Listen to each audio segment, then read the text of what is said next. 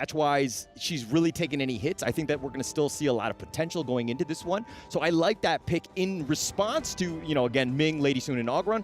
But the Hainu.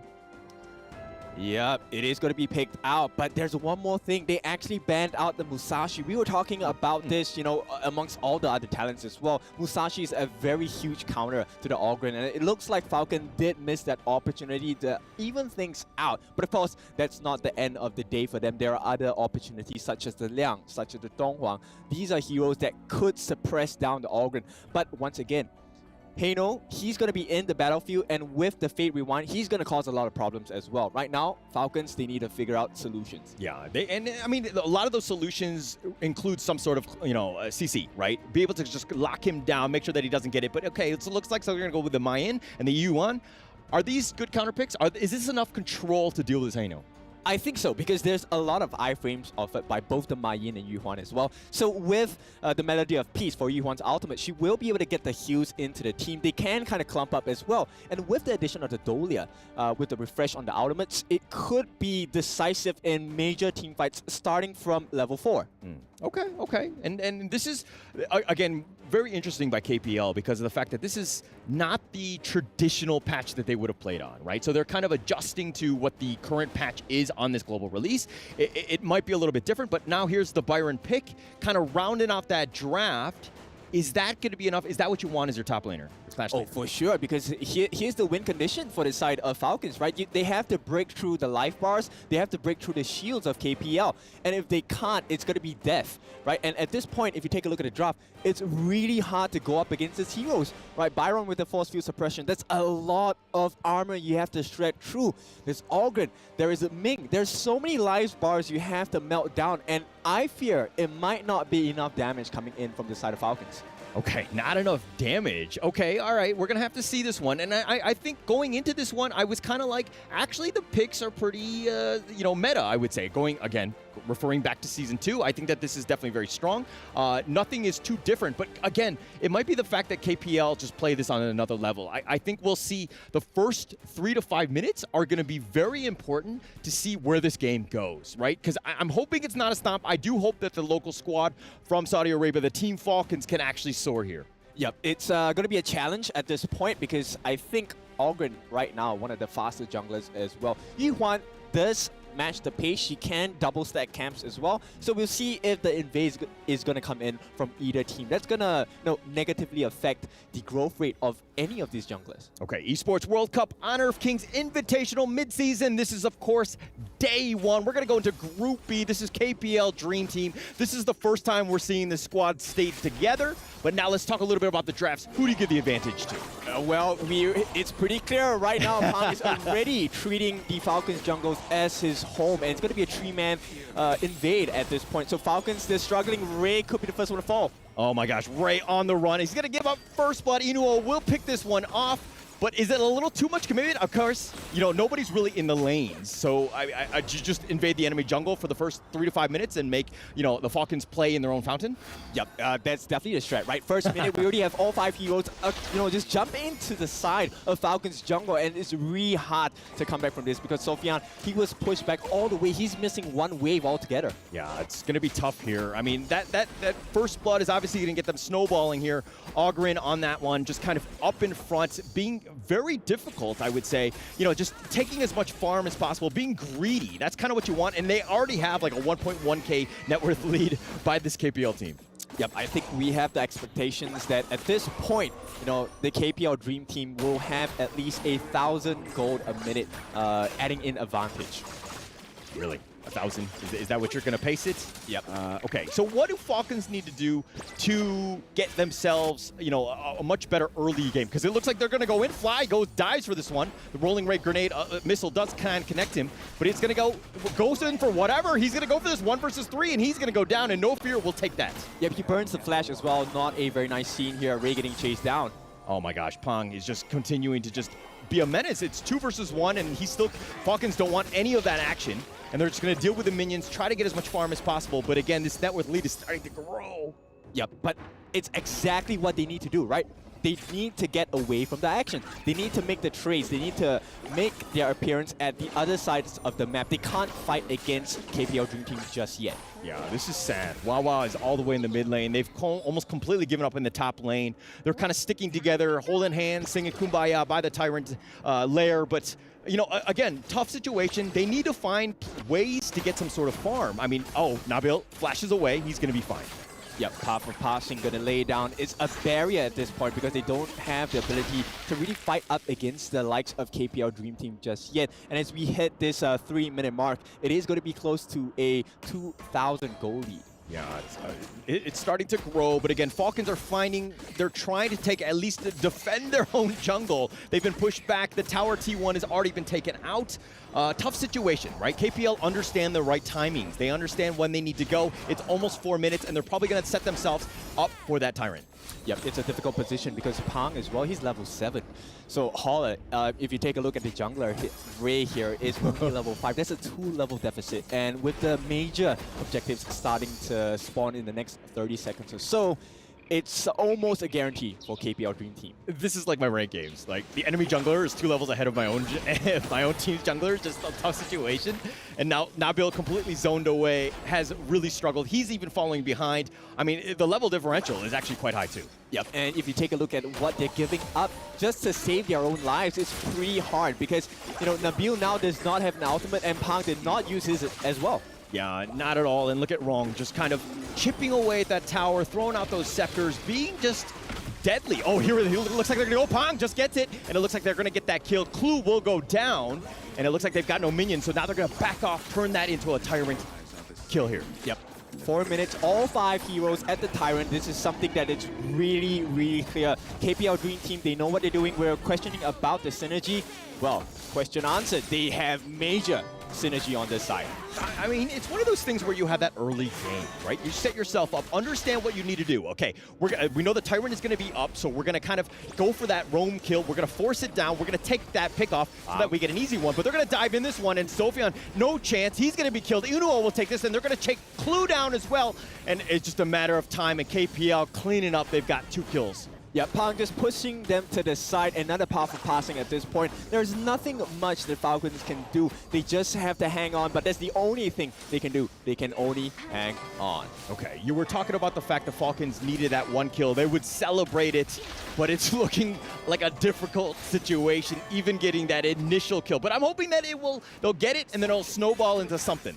Yep, at this point, it looks like, you know, KPL Dream Team, they're kind of funneling everything into Pang, or rather he's making the calls to the team. I'm going to get the kills, guys. Let's give Yinwo a little bit more space to farm. This lady soon will get fed really, really fast. Take a look at the gold diff here. Oh, it's actually quite high. I mean, look at the jungle, right? Pang going in for this one. Wrong, just doing a lot of damage. Sophion just kind of, they're trying to just stay alive. They have 4 members of Falcons here just trying to just hold the fort, so to speak, but they're going to be flanked on the side. Oh my gosh, Yinwo. Almost with the kill. Yep, that is, they're shell-shocked at this point, right? With the ultimate coming in from the Lady Sun, Yinwo doing so much work for the team as well. That's going to be a lot of structural damage coming in from the side of KPL Dream Team. And once again, the jungle is for the taking. Yeah, for the taking. Again, just the timing, right? Understanding how they do it. If you want a clean game, this is how you do it. The Scepter's on point. Oh, Fly going in for this one. He's been pushed back by the O. Does need to be a little bit careful. They do have the damage. Not enough. Pang going diving in for this one, and he does get the pick off, and Nabil will be down for 20 seconds. Pang, again, just on that side. Just an absolute terror. They got one. They got one. Falcon got 1 kill, but at this point, it's still KPL Dream Team taking a very furious lead now. 6.5 minutes in, 7-1. They are about 6,000 gold ahead. Yeah, 6,000. Tough situation, but it's 6 minutes. You were talking about the farm that they were going to gain, but I didn't know that it was going to be a gold differential for every single minute. Tough. But Ray, again, just trying to deal with the minions here. Pang on the backside, they found him. Oh, the unending sorrow, keeping him alive, at least for now. Falcon just staying alive. Yep, they are definitely just staying alive at this point. But, you know, the time is ticking. And at this point, 7 minutes into the game, they haven't really exposed the base just yet. So I think Falcons have, yes, a little bit to celebrate over at this point. Yeah. I mean, okay, it's a matter of finding space, right? You see what KPL are doing in terms of just kind of grouping up, and when they need to make those attacks, they're doing it in numbers. They're finding people that are isolated, and they're able to dive deep and to go in for this one. And Wawa right now being chased all the way back to his base, not having any space at all. KPL just kind of on the run. Yeah, that's right. This is the T3 being threatened at this point. Wrong is just being ballsy with at this point. Oh, Wawa got pulled away. He was going in. The rest of the team was not on the same page, and KPL are going to make him pay. Yep, they're gonna ask him, what are you doing? Right at this point. No, so KPL Dream Team, a very strong showing thus far. 7 minutes and 40. We are heading into the 8-minute mark, and the goal lead is still growing. Still growing, still have a chance. They're just going to wait for the next minion wave here. They're going to look to do this one. But with 4 members of Falcons right now just fighting over that farm, trying to get themselves into this game. Tough situation. Again, KPL pushing it down with the minion wave here. Yep, and this is why the drafts make so much sense for the side of KPL Dream Team, right? Who do you melt at this point? Wrong is too tanky for you to melt. Pang is just having the lifesteal of his life. And Byron, so many shields to offer. And yes, Eno is probably your best go-to option, but he's protected by Ming. No fear. Yeah, no fear, no chance. I mean, at this point, Inuo just kind of making them pay just to show their faces. But Pang going in for this one? No, they're going to look to just take that, use it to distract as they take the bottom T3. That's going to be taken out. Inuo will take this one. Wrong all the way up in the front line. He can Fate Rewind, and he's going to zip on out of there. Yep, his Scepters of Fate are extremely painful, and this is not looking good at all for Falcons. Yeah, and Wawa just, again, as the Mayin, you want to be split pushing. You want to get yourself a little bit of space by that team, but it's tough. And Ray, that ultimate shell was doing some work, but Sofian does survive here. Yep, they're going to force the ultimate here. Pang, no, it is not Pang. Fly gets it. Fly coming in from the bottom, make sure he takes him out, does get the kill. Now they've taken the, completely spaced away. They're going to take the mid T3. Everything is wide open. KPL just waiting for the minions who are going to slowly chuck their way into the base. They're going to go in. They're going to get some pad there at KDA. Sophie is down as well. Inuo will take it down. Clue, looks like they're going to take this one. Game ends at 9 minutes. KPL very clean. Yep, they were so strong, so dominant, and welcome. This is the KPL Dream Team. That's why they are the Dream Team. Yeah, I mean, okay, look, it's just one game. Somebody had to go first against this KPL Dream Team, and it happened to be the Falcons on this one. We saw the potential. We saw how they were just able to outplay this one. But again, KPL just really rolling from minute 1.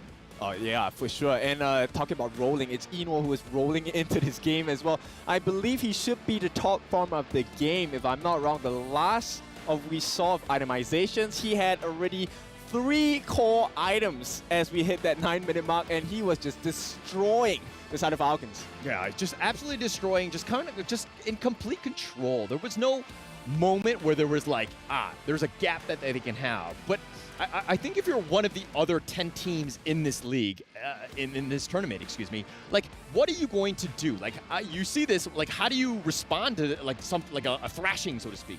Well, we will take a look at how the game progressed, right? So from level 1, you notice that, the jungler Pang actually just went in straight for the invade. Not only that, they also pressured Sofian at the farm lane. So there was a 3-pronged attack. All lanes were being pushed in, and the aggression was so strong. But let's go over to the interview here. Let's take a look at what this is going to be like for the rest of this game. Here you have it, pretty much finishing the first match in a record time. Well, congratulations for the first win. How do you feel about being here in the Esports World Cup? 首先呢，非常恭喜你们，第一局这么快的赢下来了。然后呢，想要问一下你来到我们的沙特，来到利雅得，包括这次参加 EWC 是怎样的感觉呢？能够来参加 EWC 这样的盛事是非常开心的。利雅得是座非常美丽的城市。 It's a great honor to be here to attend into such aggressive, massive tournament, and we're very happy to be at Riyadh, and this is a beautiful place. We all love it. And next up, we're going to be asking a few in-game questions because you're performing extremely aggressive. How about the early game invasion? What's your plan and strategy after the draft? 我们看到第一局啊，其实我们前期的野区入侵做得非常的凶啊。那我们在 BP 结束之后呢，局内是怎么样讨论，有一个怎样的战术呢，可以把这一局拿下来的呢？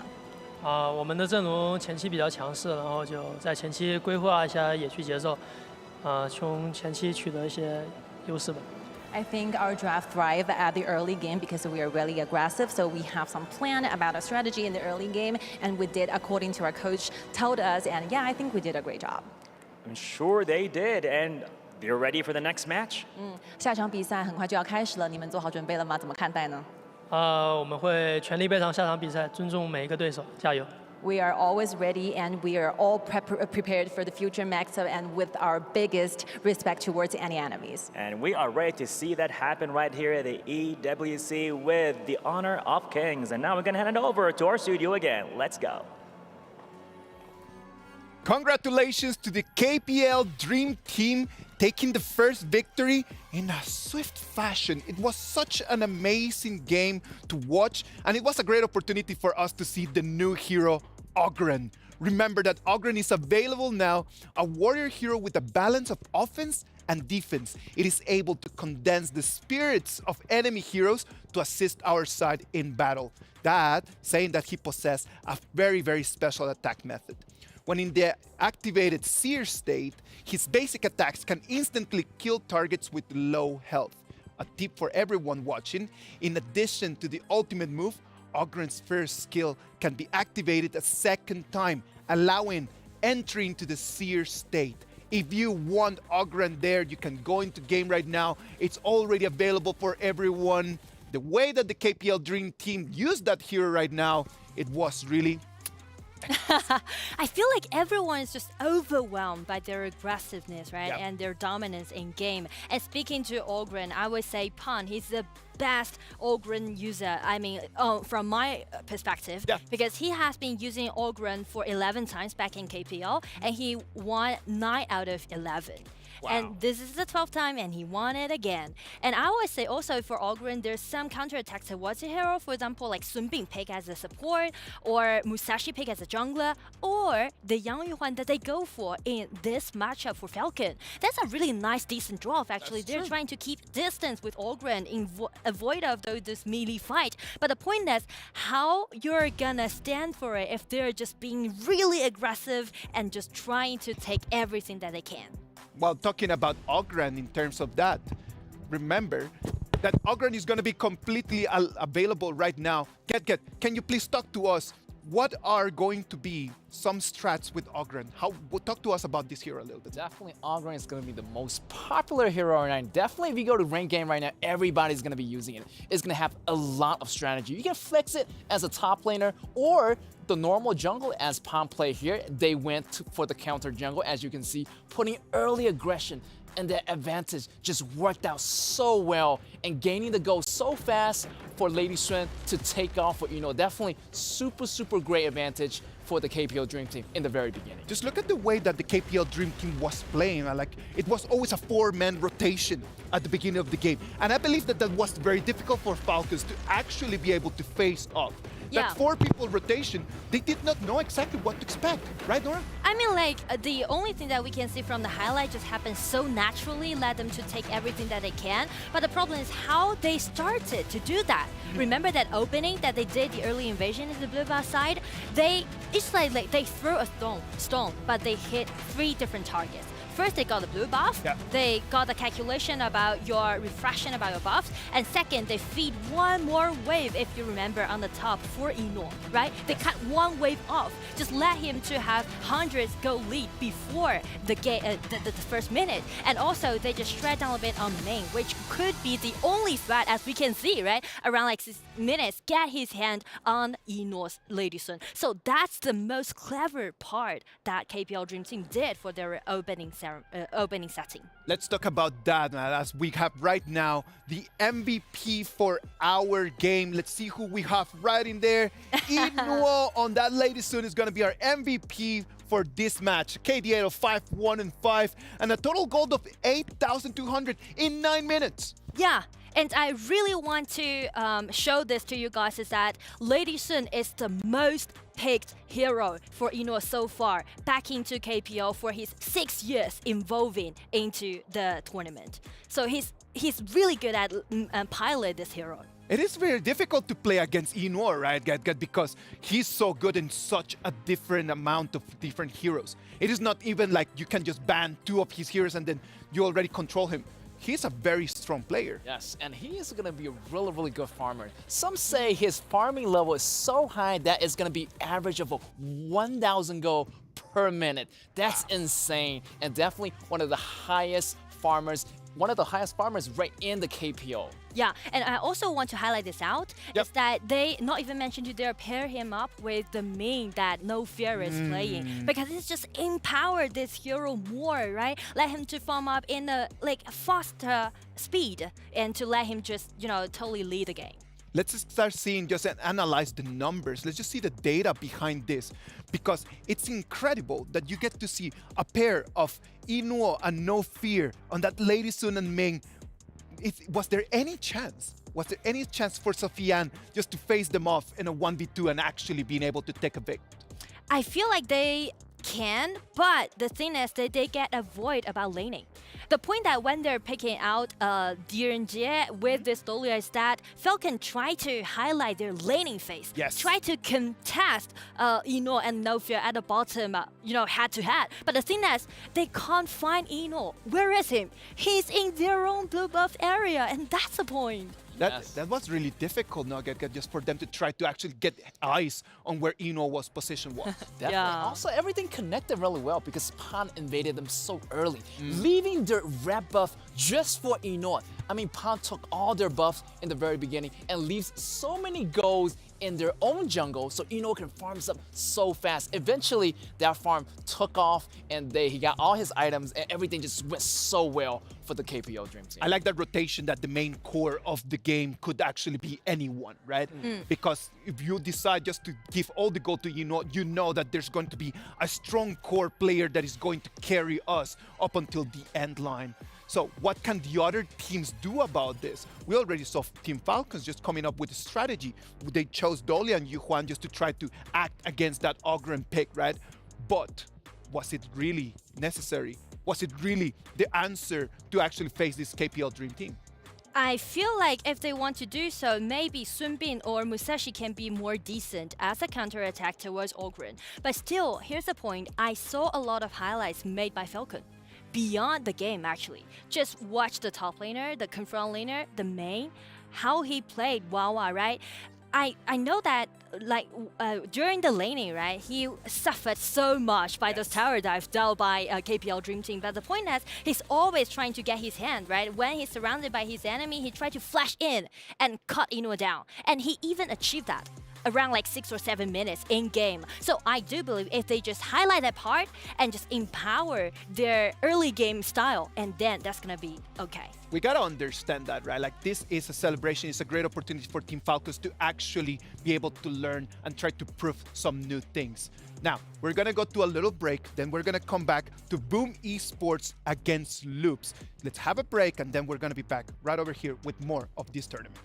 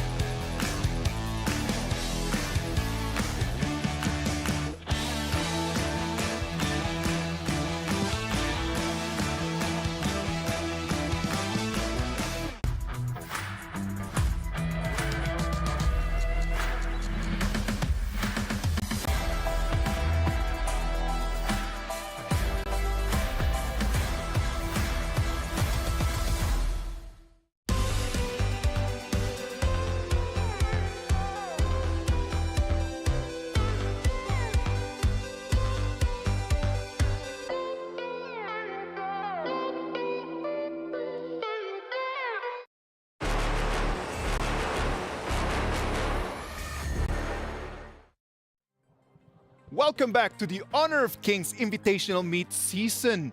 We are live here one more time after a first game. We're gonna come to the second one. We're just gonna keep rolling with it because we have 15 games for it.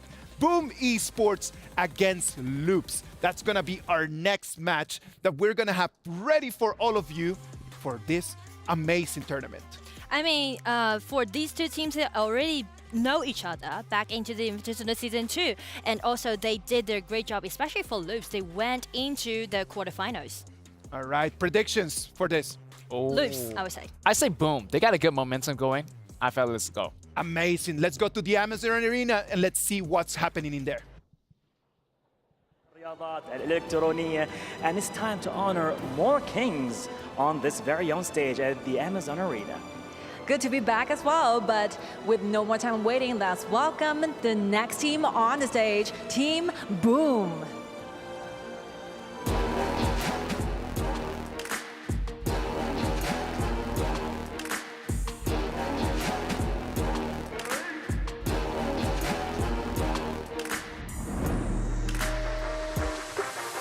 I strongly believe that they're fully ready to go beyond their limits. I'm sure of that. Let's hear how loud is their boom against their competitors. Here you come right now, Loops Esports.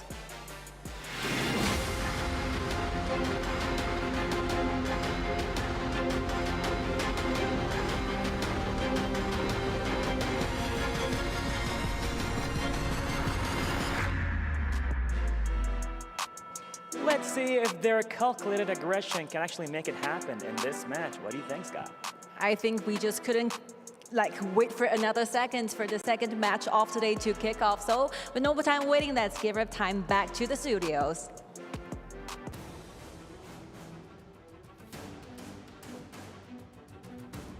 Boom Esports and Loops. Let's wait and see what they can do. Boom Esports has had a very difficult way to make it all the way here to Riyadh, right?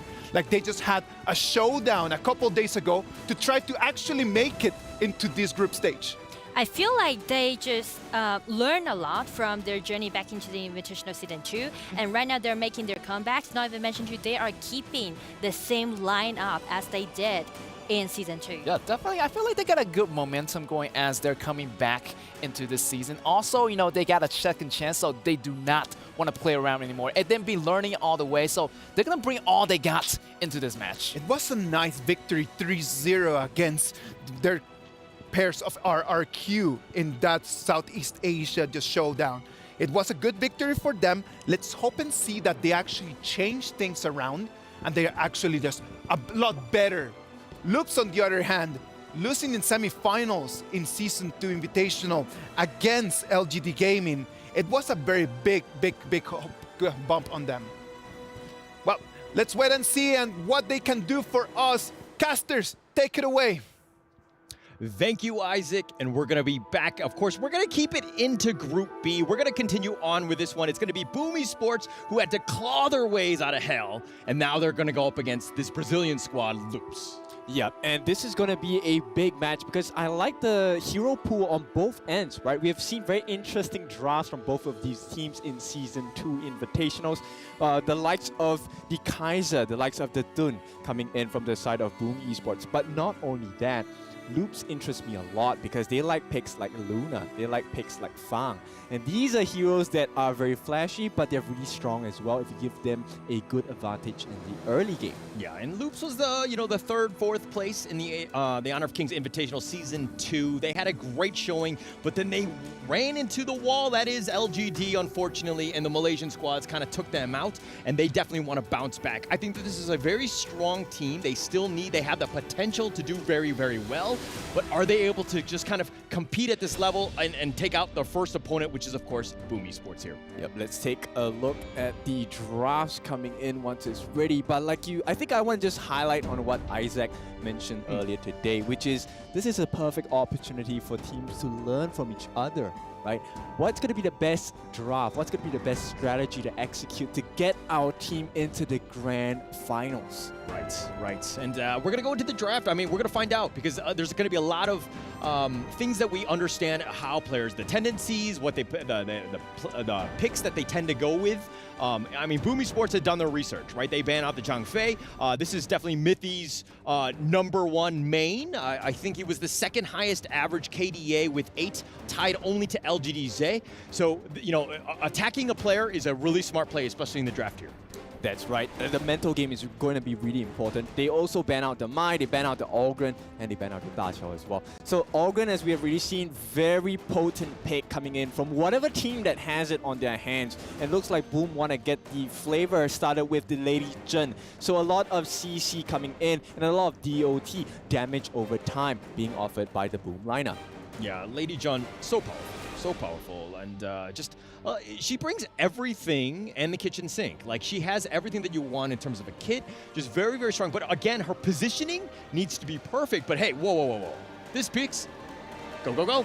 No. this is a scary one to look at because Boom now have secured the Athena, which means we're going to expect very, very early game aggression going into the jungle on the side of Loops. So what does Loops do? At this point, we've seen KPL Dream Team take the Ogren, invade heavily. This time we're going to see Athena joining the likes of the Ogren playstyle. They're going to invade the jungle like crazy. Yeah, they're going to invade the jungle. And this is one of those things where it's a set strategy. This is the best of one. You got to bring out your cheesiest strat to kind of change things up. And they're not going to, they might get caught off guard. And Loop seems to be more of a, I would say, traditional sort of lineup. The Arlie is very good, of course.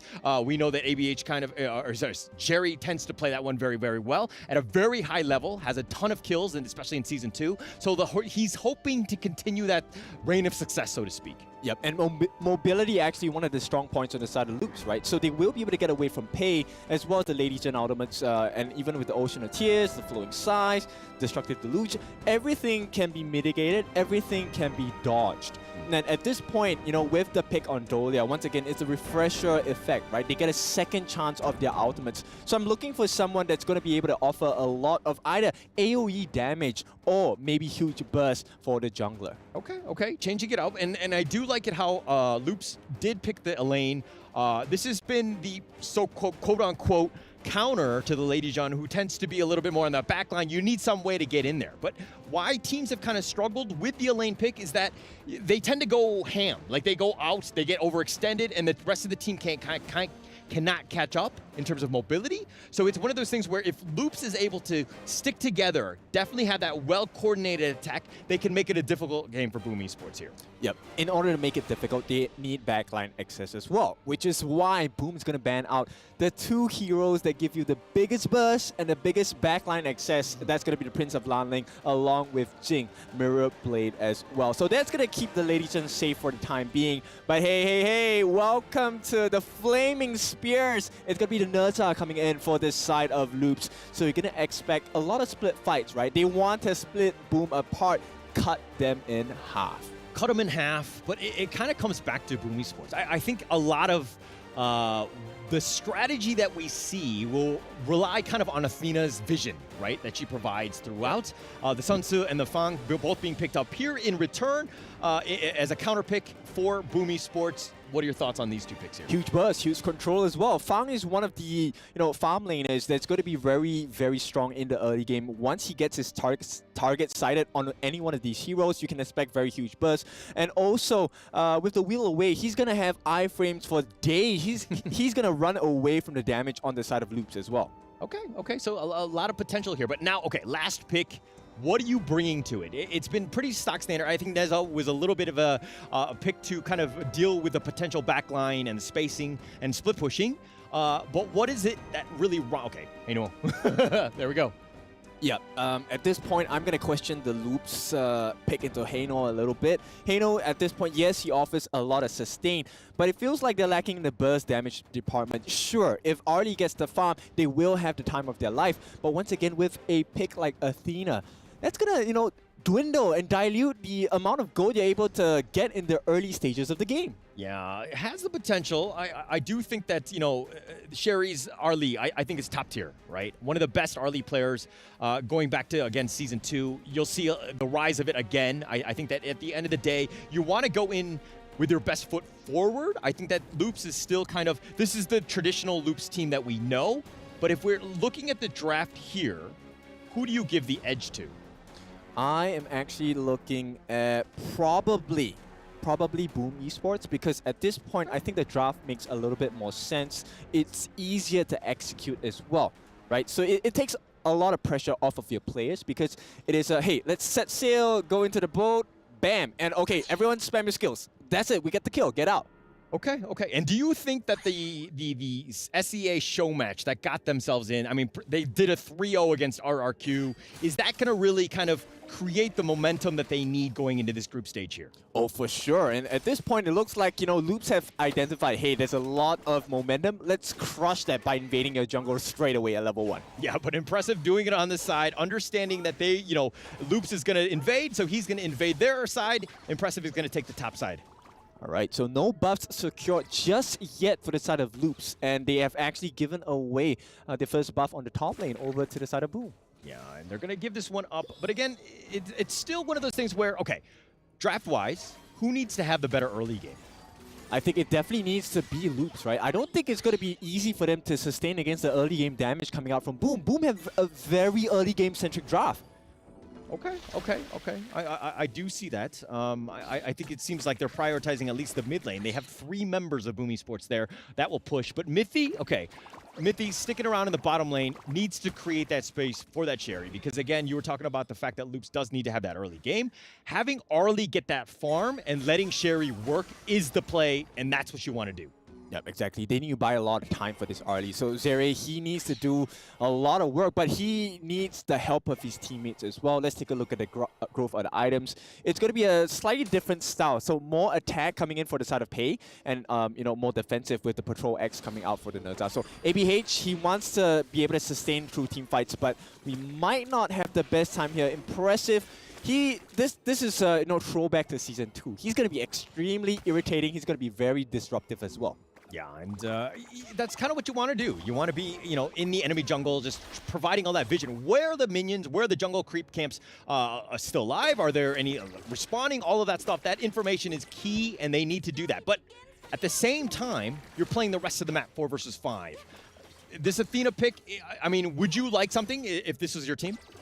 I would appreciate the vision that the Athena gives, but I would appreciate more kills coming in. So Impressive, to make this draft work for them, he needs to be able to get some kills besides just taking away camps. And every camp that he does not manage to steal is actually a deficit to the side of Boom Esports. Look at it, Impressive, just being harassed. I mean, this is the way you want to do it. I know it seems silly, but you're, again, providing vision. But Toshi somehow alive, and it looks like Sherry's going to go down. What do you think about that? It's a huge deficit now for the side of Loops, right? So Boom Esports, this is the growth that they're looking for, and Impressive, once again, it's all about that information. He's giving vision. He will give his life for the cause at this point, and he is going to commit. So at this point, Loops, they need to take a look at how do they make it more sustainable, right? Sure, you can get the kills on Impressive. That's a bunch of gold, maybe a little bit of EXP, but the rest of the map is not in your favor. For the record, he did get the blue buff before he died. He used the smite. Manchuri gets it, and now Impressive. Just, it's one of those things where you're just constantly hounding them. This is like, I expect like the ghost that's going to happen. But walk me through this replay here. Yep, so at this point, Impressive, he does a little bit of work. He buys a lot of time, but at this point, the kill onto Zere is so hurtful to the side of Loops, because Zere is the main damage dealer coming out later parts of the game. Okay. So the moment they put a cap on the growth of Zere, especially like against someone like Toshi on his farm, who is going to deal immense amounts of damage already with S1, his target sighted, it's not an ideal situation for the side of Loops. Okay, let's talk a little. Okay, as ABH getting run up on, he's going to go 1 versus 3. He will go down, and it looks like Aegis will get that kill, and the Meteor kill knocking up Aegis. He's going to back off. Boom Esports got that kill, and it looks like they're just going to kind of run away scot-free, maybe? Impressive again, just doing the traditional strat we know. Yep, it's going to be 2-2 in terms of the kill score, but the advantage definitely going into Boom Esports' hands. Right now, we're going to be looking at our first objectives of the game. 4.5 minutes in, it's going to be the first Tyrant as well as the first Shadow Vanguard. Yeah. Or Shadow Overlord, sorry. Okay, Toshi Fang versus Sherry's Arlie. Who needs to have the better game? Better early game, excuse me. At this point, like I mentioned, I think Zeri needs a lot of time because at this point, unless the Maple Dance gets rid of the target sighted, it's not going to be ideal for the side of Loops. And as it stands now, impressive, right? Doing so much work once again for Boom Esports, buying so much time. Every single time he gets away, that's time bought. Time bought ABH with yet another kill. Impressive doing his job, right? And in that top T2, Logistics getting a little bit low. He Moonlight flashes, but the Death that Sunset chasing him down. Tempest wants it, not able to do it. He's going to dive under tower. He's going to go for this. Gets the Meteor kill, gets the kill, but he will die in return.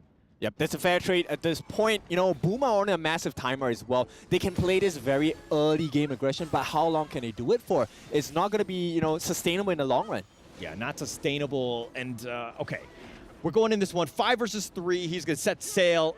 Maybe he gets the pick off. No, he's just going to move around, get to relocate, so to speak. Sherry does get the tower bottom. That's a pretty big spike for him. And again, we're seeing Sherry just kind of getting that farm. You were talking about how he needs to have that better game. He's already kind of in the lead. I mean, Loops is doing a good job.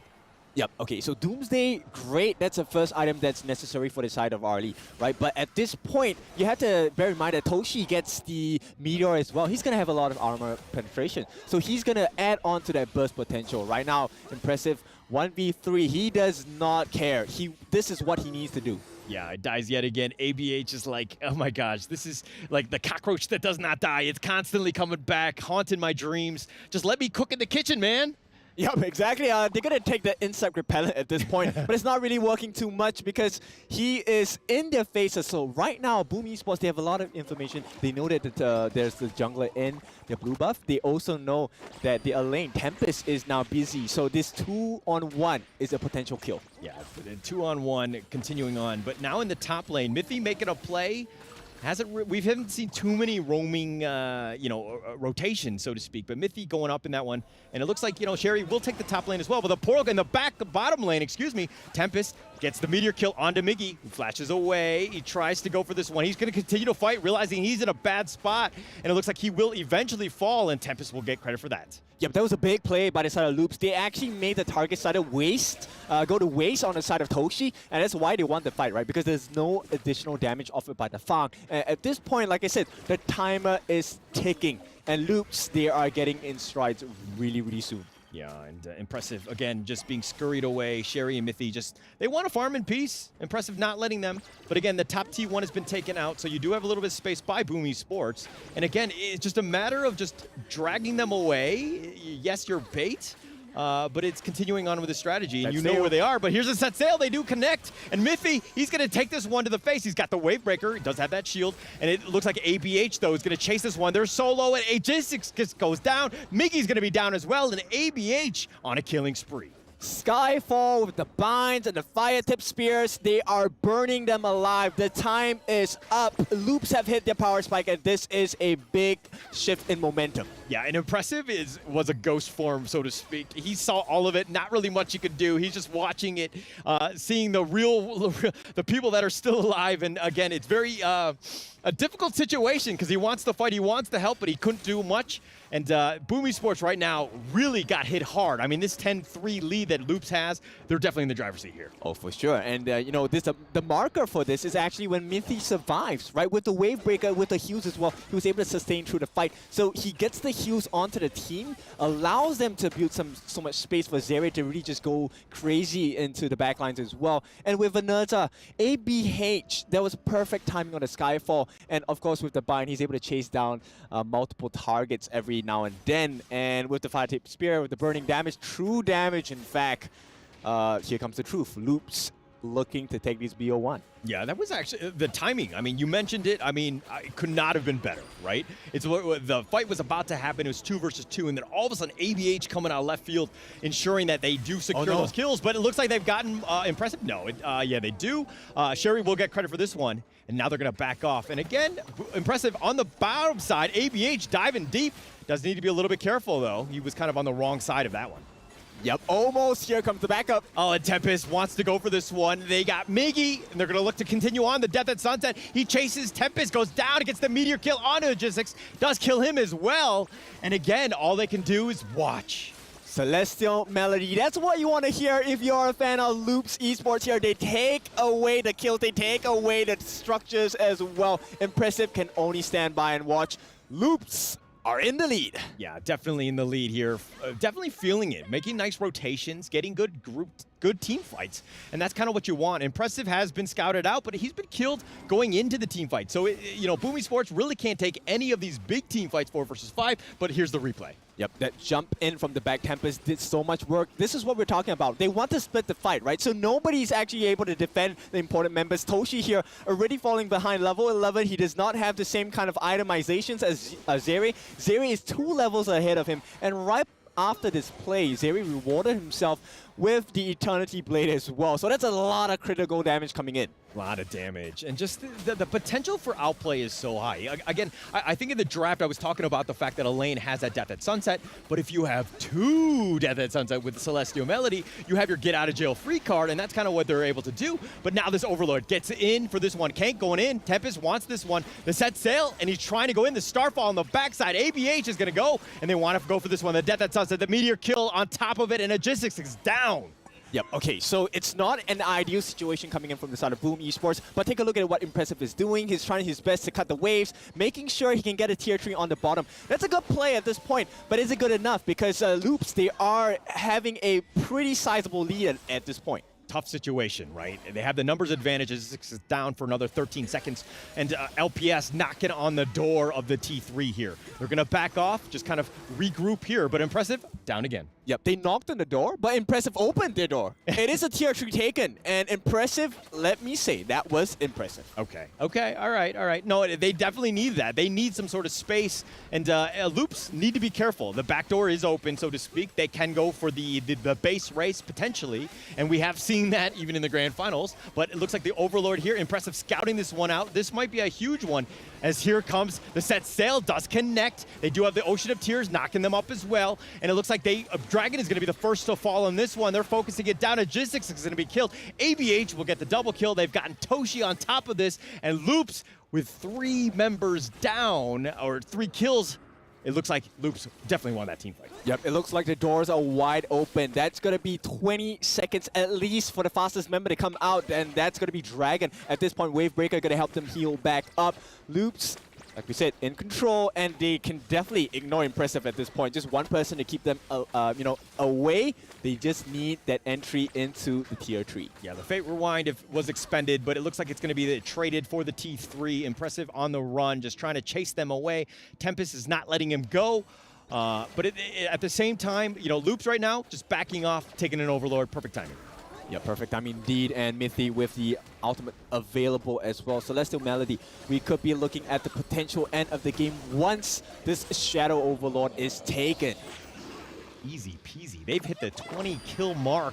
Loops, that is, but it's only a 6K net worth lead. I would think that it would have been much, much higher. But now Boom Esports, okay, you're in this situation. The strategy kind of not really working. You don't really have a whole lot of map control. Yes, you have the vision. You have the backdoor open bottom. But what is the play for Boom Esports? They have to find Zeri. That's the only person that is worth the kill at this point. Because if you go for Tempest, he has the Blood Rage as well. He's not worth the kill. He's going to be able to kill off the backlines as well. At the same time, Kanka, with the ultimate Fate Rewind, he's going to have a worldy at this point for team fights, as well as the fact that Kanka actually got the Twilight Stream. So every single one of his hits on that Scepter of Fate is going to get more and more painful.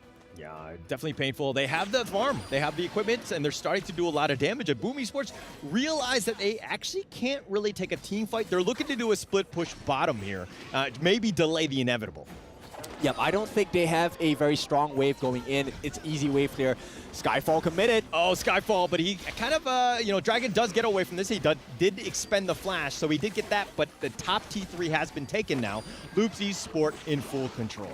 Yeah, that was a worthwhile trade, right? It doesn't matter if I burn out the Skyfall, you burn out the flash. Skyfall's cooldown way faster. Yeah, way faster. And I mean, it's one of those things where, you know, Boom Esports is like, he's coming at me. I got to run. I got to get to safety. And no real chance. Everybody backed off. Nobody was looking to defend that top T3. So now this is a situation where Boom Esports, yes, you have the bottom that is open, but it's, you know, probably the next big objective after this Tyrant here by Loops. Yep, and that's the only pathway that Loops is left with to kind of put themselves in a much better position. So I think checkmate at this point, because Loops, they seem to have figured Boom Esports out. Yeah, and how do you deal with a death ball? This is what the right way. Skyfall going in for this. He's focusing it in. He wants to kill Toshi. And ABH actually has the damage. The rolling rate, Toshi is down the wheel away, not able to get to safety. But now Miggy's being chased. Loops are looking to just clean up all of the different lanes, protecting the lanes, and again, just pushing out all the different, you know, the bottom lanes. Yep, and this is where you see ABH picking up this Nuta was really smart, because with this Skyfall, he's able to cancel out the set sail. You can't run. Yeah, nowhere to go, nowhere to hide. And it looks like Tempest chasing after him. Logistics is going to eat that death at Sunset. He's been Meteor killed as well, but, you know, Tempest is the one that's low. And he does have to back up, but here come the reinforcements. They get the knock up. If he gets one kill and Dragon is down, ABH finds him, but Miggy is going to be killed as well. That's 3 members down. They're looking to take this, and they end the game, and Loops does it in style at 15 minutes. They've got 23 or 24 to 4. Brazil, here we go. Loops, they managed to get one game. This will put them in a perfect position on the side of Group B here, you know, joining the likes of KPL Dream Team. Of course, I'm really curious to see what our analysts think of this game and whether that was a big enough growth to really put a performance against KPL Dream Team. Now, bear in mind, they have to meet them later on in the games as well. Yeah, I mean, it's a best of one. It's one of those ones where they did get that, you know, that win. That's exactly what you want to do. This is a great confidence booster for Loops going into this. You definitely want to be on the top. Again, just to kind of recap for the viewers that are just tuning in now, only top 4 in each of the groups, and there's only 6 teams. Move on. So any sort of, you know, game that you win like confidently and just with as much, you know, as easy as that was, that's what you want. Yep, definitely. And I think, you know, Loops, one person I want to talk about is actually Kaiba, the coach. I think he feels very, very validated at this point. He was stressing over the games, you know, a couple nights ago, and it feels great to see another story being told. Kaiba now helping the team, giving them the best equipment. Instead of a wooden sword, he gave them a steel blade to cut down Boom Esports. Okay, are you even allowed a steel blade in Riyadh? I don't think so. I think that we're going to have some safety issues. Nonetheless, we're talking metaphorically, of course, but a great game by Loops. I think that this is exactly what you want to do. You need to just kind of exert that dominance.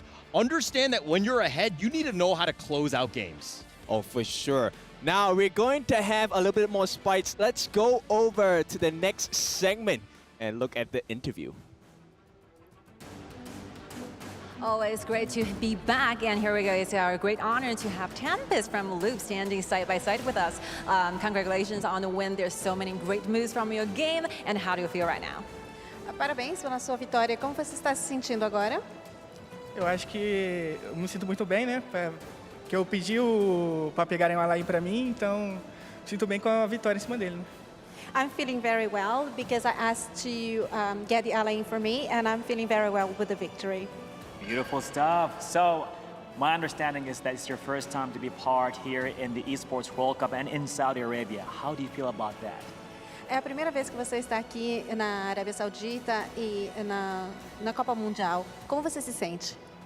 É muito gratificante estar aqui, né? Porque passamos por um monte de coisa para estar aqui junto com o meu time. A gente está junto há muito tempo e a gente vem sempre tentando subir mais ainda, né?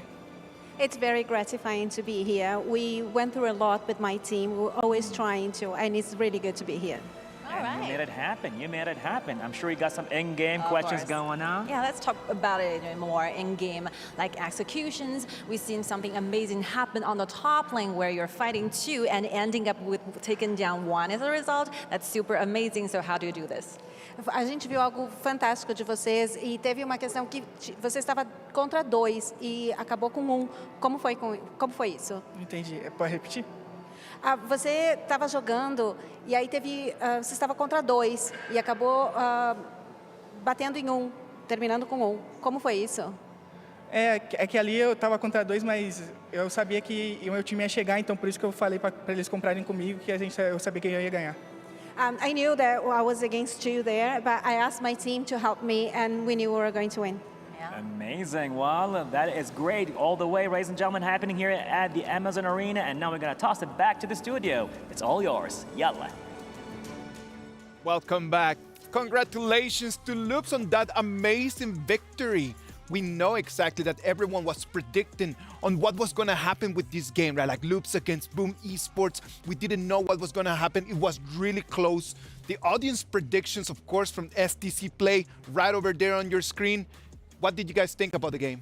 I think that's a really nice game, and the best quality that Loops has is that they always perform better than the screens. Because I also talked to their coaches, and he's quite worried. Yes. But they are born to be under the spotlight. And amazing performance by Tempest on that lane, bringing you some exciting news. We are launching an EWC exclusive skin, Heaven Blade Elaine. From August 2nd to August 8th, you can purchase this skin at a special offer price of 710 tokens instead of the full price of 888. What's even more exciting is that if you spend those tokens to purchase Heaven Blade Elaine through the in-game new skin event page, you have a chance to participate in the limited time tokens back. This is an amazing opportunity that you do not want to miss. Yeah. Amazing performance by Tempest and the Loops boys. And that Elaine, what do you think about that hero get? Wow, that Elaine did such a well game that round. And it's a really, really strong top laner. And also at the back of the game, he has a Blood Rage, which also allow him to tank more damage for the whole team, giving more space for Loops. And you know what, like Tempest back into the Season 2, he used Lin 3 times and he won all of them. So I do believe with a 100% winning rate, he's the best person to showcase with customized Lin skin in our EWC. That's totally true, and that skin is actually fire, man. Like that so skin. Cool. The effects of it is just amazing. The feeling that you get on your fingers when you're actually playing that hero is insane. Yeah, and I do like the thing that show up when he's using his ultimate. Look at the highlights right over here. Like at the beginning of the game, the truth is that Boom Esports had the upper hand. The Athena strat was actually working at the beginning, but it kind of just plateaued at the middle game. What do you think? I do like the Athena pick, but if you want to play this hero well as a support, there's 2 things that you need to remember all the time. First, take all of those jungles, all of those monsters on the other hand. And second, just provide the vision control, but try to enlarge the goal difference before 6 minutes. But as we can see, around 7 or 8 minutes, they still got even goal. I love this one right over here. We thought that Loops was actually aiming to try to rush into that Overlord, but it was not. It was just an invitation for them to come and fight. It was just luring Boom Esports just to come in and try to get them. And get, they went back home with nothing in their hands. That's right, man. That was a trap there for Boom, and Boom took trap, and they went inside really, really hard. Thought they can get the dragon, but Loops did it again. They turned the game around, allows to go for the final push, and ended up winning the game. Amazing game from Loops. A good try from Boom Esports. I'm not gonna lie, like the Athena pick, I liked it a lot. But on the other side, like the way that Loops just reacted to that and was able to just in the middle of the game just to kind of level things out, it was amazing. And the thing how they do it definitely is related to Tempest, the top laner, the control laner, because he just stay in his lane and try to do the lane outplay his opponent. And talking about Tempest, he's going to be our match MVP on that lane. Look at that KDA, man. 10-1 and 5. Insane performance by Tempest on one of our favorite heroes at the moment. Yeah, I mean, they're kind of lost in the jungle, but Lin, Tempest just take the first blood and try to stabilize the pace of the game, and then he just outplay on the top lane and just let everything to be in control again by LPS. Yeah, I feel like, you know, Boom did really, really well in the beginning. I feel like the time was running out towards that 7 minute mark. You know, their goal started to diminish a little bit until the goal equalized, then Loops came back. And that's exactly what I was talking to Nora. Like when we were watching the game, it was about that. It's just, as long as you have a gold advantage, the Athena pick, amazing. But in the moment that it's just like the same, it's even out, there's nothing. It's a 5v4. Yes, there's exactly. Nothing. Look at the stats, man. Like if we check on the numbers that we have, like you can understand the importance, that impressive, what he's trying to do with that harass a strat. Like what he's trying to do is just to try to split a little bit Loops, try to destroy their pace. Yeah, and here's the thing, check the damage taken by Athena. That is overwhelmed to have damage taken at this, but at the same time, the total gold is a little bit too high for a support to have in game, and that's a problem.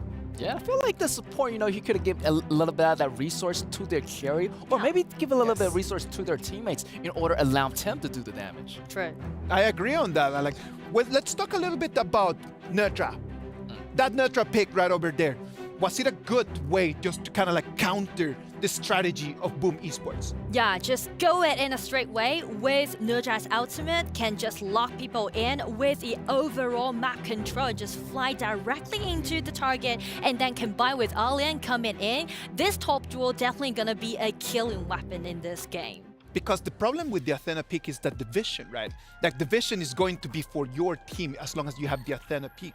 But if you counter that with Nutra, then that vision advantage just completely disappears, don't you think, Edgar? Yeah, definitely, definitely. Also, Neza did a really, really good job of targeting the back row. Lady Jin was probably going to be the really, really great wall to be in the way of the battle. So Neza went in there, took that on first, so Lady Jin doesn't really have the ultimate for the big battle. So Noops got another advantage that way. I agree on that. Now the HOK socials. Remember to follow our HOK Honor of Kings Global Esports channels and use the hashtag HOK at EWC 2024 for a chance to win permanent skins. You can always receive the latest and exclusive esports information as well. Follow our channel right now. 2 games have gone, a third one is coming. Now we're going to be facing LGD Gaming against Team Secret right after the break. That's good. Let's go.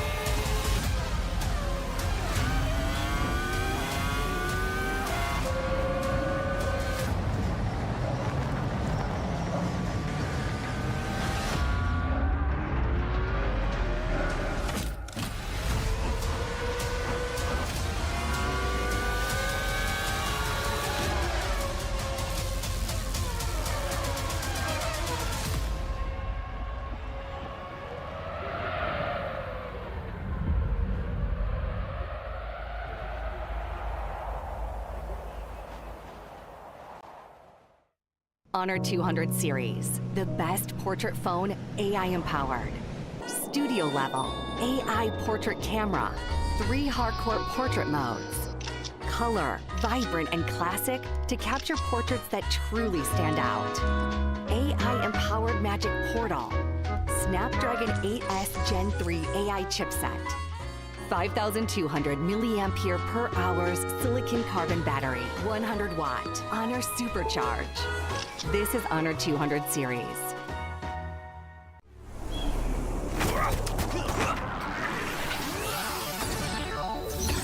Ready, set, go.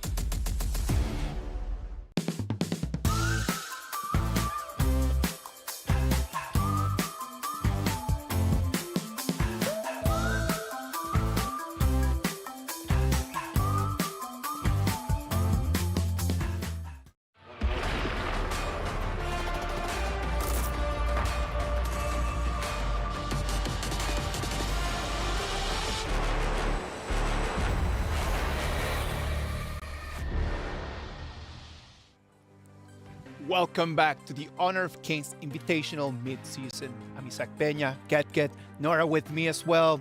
2 games gone. We're moving into the third one. We're gonna have LGD Gaming against Team Secret. STC predictions. What do you guys think?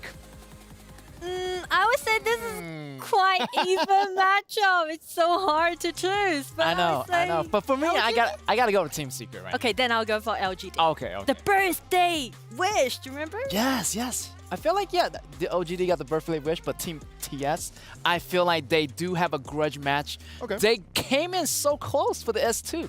So, yeah, definitely, they're going to try their best. Okay, if you're gonna say so, then this is the 3rd time that they contest with each other. And you know what? LGD won twice. I think it's gonna come down to the BP, man. I'm not gonna be able to say right now if I am LGD Gaming or if I'm Team Secret up until I have that BP in there. It is just so close. The two of them, these two teams are so leveled that I wouldn't be able to say right now who is going to take the dub. After the BP, we will be able to see that. But you know what? The LGD Gaming and Team Secret players are already coming in. I know that the stiffness on their fingers right now is max. The stress gotta be unreal. Wow, look at that. I feel like they're really excited to see each other. I mean, it's like that distant relative you want to see for Christmas, but also at the same time, like, you're really happy to see them leave again. So I'm feeling like for both of them are really like that. Like, they're really excited to fight each other, but at the same time, like, yo, why we go into the game, I'm gonna burn out your crystal. Same for TS, same for, LGD. Definitely, they're gonna have a grudge match. They're gonna have the rematch, and they're gonna try their best to grab this win. It is gonna be tough for them. Team Secret already knows that they've got the skill to be able to get the victory. They were 2-0 ahead in the final, and then they just dropped the ball right in front of the goal line, and then they lost 2-3. They were so close to get the trophy in Invitational Season 2, and that's the point that I'm gonna highlight one hero. Go ahead. In the draft. That will be the Dachau pick. Because TS won all of those Dachau picks back into Invitational Season 2, including the 2 games that they played in the final.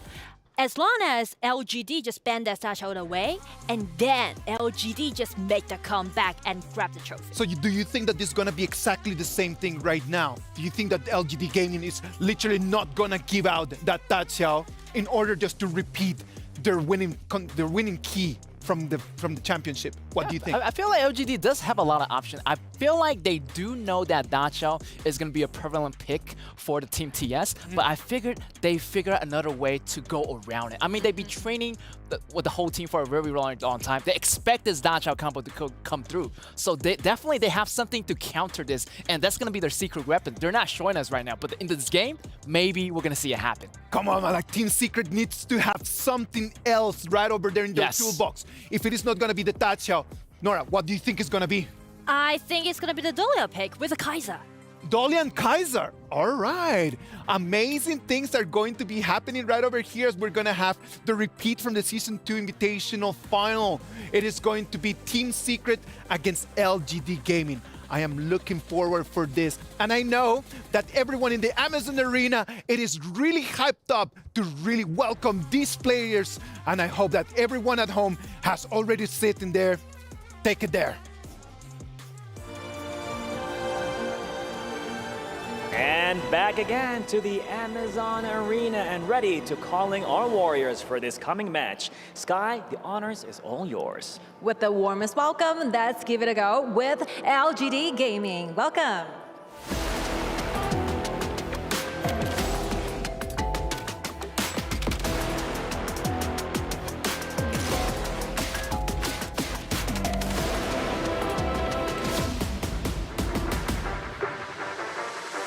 I was told that they never give up. They fight till the very last end. Hope their opponents are ready for this. I'm sure they are. Hailing all the way from Malaysia, let's hear for Team Secret.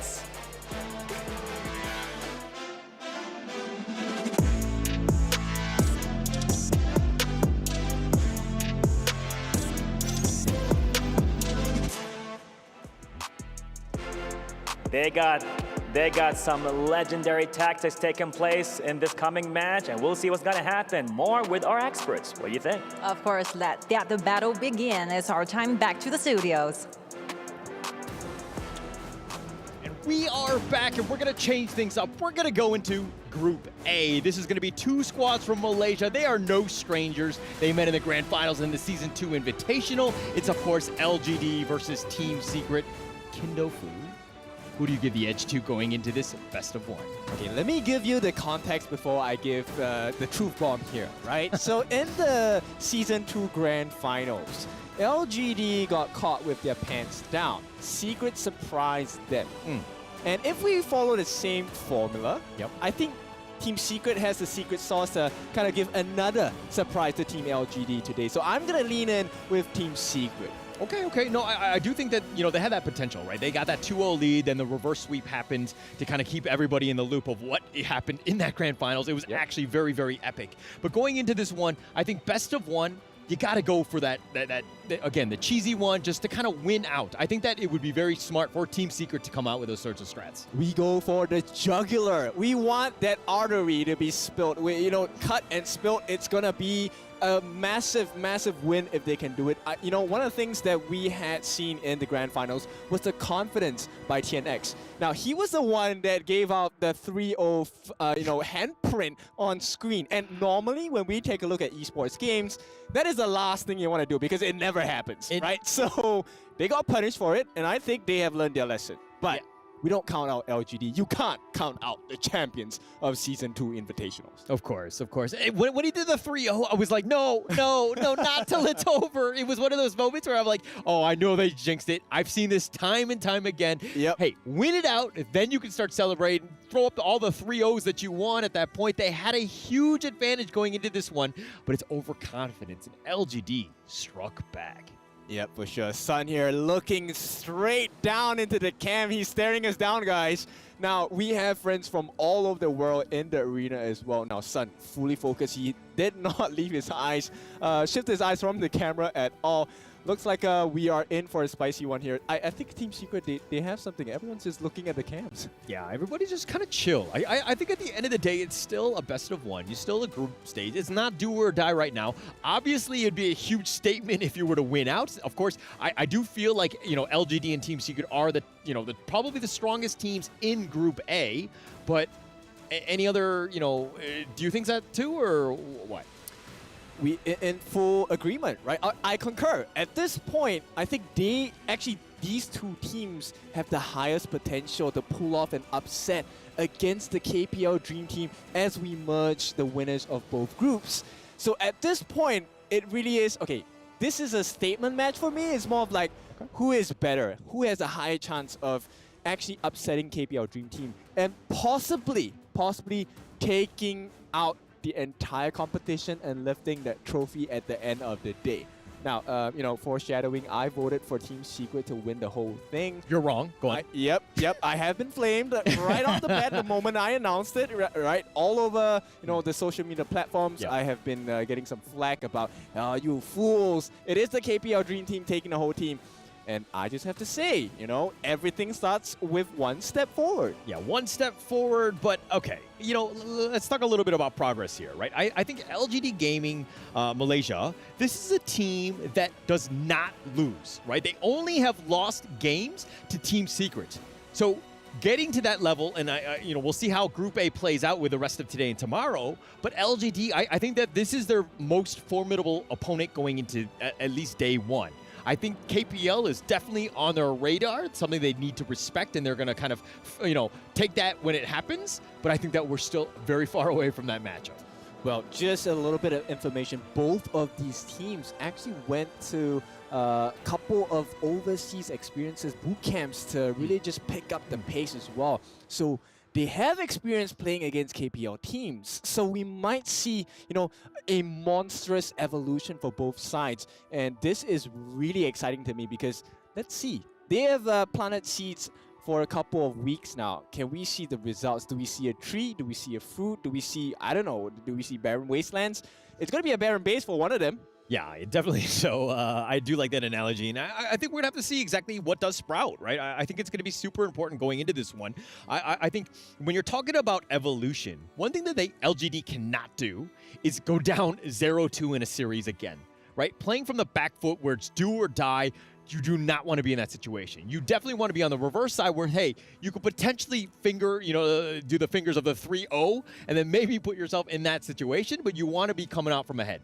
Yep, and they are in good hands because the person responsible for the team is actually Joker. Now, we all know Joker, and just a side piece of information, if I don't have it wrong, I remember him saying that he had a master's degree. Now, I forgot what major that was in, but hey, he definitely has a master's degree in forming teams. He has experience in building teams from scratch with very good growth as well. And this is his baby, and LGD are looking for the win today. Yeah, and he's looking very serious on taking every single game to the most, you know, the highest level, so to speak. He's definitely going to be bringing it. He wants that team to kind of, they're going to be tested, right? And they're going to be tested early. Team Secret, again, you're talking about the fact that, you know, TNX is that jungler that really needs to get going. I think Team Secret kind of ride or die with him. If TNX doesn't have that good game, especially early, Team Secret really might struggle in this game. Well, that could fall into the hands of Yuhan actually, because he was one of the few MVPs. Remember, we were talking about, hey, he did not get an MVP reward for majority of the tournament, and when he came out with his hands swinging, guns blazing as well. So I think Yuhan could be that secret formula to really get TS ahead in this game. Okay. I do think that there's a lot of, you know, again, it's more of the fact that I call out TNX because I think games are really won in the jungle, right? It kind of sets yourself up for success having that that level. Like, it dictates so much of the pace of the game that I think that there's a lot more pressure on him. Again, obviously, everybody needs to step up, though. Yep, you know, all they need to do is to secure something good, and they will allow it. LGD allows the Da Chao. And you know, when LGD allows you to do something, they are ready to take out the whip and whip you for making a couple of mistakes. Yeah. And Nora kind of rightly pointed that out in the analyst section. Basically, you know, Team Secret, when has the Da Chao, they're, what, undefeated, I think? It was, you know, a very high win rate hero, but again. Yep. Is this a win for LGD already? It's an Ogren and a Lung coming in for the side of LGD. Now, they will allow the Fu-Zhi Da Chao combination. They're going to allow the Luna pick as well. But you're going up against the Ogren, and Ogren loves people who get close. So isn't that detrimental to Luna? Definitely. And, you know, allowing both of the latest heroes to kind of be picked back-to-back. I'm hoping Team Secret have, you know, a strategy in mind, how they're going to deal with this one. Because I feel like both of them, very a top tier at this point. Yep, and you know what's scary? Talking about new heroes, LGD could still put their hands on one of the new heroes, Yao, as well. Yeah. Although, to be completely frank, my just humble opinion is that Lung and Ogren kind of a little bit a step above, right? Okay, I can see where you're going with that, but at this point, when you put them in the hands of LGD, they know when the power spikes come, right? They know the win You're right, conditions, you're right. how to make these people stronger, how to make these heroes reach their full potential. And at this point, let's take a look at the bans as well. Now, covering from the side of Team Secret, they're going to ban out the Zhang Fei, Heino, as well as the Dolia, and now their final one is going to be the Dharma. And this speaks to me about making sure that there's not a lot of CC, number one, not a lot of damage over time. They don't want to get peeled down, and more importantly, they don't want to allow their backline access to the likes of Zhang Fei, and the potential steal coming from a double smite strategy that LGD has been known to abuse over and over again. Yeah, as a Zhang Fei main myself and seeing him just constantly banned, I'm a little disappointed. I wanted to see a little bit more action. We saw it kind of do quite well. It was definitely top 10 pick in Season 2. It had a lot of play, but the Dahlia ban as well. So that's kind of interesting because, again, both of these roamers have been very, highly sought after. Teams definitely want it, and now it looks like the teams really need to adjust.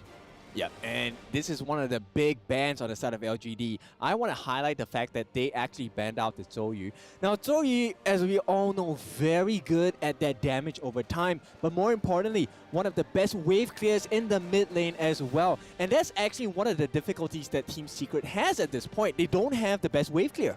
Yeah, definitely don't have the wave clear, but they're looking to split push regardless. I think they need to kind of deal with that. Angela will deal with the wave clear there. Byron being picked up as well. So nice round out of the draft. Who do you pick as LGD here? I think we're looking at a support that can offer them a little bit more shield, but it looks like they want to go for the counter play. So Lianpo is going to be the final pick for the draft on the side of LGD. I like it. The anti-CC properties will allow the team to really reposition themselves in the fights, because when you're going up against a Luna, positioning is of utmost importance. Definitely, definitely. It's the most important thing, and it's important regardless of the hero that you pick. Not to kind of undersell what you're saying right now, but I do feel like it's one of those things where you need to be careful, right? You need to understand where you are at all points. So it'll be interesting going into this one, and of course, this is a best of one. This is the third match of the day. This is, of course, Stream A. We're going into Group A on this one. Okay, draft. We kind of know what they're going to be picking. Who do you give the edge to? While I voted for Team Secret to win this match, I have to give the edge over to LGD. I really like the picture. If they get the formulas right, if you take a look at what's happening on the side of LGD, they have a lot of control as well. And Algren loves control. Lung loves control because they open up the map. They open up the fights as well. Nobody's going to be able to touch Musan King. Nobody is going to be able to touch JR. And with these two heroes, they love that full-on control. Okay, you just said love 5 times, man. Every single time you said it, it was different. Can you feel my love coming in? I can. It's great, but we're going to go into this one. Of course, this is the third game. We're going to go at LGD versus Team Secret. And again, Jay in mid lane, just kind of creating a little bit of space for Xiong to kind of get that farm. But all right, which player from each of the teams need to have that really good game? I think at this point, it has to be Team Secret, right? Because it's much easier to grow on the side of LGD. In order to grow on the side of Team Secret, you need to get the kills. And that's not likely to happen in the first few minutes of the game, because until Sun actually gets his farm up and Tiana gets his itemizations, it's going to be a hard battle to fight. Okay. All right. It looks like they're kind of, again, very neck and neck. We talk about the match of the day. This is definitely my match of the day. I think that these are two evenly matched teams, and we're going to just see nothing but fireworks in this game. Oh, for sure. Right now, we're just lighting the fuse up, right? It's going to take a while before the fuse comes to the end, and we have the full-on explosion of rockets and whatnot. But you can see LGD, rightly so, very aggressive in the start. They do have some pressure coming in. Wait, if you're going to light the fuse now, how long is this fuse? I mean, the fireworks, they should be happening now, right? Well, for the side of LGD, it should be happening. But Team Secret, they know that this fuse is coming, right? So they're going to try and delay. They don't want to fight. They want to fight when it's a guaranteed win. So until it's a guaranteed win, then you're going to see them just sidestep, move a little bit more towards the back. And right now, it really is about smart trades, right? Can we get the perfect ROI? I'm going to invest a little bit of time into the lanes, get some farm, and I want to be rewarded with kills. Okay. And, getting rewarded with kills, though. Sun on the Foos, looking to, get that corporal punishment onto Loong, JR. Is this the right counter pick? Are you comfortable with the Foos as your farm laner? I'll be honest, it's a little bit greedy because they have to wait till the late game. And at this point, I believe once Sun gets his farm up, he will be able to melt down the members on the side of LGD. But the question is, will LGD allow that? Yeah. We're going to have to see. I mean, it's still very, very early. We're seeing just how much Jay is really just trying to prioritize that lane, trying to create some space for Loom to kind of get, you know, his farm. JR had just hit level 5, a little bit behind in terms of XP of Sun. I mean, it's pretty neck and neck still, but very, very close. Look at the net worth, neck and neck. Yeah, and this is a good position to be in for the side of Team Secret, right? Because if I'm on LGD, I'm expecting to have a huge lead at this point. Yeah. Okay. But TNX looking to invade. Again, we're talking about the fact that he needs to get that farm. I don't know who got that. But I did not see where did that green line go to, but it looks like it was went very to close. Sun King, so I think it should be a secure on the buff. A little bit of pressure applied, right, from the side of Team Secret. And right now, they're both dancing once again on Knife's Edge. This is what I like to see, right? Because in any moment, when the first blood comes through, you can definitely start to see a huge swing in momentum. Yeah, and both of these teams playing kind of cagey. Nothing really too out of the ordinary. They're not going for crazy gank attempts in any of the lanes. Everybody's playing kind of just stock standard, like in the lane, just playing defensive. I'll just take my creep wave.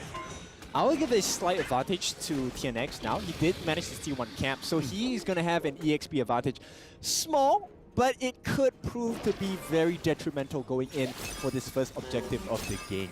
Yeah, every inch matters. Everything is just so important here. And it looks like TNX taking that Tyrant. That's a bit of a win for them. That's going to put them in. But now the Sea of Fate for Yuhan. Oh, he gets on it. He gets knocked back.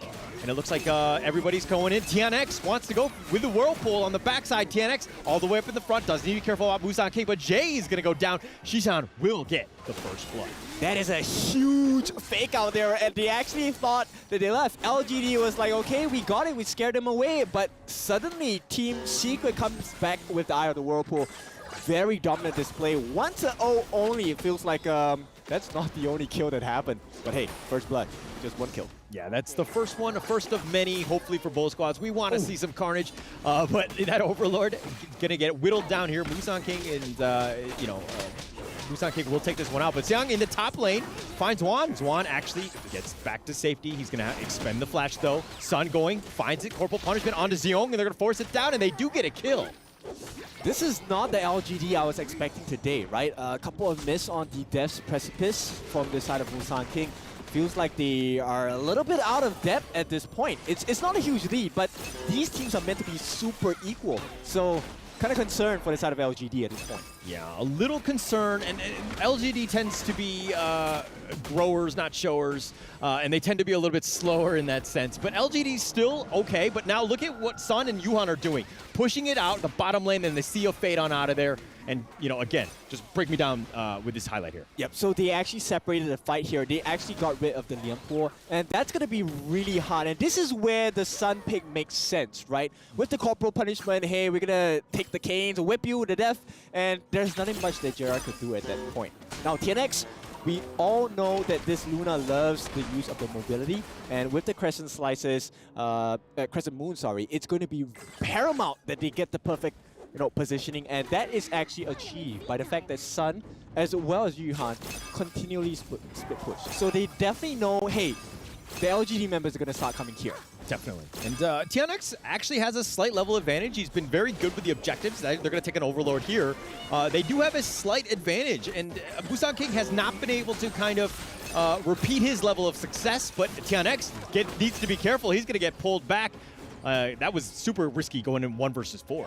Yep, I think, at this point, TNX is looking to burn out a couple of skills coming out from the side of LGD. Because if LGD don't have skills to use at certain points of the fight, it's going to be hard. Oh, the Sea of Fate. Sun is going to step in this one. He's going to look to survive. He does not get away. Busan King is going to get the kill, but they have the Whirlpool. They're going to call the reinforcements, but they're all falling down. Yuhan is down as well as TNX, and that was a disaster for Team Secret. Yep, disaster, but on the bottom side as well, we have Xuan is working so hard on the tier 3 as well. Zihong gonna come in. It will be an attempt. They will not stop them. will not take it. They'll take the bottom T3. That opens things up. But it was one of those moments where, hey, Whirlpool, but then all of a sudden, you know, Sun had already been killed. Do we go for this one? Team Secret did it just for the fact that, you know, Zwan was pushing in that bottom lane. They get it, but here's the replay. Yep, the question here is, was this a, you know, orchestrated play? Did they meant to give their lives because they knew that this will be a tunnel vision coming in from the side of LGD? There's no way you orchestrate it where you sacrifice the rest of your team. Like, you know, Yuhan could have just died on his own. They already had 4 members of LGD. There was no point in going into this fight, especially when you're man down. Zwan actually was already pushing. They should not have gone in for that one. That seems like a big misplay overall. Well, but we do have the potential situation where Game 1 of the Grand Finals might happen again. Granted, that was a Tempest Dragon timing, 20 minutes. We're about 12 minutes away from that. But we could see a potential backdoor coming in from Team Secret because the door is open. The door is open. And that was a game where, you know, Team Secret was actually very behind, you know, and they were being very reactive. But they had that insight to be like, they're going for the Shadow Dragon, like the Overlord. We were able to kind of just pull it away and get in for this one. But in the top lane, does need to be careful. They do have the Whirlpool if they want to go, but it looks like Sun is not going to call for reinforcements. They do not want to, you know, feed LGD, so to speak. Yep, so a couple of punishments coming in from the side of LGD. They're still keeping pace, right? They will make it out safely. At least for the side of Yuhan, he will have to sacrifice Sun, you know, for that earlier attempt on the tier 2 on the top. And now, this to me is just major advantage coming in to the side of Team Secret, even though there is a goal lead coming in for LGD. Yeah, and Team Secret, this is their MO, right? Oh, nice pull in. He does have it, but Zay is going to take most of that one and see a fate on out of there. TNX will go recover, and he'll be back. Yep, and right now, let me just share with you, Team Secret, they're just looking for one member, right? Once they see Xiang out in the open, they will send Xuan all the way to the bottom lane to work on that open door. Yeah, no, you got to put the pressure on them, right? LGD want to group up. They want to stick to the lane. And being forced to kind of react because of the fact that the T3 bottom has been taken out, they need to deal with it. So essentially, you're kind of splitting them up, making LGD react to what you're doing on the map, and Team Secret playing it smart. They understand what they need to do. And again, this is a 1K net worth lead, but with Yuhan's Sea of Fate Whirlpool, you could make a potential play anywhere. TNX going in for this one. Zihang flashes back to safety. He's going to be focused. He's going to be killed. TNX will take this one. They're looking to turn this around, and they look to Sea of Fate will keep Shishan alive, but TNX in a bad spot. He's going to back off. He's going to be chased in, but here are the reinforcements. They do have it, but the infinite vastness, he goes in for this one. Shishan has been killed, and they do have Yuhan as well, and they're turning this around. Yuhan has been killed with the double kill, and it looks like Sun trying to turn this around, not able to do so. Triple kill going the way of JR. Yep. LGD take a lead, finally. Yes, the gold has been in their favor all this while, but finally the momentum is in their favor, and this is the win condition that they love to see, right? This is when Team Secret balls up. If you are in a bunch, that is the perfect situation for Musan King, and boy, did they capitalize on that. Yeah, they did it really well. That was a really good team fight. It was one of those moments where, you know, they see a fate on out, but then they come in with a Whirlpool. You're like, who's going to go in? Are they going to go in? But again, here's the replay here. Yeah, and, you know, JR on the backline just working on the Yuhan as well. So no more saves coming out from the team, and Sun is now left alone. So the moment, right, the tanks and the main damage dealers like Shishan, once they're out, there is no comeback factor for the side of Secret, right? They have to just deal the damage that LGD offers at this point, and we know the result of that. It's only happened like twice so far in this game, but it could be more prevalent as the game goes on. Yeah, and this is kind of where Team Secret are kind of comfortable with. I mean, understanding that this split push with the Yuhan Sun, they've just kind of, you know, forcing the issue, making the play happen. They can see a fate on out of there. They do have to get out of jail, assuming that they don't have that burst by LGD, but it's, again, they're comfortable, they understand what they need to do, but this net worth lead is starting to grow for LGD, and as a Team Secret fan, you gotta be a little uncomfortable. Yeah, but the LGD fans are definitely cheering them on. At this point, this is going to be a 11-minute overload, which means this is the shadow version, right? There's going to be a lot more damage, a lot more potency of the buff coming in. Yeah, and anytime LGD do an objective, Team Secret are like, all right, we're just going to continue to split push, make them force them out, make it uncomfortable for them so that that they can't just take it willy-nilly. But Musan King will probably take this one. Should be no issues, especially at the 12-minute mark here. Yeah, play the map. That's the game plan for the side of Team Secret. You can see there's trying to limit the amount of vision and information that LGD gets. And so far, it seems to be working out. But they themselves don't have that information. Yeah, they don't have much here. Sea of Fate, they're going to get on out of there, and they should be fine. Xiang and Jay showing themselves. They're going to look to push this. And again, anytime you push a lane, you got to watch your backside. You got to watch the other lane. What's happening there? LGD are starting to grow up. Here's 4 members, and they're just knocking on the door on this T2 as they take it down. Giant script already completed for the side of Musan King. He's going to be a tanky boy at this point, and they want to group up. They want Secret to group up and to get that fight in. They want it, but they're, again, LGD playing it smart, sticking to objectives. They don't need to force anything. Of course, they need to kind of worry about the bottom, that's being pushed out by Zhuan. But, the Shadow Vanguard will deal with this one. Should not be too much of an issue, as it looks like they're going to push on this T3 here. Well, comeback may be completed at this point. Hang on. The Tremor Smash with a Chaos Cinder actually slowing down Musan King on the backside. It looks like they do have the stasis. He's going to stay alive for now, but Jay not as lucky. He's going to go down, and Sun all the way up in the front, trying to force the damage. Zhuan going in for this one. Doesn't he be a little bit careful? He expended the flash, but now he's going to back off. Team Secret, they got 1 kill, and I think that's enough for Team Secret. I think it's impressive that Team Secret survived that, because right before this fight, Zhong actually got the Splendor, which you pointed out earlier. And JR had his hands on the Siege Breaker, one of the most highest damage available from itemizations. And still, somehow they survived. Nobody died, right? Yeah, nobody died in that skirmish. Jay died.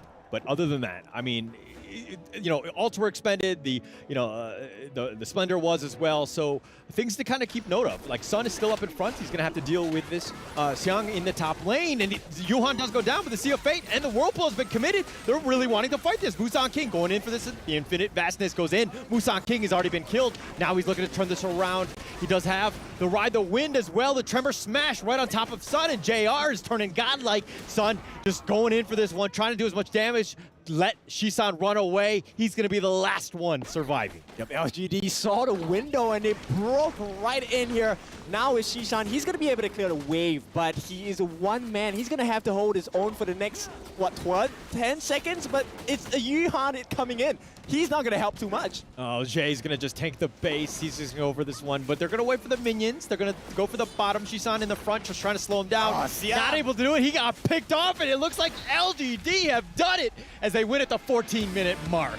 You know what this means for them. LGD, we're not going to do it once. We're going to do it twice, and this time on an even bigger stage. Even bigger stage. Of course, just the group stage. Very important. This is a huge confidence booster. They knew that Team Secret was going to be that formidable foe in their group, but the fact that they won that first game, they got to be feeling great going into the next one. For sure. Now, we have to take a look at the other side as well. I mean, Team Secret, they did really well, but once again, the Da Xiaofu's strat punished by the side of LGD. And, does this break your confidence as a team? Do you go with this strat again? I mean, it's a situation where you're like, this is our bread and butter, and the fact that LGD were able to kind of counter it and to kind of, to beat it out, it's got to be a little demoralizing for Team Secret, right? They need to go back to the drawing board, understand that, hey, this is still a good strat. We can make it work. They were doing well. It's not like they were completely, destroyed in this game, but it's one of those situations where, we're going to have to go back to the drawing board. Yeah, for sure. Now, really curious how the interview is going to be like. We're going to try and figure out what it's like for the side of maybe LGD and see how far do they want to progress in this competition before they take a look at KPL Dream Team. Let's have a look at the interview now. Another match and another win. With us here right now is Musan King. Congratulations. You had a lot of face-offs with Team Secrets. Now you're here in Saudi Arabia with another match and you had another win to your books. What's different this time? 首先呢，恭喜Musan King 选手获得本局比赛的胜利啊！因为我们和 Team Secret 也算是老对手了。那这一次在 EWC 会不会有一些全新的准备和不一样的准备呢？对我们来说是一般的，我们就平常心去打这场比赛。I think honestly for us it's a general game. We wanted to keep everything simple, everything smooth like we did before. All right. Yeah, amazing mentality, right? I guess, and right now, pretty much as they've been here several times and doing the game over and over, especially at the turf, they're so familiar with, especially with Honor of Kings. But I know we have a lot of in-game questions. Of course. So actually, Team Secret is doing so well with their Dachuan Foods, the composition. They gave you such a hard time during the mid-game with that split push strategy. So how do you solve this? 其实对手呢，今天拿到大乔跟父子的组合，那他们中期呢也频繁的通过带线牵制的方式来拖延比赛的时间。那你们当时是怎么样处理这个局间的事情的呢？我只能说我们的辅助卡圈太厉害了，每次都把老夫子卡得死死的。All right, I think amazing performance by our support because he can create a lot of problem for Fuzi so that we can win in the actual team fights. And we look forward for more matches taking place in this invitational. I guess it's time to go to the studio again. Okay, 3, 2, 1, yalla. Take it away. Congratulations to LGD Gaming taking the victory in their match against Team Secret. That was a really good performance. By far, my favorite match of the day right now. Me too. I mean, same. And though that Musankin is acting really cool, like, okay, we're just doing normal things. Yeah. But you can see the reaction of his teammates just spoil how excited they are because they just broke the unbreakable Dachao strategy from TS. You gotta understand that, like, for a lot of people that do not know the history between LGD Gaming and Team Secret, the moment that they gave the Daxiao away for Team Secret to have, everyone thought like, what are they doing? What is happening in here? A lot of question marks in the air. Get, what was your feeling when you just saw that Daxiao was available? I feel like LGD kind of did that on purpose, to be honest. I feel like they know how to counter Dachuan. They know how to counter Dachuan. I feel like even from the very beginning, they have the previous experience with TS in the grand final in Season 2. So in this match, they did it really, really perfectly. Their support did a really, really good job bringing in all the bombs to bring that Dachuan strategy down. Let's dissect a little bit of the game here in the highlights, man. Like, you could see that the early game was completely for Team Secret. Yeah. Like, we can agree on that, right? I mean, the early game is really painful for LGD and everyone just worried about him. But everything just changed after this. And also that engagement happened in the mid lane. Of course, exactly. Like what we can see right over here is the reason why Ogren and Loom were picked by the team of LGD in order just to counter that Dacia strat. Like the Eye of the Whirlpool comes in, but he does not let Futsu just get out of there. Like it just controls Futsu not to be alive when the TP tunnel is sending him back home. Yeah, and I mean, like, see these highlights that we have in the clip. After Loon has been fully decked out, he's totally front up. He's able to take it, to contest with him. He got the triple and just turn over the game and let them to have the 10 minutes, Dark Lord. The Overlord, I agree on that. It was such a great demonstration from LGD Gaming in terms of like, I know that the previous meta, your strat was invincible. But in this new meta, I'm gonna just get these 2 new heroes that we just got, and I'm gonna show you that I actually done my homework. Yeah, definitely need to highlight 2 new heroes, definitely super, super OP. And it's gonna be a really, really nice addition to the team of LGD. And congratulations for them for winning this match. No, of course, like it has been an amazing victory for them. Now let's talk a little bit on some pointers of that game. We've already talked about Ogren. What about Loon? Loon, completely new hero. What is your take on that game? Super, super flexible shooter. Definitely one of those top shooters that is going to be available right now. First ability, true damage, high damage. Second ability is going to be the water form of the damage. A lot of sustainability in the beginning. You can use the auto attack to gain mana back, to gain HP back. The durability, a lot of knockups. Also movement speed on the hero, so it make it harder to opponents to catch up. And the ultimate, the most important ability, is gonna turn him into a really, really crucial move. Also turning into the dragon, you can invade a lot of different crucial moves from the enemy, and not even that Fuji's ultimate can lock him down. Like, it is an amazing hero that we hope that everyone can try. And we've prepared already a video package just for everyone at home to know exactly what this new hero can bring to you.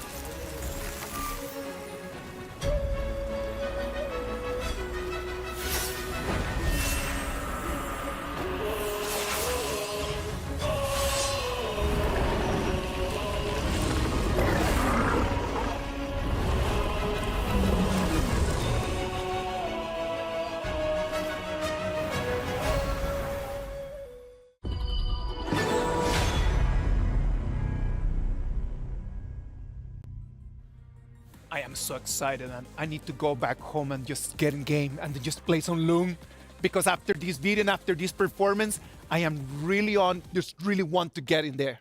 And also, I can see the talents that those Yes. players has, because we know that Ogren and also Lone is just being newly launched in this patch, and you can see how well they played with those heroes, right? Pure talents. Yes. You know what? Like, we know exactly that it was a team effort for LGD Gaming to actually win, but someone needed to take that MVP. Like, someone needed to carry the team all the way. Musang King told us that he believes that his support was the best, and I want to agree with him. That Liempo is the match MVP. Joe is going to collect that MVP, put it in his pocket, because without him, the whole strat would have fallen apart. True, true, true. I mean, like, the way how you're going to counterattack that strategy is that you need to predict the next movement that your opponents might take. And also, speaking to the team fight, I really want to highlight his ultimate, because he need to smash on the ground Yes. 3 times, but only the 3rd smash will allow them to knock them up and just cut them down from the Dacha's elevator, the teleportation. The timing that you need to have, right? Like, it's 4 not... seconds countdown for Dacha's second ability. You do not need just to completely immediately just drop in there. Like, you just need to kind of like just get the gaps so you can actually get the right moment. Exactly, and that's the mechanics that we can see, you know, the detailed movement that they are using, they're piloting this Liempo. Amazing performance by all of them, Get. Yeah, definitely Limpo has to do all the heavy liftings for LGD. Also, that moment that's so well calculated. He's doing the tanking, he's doing the vision control, he's doing the knockup, and it's perfectly done, and the team wasn't able to do it without him. Like, I agree on terms of that. Like, sometimes what you want from your support is just someone that can come in, suck in some damage, get you some initiation. The vision is vital if you actually want to be able to initiate the fights. And the way that Joe played this, I hope that everyone at home can really take notes and really try to play the game later on. And I really like this game. So far, this is the best game right now in EWC that I said. Do you agree? Yeah, with that? I agree. Definitely. Right? So many things just be contained into this one game. All of those operations that they did, the mechanics that they did, just like a lot for us to digest in this one game. Amazing game. 5v13 in terms of kills. I want to talk about that in terms of kills right now that we can analyze a little bit of the number game. Sure. LGD wanted to fight. Team Secret wanted to stall. Like, they really wanted to run away and try to push the game to 20. True. They really needed the game to get to 20 for them to actually turn things around. Yeah. But the thing is that the only initiator from TS composition is Fuzi, right? So the thing is that LGD is trying to let Ogren or Loom using his ultimate or use that Liempo smash, try to get avoid about the initiator and try to do a lot of counterattack against Fuzi. Just look at the damage taken by Musang King. 62,000 he's taking. Like, he's sucking in so much damage, almost the same as Joe. Yeah, exactly. And you can see the vision control and also how tanky they are being those engagements and try to build up quite like a comfortable setting for Loon to do all of those happen. Yeah, for me, I feel like I was a little bit worried about LGD in the beginning. TS was doing so well. I mean, TS was in the zone. You see that Fuzi took out that Lady Jin so fast, and everything's going so well, but the shifting point was that jungle fight in the red area of the LGD where Limpo lock this Dachao up and allows the whole team to go in for the cleanup. So that was a turning point for the entire game for me. So from that point on, LGD would have a smooth sailing from that point on. All right, guys, this has been a very exciting game. Let's right now just think with very cool heads. The previous meta just told us that Dachao and Fuzi, it was the pick. It was just the strat that you needed to do if you really wanted to go. New patch, new tournaments.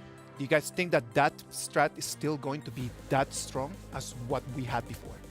I would say for TS still gonna be a strong pick because LGD know how to play Loon, the new hero. But I'm not sure that whether other teams can do so well in game by using that Liempo and this Ogren and also the Loon. So still, it's gonna be a powerful pick for TS again. Okay, so we can agree on the fact that it's going to be a powerful pick for TS.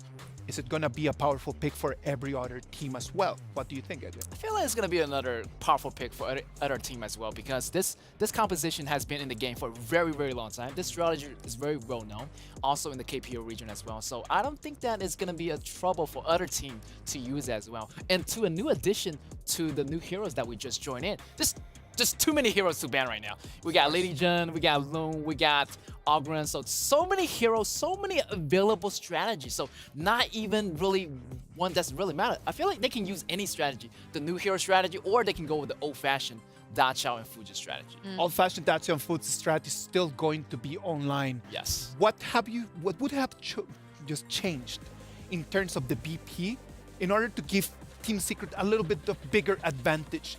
We were talking while the BP was happening about your thoughts on what could have been a little bit different in terms of bans and picks. I would say they ban away Heino and Zhangfei first, right? Yes. For the first phase. It's because they are worried about Heino will be the one to be the tankiest person on the opponent's draft. And also Zhangfei, by using his ultimate, he can easily just blow everyone away and just push them back. True. I would say take Long instead of Heino as the first ban when they're playing against LGD. Yeah. But if they're playing against other teams, I would say Heino and Zhangfei will be the most suitable one to be at the first phase. So you believe that they should have just picked that instead of actually banning it away? Yeah, that's also going to be a nice solution. Okay. What do you think, Eket? I feel like that's going to be the same for me. I had to agree with Nora here, and definitely her analysis of the game was so deep. And going into the predictions, even predicting that Angela was going to be a really, really great yeah, I counter like that one. against Ogren. That was a gigantic flex from Nora. True. I said so. Yes. And the reason why I named Angela in that draft is because Angela can do so good burst out damage in the early game and not just prioritize the mid lane, but also can be a nice counter attack against Ogren. Just keep the distance and also do those burst of damage, kill him instantly. But the problem is that once you're using Angela, the combo needs to mate in a quite decent way. Once Fuzi break the ultimate and bounce someone in his ultimate, Angela needs to be there. And that's a problem. You need to catch up with Fuzi's pace, right? Directly throw out your stat and make the insta-kill. If you can't do that, you're be in the deficit during the engagement. You only got one chance. A very big gamble right over there with that True. Angela, right? Is it a everything or nothing? Well, right now, before we move on to the next games, right now we're going to present you one more video explaining Ogren, this new hero that is available for everyone. Watch it and then tell us over there what you think. The one who would control fate must be heartless. Raise the axe of God to smite all. Only then bless the people of Yimeng.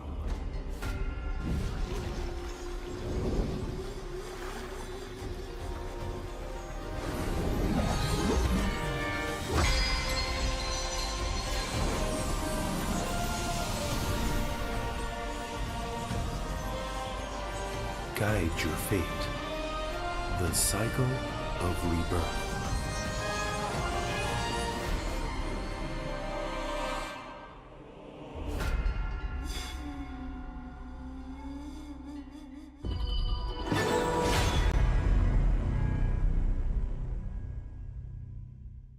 We are back in the Honor of Kings Invitational mid-season. Well, how many games? 3 games have already passed. Like, I feel like it's been so excited that it's just like, I feel like time's just flying. We're gonna move into the 4th one right now. We're gonna have Team Impunity Esports against Team Kagetra. Can I still be hyped? I mean, this one's also gonna be a good one. I feel like It is gonna be a good one. Impunity. It's alright to be hyped, kid. Okay. It's totally fine. You be as hyped as you want. What about if you talk to us a little bit about Impunity Esports? Well, Impunity Esports, they had made their name since 2022 in HOK because they won several tournaments as a champion. And also, they are just being so dominating in game. But recently, I'm kind of worried about this team because it seems like they are not catching up with the patch. So I'm going to test it out for today's matchup. But still, I want to highlight the mid laner of Impunity X Hero. He was a mid-laner at the first time, and then he rotate to be at a confront laner, and then he rotate back to be the mid laner. So you can see like how talent this gamer, the pro gamer has, right? And also he's a captain of Impunity. I have a soft spot for Impunity Esports, man, because for me they do represent the process of making the game international, because they've been with us for such a long time. On the other side, Team Kagendra. Kagendra, also known as Cage, they've been together for a very, very long time. Also, their late game strategy is going to be their main point focus. I mean, they've been learning the rope of the game. They got all the fundamentals down. They have different strategies, like also, you know, using the Dulia and the Kaiser combo as well. So they know a lot of strategy. So coming to the games against Impunity, I've had full confidence in Kagendra. We had a very good opportunity just to talk to Team Kagendras. We talked to Wiro in this pre-match interview. Let's see what he can share with us. It's Chuchu with me here. It's going to be Wirao from the side of Kagendra. He's the dangler for the team. Now, Wirao, this is your first time in Riyadh, and EWC also is the first time. How so far for you? Everything in Saudi Arabia is very lavishly, I think. Yeah. What is it? In Indonesia, it's mewah. Luxury. Luxury. Wow. What do you think? What is the most favorite of all this luxury you've been through? I think especially the food. Maybe because the hotel is very expensive. The food is really great. Yeah, he's liking it. All the time, it's available for you guys to just take it, right? And even the hotel prepared sajada for us to pray. Ah, yes, I love it too. For Muslims, we do have the prayer mat that's being prepared as well. Now, okay, we had such a great time here in EWC in Riyadh, but when it comes to the games, how's the preparation for you guys, Kagendra, to come here in EWC? Okay, for today, we have match against Impunity and then against LGD. We know their play style, especially Impunity, also LGD. Yeah, we have prepared a lot in strategy. So you'll be studying them since the season too? Yeah, studying and also improving our team also. And what's going to be difference from the season two and in the mid-season invitation at the EWC now for you guys? I think not much different, but more discipline for us. In terms of what way? In terms of gameplay, of course. So communication-wise, you think it's okay for your team now? Communication, I think still can be more improvement from our side. So maybe we can see that if it actually have a result or not for your first match against Impunity later. But last and not least, of course, shouting out to your fans all the way in Indonesia out there. Use Indonesia, it's fine as long as you got your points across. Oke, untuk semua pendukung tim Indonesia, terutama tim kami Kagendra, dukung kami terus di EWC Kagendra. Semoga juara, amin. Amin. Thank you so much, Wirao. See you guys on the stage later on. Thank you. See you. Thank you very much to Kagendra. Thank you to Wiro on sharing with us his experiences over here about the hotel, right? Like, he's loving it. He's having good time. Yeah, definitely. By the sound of them, I feel like they're ready. They're ready for this. Of course they're ready, man. Come on, Team Kagendra against Impunity Esports is going to be our next match. We are super hyped about everything that is going to happen. What about if we just send it over there to the Amazon Arena and let's see what's going to happen in this match. And we're back again here to the Amazon Arena with more clashes to be seen here with our Warriors. And I guess we are ready. Sky, let's go. Next up on the stage, welcome Team Impunity Esports.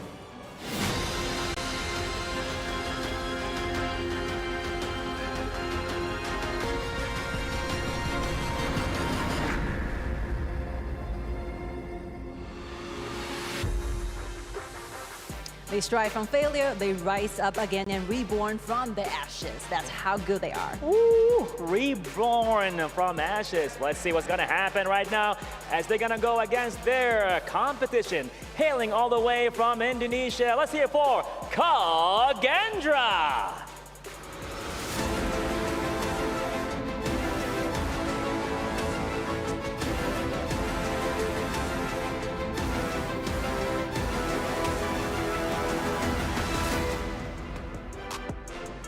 Well, we're gonna see some youthful and innovative strategies in this match. What do you think? You know, I have no idea what's gonna be happening on stage, but I'm 100% sure it's gonna be an electrifying game as well. So no more time waiting. Hat to you. Take it away. And we're going to stay in Group A. This is Impunity, the squad from Myanmar, going up against Kagendra from Indonesia. These are teams that kind of, you know, they got 5th through 8th in Season 2. They kind of snuck their way in. They did a decent job of the group stage to make sure that they got here. But, you know, Impunity versus Kagendra, your thoughts on this one, Kindo? I think it could be Kagendra taking a win against Impunity. Now, we all know Impunity has had a long history from 2022. And, you know, Kagendra kind of burst onto the scene very recently as of late. But I think, you know, the Kages, they might have that special sauce to kind of edge it out over Impunity. Now, of course, I think I have been taking a look at the performance thus far, especially in Season 2. I think they have what it takes to really, you know, bring the A game. Now, once again, some of the things that we have to take a look at is that the coach for Kagendra is actually one of the youngest coaches amongst all the teams in Season 2. And I think he brings a lot of fresh perspective and a lot of creativity into the draft as well. Yeah, age is just a number, let's be honest here. But getting your team on board, again, coaching is one of those things where, you know, anyone can do it if they know how to kind of manage a team. Getting the team on the same page is very important here. And let's see if they are on the same page. Let's head into the draft now. This Loom pick by Impunity. Your thoughts on that as a first pick? I think Loom as a first pick, it keeps it very open, right? It's now Kage. It looks like they want to ignore this Loom pick altogether, right? It's going to be the Mai Shiranui along with the Dolia. Now, this is reminiscent of Season 2 Invitationals once again, right? They're looking for that Mai Shiranui who's going to be played by Senku here. Now, I have to say, Senku really impressed me in Season 2. I can expect, and I think we should all expect, that he's going to be really aggressive on this Mai, because if this Mai is not aggressive, it's Impunity's game. Yeah, definitely. And, I like the Loom pick, especially first. I think Zhao Lin is the guy you really want to prioritize. Zhao Lin had the second highest average kills throughout the entire Season 2 Invitational. So this is a guy that really knows how to take the team and put it on its back. He's kind of rounded it off with the Dune and the Lady Jun here, kind of going into this one. But Kagendra, Mai, you talked about it. The Dolia, you know, very top-tier roamer that everybody kind of wants. It's great with the Celestial Melody, but Kaiser, we haven't seen it today. This is the first pick that we saw. It did have quite a presence in Season 2. It's very tanky and someone you need to deal with. Yeah, so at this point, you know, I want to bring us back into the Loom pick. You're asking me about it. Right now, it's really... Does 0-0 get the kind of farm lane that he wants? Because right now, both teams have... the draft is really clear, right? We're just going to put a shield in front. And at this point, whoever shields breaks first is going to get punished. Okay, all right. It's always about breaking the shields, though. There's no, you know, like... No? What, breaking? Yeah, that's the only way. Okay. All right. But no, I think it's apt, right? I think, okay, now as Kagendra, though, who are you looking to kind of counter pick against the Loom? Like, what is the best laning hero for you? I actually absolutely love a Marco Polo going up against Loom, simply because you get to play the range game, right? You get to play the positioning game. At this point, the Resplendent Gun going up against Loom's three-pronged attack with his three different skills. It would be impressive to see how this 1v1 matchup is going to look like, but you know, both teams, they don't want to keep it honest. It's never going to be a 1v1. It's going to be someone hiding in the bush. Yeah. Presumably, it's going to be this Wee-Raw coming in with the Skyfall. It could be Mai coming in from Senku, you know, getting the uppercuts in as well. At the same time, it could be the Destructive Deluge coming in from the side of XU as well. Yeah, and Kagendra are basically, their draft is like, we just want to run at you. You know, we have the aggressive lineup. We want to just find you wherever you go. Try to hide from us because we have attacks from all avenues, so to speak. We have the angles that you would want. And again, the Celestial Melody just on top of it, just to kind of do it again, right? Yeah, and at this point, I think Kagendra have a nice draft, right? Because Dolia's Celestial Melody, we could be used to refresh the Skyfall. It could even be given to the double Invincible Warrior for the side of the Kaiser as well. Now, if you take a look at what they have on the side of Impunity, they are equally as impressive as well because they buy a lot of time, right? Lady Chen gets the CC on you, Ocean of Tears flowing side, procs the passive, you're locked down. Bye-bye. It's going to be the Charlotte coming in from Asing. And of course, Black with the Tun with the Unruly Blade. He's going to have a lot of access into the backlines on the side of Kagendra as well. Yeah, I love the fact that also they've picked out the Marco Polo. You were saying, like, how do they counter the Lung and the Marco Polo? It's like they're listening in, or you're in their ear. I don't really know. Either way, they've kind of agreed with you in terms of the pick here. I think it's a smart pick. I think it rounds out that draft. Yeah, of course. You know, I've played a couple of games of Marco myself as well. My win rate is only 26%, but when I win games, I win them hard. And I win them against Lung. Sir, a golf score is not a good score for this kind of thing. I think that you want that win rate at least above 50%. Well, this is the thing about stats, right? If you're a professional player, the stats matter. But I'm not. I'm a professional shout. So hang on. We played the other day, and you were like, I'm going to pick this Marco Polo. What? Did you know that your win rate was 26% at that time? It was. I would not have signed up for this. It was 31. Okay. All right, so we're going to go into this one. This is, of course, game 4, best of 1, Impunity Kagendra here. All right, which of the lineups do you like better? I prefer Kagendra's lineup at this point, right? I think at this point, Senku will be the one responsible to set the pacing. If Mai gets the first blood, gets that power spike earlier than the likes of X-Hero, it could be a very detrimental and difficult time for the side of Impunity. But of course, with that being said, history based on the facts, Kagendra don't have the best early game styles. Yeah. They're gonna do well in the late game. They just gotta get themselves to there so that they don't really have that issue, right? I'm hoping that the break that they had from Season 2, they've kind of, boot camp this, right? Like, what are the flaws that we have, and trying to, make sure that we have a better early game. But Hans getting gone on, he's gonna give up first blood. Ashing will slice him down. Yep, history repeats itself, this time slightly different. No ganks on Hans. It's going to be a 1v1 outplay by Ashing here, and this could spell the tone of the game. Would you say that he Ashinged him to death? I'll show myself out, guys. Oh, I like that, right? It's Charlotte, so we get the sing, sing, sing. Yeah, exactly, right? Okay, all right. Nonetheless, we're going to go to the bottom lane here. Okay, this Marco Polo versus the Loom. You kind of talked about the fact that, Marco Polo is the right counter pick, but I still feel like Marco Polo really needs that space to kind of farm. Loom is a little bit more, I would say, self-sufficient, at least in my eyes. But, your thoughts on this bottom lane? He needs to wait for the usage of riding the wind because of the knockback. That's going to cancel his ultimate for sure. Once again, that's also why Megumi's Liempo is going to be very, very important at this point. Because when 0-0 uses the Fever Barrage, if they have no lockdowns, they don't have any stuns, he's going to be able to get the full potential of the damage down. Yeah. I think that control is going to be key, right? Just making sure that they have it. But okay, Senku here going in for this one. He does that. Shinobi knocks him in, but they had friends, and Kagendra makes him pay, and X-Hero is down. Well, we might be looking at Ashing. Will not be able to get that slice in onto Senku. Senku needs to watch his positioning at this point, because Ashing, backline access, easy. Ooh, Senku getting a little bit low. Almost got baited out. The splash bounce. Oh no, he goes in for this one, Ashing. Oh, with the tri-slash, didn't have the damage. Senku will just heal with the healing dew. Yep, and I don't know. I mean, that is what makes Senku good, right? But it's so scary to watch because as a Kagendra fan, maybe you're like, hey, do you really want to go in?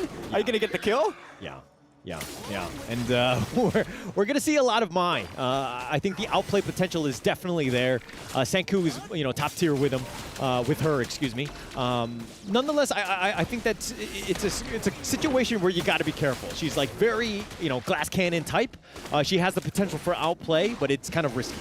Yeah, for sure. And let's take a look at the game now. 3.5 minutes in, we're 30 seconds away from the first neutral objectives coming out for both teams. We're tied at 1 kill apiece, but there is a 1k goal lead coming out from the side of Impunity.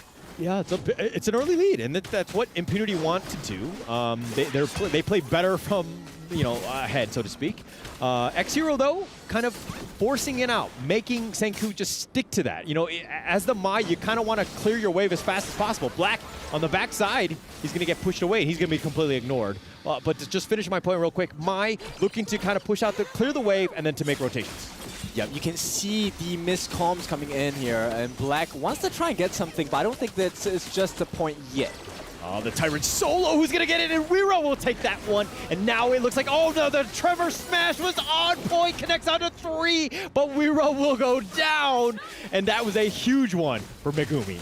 Yeah, it's a trade, but it's still a trade in favor of Impunity at this point. They want more, they need more. Oh, the wind slash a little off the mark, but the Skyfall, he goes right into this one. He focuses in on a black, and Hans will take him down. And the Skyfall, you gotta be so careful. But 0-0, he goes down as well. And looks like it's gonna be a 1-for-1. Yep, that actually is going to be the scoreline for him. So 0 kills, many deaths on this point. But 0-0, there could be a comeback later part of the game. I would really love to see the itemizations on in comparison between Xiaolin as well as 0-0. Yeah, it's going to be, I mean, it's a 2-level difference. Xiaolin right now, right, versus 0-0, who's not had, I mean, dying obviously did not help, but now you're further behind. Tough situation for Kagendra. They need to create some space, maybe do a rotation, but with that bottom T1 taken out, you're having a hard time. But here's the replay. All right, let's take a look. So Xiaolin, once again, just left to his own devices, right? This 3-man knockup, like you mentioned, Megumi created so much space. Xiaolin was just having free hits all the way. And, you know, at this point, Kagendra, I think they need to reposition themselves in fights because it's hard, right? X-Hero has been landing this Oceans of Tears time and time again, and it proves to be so potent for the side of Kagendra. Yeah, and X-Hero on that Lady Jean needs to be careful. Positioning, we talked about it earlier today, very key, but Senku can kind of jump on you at a moment's notice, right? It's one of those things where you need to be safe, you need to understand where you are, play a little bit defensively, but I think X-Hero really knows how to do it. He's definitely top tier with his Lady Jean. Yep, he's able to plan out that, you know, that first icicle coming out from the passive for the Ocean of Tears as well. But it looks like Kagendra, once again, being pressured all over again by Impunity. This is where the experience comes in. The Myanmar boys looking so strong. Yeah, looking very strong. And oh, in the top lane, Han so low. Ashing not able to get that finishing touch. Does get it in the end, and Ashing is kind of rolling in that top lane. Yep, continuing with the Xings here. It's going to be 4-2, as it's going to be a 2,000 goal lead as well. Yeah, and looks like it's going to turn into an Overlord. You've turned your kills, you've converted into objectives, and Impunity playing this one to the T, understanding what they need to do. They've got a 3K net worth lead, invading the enemy jungle, making it very uncomfortable for Kagendra to even leave the lane. Yep, this is, you know what? This is the second time I've seen them attack the 4 camp, and nobody has made any attempt to stop that just yet from Kagendra. So they're losing in these little trades. It might not seem like much, but you can see the result of it, right? That's like 2,500 gold ahead for the side of Impunity. Yeah, okay. All right. Yeah. Okay, but Megumi getting forced here with the Resplendent Revolver doing some damage. The Ocean of Tears bouncing around. Moofers will eat most of that one. But Impunity, again, just taking the lane. Wind Slash does actually connect onto Senku, who just gets under the tower. Yeah, so it's not looking too great for the side of Kagendra, but Impunity, I feel like they aren't exactly pushing and, you know, making sure that the pressure is getting to the side of Kagendra. Yeah, and they're going to wait in the wings. They're going to play things a little bit slower at this point. Get Wera a little bit more time. He's behind in terms of, you know, levels, experience, as well as the net worth. Wera needs that farm, and they're trying to prioritize him, trying to get in. But Senku, here's the attack. They do have the Shinobi pushing him back. X-Hero's going to be killed. You talk about positioning, but yeah, hey, when you get forced into this one, they'll just eat you up. Yeah, Celestial Melody now dropped down onto reroll, which means he has Invincible Warrior once again. So we might be looking at a fight coming out from Kagendra. They're willing to take one more. Yeah, willing to take it, but I don't think that they're going to find the right avenue of attack on this one. Kagendra's still sticking around. Reroll will go for the flank, wait in the bushes. They find Black, who scouts it out. He's been burst rammed, and Reroll taking a lot of damage using the Invincible Warrior just to stay alive. Yeah, that's unfortunate, but that's really smart from the side of Impunity, right? And this puts them in the perfect position to capitalize this. They get the free Tyrant, and this is the 8.5-minute Tyrant. So they will have enough time to work through the debuff for their Primal Bond before they start working on that 10-minute Shadow Overlord. Oof, oof, oof. And I mean, Impunity playing that really smart. Like forcing out the Invincible Warrior and then taking it in, turning it into the Tyrant, right? It's just really smart play. Understanding cooldowns, know what you have to do, kind of push things along. And again, Impunity just really forcing Kagendra to literally just sit under tower. Yep, I really like the itemization coming out from Xiaolin here. Axe of Torment as well as the Eternity Blade going into the Master Sword for sure. Now, the reason why I find this so intriguing is because, you know, most of the time as a farm lane marksman, you want to go for Daybreaker, right? Increase attack speed. But the Axe of Torment gives you more life. and it does the same as well. It gives you 85 damage, it gives you an armor pierce. So I really like the fact that Xiaoling is just itemizing just to be a little bit more survivable, and it has shown to make the difference in the fight between them and Kagendra. Yeah, it's about itemization, and oh my gosh, we were all the way up at the front. Invincible Warrior tanking most of it. He's going to be fine, but he did, again, on cooldown again. Got to be careful. Impunity waiting for the next creep wave to do that potentially again. Yep, and to make matters worse, X-Hero just got its hands on the Frozen Breath. It's going to be a hard time walking around the likes of Impunity, right? The floating side is going to be bouncing between all the different members, and here they're looking for more. But Black is going to tank that. Yeah, Unruly Blades back to safety. Black, you know, not using the surfboard. I think he could have used that probably in style, no? Well, he was on land, right? We don't do land surfing here. Well, you know, you just jump on it. It works, but okay. Still love the skin. Megumi on the side, in the front, kind of tanking things around, zoning them away. They're going to look to take out this Tyrant. Megumi gets the burst ram onto Moofers, but Xiaolin all the way up at the front. He does get a Kachusen to the face, but they're going to back off. They're going to try to take down this Tyrant. Yep, it's all about the team fight, and Moofers here suffering quite a bit of damage, forced to use the Wave Breaker on the backlines, just healing himself alone at this point. I want to keep my eyes on 0-0. Oh, Invisible Warrior, they're going to go for this one. They're Resplendent. Oh, they do the damage, and they kill the Tyrant to Black. We'll go for this, the Infinite Fastness, just to back up into safeties. Moofers is already down. Ashing will get credit for this one, and now they want more. No, Ashing is going to have to back off. He does get scared of the Resplendent Revolver. Just diving in, and this is where the backline access makes so much sense for the draft of Impunity, right? Megumi doing so well to just be disruptive, and at the same time, Asing and Xiaolin just chasing away the entirety of Kagendra. Yeah, and Impunity have done a great job. They were forcing the action on that T1. They finally knocked it down. That took some time, and you know, commending Kagendra here for being somewhat defensive and being able to hold that, but now things have kind of fallen off a little bit. It's about a 5K net worth lead. Impunity really in the driver's seat here. Yep, and this is going to be a domino effect, right? So one turret falls, suddenly there's 2, there's 3, and there's going to be a total of 5 turrets taken away from Kagendra. Yeah, and Black being forced in with the Invincible Warrior from Weera, forcing this one out. Black tanking most of this. The Unruly, the Wind Slash knocks him up, but, you know, he's going to back off. Yep, he's taken so much punishment, and he drops to, what, 1/3 of his health? You know, Kagendra at this point, they need to be really careful because they need to buy so much time for 0-0. He does not have sufficient damage just yet. Not yet, but, you know, they just need time, right? 0-0, largely quiet, right? We haven't seen him, he had that early death, and now he's just kind of been waiting in the wings, trying to farm as much as possible, tried to get themselves back in this game. But, you know, right now, Kagendra have been on the defensive. All they're trying to do is just, again, buy time. Yep, they need that extra E to change the Yet into the Yeet so they can kill some members on the side of Impunity, man. Yeah.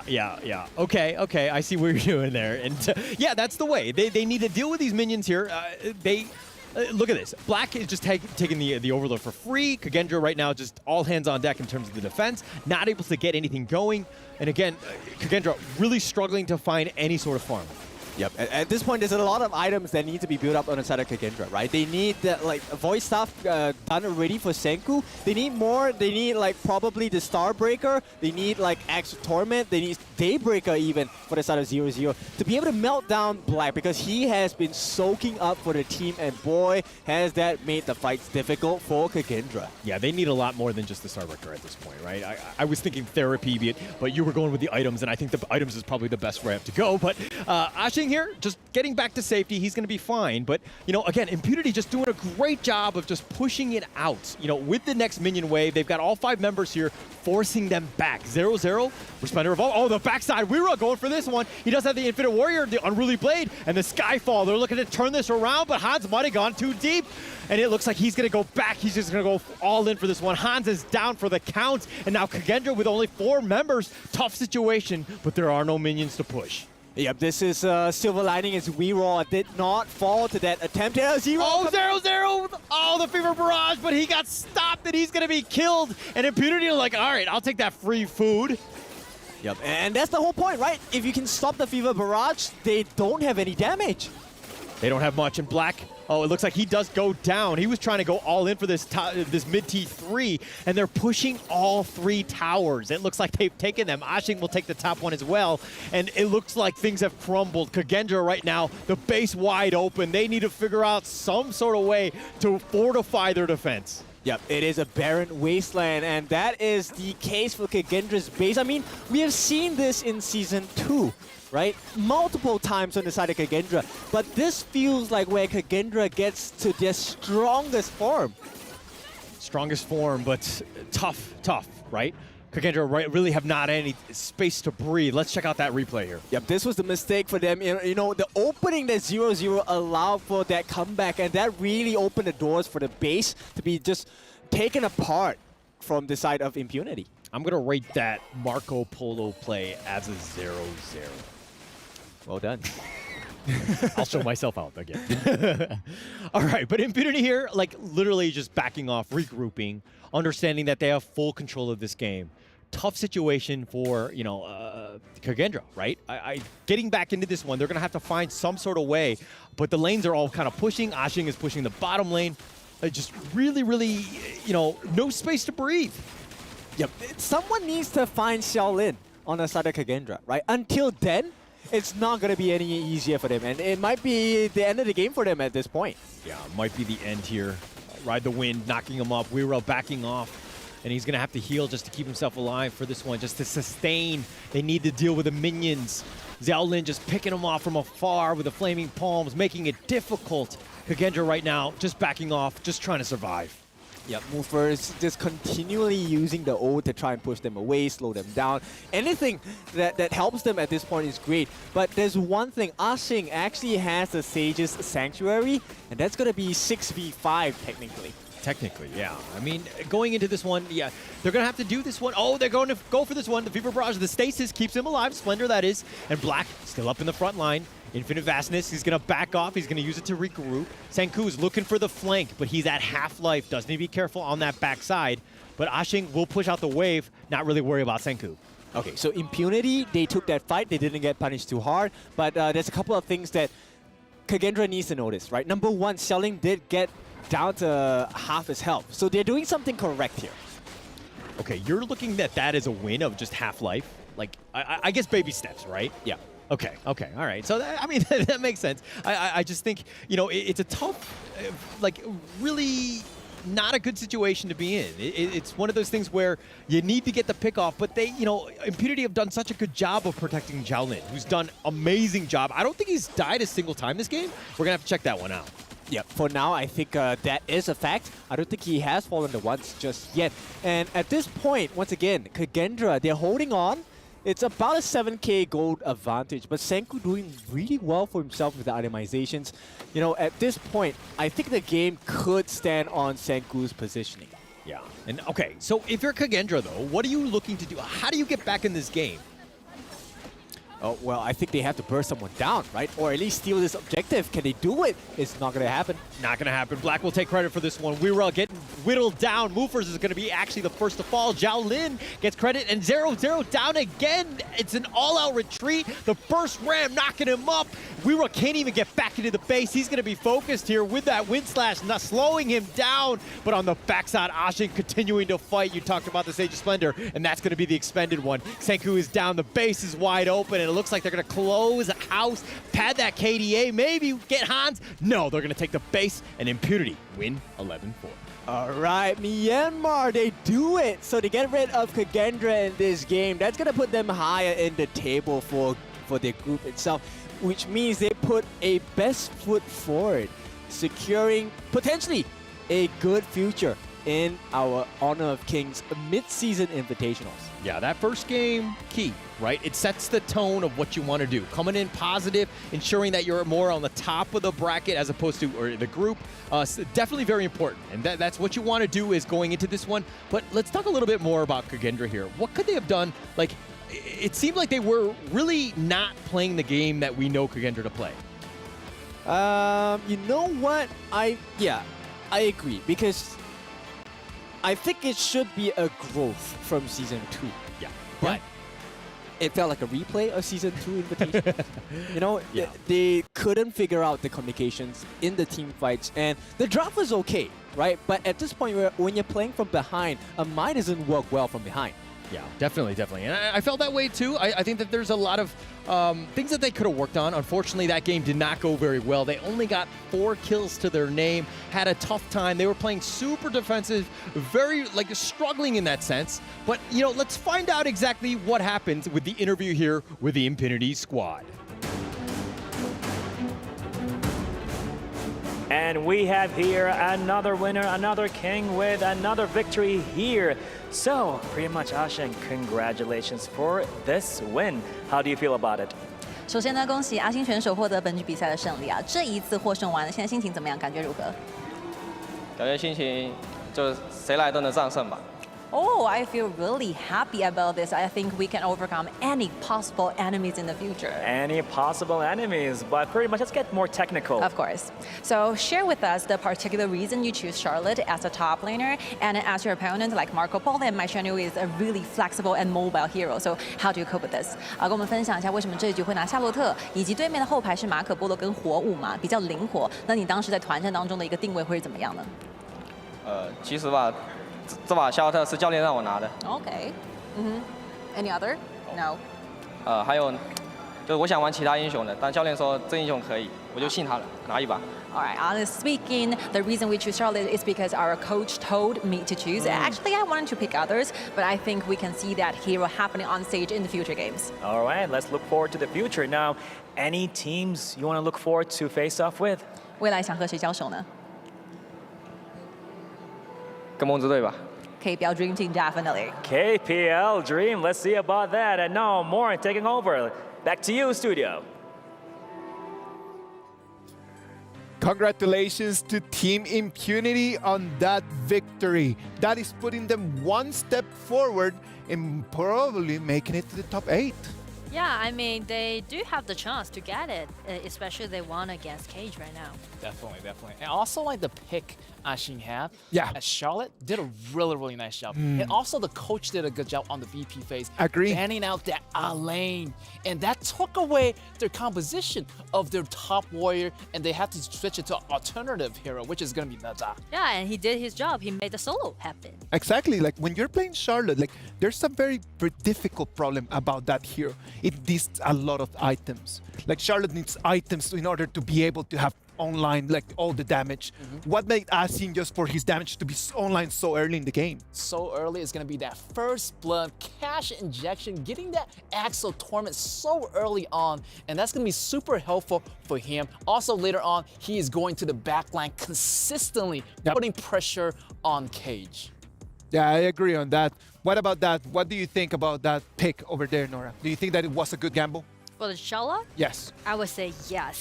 And he made his job down.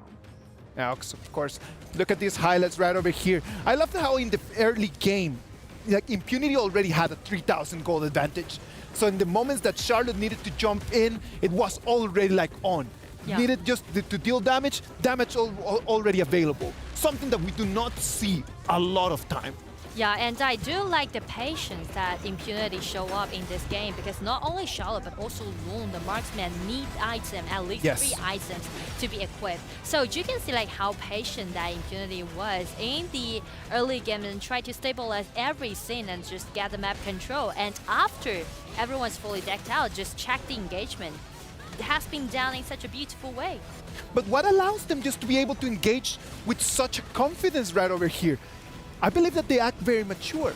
The way that they were just planning on all this thing, they never looked rushed. It never looked like they wanted just to fight just for the sake of fighting. It just gave me the feeling that they really have grown up a lot.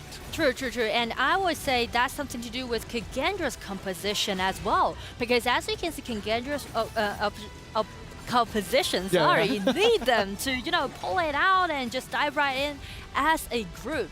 But as you can see in the engagement, everyone just split up and just dive right in one by one. That's some mistakes that I bet that Kagendra made in game. let's talk about the good things about Team Kagendra. Something that I really love was their rotations. Yeah. Their 3-1-1 rotation just caught, always trying to catch people just in the brush, like waiting in there.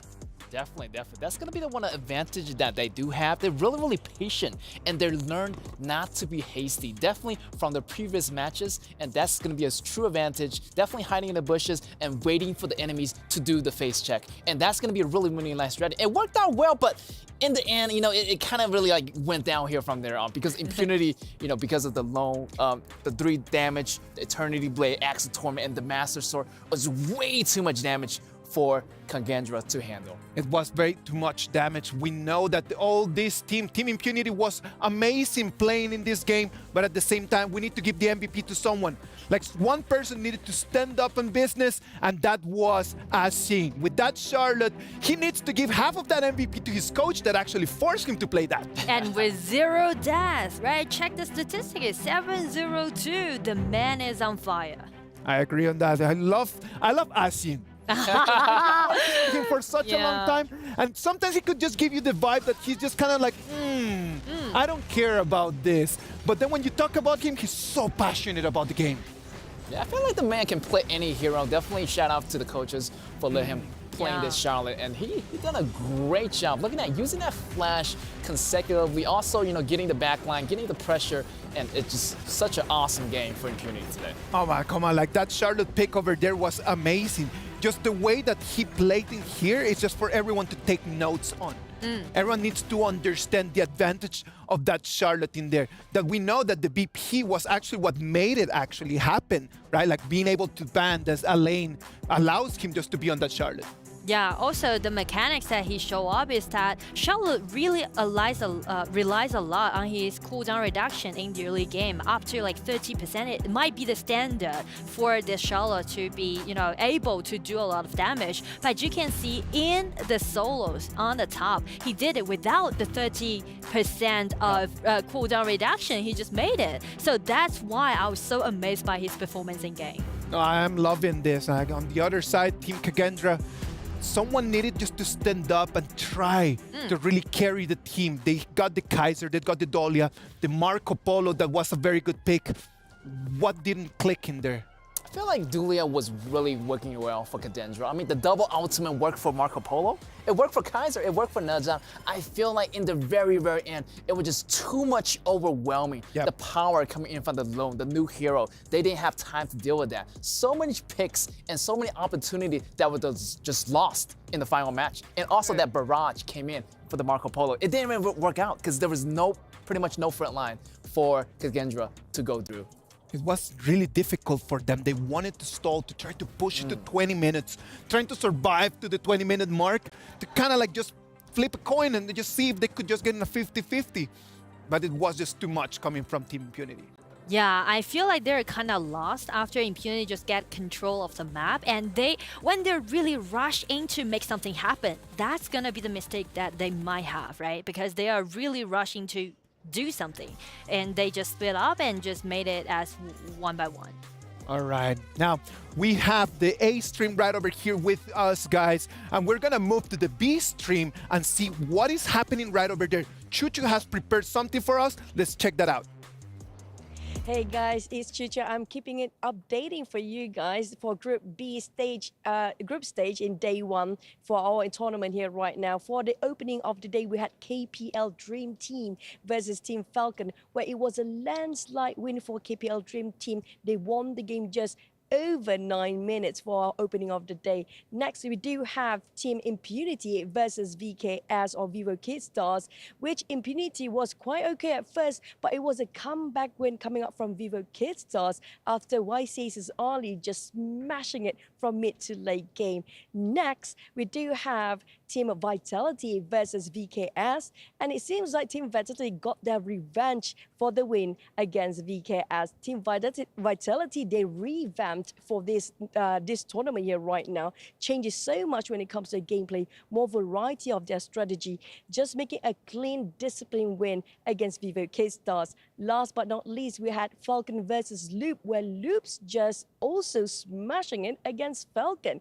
And Loops, I have to say, thanks to Mythis Sunbin, it actually has been very proactive throughout the entire game that cost them the win. But the question is, for the side of Team Falcon, as well as Vivo K-Stars, are they safe or are they not yet for the playoff? We're going to have to wait and see. And that's the update from me, Choo Choo. Thank you very much, Choo Choo, just giving us all the information from the B stream. Now, Group A and Group B, Nora, Get. Already, Loops taking an advantage, 2 games, 2 dubs. By now, the best performances on day 1. Yeah, Loops, I love it. I know that this team is going to do so good when they're being put under the spotlight. Yeah, definitely. Yeah, I talked to Kaiba too. Like, they're definitely going to be put on spot, and they're definitely going to do a lot better on the stage versus the scrim. So congratulations to Luke getting that 2 win. Congratulations to them. Let's get the ball rolling forward, because we have our next game. It's going to be KPL Dream Team against Boom Esports. Our representatives from the Philippines are going to be facing the big tyrant. Can they really come in and demonstrate that this is an opportunity for them to shine? Yeah, I mean, like, KPL Dream Team, they already showed their dominance for game 1, right? The debut for them in EWC. So we can just talk a bit more about Boom, I guess, because they already played also, right, as well. They played 1 game. So I do believe that they have the time to prepare to play against KPL Dream Team. Let's be realistic. Boom Esports did not play badly against Loops. Like, Loops was very dominant. Loops was playing really well, but doesn't mean that Boom played badly. Now, playing against the KPL Dream Team, Get. What do you think is going to have to be the strat for them to take the win? Oh, Boom is definitely going to go up against the uphill battle right here. I mean, they're still recovering for the first battle with Loops. They're bleeding right now, but they're getting a lot of recovery. I feel like they have to think of this game outside the box versus the KPL Dream Team. I mean, it's going to be a tough battle, but I feel like they're going to learn a lot from this game. Also, from the previous match from Loops, they're going to re-strategize their composition, pretty much going to do it in full action, also versus against KPL Dream Team. All right, let's send it to the Amazon Arena. Let's see what's going to happen in our next game. And we're back again right here at the Amazon Arena. But before we even move on, we got some crazy odds happening here. Are you ready for KPL Dream Club? 再来一次，你们准备好了吗？ Well, let's go. Let's go with the one and only KPL Dream Team.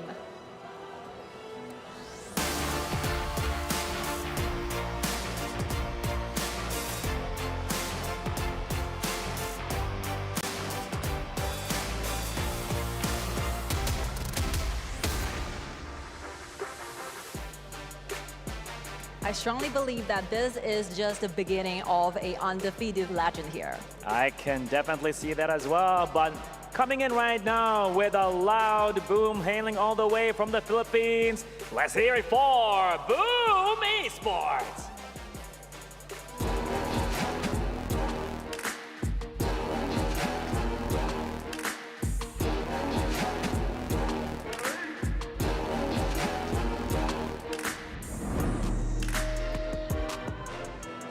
Well, this coming match is going to be with a lot of unwavering strategies taking place here. Super excited for this one. Of course, just hope the 2 teams are ready to show us what true honor looks like on the real battlefield. Right now, gaming time. Let's hit to our studios. Yella. How's it going, everybody? Welcome back to the Honor of Kings Mid-Season Invitational. And you may be surprised that we have changed. It is not Kindo, Fu, and Hola. It is myself, Blam, and with me is Stuart. How's it going, Stuart?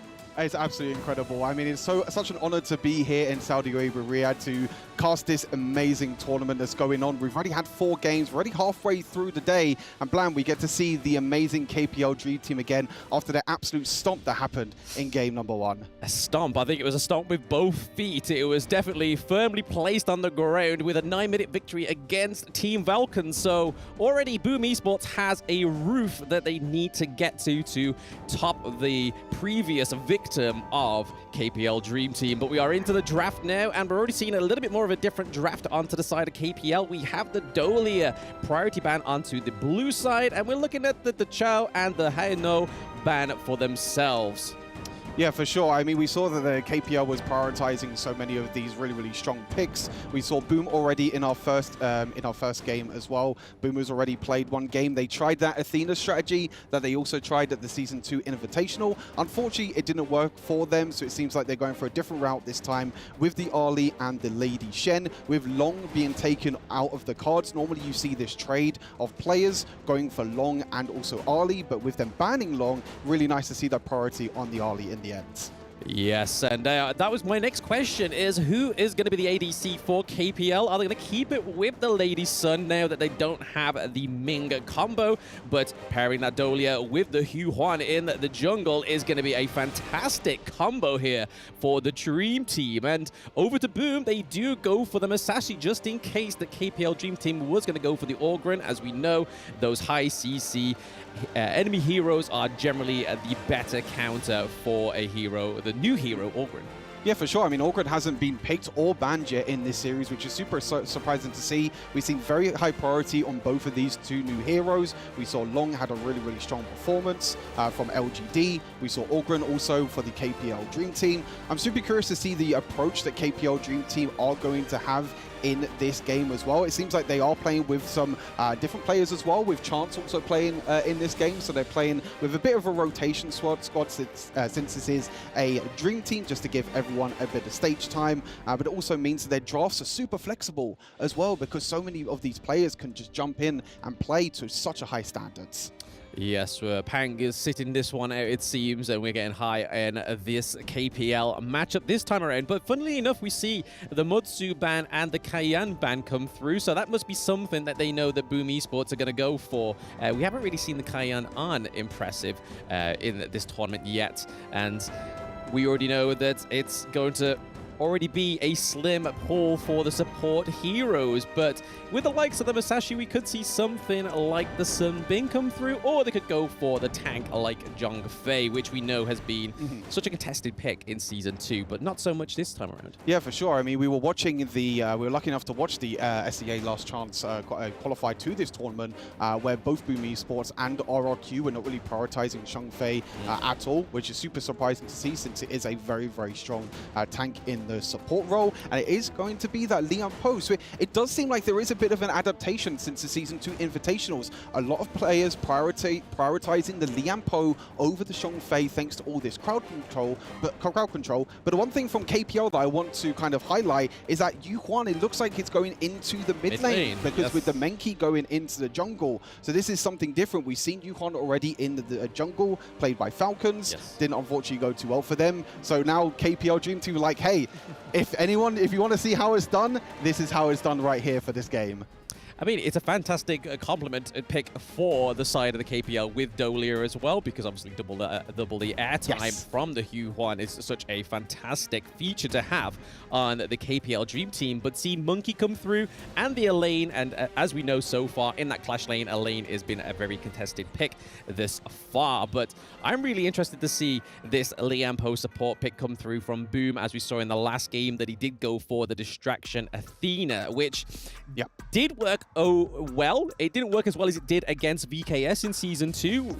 We were sat in the crowd with all these beautiful people that were there already, but it didn't quite work against Loops, because we were saying if this is how they get the victory, they did it against VKS. Let's see if they can manage to get that one up on Loops with the Athena. And with it being a best of one, this is where we need to see these huge drafts come out of to try and get that victory. For sure. I think a lot of people definitely put Boom high up on their tier list in terms of the S2 Invitational. They were underperforming, in my opinion, you know, with the likes of Vitality and VKS going through. We know that Philippines is a very big region, very popular region with Honor of Kings and also just mobile MOBAs in general. So I really want to see kind of Boom bounce back. This is going to be an absolute giant to try and come back against, you know, with the KPL Dream Team. But as you mentioned, with that Athena kind of distraction strategy not really working out for them, this is something that we were talking about when we were actually sitting in the crowd. We were talking to each other. We were saying, you know, Boom have come up with this strategy before. They know how to play this strategy. But now that they've actually not won against it, they need a plan B. And this might be their plan B at the moment that they're playing against the KPL Dream Team. Yes, and the draft is looking pretty much fine for both of these teams, I would say, because Boom having the Masashi, I don't think we've seen the Masashi come through yet, at least not on Stream A. Stream B could be a little bit of a different story, but I think my best thing about Stream B so far, as we were sitting for food before this, Stu, was the fact that Team Vitality was able to take down VKS. I was like, oh, what a win for EU, baby. Take that one, Brazil. No, it's absolutely brilliant. I mean, obviously both of us being from the EMEA region is super exciting to see us as well. And as we saw before this draft, we can see that, you know, Choo Choo's keeping us up to date throughout the day of the Stream B as well. So if you are just watching the Stream A, you will be updated throughout the day. But yeah, huge win for Team Vitality. And you know, Boom are going to look to try and have to come back as well, because, you know, losing that first series, Boom have to try and actually get in a win now. It's going to be difficult against this KPL Dream Team. You know, we have to try and find a team to be able to take them down. I think that's the big thing they were talking about on the analyst desk right at the start of the day. You know, who are the teams that can actually take down? Who are the kind of underdogs in this tournament that can take down the KPL Dream Team? We already saw Falcons, you know, we can talk a little bit about that Falcons game, because we saw all-out aggression from the KPL Dream Team. Level 1 invades. The Lady Sun again being picked this time around. We saw the Lady Sun playing in the mid lane to start things off, pushing out that mid wave, and we saw the Pang in the end on the Olgrin, level 1 invading, super aggression, and there was no space for Falcons to move around. So Boom have to be careful. They have to analyze that first game that the KPL were playing and be like, okay, how can we counter this aggression? How can we make sure that we don't get put so far behind that we're going to lose in another 9-minute game? Yeah, I think that's where the bar is currently set, is just getting past that 9-minute mark, maybe getting an extra kill on the board for themselves. But thank you for your patience. We are into this best of one between the KPL Dream, which is their second game of the day, and Boom Esports. Again, Boom is currently lost so far within the group stages. So if it's a time to sort of shine, it's definitely against the KPL team. It is their time to make the giant bleed. And so far, we're not seeing that level 1 engage, but when you're on a hero like the Monkey, I don't think we're going to see as an aggressive engage into the enemy jungle. Yeah, for sure. I totally agree. I think before with the Orgrin, as we see a crazy level 1 trade already into the bot side with the crazy level 1 the Lady Sun has, her extra range that she can get on her first ability. They're even going as far as behind the tower already to start things off to try and get a little bit of advantage. But yeah, Lady Sun, super aggressive hero to play down in the bot side, being able to take the early game trade against the Arm. Yep, super aggressive plays is what's currently going on, but it's all in the lane right now. And currently Byron gets knocked up. It's a 2v1 in the Clash lane. First blood going over to Wrong. KPL setting the bar high. We were thinking that the aggression was going to be level 1 in the jungle, but no, it's taking place in these side lanes, baby.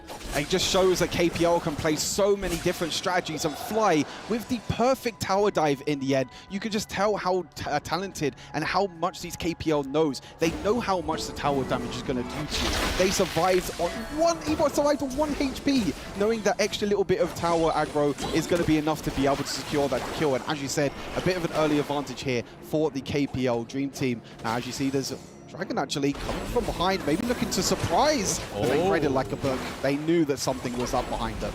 Yeah, Chance really calling out that phase check there. They clearly are the team to do this. Some teams may just even wandered into that little trap there. It would have been quite a snare for Boom Esports to get that on top of KPL Dream Team if it was the case. But currently, so far, we're seeing the KPL Dream Team are up ever so slightly in the gold, and there's no just about that 1k gold difference right now going into that 2-minute mark. It's definitely a little bit more of a pulled, stripped back, less aggression as we saw against Team Falcons. I don't know if that was something that was just a little bit of a revenge call, but okay, a lot of damage onto Toshi, forcing the Ali out of the team fight, which is going to be detrimental to trying to keep any damage being taken place in that T1 in the bot lane, but we're seeing a great push in this mid. Yeah, it's just so fascinating to see the rotation from the KPL Dream Team as well. You know, these are players that have been playing the game for years and years. They've been playing at the top level over in China. And you can just see the rotations, the invades. It's not the same aggression that we saw against Falcons. You know, I think that was super surprising just in general. And we can actually see here that it's Boom Esports actually the ones looking to try and invade and try and shut down the Menki a little bit. But it does mean that they might get a little bit caught out in the top sides. Okay, Death on Sunset comes through for Fly there. He's able to keep him alive just a little bit. But Boom are all here. It's currently a 4v4 as they are coming around. There we go. High gets the kill onto Dragon. That is a second kill for the KPL team. This Menki is not here to be messed with. You going to his tutorial. Oh, what a trade. He's back down and getting another kill onto Toshi. Oh, this guy is everywhere. Absolutely insane. It was actually Boom Esports the ones that are looking to try and play aggressive. They're trying to do the same again here in the invade, but they need to be so careful. The communication from this KPL Dream Team, and look, they're here again. They're here with the rotations again. You could try and invade the KPL, but they will have backup the entire time. The Musashi is going to get taken down in the end, just as the big objectives spawn. So they have free reign over the Tyrant or the Overlord, depending on which one they choose. Yeah, that's definitely not the place or time you want your jungle to be falling down is in those neutral objectives, Stu. It means that, like you said, the Tyrant and the Overlord are free game, but we're actually not seeing any kind of push onto these now, not even the Tyrant, because, again, that bot lane is looking pretty even, other than obviously the first tier turret going down. But in terms of the minion wave and in terms of support on the map, we are already seeing a lot more presence up in the Clash lane. And KPL Fly looking to take another T1. So working those side lanes like we see most of these teams do. They keep that mid lane a little bit more fruitful because it allows for a bit more easy access onto the minions. But less about that. Boom, Ajix kind of steps in a little bit too far. He's taking quite a bit of damage from Monkey, but the Dolia comes through, gets the kill onto Ajix right now for KPL. Currently 5-0. Not a single blood on the board for Boom, but is this going to be the turnaround now? No, Dragon gets on and targeted, and 2 turrets are taken on KPL Fly, but it's going to be Impressive that goes down, and that was an impressive kill by the KPL team. Beautiful again from the KPL Dream Team. Wrong with the ultimate there on Hugh Huan was so perfect. You see the Musashi coming in, using his ultimate, trying to lock down the Hugh Huan, but it got completely cancelled by Hugh Huan's ultimate. Really, really nice counter there from the KPL Dream Team, and then they were able to counter-engage after that as well. But Boom are not actually going to be, being able to kind of slow down the aggression in the end as well. As we can see here, Musashi also going down again. That Menki is just so powerful right now. Super tanky, being able to scale super well into the late game as we see a bit of player camps there as well. But Boom Esports need to find a way to slow this game down. This is something that KPL Dream Team do so well. Once you give them an edge, they will take a mile. They do so well at being able to take these small advantages in the early game, and they can use that to rotate as a team around the map. You see, they took the mid lane tower. They've taken the top lane tower already. Boom Esports at the moment are looking to try and take that tier 1 tower in the bot lane, but they might even just lose their base. Yes, and I mean, that's definitely not a great trade for the teams here. Losing first here for high ground turret and also losing some blood here, Stu. Dragon goes down. Are they going to be able to get a kill for Boom? No, Midgie is on the run. Could this be the end? They might end it here. In 6 minutes, Stu. Oh, they are holding on. KPL just got crushed with the Liam Poe ultimate, but they're still in there. The minion wave is not just yet. This is the second lifeline for Boom as they're holding on to their crystal right now, but it looks like KPL are not giving up that pressure, Stu. They want to win this game, but they are now backing off. They're like, no, let's let them get a little bit further in this game because we're already miles. Yeah, they didn't want to take that extra bit of advantage. They took a little bit of a trade, that huge Liam Poe ultimate from Impressive. We saw how well he was playing Liam Poe in that SEA qualifier that was played here in Riyadh, and you saw how he can be a super playmaker for this team Boom, but there's just no playmaking that you can make against this Dream Team.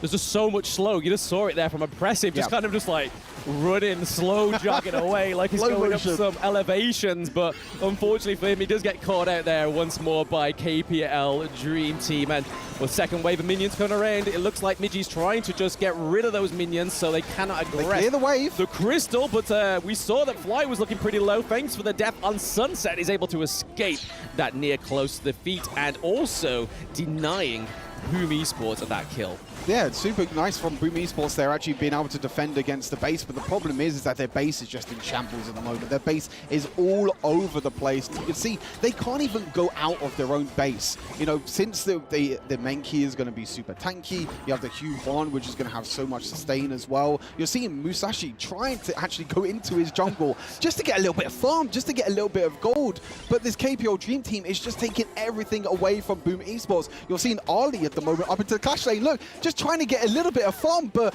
what are you doing there, Toshi? Your base might even just end. Yeah, I think they're just trying to minimize the amount of minions coming through into the Crystal, but Boom Dragon does go down once more on the side of Boom Esports, but it looks like this could be the final wave with the super minion here. There's that Q1 ultimate coming through. The huge death on Sunset that takes down Impressive. They still have the minions here. The Crystal is still alive. They wanted to get the ace, but they got the Crystal instead. KPL taking a second win today, Stu. Absolutely beautiful from the KPL Dream Team. You can see the fans in the crowd as well. We had the chance of being able to sit in the crowd and see the crowd here trying to cheer on the KPL Dream Team. Two super dominant games. Falcons, 9 minutes. Boom Esports here as well, also 9 minutes. You can see that there is just nothing that these teams can do. This KPL Dream Team is so far and above the rest at the moment, and it's just, who could take them down, Blam, at this point? Like, they just look on a whole nother level than every other team in this tournament.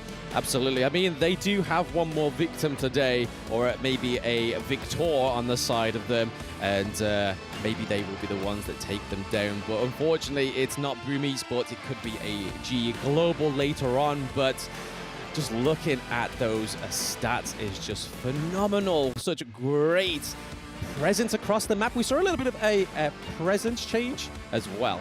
Yeah, absolutely crazy. KPL Dream Team coming up absolutely huge here in the second game. They're going to look to try and go 3-0 in a couple of games' time as well after this. This isn't the last time that we're going to be seeing the KPL Dream Team today, but an absolutely incredible performance. Flawless as well.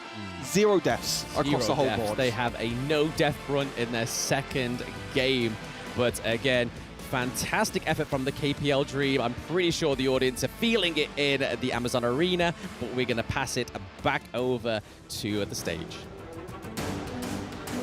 Another glorious, victorious moment, but before that, seeing the crowd of KPL Dream Team, make some noise, everybody! 听听你们声音好吗？ Amazing, beautiful. How do you feel knowing that you have fans flying all over from China to Saudi Arabia right here for the EWC? 首先呢，恭喜5位选手获得这局比赛的胜利。那同时呢，看到我们现场有这么多很热情的粉丝追随你们来到利雅得，有什么话想要跟他们说的吗？就今天的场子和来到现场的观众一样热情，对，特别的热情。I think the whole atmosphere at the arena is super high and as high as the passion that our supporters are giving us. Thank you so much. Amazing. Let's go more into the technical stuff here. Of course. It's a long way to 2024 EWC, so what's the internal goal for KPL Dream Team?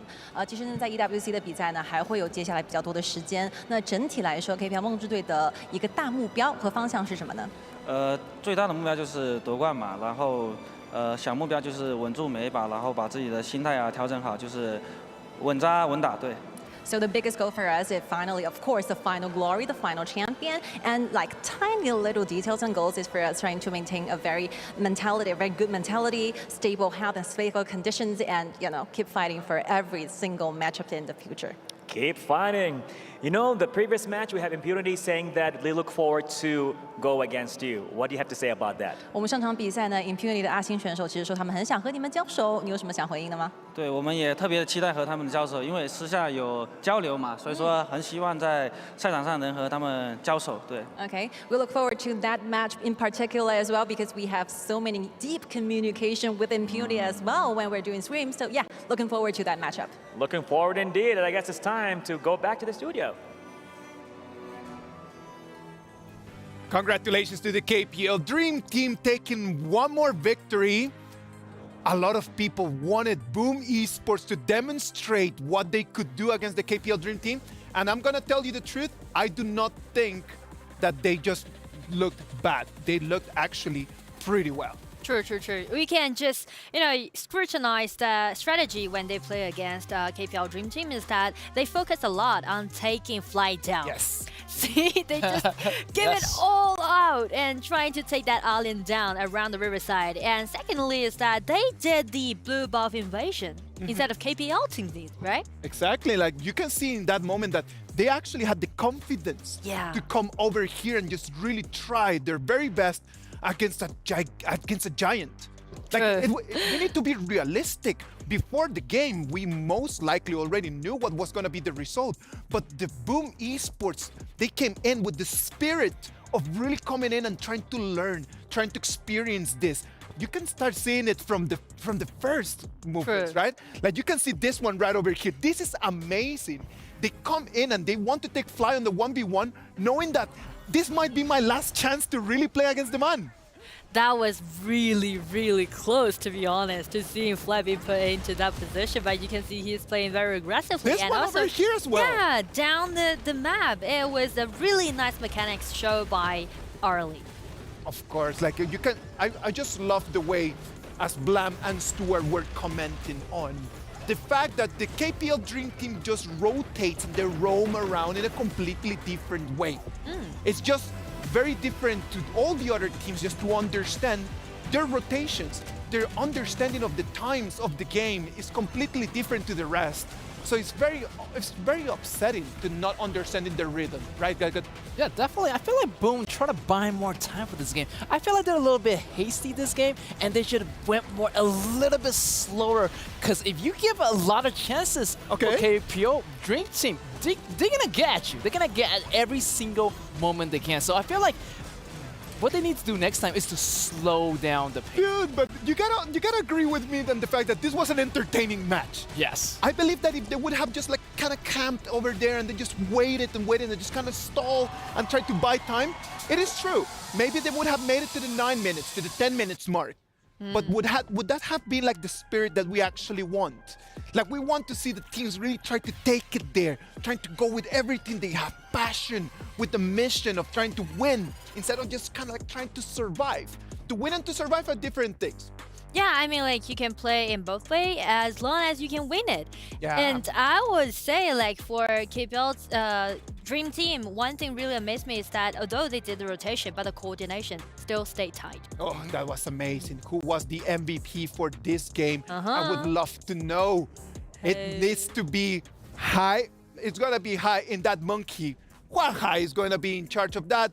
505, the KDA. Yes, Hai. He did the rotation, being the jungler, and Hai was representing Team China back in the 19th Asian Games.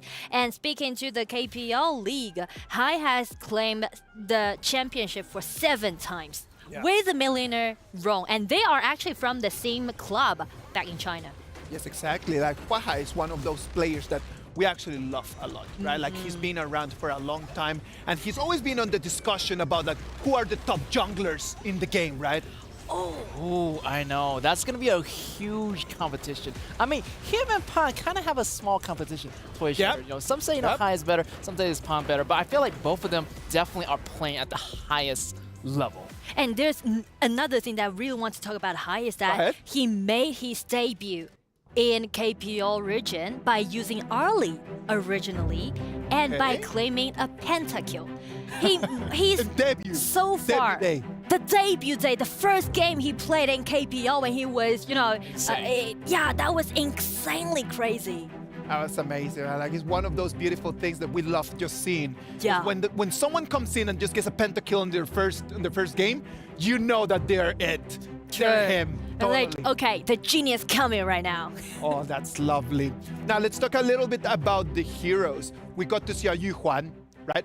the Yuhuan pick in here was a completely different one to the one that we have started seeing in the Season 2 Invitationals. Sure. Like, what is the difference in between the Yuhuan that right now was played by KPL and the one that we have seen before, Gegen? Yeah, this KPL build is going to be mid Yuhuan. I mean, this hero is going to be full of flexibility. You can pick it as a jungler. You can pick it as a, like a support.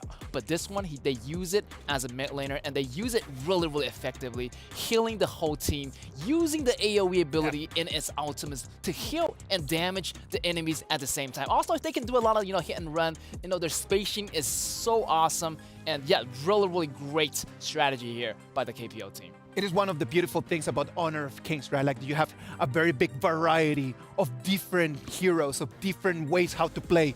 And one other hero that is right out there is Komin. Remember to get ready to elevate your gameplay with the brand new Komin skin, Yin and Yang. From August 3rd to August 9th, you can snag this stunning skin at the limited time discount price of just 1,350 tokens, down from the original price of 1,688 tokens. Grab the Komin Yin and Yang skin now and show off your style in the battlefield. Komin, do you think that Komin is going to be out there? For this matchup, I guess that's possible because I know that one of the junglers is pretty good at playing Komin. As a jungler, I mean. But I do like the idea how you're putting this, that if you're the best thing about playing HOK is that you don't really need to put heroes in a fixed position. Wherever you want to use it, for example, Monkey as a jungler, as a top laner, both okay, both fine. And also for Komin, same. Let's wait and see what is going to happen about that. Are we going to see Komin, yes or no? We're going to look more about that as we come back from the break.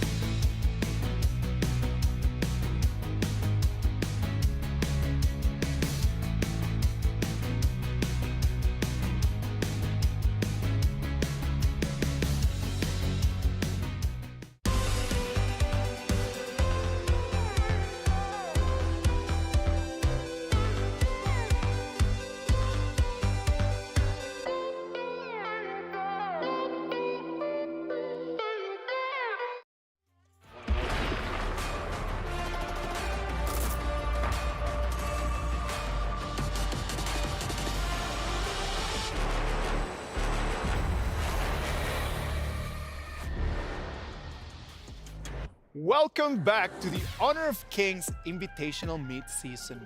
We are live from Riyadh, Saudi Arabia. We have had amazing games. And right now we're gonna move to the next one. LGD Gaming against Team Kagendra. LGD Gaming being the team that everyone is looking forward to, right? True. We know that besides the KPL Dream Team, well, LGD Gaming, they're the champions right now. Do you think that right now, after watching them play and watching KPL Dream Team play, LGD Gaming, do they have a chance? I do believe there's a chance left for LGD Gaming, and I know that they are aiming for that chance to play against KPL Dream Team. And as also like speaking to the last game that they played for that one against TS, that was really good because instead of saying that they won the game, I would say they won themselves. Because they never won against TS when they were using the Dachao strategy. But you see the first showcase that they made in EWC, they did it. And I agree with you in terms of that, like, right? It's not just like the victory that gives you the 1 point.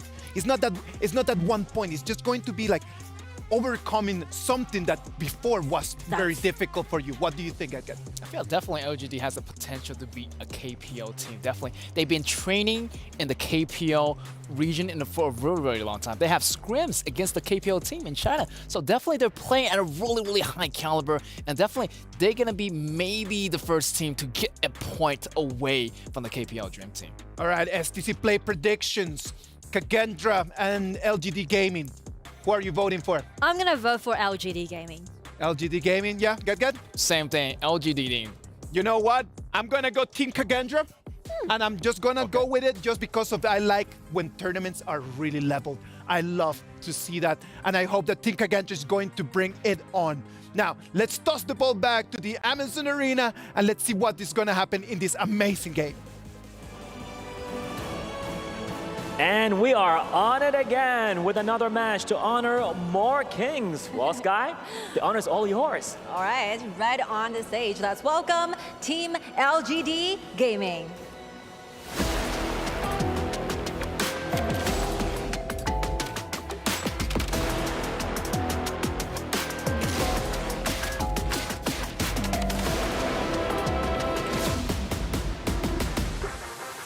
We're looking forward to see their impressive moves in the game. Just hope their opponent is ready for that aggression. Oh, they are absolutely ready, hailing all the way from Indonesia. Let's go with Kagendra.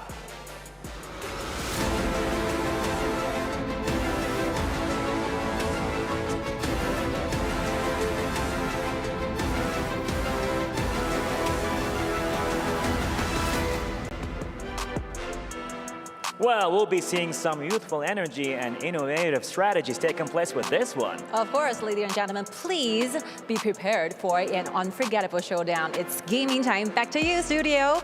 Yalla.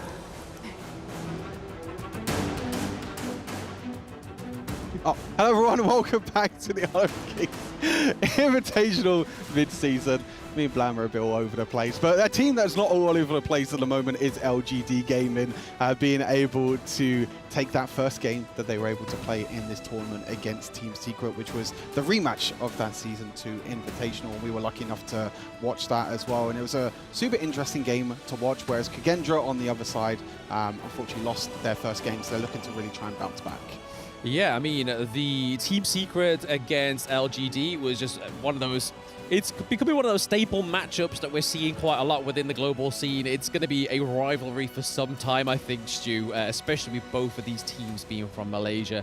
And both of them always putting up such a fantastic performance as well. So when we were watching it, we were like, oh my days, like Team Secret may win here. And then all of a sudden we saw the beasts of the south, the beasts of the east themselves, LGD Gaming, managing to take the victory overall from Team Secret. So again, well, it was a fantastic job by LGD, but their next contender is Kagendra, and we are getting into the draft, and we're looking at a Musashi Prio ban. Does this mean it's a storytelling of Orgren being picked up again? I think Kagendra need to read this like a book. This is one of the very first times that we've seen Musashi being banned in the first rotation. We know there is a bit of a counterpick to the likes of Orgren, one of the new heroes. One other player I want to highlight as well is JR. Did play Long in that first game against Team Secret, and that is going to be the priority pick. They don't want to prioritize Ogryn, they want to prioritize Long, and I have to say, JR played a flawless game on Long. We saw double kills, we saw triple kills flying all over the place, and we know, and I know as well from playing this hero as well, that this hero has a lot of burst damage, but it is going to be responded on the other side by the Ogryn and Dolia combo.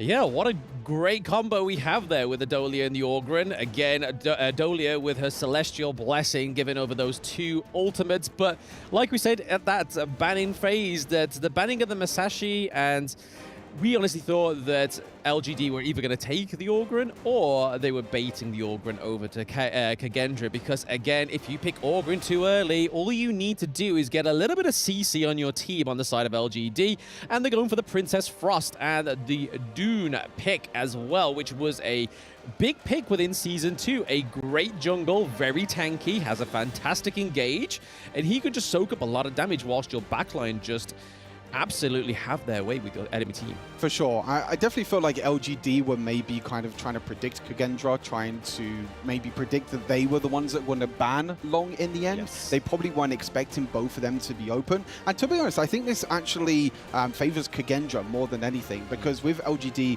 being on the left side, it means that they only get 1 prio pick. Yes. Whereas on Kagendra, they get the double prio pick, which is the Ogryn and the Dolia. We know both of these have been high priorities. And with the Dolia being picked, you're seeing the Sun being banned and a Shang Fei being banned as well. So the support pool at the moment being whittled down by Kagendra, where we see Hu Yi and Haino being banned on the side of LGD. I'll be very surprised if we don't see the Lian Po again come through, because it has been a fantastic counter to the Ogryn we've seen so far within the mid-season invitational as well.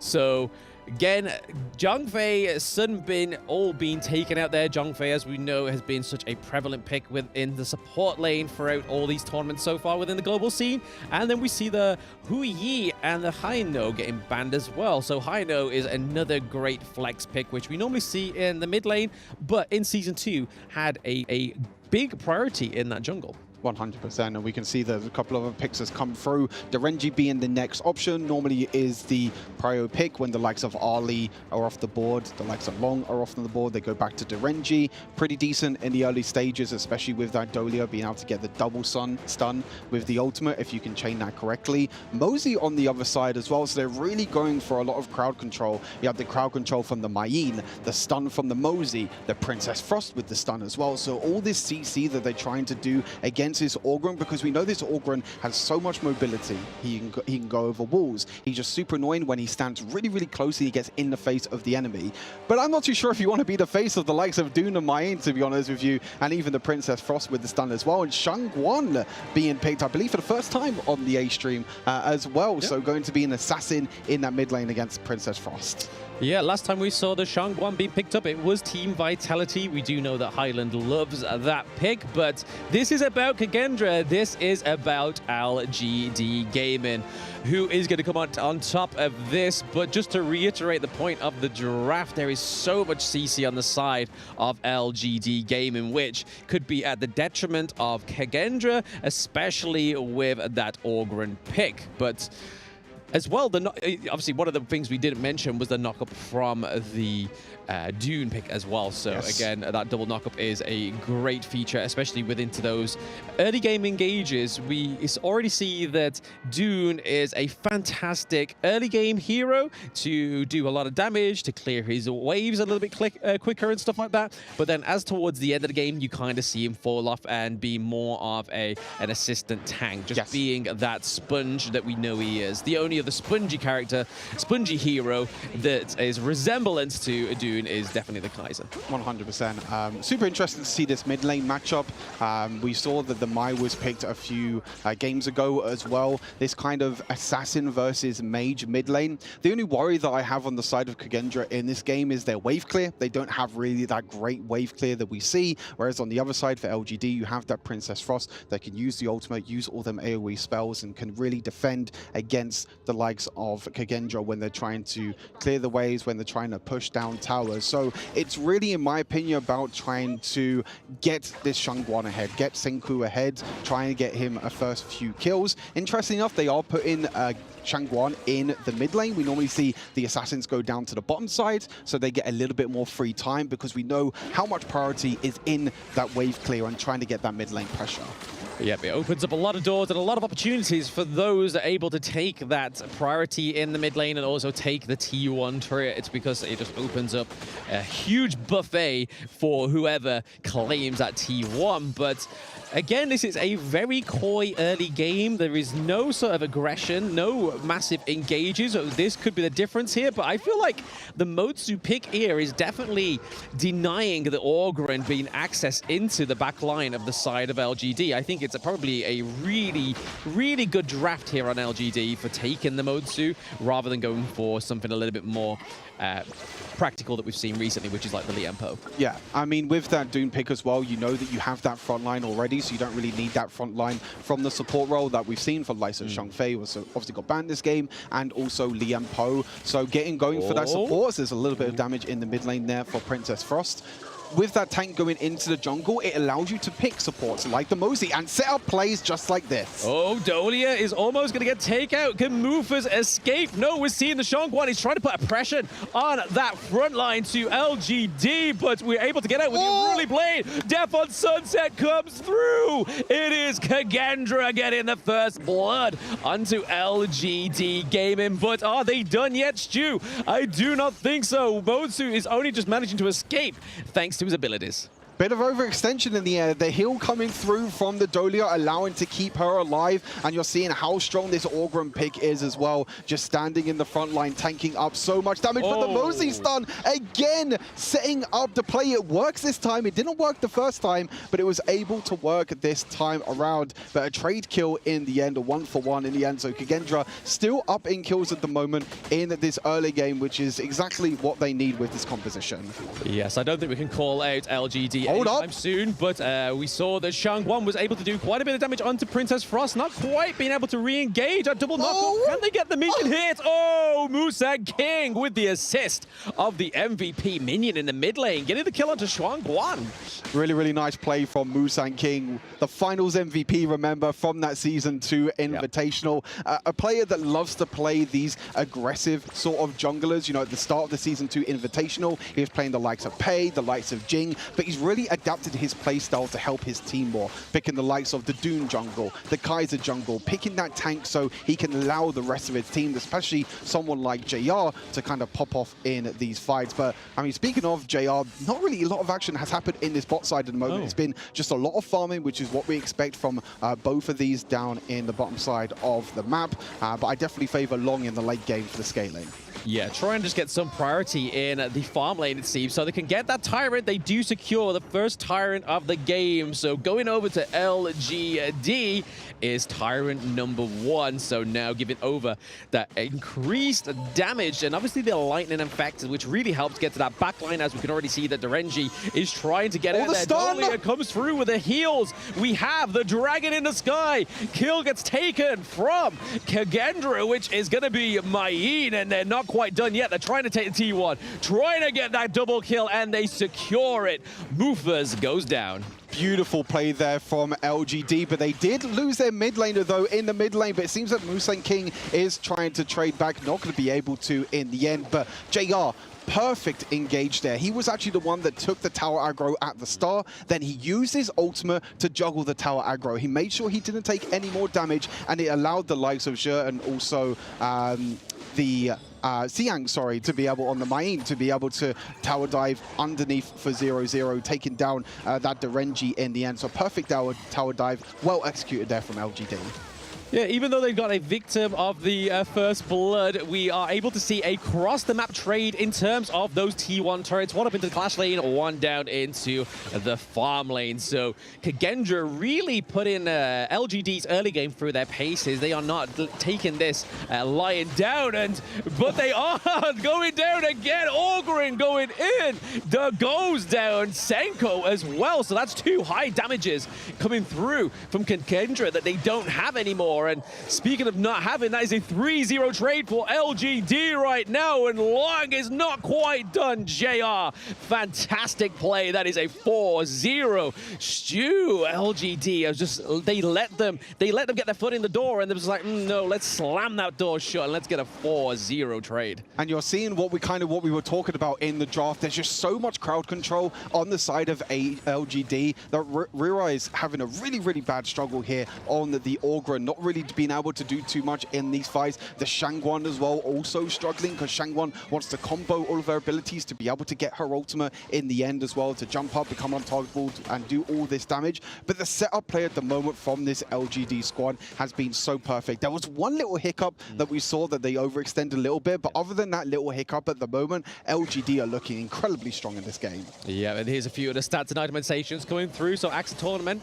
coming onto the Mayin, but a little bit less about that. We're seeing a bit more of a aggressive engage here from Kagendra. They are not quite done. They want to bring the fun to LGD. They don't want to be waiting to be the victim or be the one that's going to be cut out. But there we go. Hans takes down Princess Frost, and Mutsu in the back is getting assassinated by Hans as well. That is a double kill for the Clash lane on the side of Kagendra. JR goes down.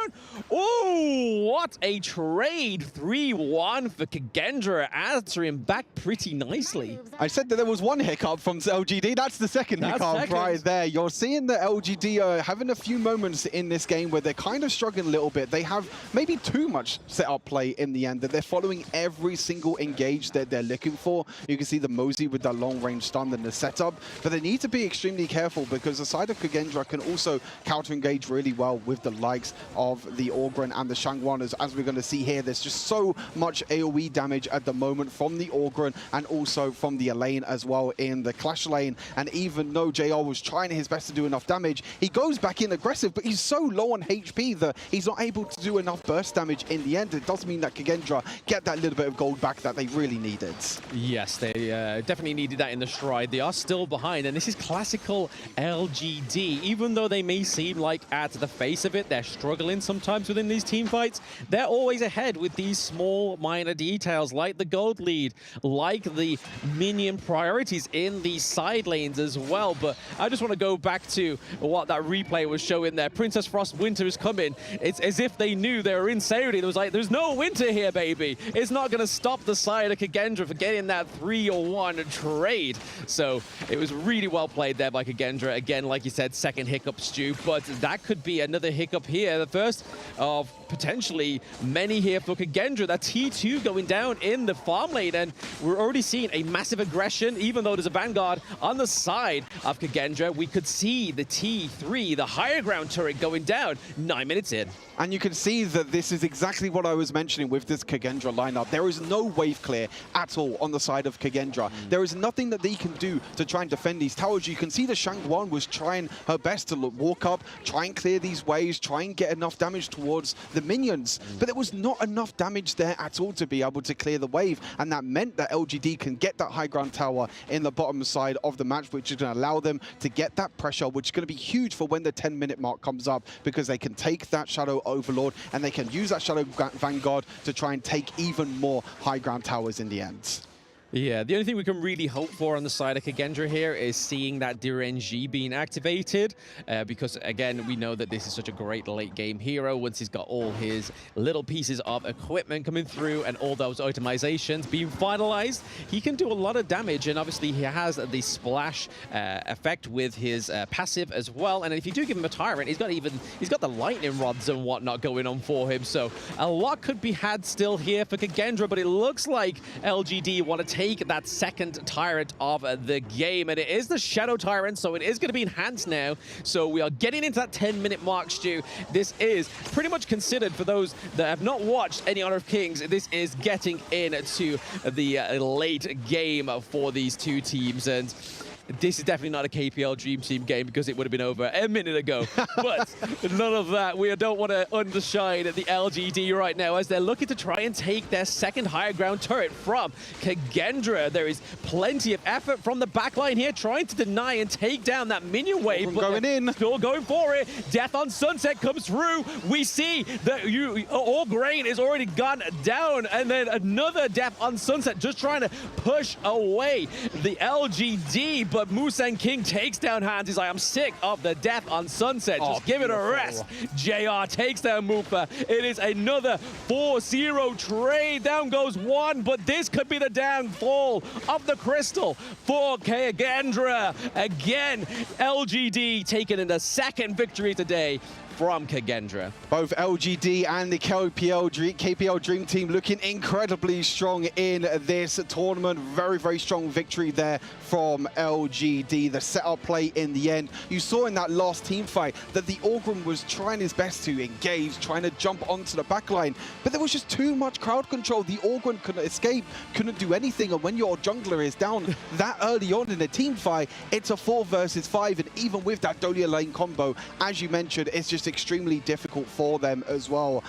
Really, really difficult in the end to be able to do that, but incredible performance again from LGD. 2-0 at the moment in this tournament so far in the group stage, and what are the first 2 games we've had? We still got 2 more left to go today. We still got some bangers left. Still 2 more. I mean, the KPL fans at Rehad will be happy that it's going to be AG Global going next against KPL. But back over to the studio now.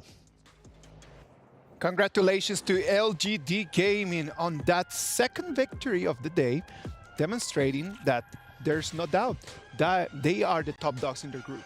Yeah, definitely. I never doubted about the result, but to be honest, in game performance, I'm kind of a bit worried about this team because you can see like how hasty that LGD Gaming was in game. Because speaking to their draw, speaking to their composition, it's quite late game style, so they don't really need to rush into the opponent's jungle and try to grab everything that they want, right? And that actually just light up a cage, and then they just did really good counter attack to Western by using that all-in. No, I agree with you in terms of that, because it comes down to a moment where you feel like LGD Gaming is always at the lead, but it never looks like Team Kagendra is actually disappeared or not in the race. So what do they need to do in order to just kind of like close the deal early on and not allow other teams to come back? I feel like Kagendra just want to take their time. I mean, early game is going to be the aggressor. LGD went inside the jungle. I mean, they were so hasty and they're going in without noticing. Kagendra was always there. I feel like every time they try to go into the jungles, Kagendra always punish LGD back. Getting into that hasty moment is not going to be the way to go for LGD. So I feel like, yeah, Kagendra taking their times, they're definitely going to do a lot better in the next match. No, I agree with you in terms of that. Like, I remember over there in Clash Lane, like there was a moment where it came from an initiation for LGD Gaming, it came down to a 0-3 trade for Kagendra. Yes. It's not the right way for them to be able to play in terms of that. Or maybe we're just being picky. Maybe we're just being picky because we're expecting a lot from that, right? Like our expectations we're having right over here. Let's check on the highlights, because it was LGD taking control of the game since the start of it. Yes, and here is something that I want to highlight. After they are trying to take down the milling tower of the other side of Kagendra, and then they're just being a little bit more hasty. Trying to do a lot of tower damage, you know. Yeah, they just couldn't just kind of wait for the right moment just to jump in. Yeah. They saw an opportunity and they were always just willing it needs to be right now. It must be right now. And that might be a little bit of those mistakes that if you want to play to the next level, you cannot be allowing yourself. I mean, the result seems to be very optimistic since we are watching the highlights, right? It's only the clips. But to be honest, in game, the advantage is not really stabilized. Yeah. And this one right over here, man. Like, check on that guy again. Yeah, definitely is going to be a really good. Also, I want to put an emphasis on their top lane of Kagendra's Hans. Played the island so well in this game. Really, really well. Also, I noticed their coach they're the youngest coach in the season too. So yeah, this coach from Kagendra, he has a lot of creativity and he put a lot of faith in his top laner. I love to see when young coaches are just being very, very, very courageous, very confident, and just making these calls, right? Allowing their players just to play to the heroes that they believe they can be best and the ones that they can excel. And also speaking to the coach, I really want to mention about Joker, the coach from LGD Gaming, because I know that for the lineup, as for LGD Gaming, Xiang, Jihong, and JR, they were at another team called BSE. And also for Musanking and Zhe, the jungler and the support, they were at another team called Mustargus. As long as they transferred into this team, LGD, they're actually sharing with the same coach. Okay. So Joker, he built up 3 different teams and all had great achievements. And right now he's leading this LGD, putting all of those best men he has and trying to aiming for this game. Trying to aim for this game, they were able to take the victory, but it's a team of 5. At the end of the day, there's going to be one that is going to be our MVP, that's for sure. And the MVP for this game, for LGD Gaming, is going to be Zhe in that Mozi.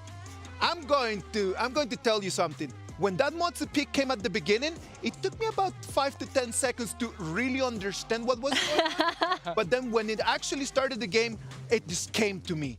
It got to be that. That Mozi, it was so useful just for the stun. It was just so useful just for the poke. It was so useful just to kind of like allow Princess Frost to be able to use the AoE in a completely different manner. Yeah, I know that where the hesitation comes from because it relies a lot on the accuracy that the player has. And then you have Diren that actually could use his second ability to actually purify that and then just move on, right?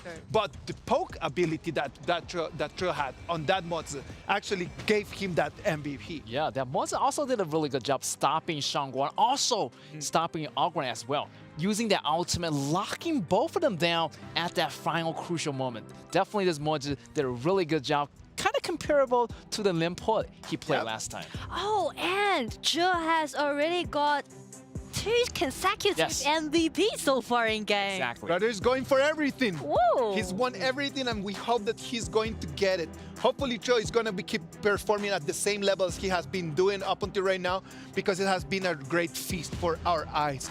Team Kagendra, hopefully in the next game, they're going to be able just to turn things around and really just show us. I believe that in terms of the BP, they did not have reach. They did not have that clean wave ability that they actually need if they want to be able to take control of the game.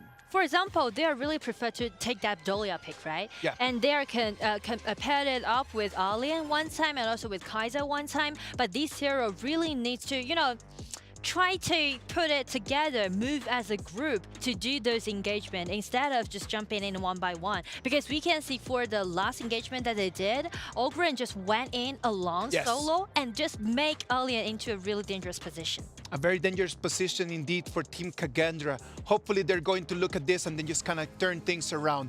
Now, we're going to have a short break and then we're going to keep going back with you to the Honor of Kings Invitational Midseason.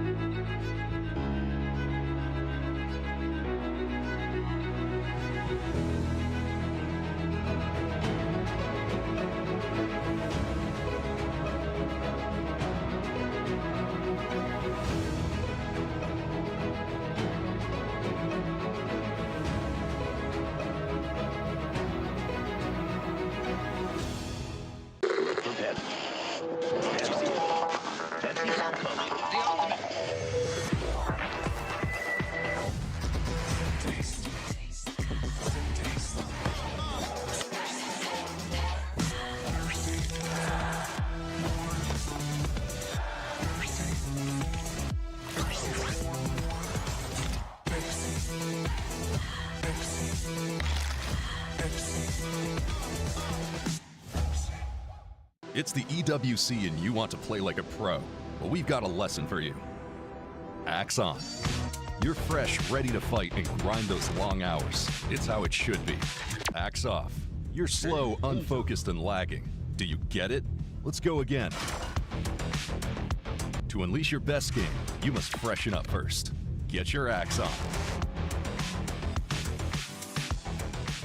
Spray, play, repeat. Axe and Esports World Cup.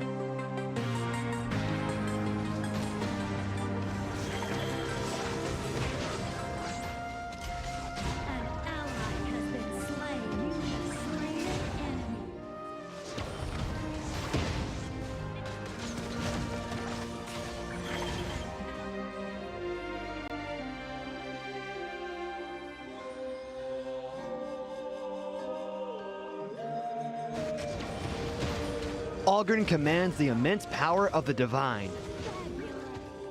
His passive links his basic attacks to the souls of his enemies, dealing damage over time.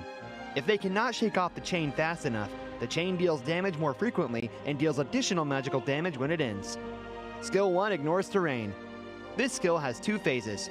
He creates a path during the first phase and deals magical damage to targets hit by the path.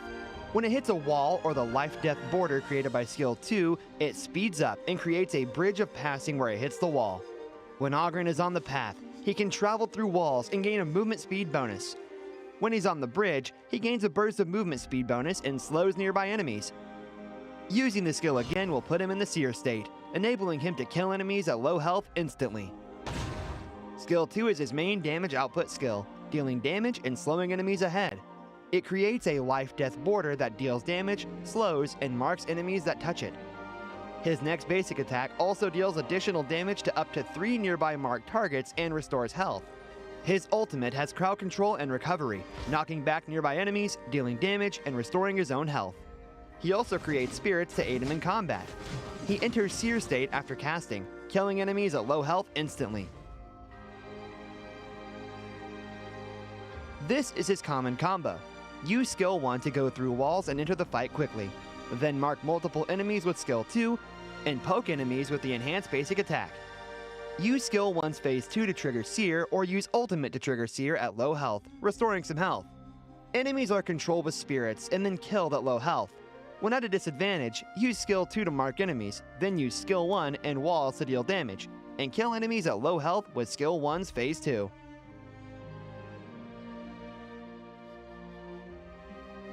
Learn Skill 2 at level 1, because using that during jungling will attack 2 monsters at once. After level 2, increase jungling speed with Skill 1's Terrain Ignore and Grievous effect on monsters. After unlocking the ultimate at level 4, his survivability and cleaning up prowess are increased, so he can use skill 1 to support teammates and invade the enemy jungle.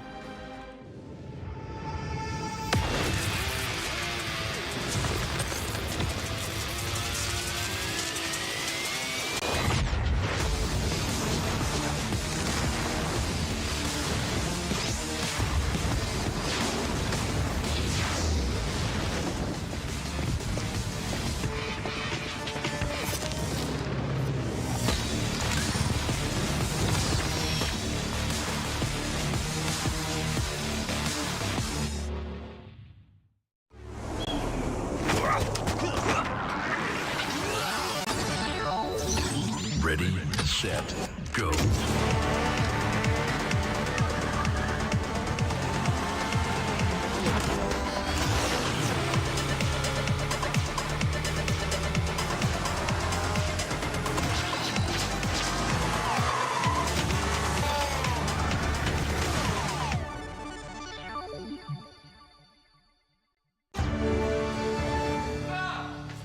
You ever wondered how a Hollywood movie is shot? On a Sony. You review it on a Sony. And how do you make that sound epic? You record it on a Sony. Lunch break on a Sony. So why wouldn't you watch it on a Bravia by Sony?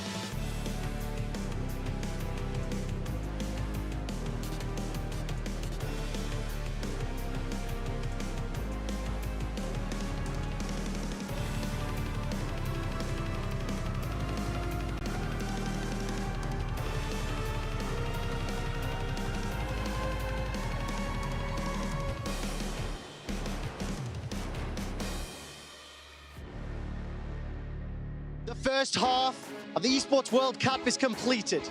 The second half is already underway. 9 champions have been crowned. 13 are yet to be found.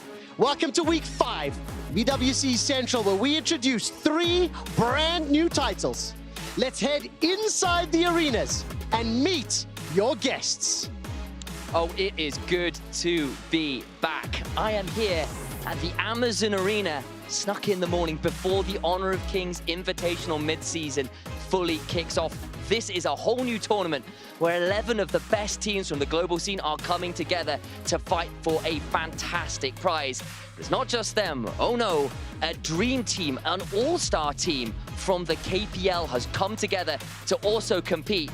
The best of the rest, but better be ready to put up a hell of a fight, because it is going to be hard-fought stuff. It's not just me, it's not just this game. I've got a few new friends to help me out. All right, speaking of new friends, this is the STC Arena where we're playing Apex Legends this week. Obviously, things are getting set up right now, but we have 40 teams, which is an absolutely massive number. Probably a little bit bigger than some of the other games. But either way, speaking of big numbers, we have a $2 million prize pool, which is huge when it comes to Apex Legends. And we are super looking forward to seeing the new Falcons team on the lineup as well, because they are superstar studded. Either way, though, that is not all that we have for you this weekend at the Esports World Cup, so check out the rest. Like Jordan said, we ain't done yet. We're saving the best for last, which is the Rainbow Six Siege series here. Not only are we about to be bringing you some high-level octane gameplay here at the Kidzia Arena, we are also going to be distributing the lion's share of $2 million on top of placing the first place winner of the EWC champion here at the Kidzia Arena. And not only then, if you're looking for high-level octane gameplay, the results, everything that has followed, you are in the right place here at EWC Central. Let's kick things off.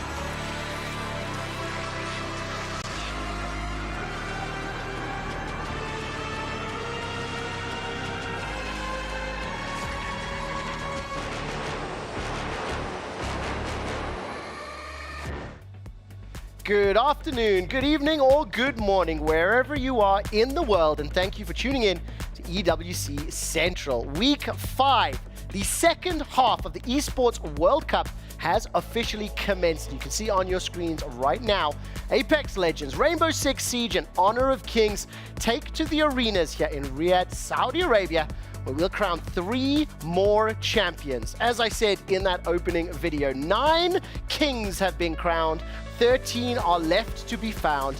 I am the king of this studio. Yes, I'm quite proud of that one. This is, of course, my seat for the remaining 4 weeks of the tournament, and it is my pleasure to introduce to you my guests going into week 5. First of all, Initialize. Sam, you're back. You're after Honor of Kings. I am indeed. The more things change, the more they stay the same. You're still referencing Kings. I'll be referencing a lot of Kings this time around. I'm here for a very different game, but really excited to get into it. There's been some seriously crazy stuff already. Can't wait to talk about it. The legacy of Initialize will only be upstaged by the dynasty of EWC. League of Legends joke there for the rest of you. I, of course, have two brand new guests to the show who've not been here before. First of all, I'd like to introduce Elfish Guy. This is a veteran of esports, over a decade of on-air experience covering multiple titles. He's unfortunately Australian. Jordan, Elfish Guy, welcome to the show. Thank you. Yeah, I don't really know what to make of all of this. I feel like I've got a little bit more of a welcome than everybody else has, so I'll take it. Okay, nice. I actually have something extra special for you as well. Let's run the video.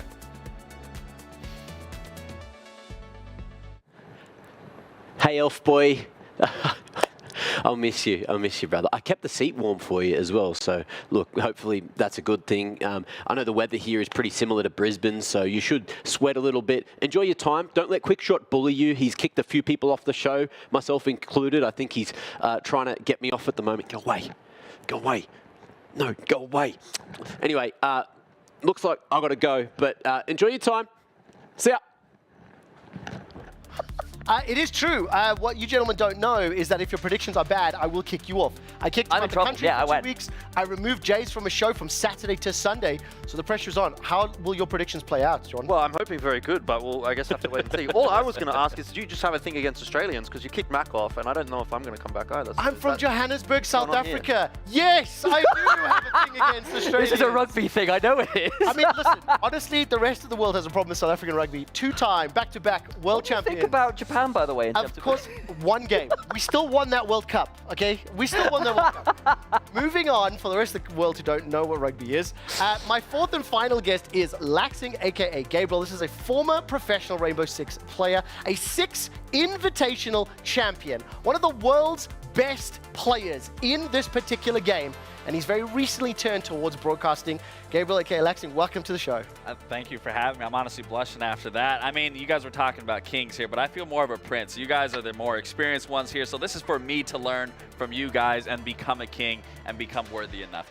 Jordan, Sam, take notes, all right? Yeah, this is how we stop getting kicked off. I see how it is. Invited back. This is how you stay on one of my sofas. Suck up. Right, okay. Gentlemen, thank you for joining me. Obviously, we're going to be covering Rainbow Six, Apex, as well as HOK throughout the next 4 days. Rainbow Six and HOK has already kicked off. Before we dive into those, it is important to look back at last week. 3 more of those keyframes were entered into the totem. Let's recap all of the action. Starting with Overwatch 2.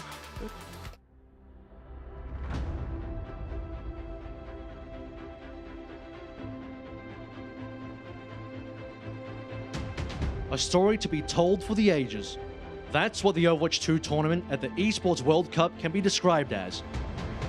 So very long, but in one fell swoop. He gets the job done, sure. To join us as we relive the moments that shaped esports history. The ding, they're on a sugar free, gets the repeat. It all began in the group stage. Crazy Raccoon led the charge and demolished all their opponents without dropping a single map, catapulting them straight to the quarterfinal.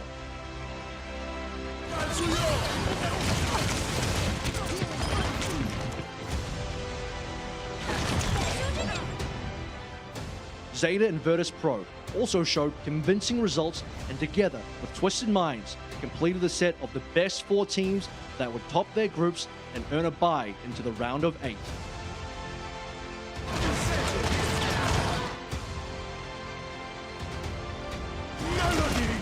What about the other favorites in the tournament?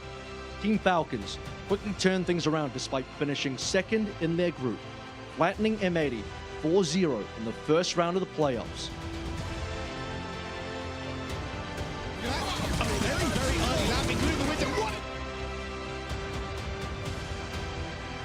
To be joined in the top 8 by the best in the West, Space Station Gaming, ENTS, and Toronto Ultra. Toronto now keeps Ash, kick down, should be able to find that one. He's still relatively healthy, but in the quarterfinals, Sugar Free and the team took down Twisted Minds 4-0, which landed them in a spot in the semis against Zeta Division. That turned into a true 7-map marathon to finally make NA's dreams come true. a little bit more. Softens up Finn, someone collects the kill. This Zeta Division 8 and into the grand final. On the other side of the bracket, a true battle of the Titans took place between the 2 major favorites of the tournament, where Crazy Raccoon, who earlier swept ENTS, lost their first but only map in this series as they end Team Falcon's run and confirm their dominance. Who is the target? Forsma planning away for him. Oh my goodness, the Mexico is crazy. He gets that amazing eyes. Are you kidding me? Dominance that they later sealed in a decisive 4-1 victory over Toronto Ultra, which crowned Crazy Raccoon not only the World Championship, but also the title of undisputed best team in the world. And of course, as you can see, those keyframes added to the totem already. It's 22 tournaments, 21 games throughout the course of EWC. Crazy Raccoon may have and may be the most dominant win of any of the tournaments. They dropped one map throughout the entire run. The other notable achievement for me was the fact that Toronto Ultra, as an organization, were able to defeat a Korean team for the first time in the organization's history. Right? Let that sink in for a second. From the Overwatch League, Toronto Ultra, one of the few remaining teams that has transitioned over to Overwatch 2, picked up their first ever win against Korean Squad, and they made their first organizational final. Unfortunately, they were swept by Crazy Raccoon. That one singular trash panda was a monster that no one could deal with. I mean, Sam, I know you watched a little bit of the tournament. Mac was actually here with us as well, covering the games. I mean, what did you make of the games? I mean, it was so much fun to see, especially because huge changes to Overwatch in general. Recently, seeing this kind of level of play again is really cool. Crazy Raccoon's an organization I quite love anyway, because I started my career in esports watching a lot of Japanese scene stuff. So Crazy Raccoon stepping up into another scene, yes, with the Korean players on there still, but doing such a great job, just fills my heart with joy as well and brings me a little bit of nostalgia. Just before we move on, Mac was my expert throughout the week. Okay, how bad is he at Overwatch? I think he's awful. I don't think he's I don't think he's Flip it, ship it. Top 500 player. What I will say about Mac, and I'm sure he's watching along because I know he's a big fan of me. Just yes, of course. He filmed you a video from like, last week. What a guy. Anyway, film him on now. Go on. Shout out to Mac. What I will say about Mac is the only game that I've ever played with him that he's actually good at is Counter-Strike. Right. Everything else, he's been awful. You should see him on League of Legends. It's the truth. I have. It's terrible. He played PUBG and he was worse than me, and I'd never played the game. Moving on. Second of third tournaments from last week was the Mobile Legends Bang Bang Women's Invitational. It saw the end of an era. A win streak of tournaments for 1,000 days and 22 tournament trophies hoisted. For the first time was not Vitality.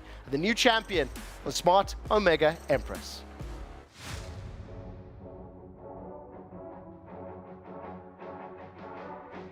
The time to shine, break barriers, and redefine esports is here.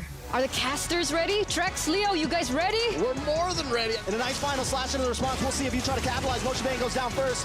Out comes a blazing duet. Tagami forced back, looking for the quad shadow, unable to lock out the damage, and Thal with a big revenge against the wall. Penalty zone onto 2. Tara gonna be caught right now, unable to go out. Popped to the battle mirror image. Behind her, she does damage. Saw again, just diving deep with Cow, and they were able to find in a ton with Namesake. And now, who's there to clear out the wave? And has Sora BT with a mega kill and a dive again from Saw. She picks up a double and another abyssal arrow. Ladies and gentlemen, boys and girls, welcome to the playoffs, to the knockouts of MWI 2024 at the Esports World Cup. And we are going to start with a banger. Team Vitality with a clean, easy sweep to steal the game 2-0. Moving on to the next round.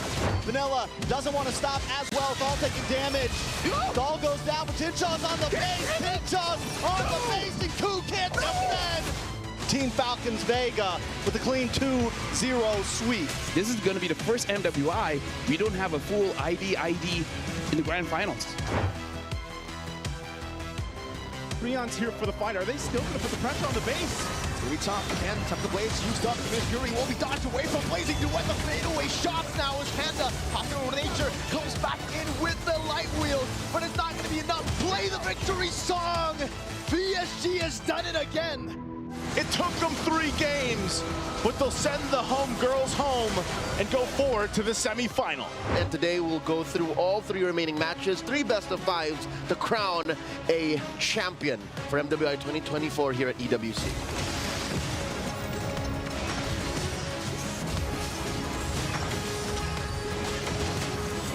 And Vitality take it again. The Queens continue their reign of supremacy. Falcons Vega, though, a great run overall. At least they got one. Not many teams get to do it against Vitality.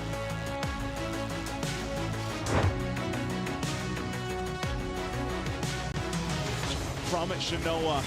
Lord working on this bottom turret. Shield's already going to be popped here. Still might press the situation. Dominant Force already goes down as well. Turret's holding up. Tempest Blade's going to be followed through. Rien's going to fall next. 3 down for VSG. Triple for Shinoa. Smart Omega Empress does it. The plug was pulled on the Song of Victory.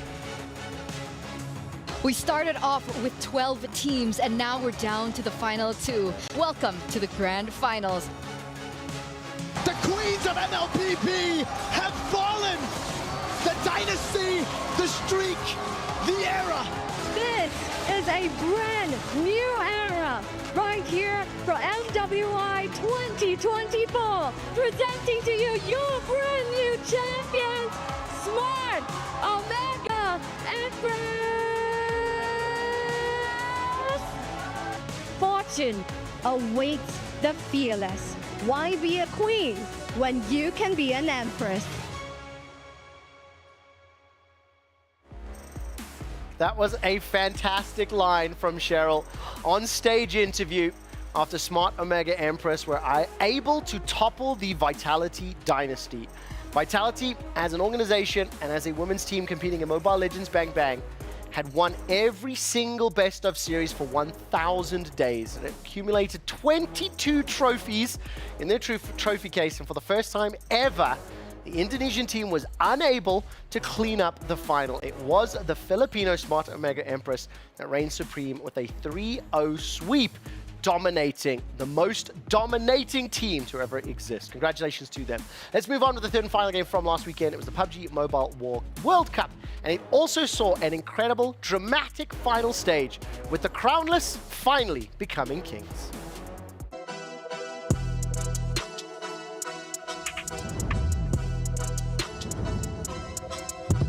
Hello, PUBG Mobile fans. While our champions are celebrating, let's take a look back on how they and other teams played in the tournament. The first day of the group stage began with Group Red facing off against Group Yellow. D plus Kia dominated the first match with a chicken dinner, accumulating a total of 57 points and securing the overall top position on day 1, while other teams closely trailed behind. On the second day, Group Red competed against Group Green, and Tianba displayed even more aggression, eliminating team after team. Alongside them, Alliance shone brightly, particularly Leon, who single-handedly wiped out the entire lobby for a chicken dinner. They continued to excel with impressive team fights in Miramar, showcasing their firepower and amassing a total of 122 points. In the final day's showdown between Group Green and Group Yellow, Power Esports made an incredible comeback with 2 chicken dinners, securing their spot in the main event. Another underdog that amazed everyone was Boom Esports, achieving a 20-elimination chicken dinner that earned them a place in the main tournament. The top 12 teams secured their spots in the main tournament, while the bottom 12 teams moved to the survival stage, joined by 4 new contenders. IWNRX initially ranked 23rd in the group stage, impressed everyone with 2 chicken dinners, amassing 73 points on the first day, and kept the momentum going. Another team that came in strong was DRX, and they secured a place in the main tournament along with TJB Esports. And one of the new contenders who only had 1 chance to make it was Twisted Minds.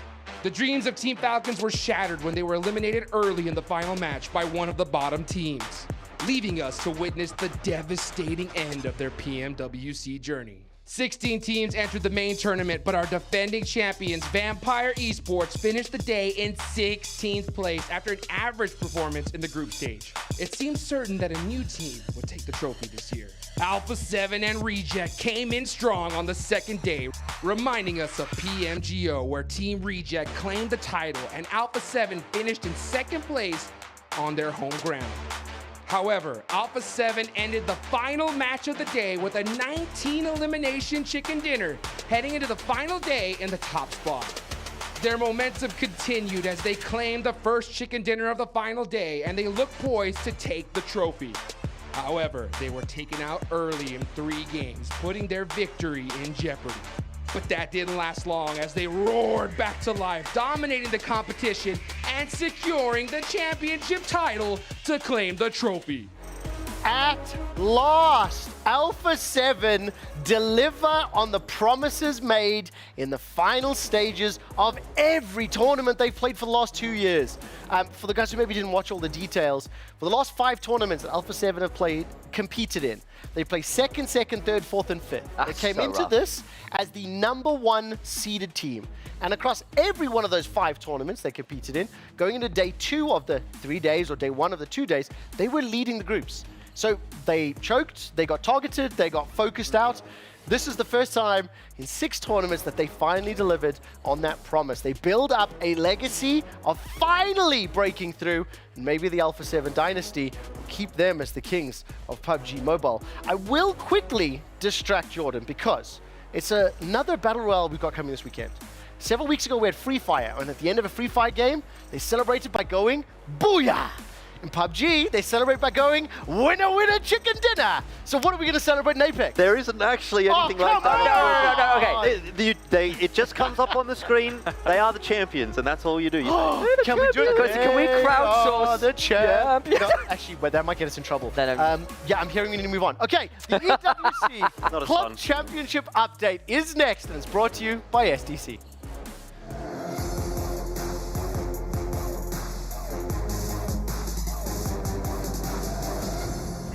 And of course, welcome to the EWC Club Championship update. We have completed 4 out of 8 weeks of the Esports World Cup, and it's time to keep everyone up to date with how the 9 completed tournaments have impacted the standings. I want to start by looking at the week 4 big winners.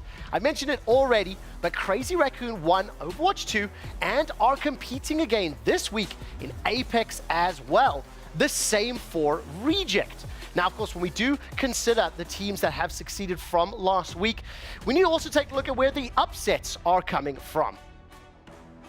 And of course, in terms of the teams competing, the week 4 upsets will include Team Liquid and Twisted Minds. They were not able to score high in PUBG Mobile, and Fnatic was eliminated early in Overwatch 2. So with the winners, with the losers focused on, I think we need to turn our attention over to the current points and standings. It will be no surprise to anybody who's tuned into EWC that Falcons are continuing to extend that lead with 3,500 points at the top of the table. 2 titles to their name already. And just a reminder, a club needs to secure at least 2 top 8 finishes to be eligible for the club championship and to be eligible for a piece of that $20 million prize pool. A number of teams sitting close at 1,000 points on the table. Who will join our top 10 throughout the course of week 5? Now, who are we looking at this week? Apex has got many relevant teams from the club championship competing, and here's just a few. Team Falcons, Fnatic, and FaZe. These are teams that are looking to improve their 60-point score in Rainbow Six as well. I will, of course, keep you updated with a more nuanced and specific update as each day of EWC Central plays out. That does it for our EWC Club Championship update, brought to you by SDC.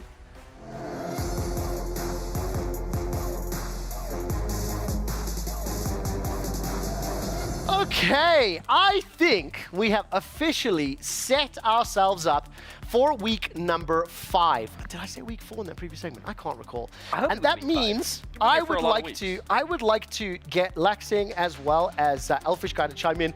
We saw some of the keys being crushed. We saw some footage of teams being eliminated. I think it was Sam actually coined a phrase in week 1 that I've been using shamelessly as my own. You're so welcome. The Boulevard of Broken Keys. So I'm going to come to you first, Gabriel. When you see this, like as a competitor, former world champion, what's your immediate take?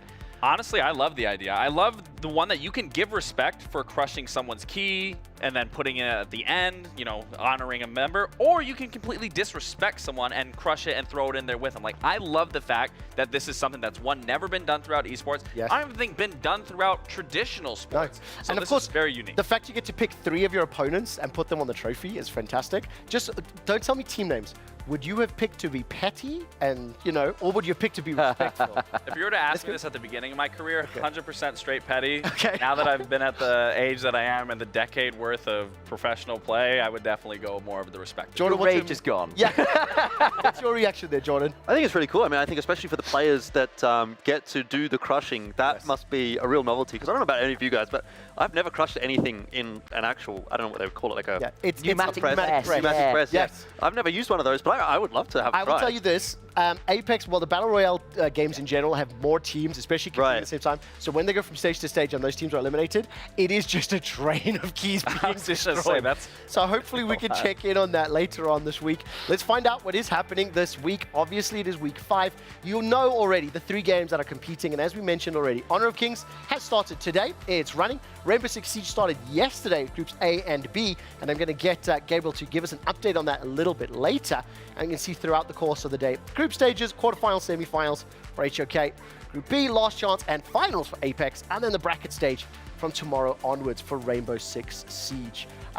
Question now, how much comfort do we have with one another's games? We've been doing a little bit of prep here. I mean, what do you think in Rainbow Six and Apex? I feel like I have a lot more knowledge than I did a couple days ago, but particularly with the likes of Rainbow Six, which is one of the most complicated games ever, I feel like there is like, you know, there's that kind of bell curve where you think you've got it all, and the more you learn, you go, oh my days, there's so much more to go. I'm at that point in the bell curve. How are you feeling there? I mean, him, but vice versa. With the MOBA, you know, I understand Apex. Obviously, I know Siege, but when it comes to MOBAs, there's just so many things that I think like, oh, okay, that makes sense. But then there's other things that get thrown into the woodworks that I'm still needing to learn, and obviously, as we go through this, learning more and more. And Jordan? I think I'm okay. I mean, I have a fairly standard understanding of MOBAs, and obviously, I've had a bit of experience with Rainbow Six as well in my time, so I'm doing okay. Obviously, specifics, you know, operators, heroes, whatever, that's going to go over my head. But what's great about this is that's why this show is here. We're going to teach one another. We're going to play a bunch of games. We're going to keep you updated with all the results and the action that has happened. So now it is time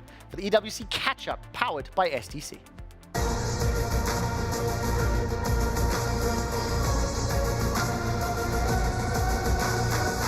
And of course, as part of the EWC catch-up, we need to take a deeper dive and look into each of our 3 respective games and keep you, the viewers, abreast of what has happened, what results have come in. Now, for Apex Legends, I mentioned already, the tournament's only going to start later today at 6 p.m. So let's take a look at the teams. The tournament is split into 2 groups. Group A with all of these squads. All right? I mean, you're talking Falcons, Team Liquid, FaZe, Ninjas in Pajamas, Evis, all of these teams that have appeared already. Let's turn over to Group B and show you the rest of the field. TSM, Na'Vi, VP. I mean, you can just look, Fnatic. There are so many squads competing, so many keys to be destroyed, and so much potential. I think it's very important, though, to check in with Jordan. What has been happening in Apex, Jordan? nothing so far. The games haven't started, so we're going to have to wait and see. Great. Now, let's turn our attention to Honor of Kings. Of course, Honor of Kings is a mobile MOBA. Games have commenced a little bit earlier today. So let's check in with Solari. What's been happening? Hi, Solari here, and welcome to the recap of everything that just happened on this beautiful stage where Honor of Kings Mid-Season Invitational is taking place. Stream A already had 4 games, and they were amazing, especially the first one, where KPL Dream Team met up with Team Falcons, and KPL Dream Team made it look easy. 8 games, a complete total stomp from their side. Next one, we had Team Boom, our last qualifier, meeting up with Loops from Brazil, and Brazilians did bring in some spice because they wanted no sweat. Everything looked super easy for them as well. Game number 3, I feel it also went kind of as planned. We had Team Secret meeting up with LGD Gaming. It did look a little bit good for Team Secret in the beginning, but worry not, LGD Gaming took it by storm and did a little happy dance behind the stage. And last game for now, Impunity was fighting with Kagenda, and that was the longest game we've had so far, 17 long minutes, but in the end, Impunity did come on top. We have 4 more games coming on this stream, so you don't want to miss more action. Solari, that was fantastic. I'm doing a little happy dance for the updates. Obviously, behind me, you can see the group updates here for Honor of Kings. There is a bigger story to unpack when we look at LGD's 2-0 as well as KPL's 2-0s. However, Initialize has got a very special segment plan to explain why these two teams are the powerhouses and expected to perform well. Also, we'll be explaining some of these games because the next one that I will turn my attention to is Rainbow Six Siege. There is a day 1 recap for the matches that happened yesterday. Let's run that first and then look at the results.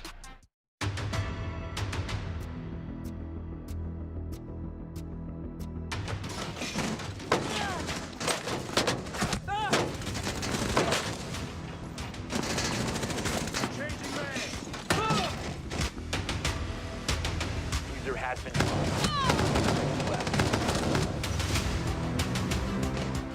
Attackers drop the diffuser.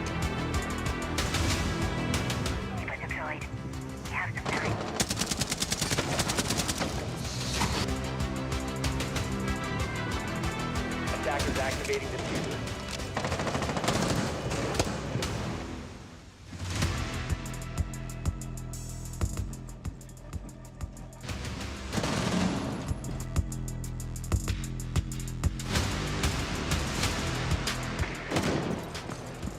Defender.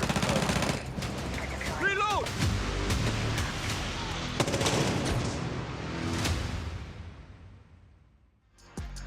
Welcome back to the catch-up. Now, right behind me, you can see Group A's upper bracket. I will be explaining, let me rephrase that. Gabriel will be explaining exactly what each of these results mean throughout the course of the rest of our broadcast, but I wanted to highlight who won and who lost. Team BDS and Team Liquid advancing. This already secures them some points in our club championship. Crucially, though, the teams that lost these respective games have been dropped to the lower bracket. The likes of Team Cruelty, Talon Esports, we were looking at Luminosity, Team Bliss. Reminder that lower bracket teams will be eliminated. There are 2 groups going on. Let's turn our attention to Group B and the upper bracket. Big names here. Dark Zero losing to Furia. Even I know this is a game that I need to get Gabriel to explain to me later. Furia and Bleed advancing. Let's take a look at that lower bracket. Keep doing my happy dance. Phase into the breach. Dark Zero and Scars. This is something that I want to unpack later. But obviously we need to explain to our viewers why it's such a big deal. So that means stick with us. That does it for our EWC catch-up powered by STC.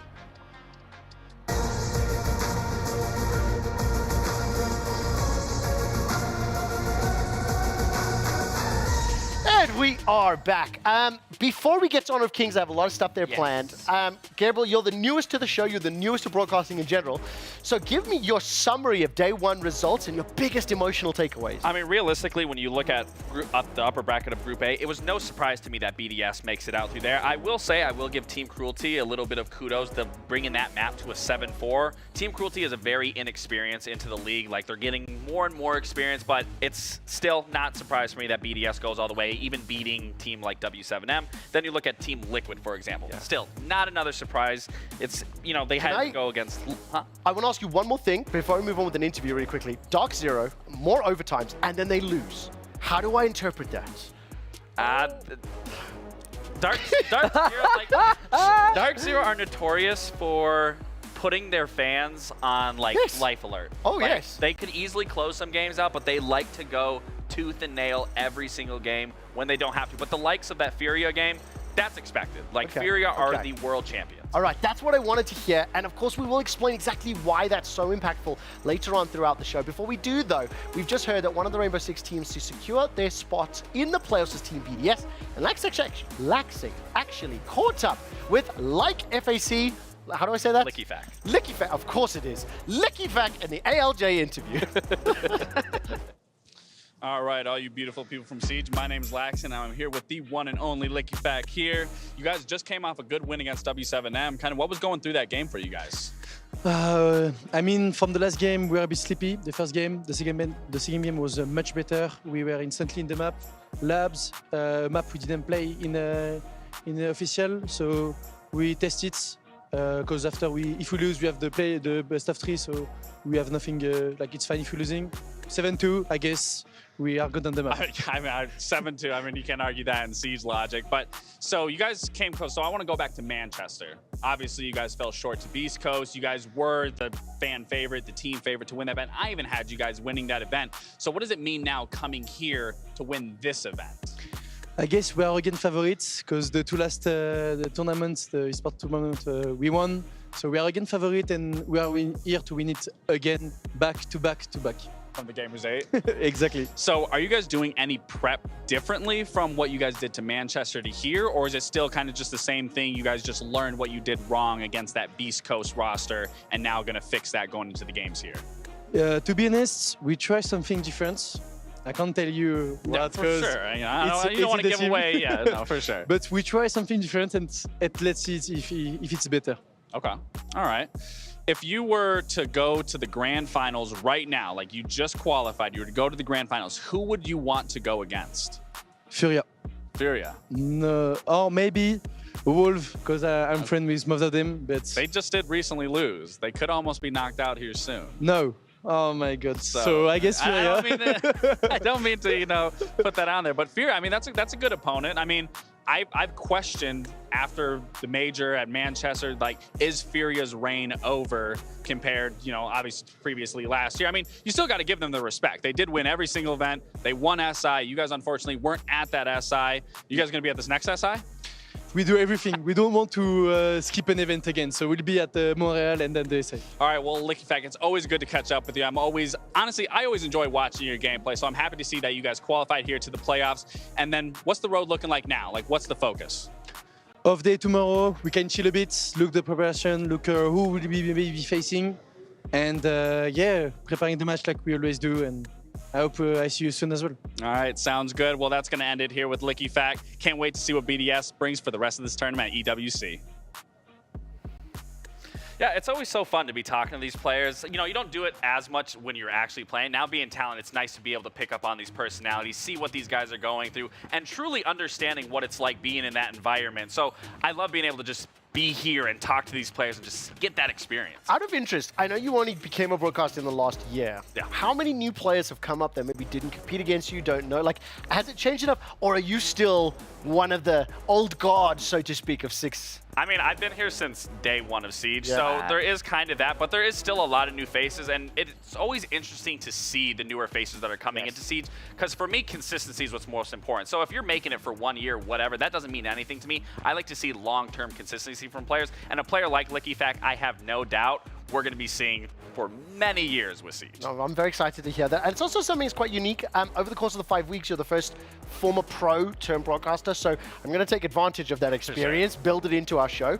Now, as we do on EWC Central, whenever we have games debuting here at the Esports World Cup, we like to take a deeper dive, explain the game, some of the basics, how things work. So we're going to do that over the course of the next few hours, obviously cover each of the 3 respective games. We're going to start with Honor of Kings, as those games are live right this second. So let's talk about Honor of Kings. Initialize, where are we starting and how do you explain this game specifically to Laxing? Absolutely that. So the first thing to get into your head, guys, is a 5v5 mobile MOBA. So that means you're playing 5 unique champions alongside your teammates, all of which have heroes, you're right, still in my brain. Many years of practice, unfortunately, and that's why we have people checking up on it. But you're all playing a unique character called heroes within Honor of Kings, which have a number of unique abilities, all of which have different roles within the game. But the end goal is to destroy the enemy base, which in HOK is called a crystal. Now, each of your different roles has very different expectations within the game. The top lane in this game is called the Clash lane, and that's the top of the map. You tend to be playing fighters, bruisers, initiators, 1v1s, that kind of deal. Do they get as involved as like a League of Legends, for example, or TPs, that sort of thing? Yes, but you don't have as much in the way of TPs, just roaming a lot of mobility to jump over walls in this game. But more importantly here, compared to a lot of other MOBAs, your jungler is king. The quarterback of this game in many ways is the jungler. Loads of resources given on over. If your jungler early game loses some of their camps, it gets very ugly. They're often given mid lane farm. Other people farm to get them stronger and ahead. So, expected to be the main part. That is a little different to MLB, because in MLBB it's the mid laner that does that kind of thing, is like the most integral, you know? Yeah. And the mid lane is a little bit varied, because sometimes you're the one asked to give up farm to the jungler. When you'll be playing an assassin, your game plan is turn up everywhere else and get involved on assassins. Sometimes you're playing a mage, which is more of an anchor role. You're looking to try and hold everything down, provide CC and AoE. Then you move down towards the bot side of the map, which is where you've got your duo lane, 2 players on each side, playing alongside each other. The most important member of that is normally the farm lane, who is asked to come online a little later in the game. And if your jungler is your quarterback, this is your other secondary big carry. The more resources you get, the more items you get, the more you're expected to do. A lot of your damage comes from this. If it gets shut down, it gets pretty tricky, so do keep your eyes on that. What's this purple thing called? Because it's what, Baron? Yeah. We've got Lords in MLBB. You've got Roshan in Dota 2. What is it in this game? This one is the Overlord. The Overlord, Yeah, okay. it's a great name. And basically that performs a similar role to Roshan and Baron. The important thing to note, guys, it's a big neutral objective. The team that kills it tends to have a big advantage, which is the big deal. On the whole as well, very fast-paced games. On average, something like 15 minutes, 20 minutes at the longest, really. Though I will note, if you're the KPL Dream Team, your average right now is about 9 minutes oh my goodness. game time. It is wild out there. I will say that context-wise, we'll go back to people in a second. And I think just to you get the elephant out of the room. We've had League of Legends on the stage. We've had Mobile Legends, Bang Bang. We've had Dota 2. Now, obviously, we're looking at Honor of Kings. And I think Dota is the progenitor, the origin, the first custom map in Warcraft 3. We actually dove into the history of Dota 2 several weeks ago. Suns fan talked about the guys that made it and who worked on it. Obviously, there's a lot of similarities. So is this closer to League of Legends pacing, closer to MLBB pacing, closer to Dota pacing? It's mostly MLBB pacing. Probably slightly less bloody, but similar game time. So that means really, really, really So it's fast. So generally speaking, Dota can be 40+ minutes, League somewhere between 25 and 35, depending on what's going on. Your average is realistically 15 minutes. So, for example, Season 2, the winners of the tournament were about 14.5 minutes. Okay. Why is it so fast? Yeah. The game of violence, map is smaller, things die quick. Map is tiny, and also it's very snowbally. Yes. Are those like best of ones, best of fives? Like what is At the minute for this tournament, we are looking at best of 1 group stage, and then going on to best of 3 quarters, best of 5. So your day can be done in 15 minutes? Oh yeah, it can be quick. Yes. That's kind of nice. We've had the pleasure in weeks gone by when we had MLBB on the show, we actually watched 2 maps back to back because they were that quick, and it was a best of 7 final for that one. Last note here as well, guys. The other big thing to note for everybody who's new to HOK is the game is new for most of the world. Wait, what do you mean most of the world? Because China has had this game since 2015. Wow. Production have put up the most amazing graphic because effectively the majority of the world's been playing less than 6 months. I want to do this really quickly. Obviously, on one hand, for a competitive esport and these other teams, it's wild. I would love to celebrate the fact the game is now being competed and being released. But I mean, what would this do? Like, let's do a parallel 1-to-1 for like R6 or Apex, for example, Jordan. You'd be scared if you're not from that region. These guys have got 8 years experience on us. Like, what are we doing? And what's actually great, all 3 of our respective games have got like playable characters that have unique abilities. Yes. So you get to really practice those. I genuinely cannot imagine versing a region that has 3,100 plus days on me and expect like results immediately going against that. That sounds unfair. Yeah. Sounds entirely unfair. Well, listen, everyone's going to start somewhere, right? Not everybody played. Like, for example, South Korea and Japan didn't play baseball maybe as early as we saw in America, but they're doing pretty well at the Olympics and things like that, right? You got to start somewhere. Obviously, just at the bottom of your screen, you saw that an Honor of Kings match, I think, between Boom and Weibo. Gaming, yeah, is the kicking third off. Malaysian seed. They've been looking real hot. YouTube.com/@EWC. Right, we've got a baseline for Honor of Kings. We'll dive deeper as the weekend plays out. But before that, yesterday, Sam went out to catch up with the Honor of Kings casters, and we're kicking things off with Stuart with a 4. Hello, Stu. Good to have you here, mate. Good to be here. I've got a couple questions for you, if you don't mind. Of course. So, you are at this point a veteran of the MOBA and mobile space. And we've got a few players in Honor of Kings who are changing codes, coming from other games and moving on over. So people like Maina, who've done really well, Josh, who's been struggling a little bit more. From your experience having known a lot of these players from all over the place, How do you think it's going, and what's kind of going into the players in particular who are succeeding in changing codes? Yeah, for sure. I think there is a big adjustment in terms of players with Honor of Kings and being able to adapt from other mobile MOBAs. Honor of Kings is a super fast-paced mobile MOBA. Games normally end in about the 12-minute mark, which is a lot faster than other ones. So as you mentioned, you know, some of the players, especially from Brazil, have been adapting to the mobile MOBA space a lot better. They love their aggressive play styles. They like their super adaptive play styles. But players from other regions are struggling a little bit because they're struggling to adapt to that sort of meta that people are trying to play from other regions. That's really awesome to hear, mate. Last question then, because we're going to get this one in here. I need your dark horse. Who's the team that's going to surprise us all? This is a tough one because I feel like everyone's favorite is going to be the KPL Dream Team. However, I think there are a few teams. All Gamers Global. This is a team I cast from the EMEA scene. They were a wild card in the EMEA scene, completely whitewashed through the EMEA scene, not dropping a single game in the series. Struggled a little bit during Season 2, but since this is a new team, they've had enough time to adapt between Season 2 and now. So I feel like they're going to be coming in with a lot of fresh faces and a lot of fresh ideas coming up against some of the amazing talent for sale. For the record, in my power rankings, I had them not making out of groups, so I could be proven really wrong here by Stu. Thank you so much. Thank you very much for having me. That was a fantastic interview. It also gives me some insight into a team that I wasn't quite expecting. I'm proud of you, by the way. Thank you. You didn't need to acknowledge that you ranked them wrongly and actually set up something for me to judge you on later. Since that interview and now, have you changed your opinion? Do you think they're going to do better? No, they've lost twice. So you were right? I'm currently right. It's going well.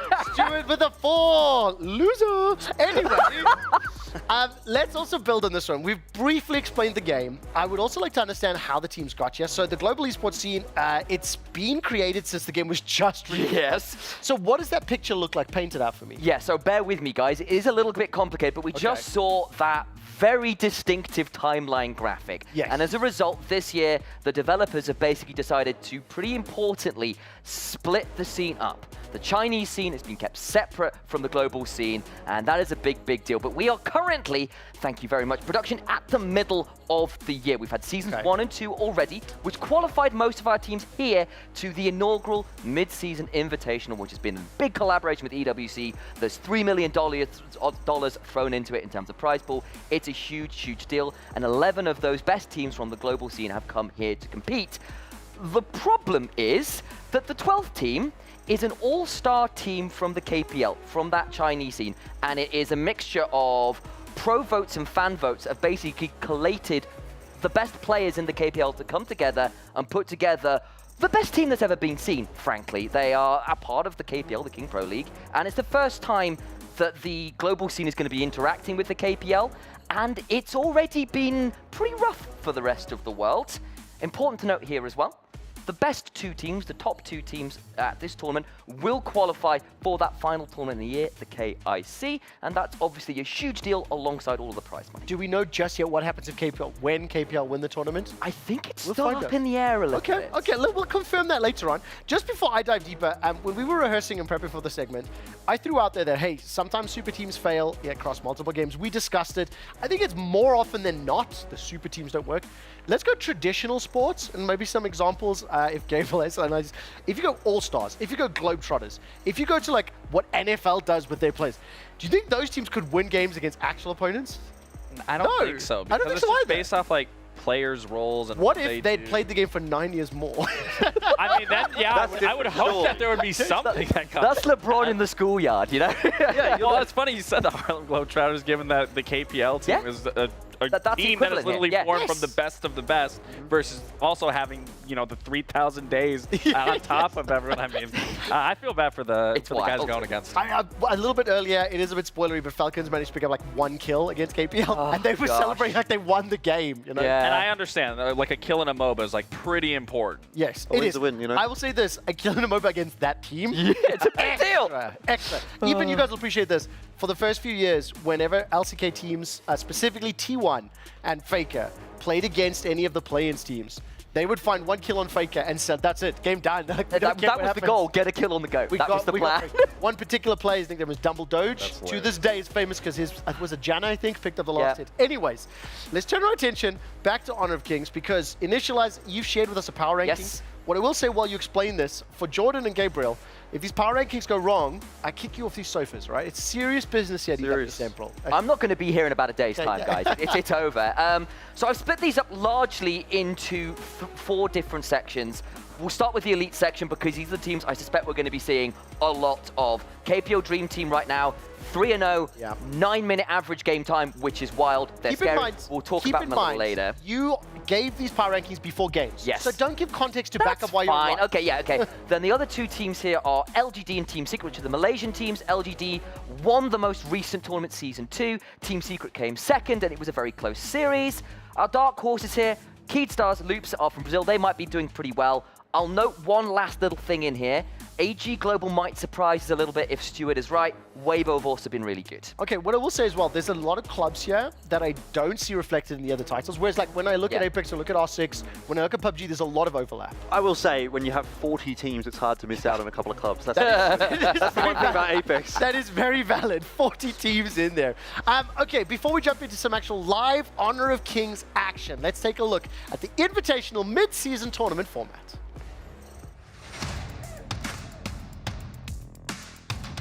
Get ready for the highly anticipated Honor of Kings Invitational mid-season at Esports World Cup.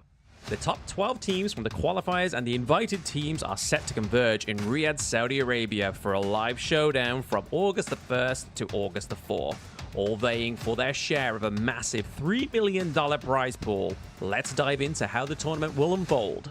The tournament kicks off with an intense group stage over the first 2 days featuring 30 matches. The 12 teams will be split into 2 groups of 6, battling it out in a round-robin format with best-of-1 matches. Each group will compete in 15 matches to determine the top 4 teams advancing through to the knockouts. The excitement intensifies as we head into the knockouts over the next 2 days, starting with the quarterfinals. The top 8 teams from the group stages will compete in a best-of-3 single-elimination format. The winner of each of these matches advances to the semi-finals the following day to face their opponents in a best-of-5. The semi-final winners will then face off in the finals, where the ultimate victor will be crowned champion, claiming the trophy and eternal glory. Additionally, the champion will have the opportunity to smash 3 of their rival keys and add them to their trophy. Mark your calendars for August the 1st and don't miss out a moment of action as your favorite teams go head-to-head in a live competition on stage.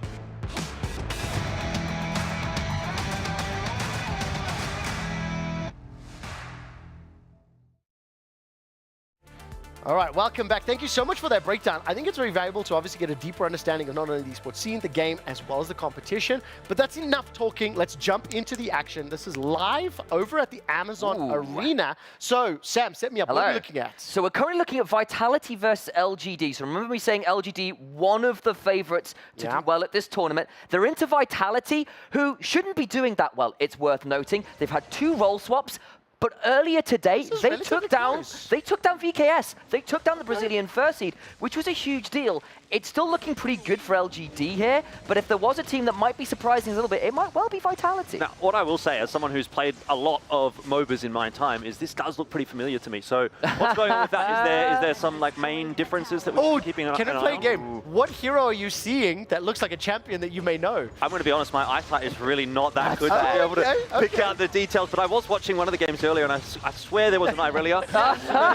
I swear there was an Irelia running around on the field. What I will say is, obviously, like, I'm joking with this a little bit, but I think it is one of the ways to help bridge the gap. Like, that looks like Singe. This bro that's running with a surfboard, to me, immediately. So, one of the characters I will note out here, if you look at JR, so the farm lane player for LGD, that's bottom right of your screen, guys. He's playing a champion that's just been released on the global server. Been out for a long time in the KPL, but his name is Long, and he's very similar to Aphelios. Lots of weapon combos, very scary though. His ultimate gives him mobility, it gives him immunity as well, so he's Aphelios with mobility. All I'm hearing is that it's just going to be a hero I will never try. He's very complicated. I have 2 questions. Obviously, LGD has 6 kills versus, the 1 kill. How big of a difference is that? It's pretty huge, because it's where the kills are going to. And also, I think as well, look at the goal difference. And that was my second question, is like, it doesn't look like it's a huge gap, but obviously it's a huge Do you know gap. what I love so much? That is a phenomenal question, and we will definitely unpack it because obviously the Honor of Kings tournament is running on while we're live. Those games are continuing at youtube.com/@EWC. I am going to ask for a pause on it though, only because what I'd love to do is introduce Apex, introduce Rainbow Six, and then when we do a deeper dive on those games, we accept it as a personal, actually, you make it a personal challenge to get him to understand Honor of Kings. Oh boy, let's go. Right. I'll trade you Rainbow Six, mate. On the deal, you teach us Rainbow Six. Okay. Because I'm going to give you the floor now. Gabriel Laxing, former world champion, teach me your game. All right, this is a lot to unpack here, so I'm gonna try to paint the picture. Lock it in. Siege is a 5v5 game mode, okay? That's pretty simple. That's the easy part. Yes. Think of like a search and destroy or a Counter-Strike, okay? Attack, defend. Yes. Okay. Now, I'm gonna really paint the picture here. Think of a game like Overwatch. Think of a game like Battlefield. Think of a game like Counter-Strike. For Battlefield, the destructibility of the map, that's in Siege. Okay. Look at Overwatch. You have unique abilities from those heroes. In Overwatch, we call it, in Siege, we call it an operator that has those unique abilities. Throw that in Siege. Okay. Now you're looking at Counter-Strike, the utility base for the smoke grenades, the Molotovs, the setting up for a defensive take or a site take for the attackers. Throw that in Siege. Okay. Now that is all in Siege. So your operators have these unique abilities. You're picking the utility. Each one of these unique operators also have their abilities on top of utility. That is going to be brought for an attack and a defensive half. How many operators are there? Because League of Legends, 170 champions, Dota, 230 heroes, Honor of Kings. I think Global's about 80 more in KPL. Apex, 24. 24. There's 100+ operators that are split between attack and defending. No. So it is quite a lot. And because of that, you have to have a pick and ban phase. So before you even jump into this entire match, before you even start picking these operators, both sides are going to be banning one defender, one attacker, vice versa. So ultimately, it's going to be 4 players or 4 operators that are banned off the map, and then you will then dive into picking your lineup to start said game. So the attackers are going to pick their 5 attackers, the defenders are going to pick their 5 defenders from the rest that were unbanned. Okay. Now, if we do have some footage to show the defending side, that gives you a little breakdown of what that looks like. This looks like The Sims, though. So yeah, That's my family right there. Obviously, I talk about the destruction. You see that right there. The holes are being destroyed into a wall. That creates another rotate, another line of sight. You're seeing other walls being reinforced. Oh, that's what that was. They're putting the big metal panels so up. those Yeah, reinforced walls, that's where a unique operator will come in, and they are only able, their unique ability is what allows you to destroy that wall. Wow. So it plays into that whole ability. So what you're seeing here, so there's a prep phase of 45 seconds that the defenders get kind of free will to roam around the map, set up how they want without being pressed upon by the attackers. But with the 5 defenders that are picked on the defensive side, you are locked into the 5 defenders. Keep that in mind.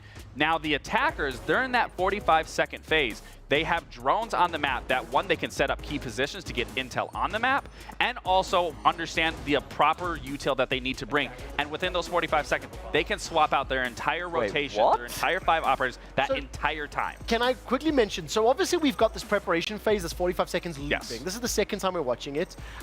Can we actually see anything from the attacking side in this clip? I know the focus is on the defense. So you can't see a whole lot. It would be a little blue speck, which is the drone. And again, the drones, so typically what happens in the pro scene is the drones will be set up to either cut off flanks, to give rotation, and to give feedback. Someone will waste a drone and understand where that site is on the map, and then from there, the attackers will decide the best possible opportunity to bring specific 5 operators for said attack. The MOBA head in me is going, if I was playing in competitive scene and a team had to lock their entire composition in, and the other side got to counter pick it for free on the other side, assuming they got the right information, because I assume you've got to go look in what's going on, that's insane. That's a huge amount of value. The word is counterpick's very strong, I think. But can okay, here's another question in the lead up to that. Can you swap on the attack your operator every round, or are you locked in from round every 1? round. Wow. Every round. So even then, if you've used a drone, can you then just swap? Or if you've used the ability and therefore you can... No, you can't do that. Only in the prep phase. So with the defending, with each round, it's the exact same thing of defenders are locked into their 5, but with every single round, the attackers can make the right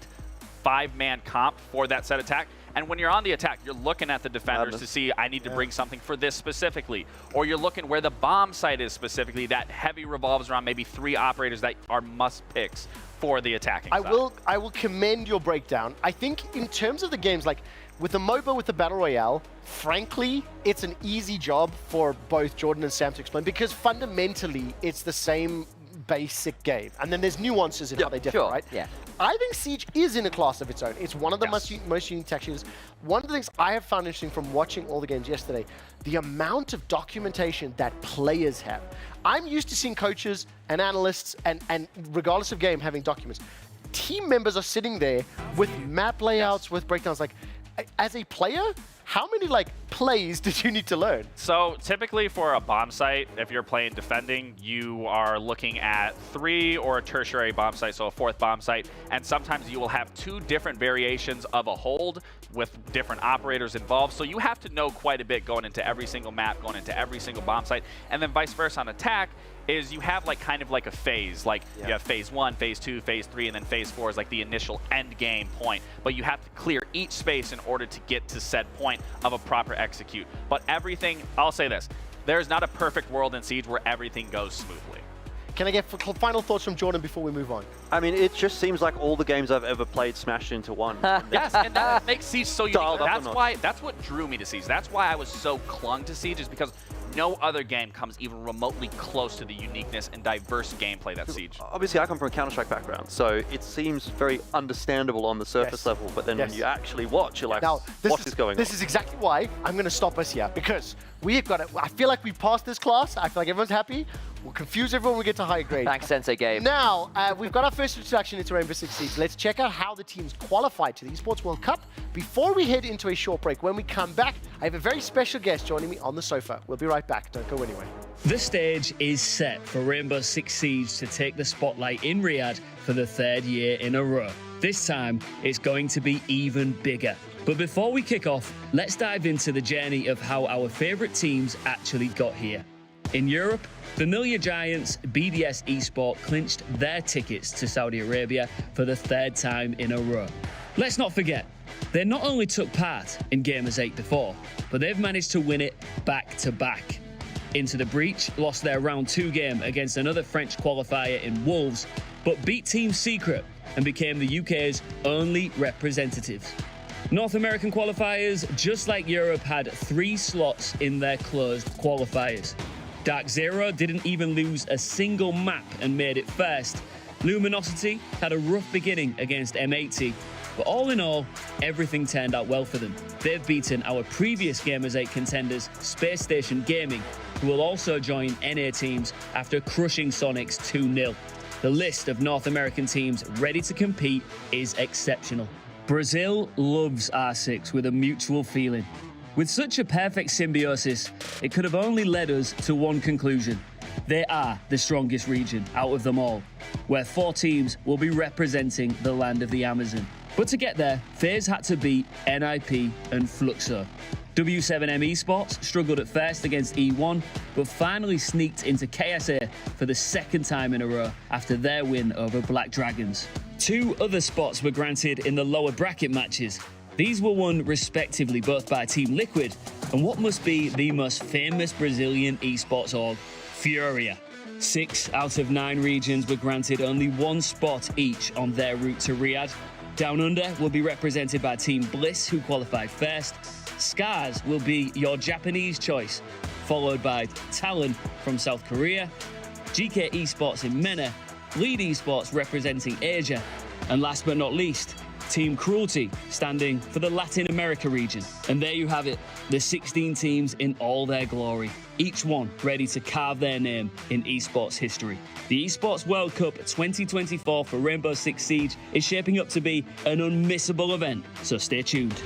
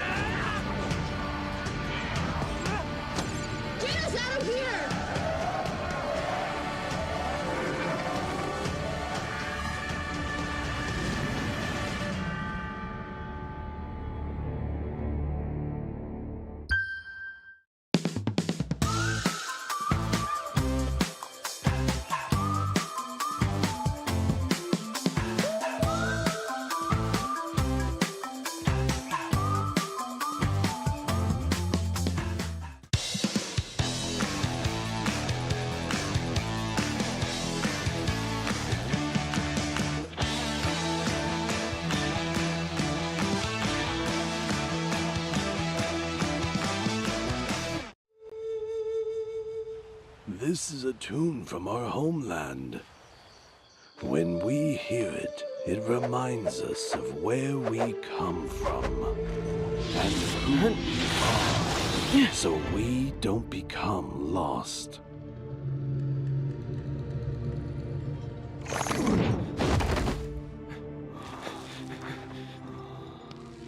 Grandpa. Grandpa. You must keep walking.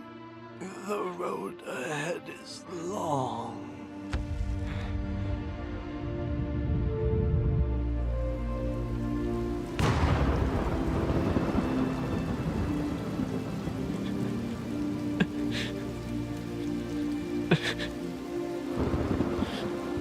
You hear that? Your ancestors are crying for you.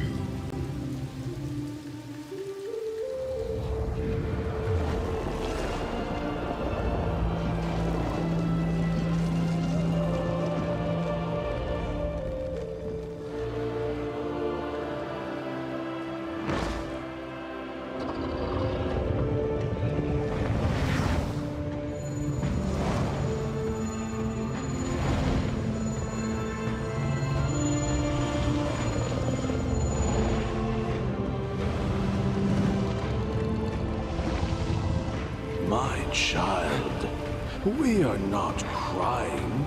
Dragons don't cry. This is our war song.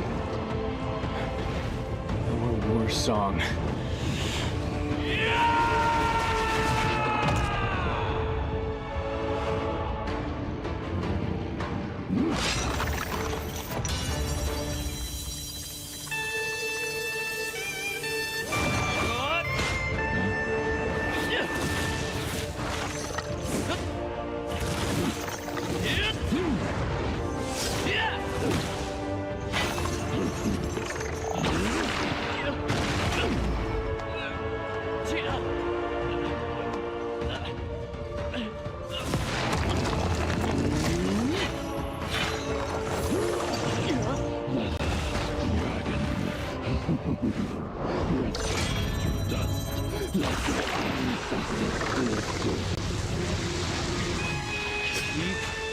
Dreaming!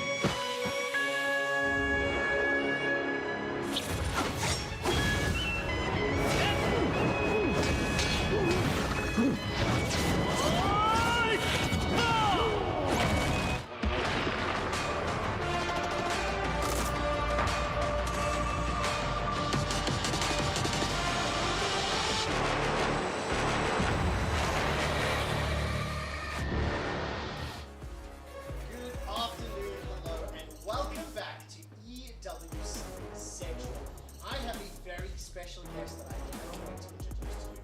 She goes by the nickname Cherry Gums. She's Nicole. She's the CEO of Black Dragons. Frankly, the thing I'm the most excited to talk about is something that's not even at EWC, it's Quake. We will obviously talk about Rainbow Six and EWC, but first of all, welcome to the show, Cherry Gums. Can I ask you to introduce yourself to our viewers, to people who maybe don't know this show? We have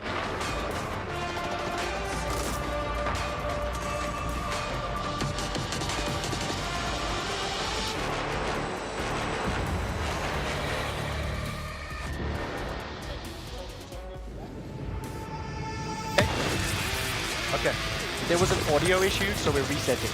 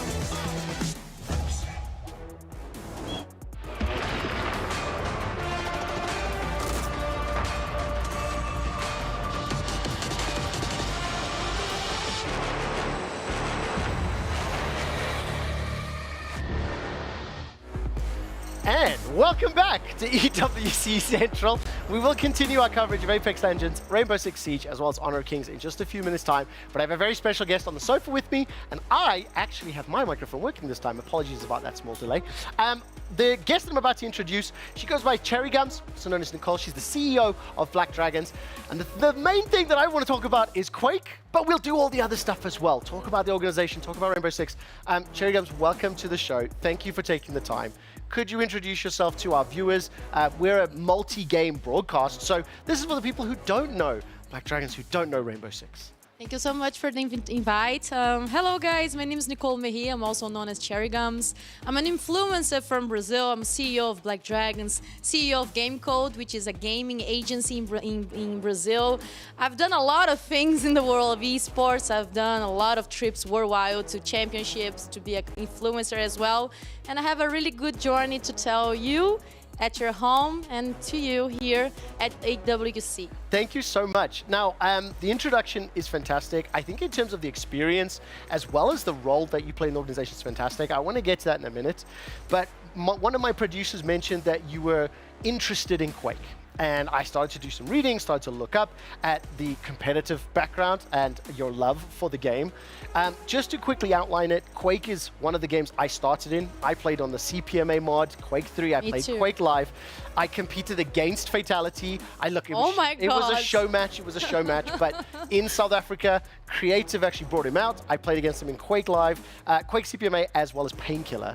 He destroyed me. He destroyed me. Yeah, fatality is fatality. What's your history and your exposure with Quake? Yeah, so, well, I'm young, I would say, for Quake. Quake, I don't know, it was released in 95? Yes. 97, something like that. I was born in 97. So how was it introduced to the world of Quake? My father was a PC technician. Oh. So he taught me, just like my sister, he taught me to play Quake. When I was 6, 7 years old, I played a demon game with a lot of blood. Yes. And I got like amazed. It was really amazing for me. I've never played any other games when I was younger. Quake for me was everything. And then my father taught me. And then, well, I grew up in 2000. Well, I started playing Quake when I was 7, so it was around 2006, 2007, something like that. Wow. Maybe plus like that. And then Quake in Brazil, sadly, we didn't have QuakeCon, we didn't have esports scene just like we do nowadays. Yes. Actually, back in those times, we had nothing almost. Very different. We have like a trophy would be a mouse or maybe a keyboard, something like that. But I was super young, so esports for me was not a thing. So very quickly, what are some of your favorite players that you remember watching, or you know that you supported? Yeah. I'm not from Fatality. Okay, I didn't see Fatality play. For me, I met him. Oh. I asked him how was his average of the lightning gun. Yes. Back in those times, the lightning gun used to do It's like tracking. that. Yes. Nowadays, it's like stuck. Yeah. But now, back in those times, it was like that. And he had almost 40 of average. Yes. Like 40 of average of a shaft lightning gun like that is not easy. I wish more of our viewers truly understood how good that was. Yes. I was always a Cooler fanboy. His predictive Cooler, rockets. yes. Okay. Cypher, the hang, Yes. Hafa. The hang. So strengths. Cypher, the hang, and Hafa. I'm gonna do one last one. Strengths from Fnatic. He actually trained me. There was another game called Shoot Mania that came out. Now, anyways, none of these games are here. Please bring them back next year. Yes. Let's turn our attention to the EWC. Let's turn our attention to Black Dragons. Tell me about the organization. You're a CEO. You have a Rainbow Six Siege team here competing. What do we need to know about another hugely popular Brazilian esports organization? And what are their chances in Rainbow Six Siege? Yeah, Black Dragons was one of the first, maybe the first team worldwide to compete in Rainbow Six Siege. So to talk about Rainbow Six Siege, I need to talk a little bit about Quake. Okay. I was playing Quake. Now in 2015 it was Quake Live, not Quake 3 anymore, Quake 3 Arena. Yeah. But in community in Quake Live, like stopped it didn't exist. So we changed it. Like Black Dragons, it was a clan from Quake. I was the first female athlete to enter Black Dragons. Black Dragons was founded in '97, the year that I was born. And I entered in 2014 as a member, as a crew member, as a team member. And we played a lot of scrims in Quake Live. And in 2015, the Quake community got really, really bad. It was other games was being released, and such as Rainbow Six Siege. So Rainbow Six Siege got released in 2015 to 2016. So we from Black Dragons, as a clan, not as a team, a professional team, and a company, we as a friend, we said, okay, let's try this one. We bought a bundle of games that came with an alpha key from Rainbow Six Siege in 2015, 2016. So in 2016, we entered the game. I was the only one and first female athlete to compete entire one competitions against men. In 2016, the entire year of 2016, I was competing Rainbow Six Siege. But why? Because we came from Quake, so we had good aim, we had good movements, we had a team called Black Dragons, which was a clan. So we entered the scene in 2016 as a team, and here we are. So we've been in Siege since the founding, like in 2016. We are the oldest team worldwide in Siege. We were the first team to be in the pilot program Skins, where you can sell skins inside Rainbow Six Siege. We was the first team to have Charm in 2018. So 2016, the entire year, I competed against people that are competing today, like Nesk. Nesk is in Team Liquid. I competed against him. Cyber is in FaZe Clan. I competed against him. And other players that I cannot remember right now. So in 2016, I played entire year as a player. But sadly, well, as I was also one of the owners of Black Dragons, because I partnered with the founder, things got expensive. I was 19 back in those times, so I needed to pay the bills for Black Dragons. And I stopped my career as a professional player to become an influencer. I mean, that's fantastic. And also, the thing is, it is definitely commendable because not every professional player also has additional skills to be able to be a CEO, to be able to, run an organization. Start as a CEO. Yes. Actually, Black Dragons was a hobby that became the job. Became a job. Yeah. So I mean, for me, playing video games became a hobby that I took seriously and tried to have fun. That then became a job in commentating and broadcasting. Yeah. And now we're here at EWC. Yes. As somebody that has seen esports develop, somebody who has a phenomenal family and father to teach you about the game. Amazing. Yes. His what is nickname is Vice Fooder. Vice Fooder, okay. What does it mean and how does it feel for an organization to be here?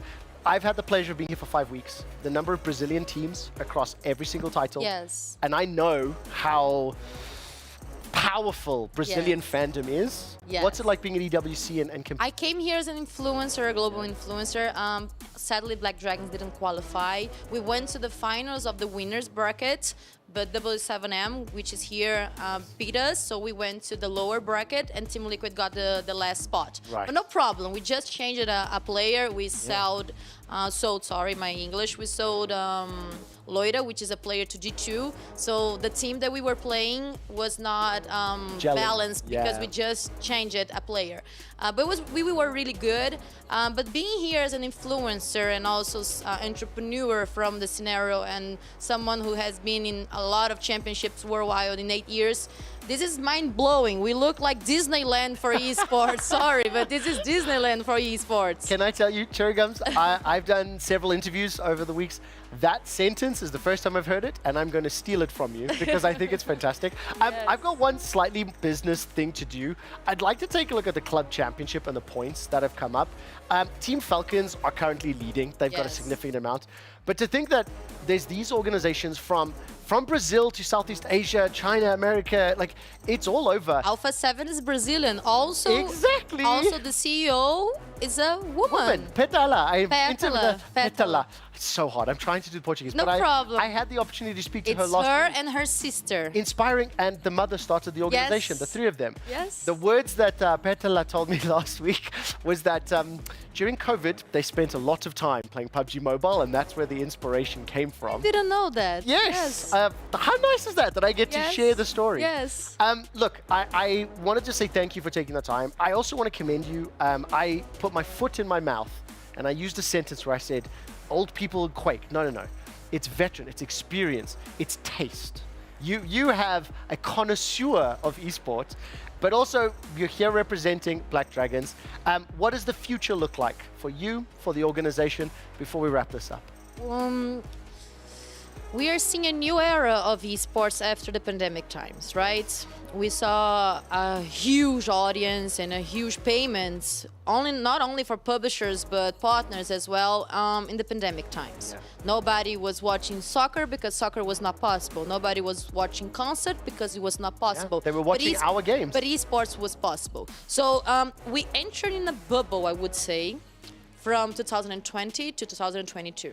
So we now broke that bubble. Yeah. And we are seeing different companies worldwide, such as Heroic bankrupting, FaZe Clan that changed owners, and a lot of different organizations, not only Americans, Europeans, but Brazilians as well. So I think we are now in a step where we are balancing the esports in general, yes. Like the partners entering and leaving, the players wanting better salaries, but like the structure got different.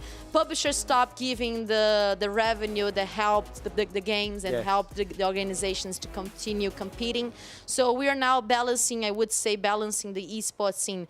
But from 2016, when I started as a professional player, to 2024, nowadays, I've only saw growth. I mean, look, I think this is inspirational. I think this is exciting. This is mind-blowing, and I need to say thank you to Saudi. Can you say it to number one? That's great. Thank you to Saudi for opening, first of all, your country for a multicultural countries and multicultural... And multi-game tournaments. Tournaments, exactly. Yes. More 21 precisely, right? 21 games, titles. 22 tournaments. Yes. 1,500 games. This is something different. And we just saw KOI, which is, we call it KOI, but the Olympics just told us, because of the Saudi also, that we're going to be in the Olympics. We don't know yet, the games. Well, listen, I do have to move us along. Yeah, okay. I'm going to ask one last thing. Obrigado. Obrigado. Obrigado is thank you. Yes. And then is it enamos for like let's go? Enamos. Vamos is the normal one. Vamos is the normal one. But there was a special one. I'm going to have to review. Petela taught me one last week. Maybe you're not saying precisely, and I can understand. Cherry Gums, thank you so much. Your story is inspirational. I wish you and the Black Dragons all the luck in the world. Thank you so much. Thank you so much. We should play Quake against one another. Yeah. We're going to move on. Before we get the boys back on the couch to talk about Laxing's Rainbow Six predictions, let's hear from Team Bliss's Sagon in the ALJ interview.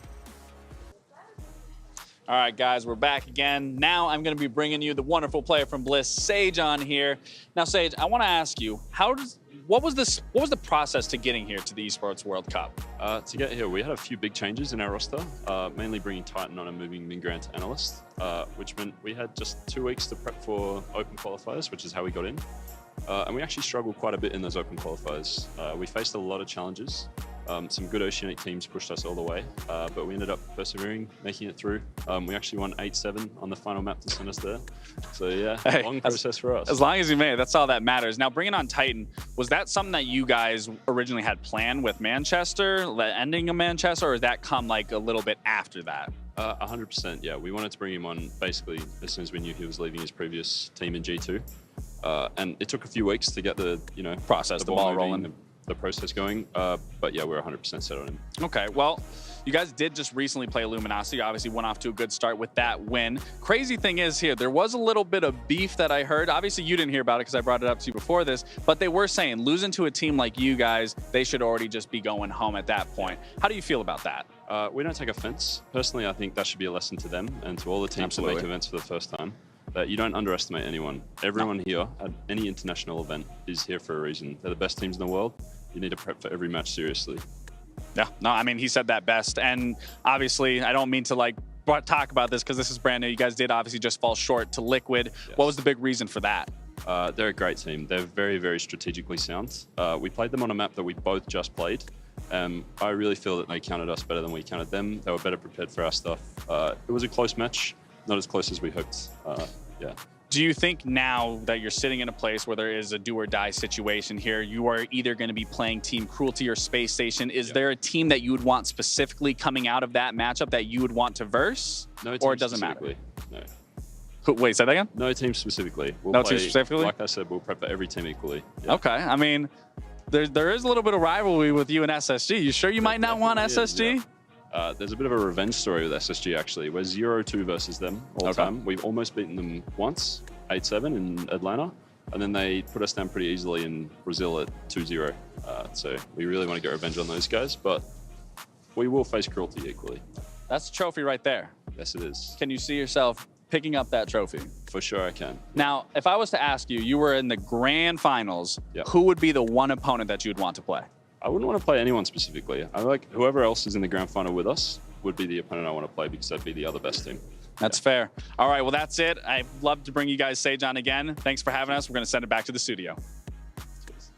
And welcome back. Obviously, I had a little bit of fun in that previous interview just a second ago, but let's get back on target. Talk about Rainbow Six Siege. I have to be honest, phenomenal interview. Once again, congratulations on that.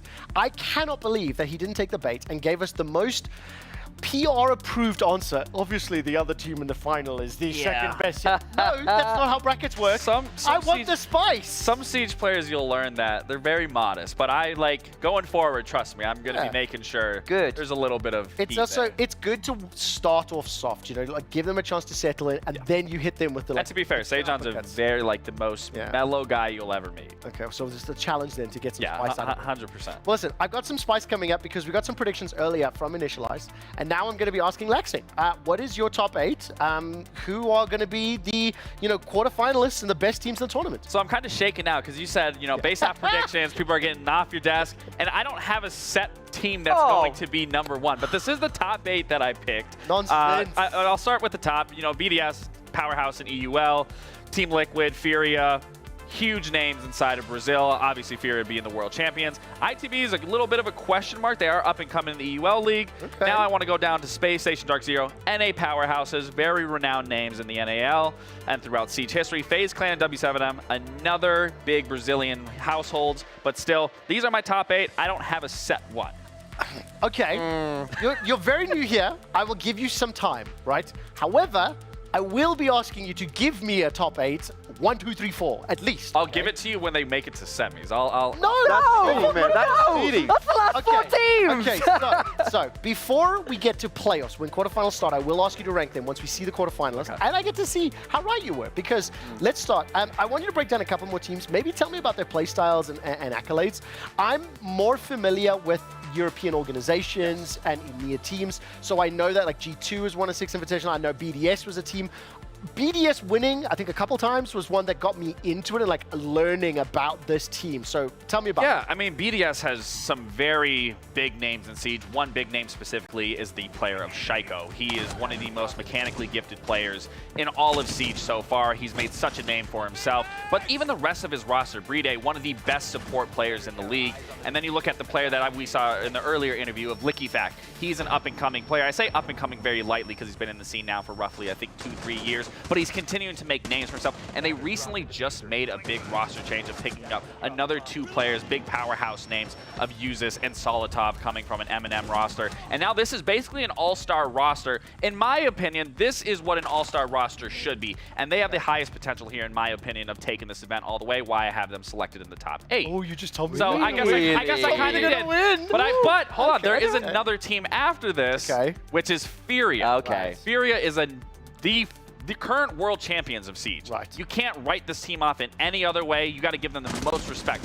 They broke history. They made history. They made a legacy. They are the only team in Siege's history to win every single event throughout the entire year and ending with a win at the 6th Invitational, crowning themselves as the world champion. And I feel like when we've been chatting, you've been teaching us Siege and stuff in the background. You've kind of been saying, look, the Brazilian region over the last few years has really been the best on whole. And I love that you say that because meta shifts happens so much in Siege, especially when an operator gets brought in.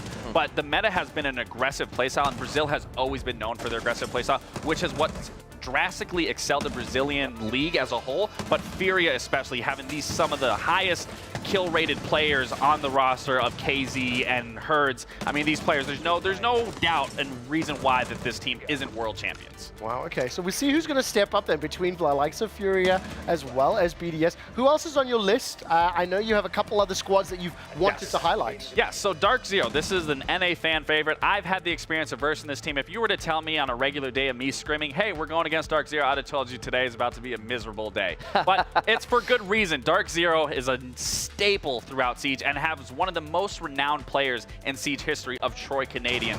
This guy has been around since I started. We're OG founding fathers of this game, but he is also a two-time world champion, has tons of accolades to his name, and then surrounding himself with players such as NJR, the core roster of NJR and Pamba. Now, Pamba, that's a story in itself. That's Pamba party time. You're probably going to be hearing this from me. Pamba party time. That's name. what it's That called. sounds great. When he is in the lobby and he is heating up, you know it is Pamba party time. But they actually did make a recent roster change of picking up Bolo, another player. He was a content creator, turned professional player, became a world championship on the TSM roster, and then joined this roster. And then they also made another change of picking up Nath from EUL. So there's a couple imports coming in here.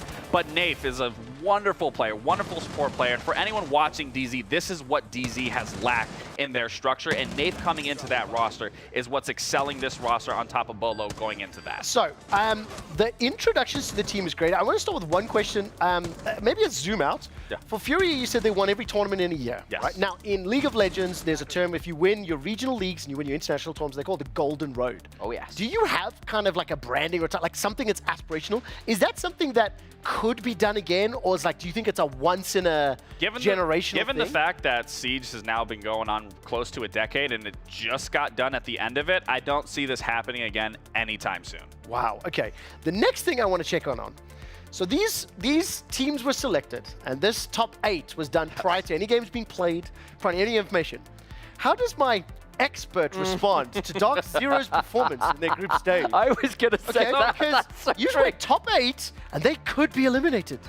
And you know, that's a possibility for everybody in this top 8. Everyone could Great possibly start. be What a eliminated. cop-out. Great What a start. cop-out. That's Can't looking people pretty out. cool, buddy. But- Let's give him a chance. But I just want to say, so they did lose to Furia, right? That's the former world champions, though, and that game went neck and neck. So you can't write that off as a whole. That game could have went either way. When it's an 8-7, when you look at an 8-7 in Siege in the scoreline, that literally could have went any way. That could have been a misplay from one person's end, an overstep, a wrong use of utility. That's just how in-depth Siege is. That one minute detail can change the face of an entire round or game. Can I just clarify, is an 8-7 basically a golden point? Is that how that works? Yes. You get to 7-7, you play one round? Do you have to win by 2, and then it's 15? No, right? so it's first to 7. If you get 6-6, then it goes overtime, and then it's an 8-7 or an 8-6 for that matter. So yes, you can win by 2, but it's ultimately you win by 1.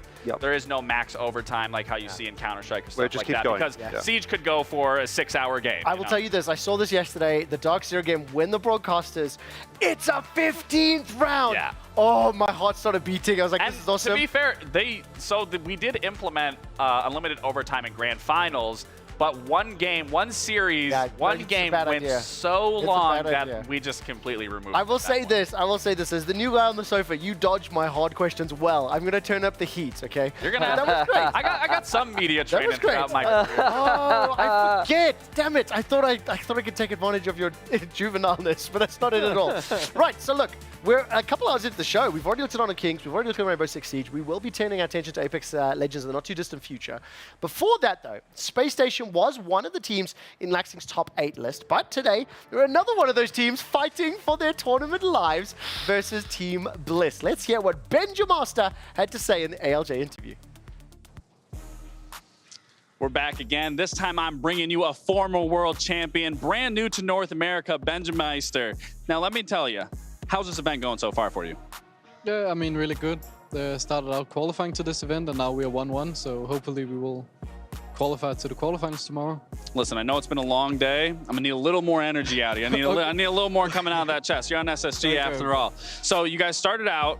How did that game with W7M go? I mean, I mean, we lost, and they, to be honest, they were pretty much better than us. Like, but I think like we figured out our mistakes, and like we adjusted them to the second game we had. So I think like if we played like we were playing second game, I think it would have been closer. Do you think you guys are just kind of like shaking off the rust? Obviously, you guys were practicing beforehand. Obviously, you know, land jitters. Not to say that anyone has those, but you know, sometimes you just got to get warmed in. You got to get used to the environment. Obviously, you come off a 2-0 against Cruelty. Now you're sitting here. Do you know who your next opponent is? I think it's Bliss, but I'm. Yeah, yes, it is Bliss. Okay, it is Bliss. Okay. Actually, so I was talking to Sejon. He was saying that he didn't have a preference of who he wanted to play, but there is actually a revenge story from them with SSG that you guys have 2-0 over them. Obviously, you're brand new to the roster, but the roster does have a 2-0 win over them. So, are you guys going to be going into any prep differently, or what's the road? No, I mean we prep the same thing as everyone. Like maybe I'm going to give a tip or two to my team because I know Titan, their new coach. Yeah. He's from G2, so maybe I can give my team some tips on how I think they're going to play.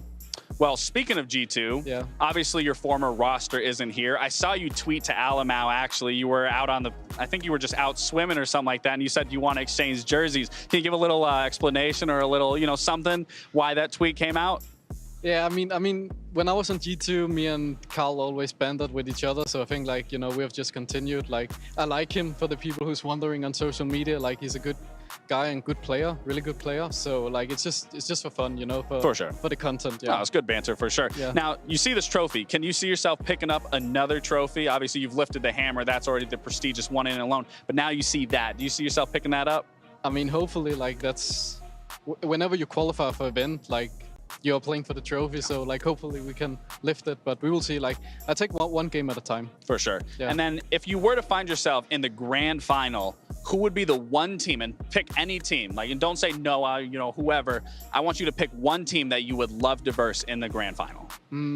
Last time I answered, I said Furia, but then we faced them in semifinal or something and we lost, so I'm not going to say them again.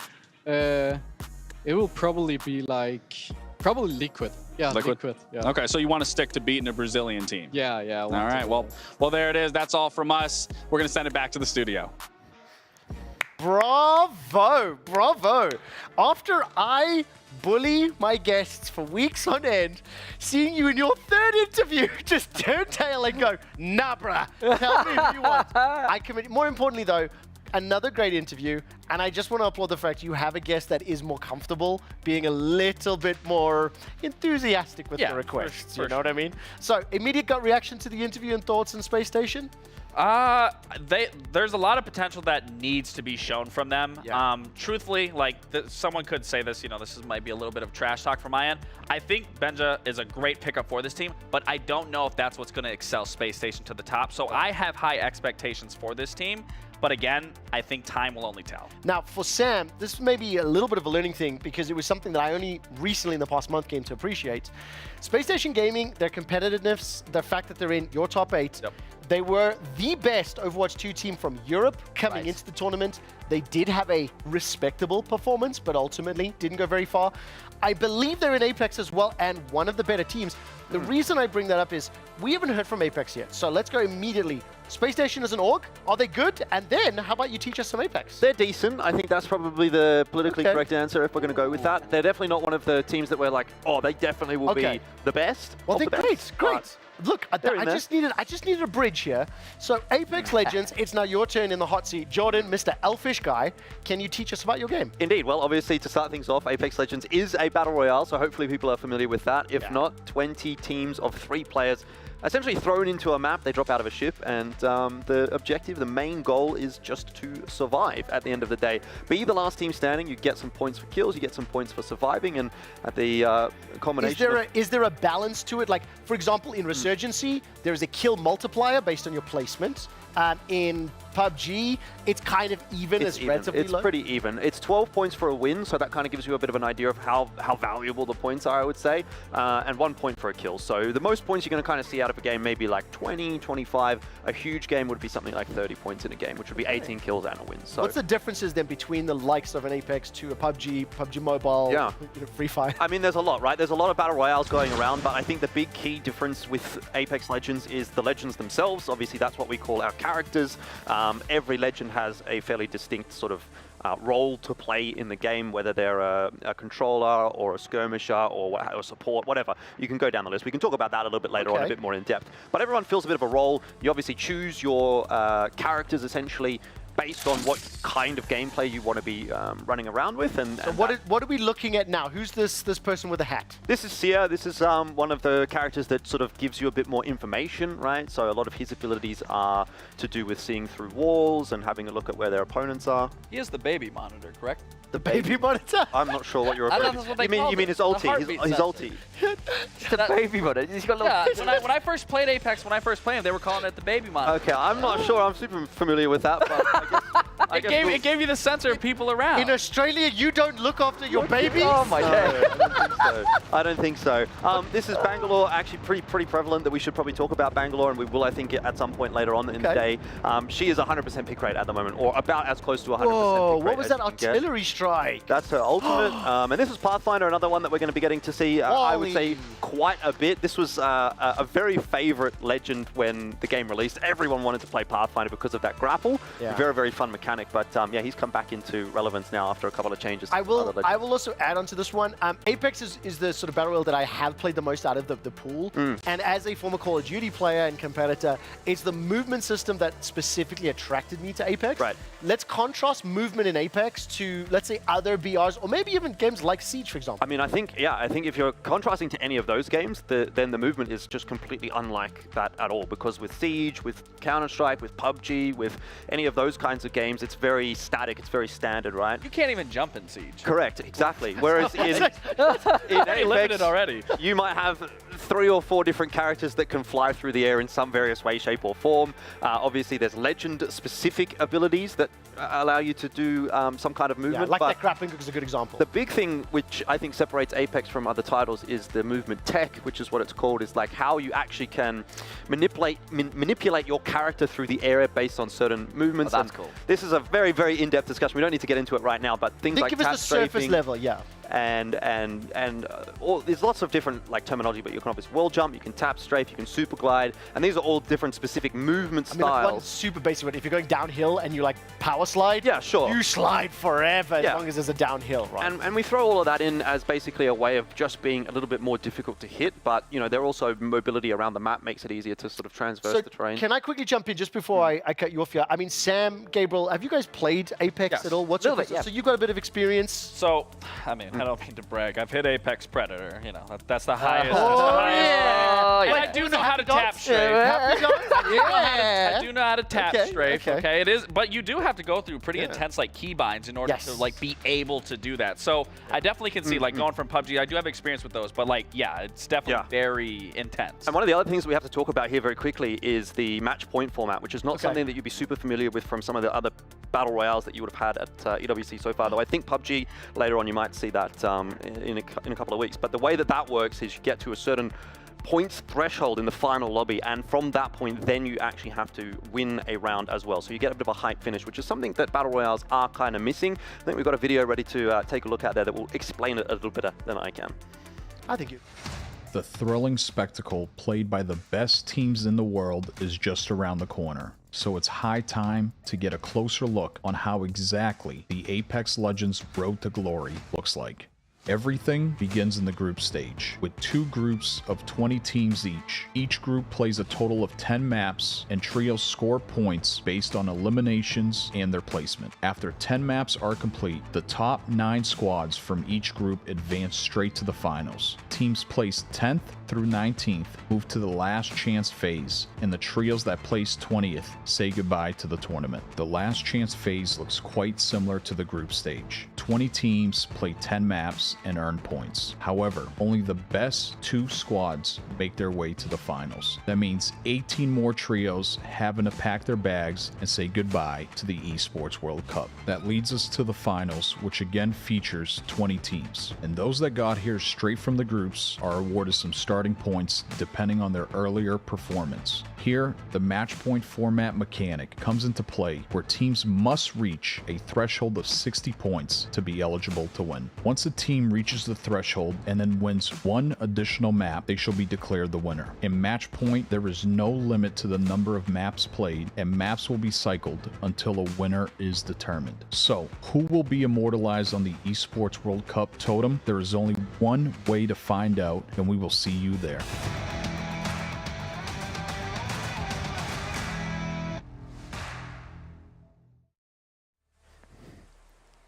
Yeah, so obviously there's a lot to talk about when it comes to the formats and the point systems and everything, but I can see... I am jumping. I am got a jumping. question. Okay, I'm going to put Sam on the spot here. Oh boy, here we go. Yep. Can you summarize to me how somebody's declared the champion of EWC? So, just not big picture. Yep. So basically, you need to win at least 1 title and then get the most overall points from all the games involved. And you can only win once you've hit that threshold of 60 points. Correct. Yeah. Correct. So if somebody smashes 3 games and then wins, how many maps have been played, the shortest and the longest, before that threshold has been hit? Shortest? Ooh. Shortest, I think it's either 3 or 4. I think it would have been 4. It would have been 4. I guess that was 4. That was prior to a change where we used to have to hit 50. Now we have to hit 60. Okay. Before you can win a game. But a team, and one of the players is actually here, Waltzy, we'll see him on the couch later on, I think, actually, was part of that team. They won in 4, I believe, 4 or 5. As far as longest is concerned, that goes to APAC North, which I think was around 14 games. And at that point... In the same day? Yes, at that point, pretty much every team had hit the points threshold, which meant if they would win, they would be the overall winner. It doesn't matter if you're at 150 points or if you've just hit 60. The first map win after hitting the threshold. Correct. It's huge. Yeah. That's wild. How do you react to this, by the way? Former pro.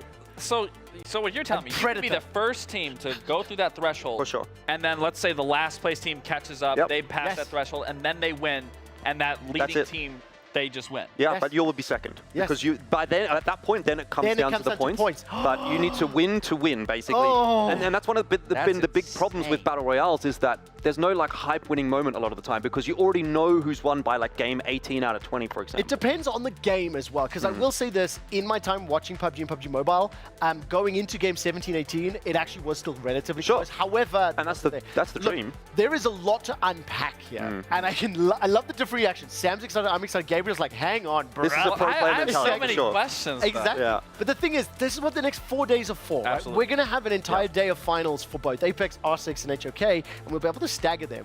We did just see that on your screen. There's a lot to unpack, but I'm hyped. As I have done with every guest, with every game for 4 weeks in a row, now in 5. Jordan, what are your predictions? What does your top 8 look like? Yeah, so, I mean, look, we've kind of gone for a little bit of a spread mix here because that's what we like to see. We want to see teams coming from every region coming to compete at the Esports World Cup here and having a pretty good shot at things. Now, I know we're going to talk about Falcons a lot, and we'll probably talk about Falcons again a little bit later on, so I'm not going to touch too much on them, but they are the big super team. They are, if you would have seen the Apex talent prediction graphic, all bar 1 of the talent predicted Falcons to win, which is obscene considering we've got 40 teams at this event, and it's a battle royale. If I can, as something that I have to commend the organization for and just celebrate it. Almost every single game that is competing here at EWC, the organization has made a significant investment and management and resource allocation to have some of the best teams. They already have 2 titles to their name. They have multiple finals to their name, multiple semi-finals to their name, so they're performing well. I will say, we've got the players on your screen now. Just give me the water cooler 15-second pitch on why they are so favored. I mean, they're the GOATs, right? They are the best players in the game, not just from their specific region, but they are essentially the only players that have won a tournament since ALGS has ever started, until the very last season, which was won by Reject. But these guys, among themselves, have won every single title, and now they've kind of joined forces. They used to be rivals, now they're friends, and this is their first tournament as a team, so it'll be very exciting to see how they go. Falcons in Resurgency were an existing team, and Falcons, the organization, picked up the players. Hisoka, Shifty, and Biffle. Thank you. I remember. I know you did this, so I was like, help me, help me, help me. But the thing is, that was the 3 of them. They were approved. They were a known quantity, okay? are you as confident that pitting 3 players together are just going to pop off that well? Yes, because these guys are just that good. Like, they are just that good. The amount of dominance that these guys have had, even separately, has been crazy in comparison to the rest of the field.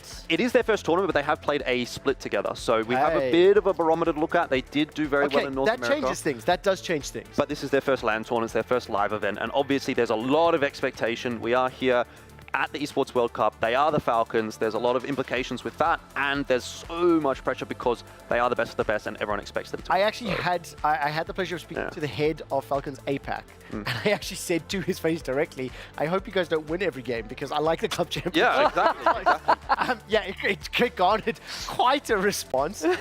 Look, we've spoken about the Falcons. They are one of the favorite teams. They are currently leading the club championship. So I want to turn our attention because yesterday, Jordan had the ability to catch up with the Falcons, the Birds themselves, ahead of their tournament in the ALJ interview. Okay, I'm here with Zero, who is obviously a player for Team Falcons, the Apex Legends roster, which has been newly put together. Now, before we start talking about the Falcons as a team and stuff like that, I want to talk about you as an individual. I have heard around the traps that people consider you the #1 IGL in Apex Legends. What do you think?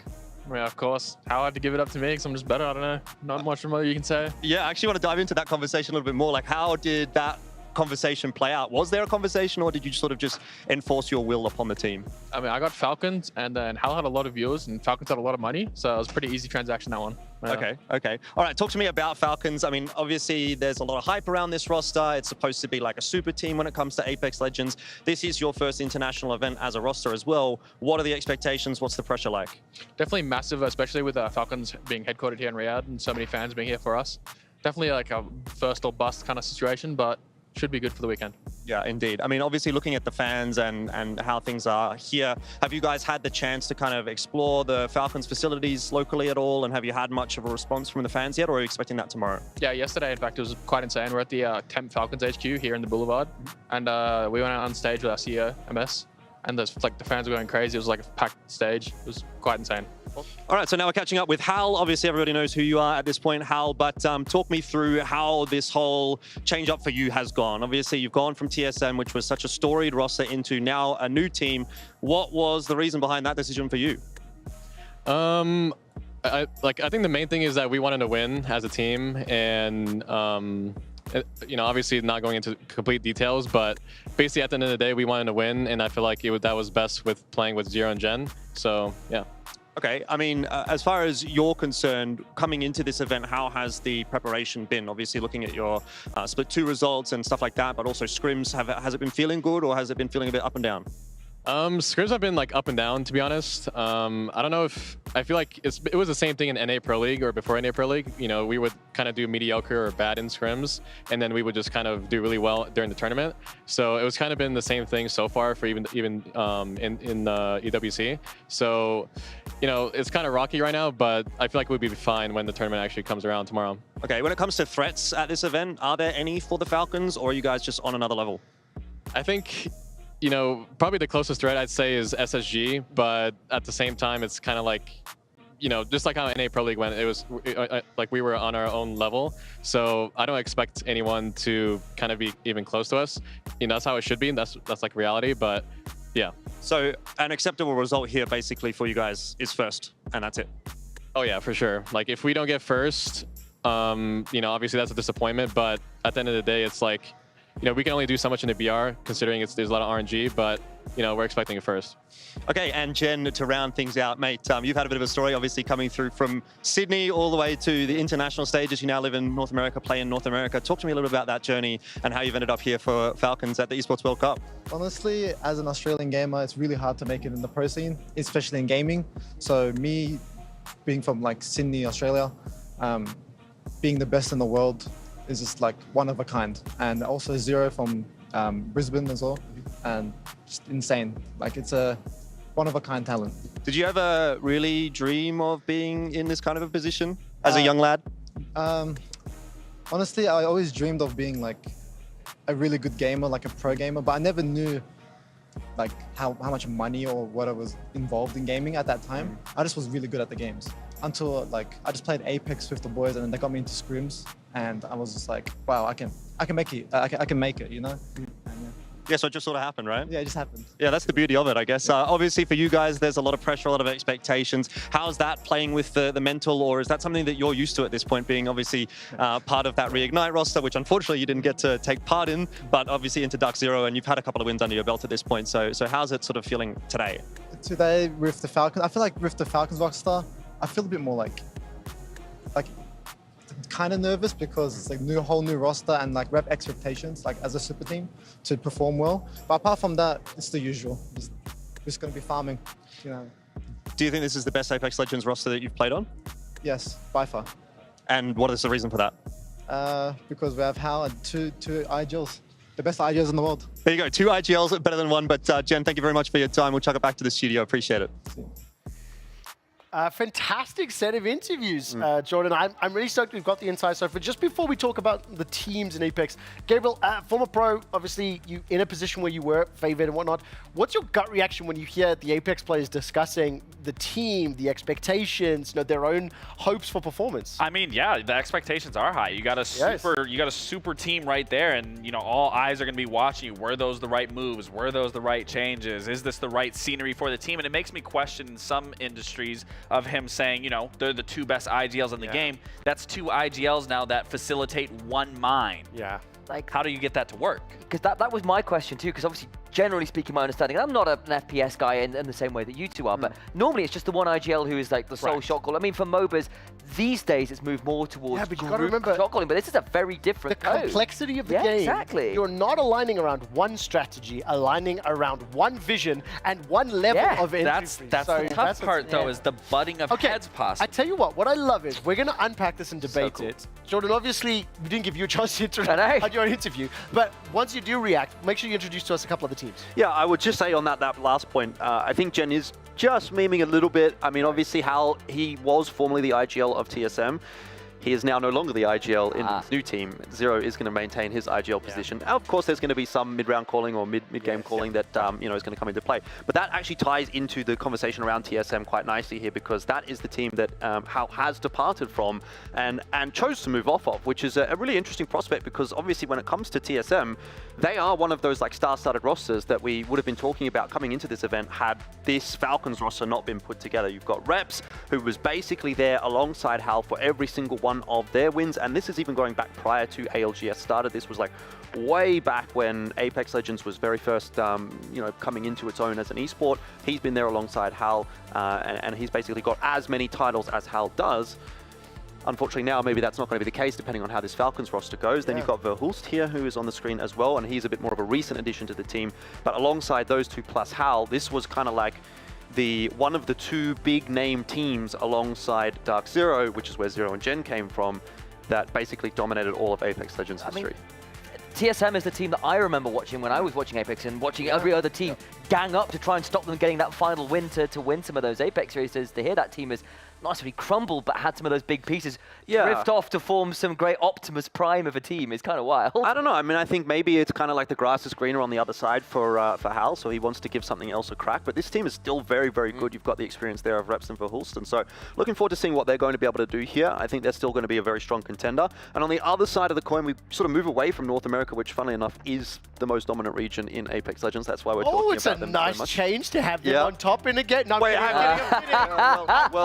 I won't get too far ahead of myself, but I will say North America is kind of carried by Australia. Joe and Jen are both from Australia. We are going to have a fantastic week, gentlemen. So let's unpack that at a later date. Who's the other team you want to look at? The other team we want to look at is Fnatic, which is a team coming from APAC North. So this is a little bit closer to home for me, a Japanese roster that comes through as a very consistent force at a lot of these international events. They have won 3 back-to-back seasons in their regular seasons in their domestic APAC North environment, but when they go and play against the international teams, when they play on LAN in environments like this one, they always perform quite consistently. They're very generally like up in the top 5, top 8, top 4, top 3 kind of thing, but they've not won yet. So they're one of those teams that's kind of like the shark circling in the water, that if there's some kind of an opportunity to take the top spot, Fnatic is very much one to look at this event. So I actually got to chat with these guys because they were on my flight in to EWC. and I speak a little Japanese because I used to live out there, so they were Oh, really excited humble to be here. brag. I'm learning so many but things it was about so cool. you. I know, but I heard it was really cool to get to speak to these guys, and they are so excited to be here,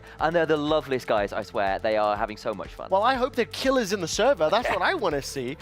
Look, fantastic. Thank you so much, Jonathan. Gentlemen, I think we've officially introduced each of our tournaments. We've already seen Honor of Kings is live and running.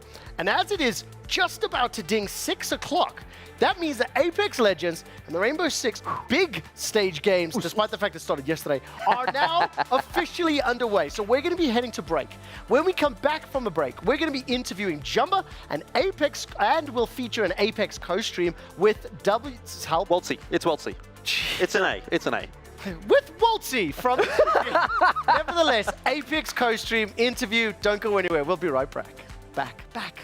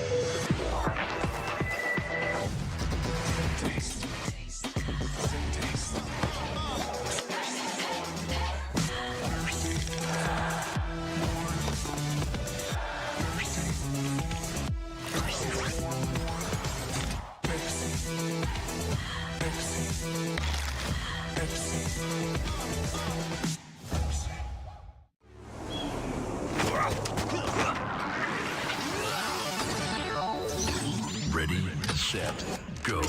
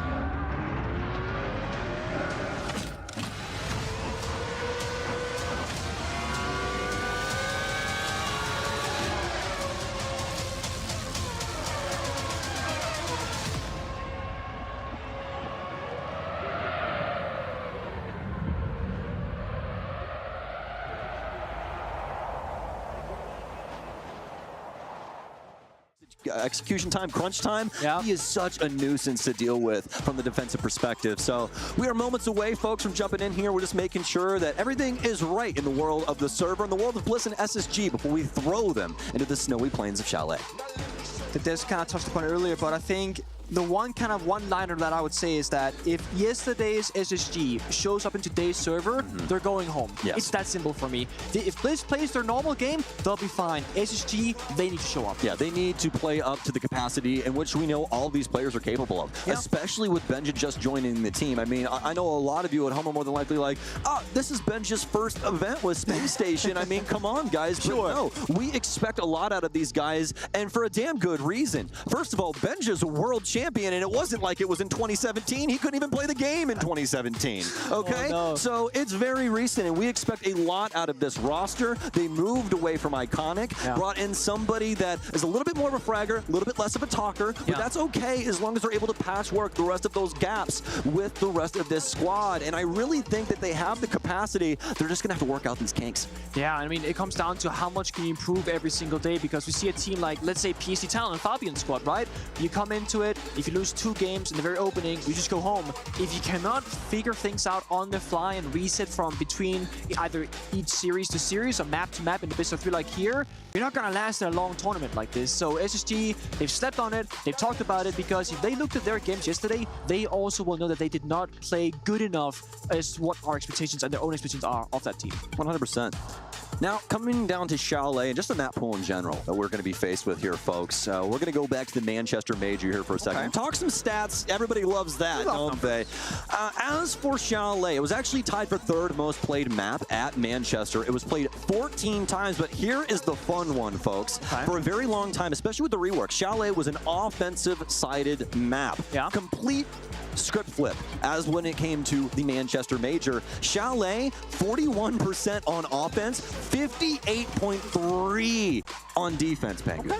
That's surprising. I mean, I would say you look at Chalet right now, and it's like usually still attacker-sided when you think about it. Yeah, just because of the angles, right? Yeah, you have a lot of angle work. You can play from outside the building. You got so much utility you can utilize, like whether it's the floors, for example, keep up areas if the sun is open, but it's like you have to be able to execute it. That's the issue. Like, you can be a great attacker map, but if you can't figure basic things out, like reaching the right wall or dealing with utility. Talon would know all about that. Talon would know, right? Because they got stuck on Clubhouse like all the times with CCTV.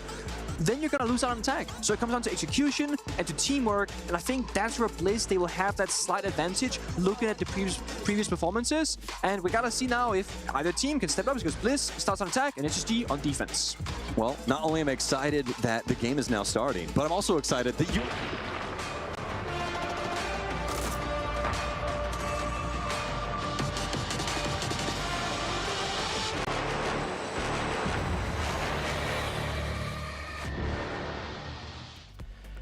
Good afternoon, good evening, good morning, wherever you are in the world. Welcome back to EWC Central. We have entered our 3rd hour of the broadcast, and as you can see at the bottom of my screen, Apex Legends and Rainbow Six are live for the day, as well as Honor of Kings has wrapped up their group stage. We will keep you updated on all those results a little bit later on. Right now, I have another very special guest, a content creator, a journalist, an aspiring broadcaster who has taken to our sofa, and his nickname is Jumba. Is that right? Your name, Greg? Yeah, Greg, but I go by Jumba on the socials. And okay. Yeah, you know what? I'm excited to be here. It's been an absolute grand time. I flew in a couple days well, ago. Hold up. Don't get too excited. Let's dial this back. Just very quickly, so you know, our broadcast, we cover all the games. You saw that a second ago. This is our Roundup, our variety show. Tell the viewers on that camera a little bit about yourself, where you're from and what you do. So, again, my name's Jumba. I'm from Canada, actually, and I'm a content creator that is, I focus on Apex Legends, but specifically competitive Apex. I cover all the storylines of the top teams, the up-and-comers, and, you know, the way I try to explain it is I make it way more dramatic than it needs to be. Awesome. That's so that the viewer really gets bought into, like, you know, what's going on with the scene, and I love excited that. about the events that come up. As long as you don't use clickbait titles, I'll forgive you on this one. Let's talk a little bit about your background. I know we were just doing a little bit of prep before, you know, we went live. You told me about some of your esports background and history, but how long have you been involved? Did you ever compete? What drove you to content creation? So, I mean, I just love creating videos. It's always been something that I've done since I was like 10 years old. So I always wanted to get into that, but I also was playing FPS games for the longest of time too. The old Halo games, Call of Duty, and then, like, you know, I started getting into competitive gaming a little bit with Counter-Strike. Not too seriously, but when Apex came out, that kind of like took over my life. I found that I was, for most games, actually relatively decent at the game. I never competed, was never at the pro level, but I love the pro scene. I followed it so closely since the day they came out. And yeah, I just proceeded to, you know, start building the stories up from there. And a little bit into the game, about 2-3 years in, I started creating videos about it. And okay, great. So listen, I'm going to put your knowledge to the test now. Yeah. Okay, let's talk about the Apex Legends scene as a whole, right? Yes. Just before you stepped into my studio, one of my Apex Legends broadcasters and specialists mentioned the following statement. Okay. That Australian players are basically hard carrying North America. Now, as a Canadian, you don't have a horse in this race, okay? Yeah. So, well, you do North America, but anyways, how accurate is the statement, and what do you think of the Australian players? You know what? I guess it is pretty accurate. You know, there's there's Zero and there's Jen Burton, both Australian players, and they are 2 of, I think, 6 players. No, at this point, 9 players that have won a LAN. They've won 3 on their own, and they're arguably two of the best players in the world, part of Falcons now. Okay. Aside from that, there's also Waltzy, MT. MT just left North America, but they came to North America at the beginning of, in the middle of 2023. Okay. Listen. I'm South African. I don't need to hear more about how good Australians are. Okay, seriously. Well, they really are carrying. You asked, Commonwealth and brothers and all that. What I would love to do is thank you for validating that. You created a very fun dynamic for the rest of my show, so thank you. What I would love to do is get your professional predictions on this one, right? Yeah. I know everyone is saying, at least from what I understand, that Falcons are far and away the favorites for this tournament. Validate if you think that's true, and also who do you think the dark horses could be to win? Absolutely. You know what? Falcons really is far ahead of the competition. As I just mentioned, Zero, Jem Burton, but they also have probably the most known player in the game, Imperial Hal, came from TSM, and he's also the person who's won probably the most LAN tournaments in Apex history. So with the three of them, they're just a trio that cannot be stopped. But Apex is really interesting that it does have a match point format, meaning in the final, you have to win a final After you get the 60 right? points. We literally just learned about it, so did all of our viewers. So thank you very much, Jordan. Yeah, so with that being said, there's a lot of teams. I think Mizuchi, they're a team that a lot of people, I think, right now aren't expecting much from them because they didn't have the best pro league, but they, I think, can really shock the world. Waltzy is a great player, as I was mentioning. They got Timmy, who's performed very well at LAN, and they have a player named Guild, who is one of 9 players to make top 5 at LAN 3 times, and 2 of those times he was number 2. Give me your 3 teams that you think could pick it up, understanding that the match point system is going to be in there, but what are the 3 team names? I'd say Mizuchi, Fnatic from Japan, and then SSG, or Space Station Gaming. Okay, awesome. Right, well, look, we're going to take a look at that. First of all, thank you very much. The credibility is not in doubt at all. Very clearly aware of the scene, and you have receipts, okay? I give you that one. I want to make sure that this next question comes across correctly, but I've been fortunate enough to interview some of the biggest creators, owners, CEOs, players on the sofa, and to be fair, you're on the smaller side of the content creation / influencer space.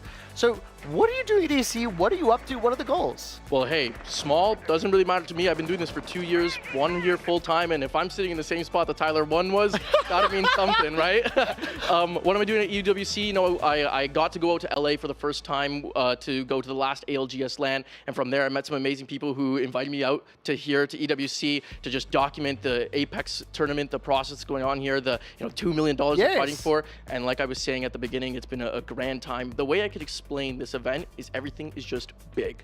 It's like, it just feels so much bigger than anything I've ever experienced before. Use a different adjective. What do you mean? Unpack that for me. Like, the stage is massive. The lounge that we have at the hotel is like nothing that you would ever expect. And then like the district that you have here, you can see it online, you can see photos, but like experiencing it is big.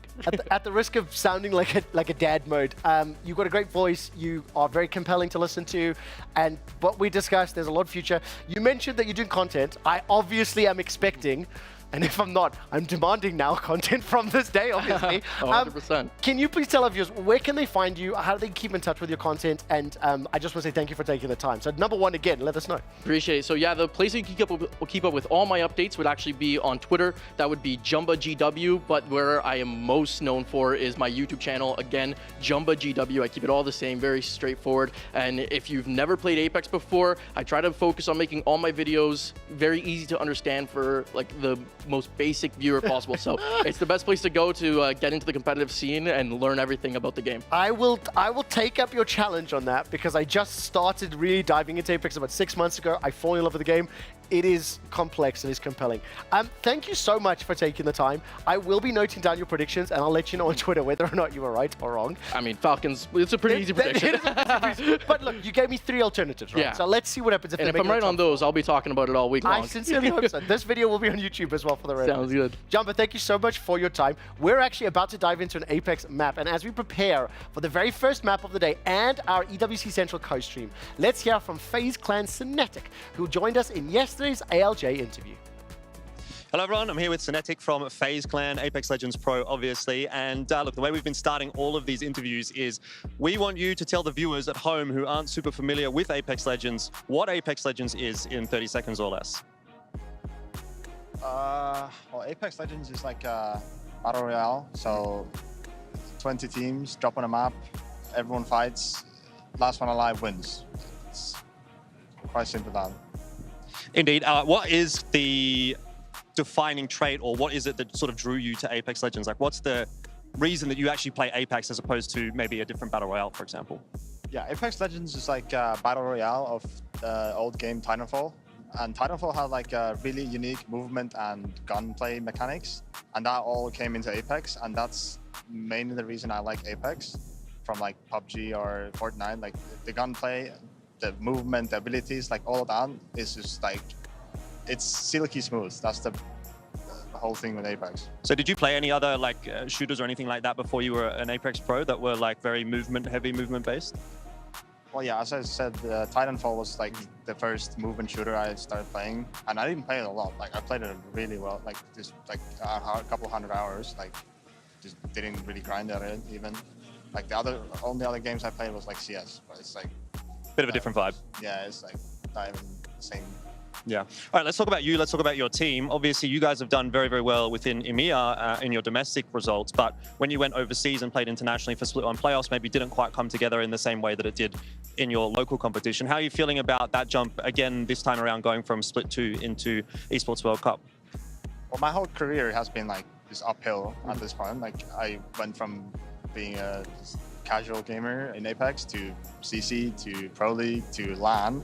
Now we did in LAN, we were like close to finals. This LAN, I'm expecting like a top 10 finish. Like I don't know. I feel like we improved. Like yeah, I don't see us stopping anywhere. Like I don't know. It's gonna be like a top 10 this LAN, and then probably better next LAN. Talk to me a little bit about the vibe of the event. Like, does it feel different for you as a player coming into something like the Esports World Cup as opposed to one of your regular season matches? Or is there, you know, at least you're trying to sort of keep the same vibes? Is there any kind of difference, really? Well, I don't know how to feel about it, to be honest. Like, Esports World Cup has been like a level above. But then again, at this point, like the gameplay hasn't like felt level above. It's like we went down a level in gameplay, but came up like in everything else. Like everything else about Esports World Cup is like absolutely like just 10 times better. It's like I don't know. It's off the charts. Yeah, it's kind of a weird feeling. I don't know. Awesome. All right, well, last question before we let you go. I want to talk to you quickly about how the meta has shaped up. Obviously, during Split 2, there was a lot of Bloodhound Bangalore. That was kind of like the go-to setup for most teams. But now that the Bloodhound nerf has come through, are we expecting to see a little bit more variety when it comes to legend compositions at this event? Yeah, I think what they've done is every legend is like either on level or a bit underpowered. So anything goes, kind of. Like people might play, I mean, Pathfinder is going to be played a lot. I feel like people just want to play a movement-heavy character, which is fun, like Horizon used to be in like a year ago. Like Pathfinder is going to be played a lot, and then like other characters are like completely free, except Bangalore. Bangalore is like still the #1 legend in the game, and it's been for a long time now. And I don't think it's going to change. Like I don't know. Like I think every team's going to have a Bangalore. Yeah, indeed. All right, awesome. Thank you very much for the chat, and best of luck. Yeah, thank you. Well, the Apex hype train keeps rolling here at the Esports Central broadcast as we are ready to jump into, or shortly jump into, our first game of Apex Legends here at the Esports World Cup. And to join us for a little bit of fun, we have Waltzy, of course, coming through from Mizuchi, as that name seems to be getting changed up every now and then, doesn't it, Waltzy? But welcome to the couch. It's nice to have you here. Obviously, a pro player coming through from Australia. We're very much, you know, kindred spirits in that respect, but a long way around the world for you. But, you know, playing in North America, playing here, playing in Australia, how's that journey all been for you, and how have you sort of been ending up here? I mean, it's been fun. It's definitely been fun. Been very interesting. You know, especially with like the recent team change that we've made and stuff like that. It's been a bit of a journey, so the fact that we've ended up here, I'm very happy about.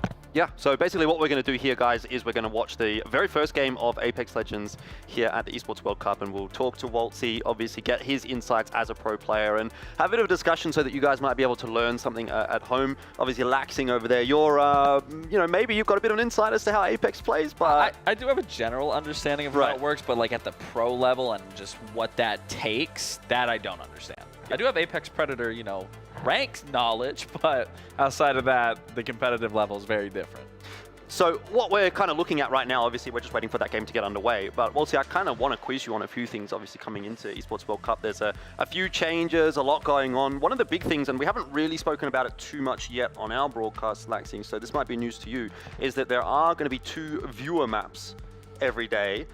Interesting prospect. Now, we haven't really ever seen any of those maps getting played, at least in recent times, in competitive Apex Legends, but it's going to be Kings Canyon, Broken Moon, or Olympus that gets chosen. What's the understanding of those levels, like what's the understanding level rather of those maps amongst the competitive community? Like, do you guys feel comfortable going onto those maps, or is this kind of like a bit wild for even you as a player?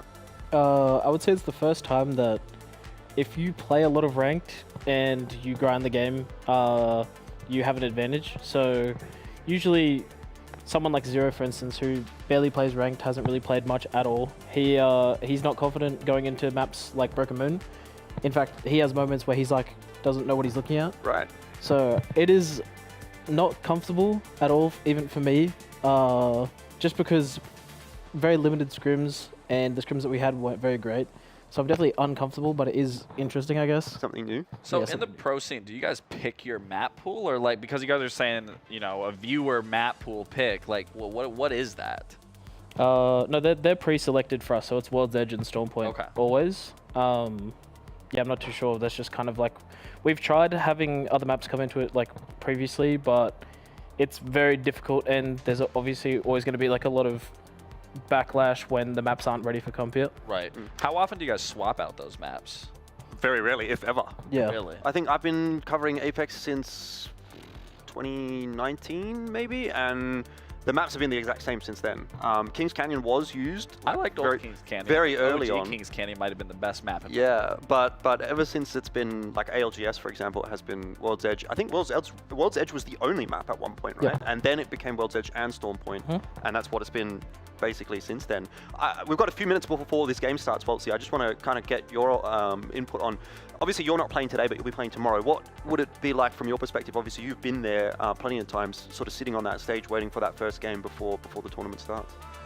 You're asking what it feels like? How do you feel? Yeah, how do you feel sitting there? I mean, at this point, I've done it so many times that it's like, I still get nervous. I feel like it's very natural to be nervous when you're competing in like any sport. Doesn't matter like what level of competition, even if it was a pro league day, I'll still be nervous before it. For me, I'm obviously a lot more conditioned to it. Just this is, I think, my 7th LAN, so it's not as bad. But it is a little bit more daunting because this is the first EWC. So it's like a case of first group is almost do or die because the second stage is top 2. So you want a top 9. So it is a bit more like, I guess, nerve-wracking, but I love that you say that, because like as a player, like I competed in Siege for 9.5 years, and like no matter how many LANs I went to, competed, I always had like the beginning nerves. Yep. But I feel like the second you get into that lobby, the second you shoot your gun, all just goes away. Yep. It's insane. Exactly. I love to hear that that's the same thing from another competitive standpoint. I want to get your thoughts as well on, well, Falcons is going to be part of that discussion as we go into this game. This is obviously Group A. We've been talking a little bit about the teams that we're kind of expecting to see do well here and you know, perform well going into the finals, but at least as far as Group A is concerned, are there any teams that you have your eye on going into this first matchup? Would I be allowed to scroll through this? You real can quick? scroll through this, yes. Okay. The easy answer, of course, is Falcons, if you want to, you know, throw one in there, but... Yeah, I'm gonna throw this out there just for the viewers. We did 4-0 of them in TDMs yesterday, so I don't know how the vibes are going into today, but they have been kind of handled. So it is Falcons, it is NIP, FaZe. I think they're a sleeper pick for sure. Liquid, I think Guild, Luminosity. All of these teams are like teams that I could easily see. Guild's an interesting shout. Is that just because MT's joined? Yeah, quite literally, yes, because he's, in my opinion, a top 5 RGL in the world. There you go. So, besides that, not too many others. Is CR on this list? They should be, yeah, right. Yeah, so CR, obviously, LAN champs. Didn't make Split 2, so I'm very curious as to how they're going to play, especially with the pickup of Justner.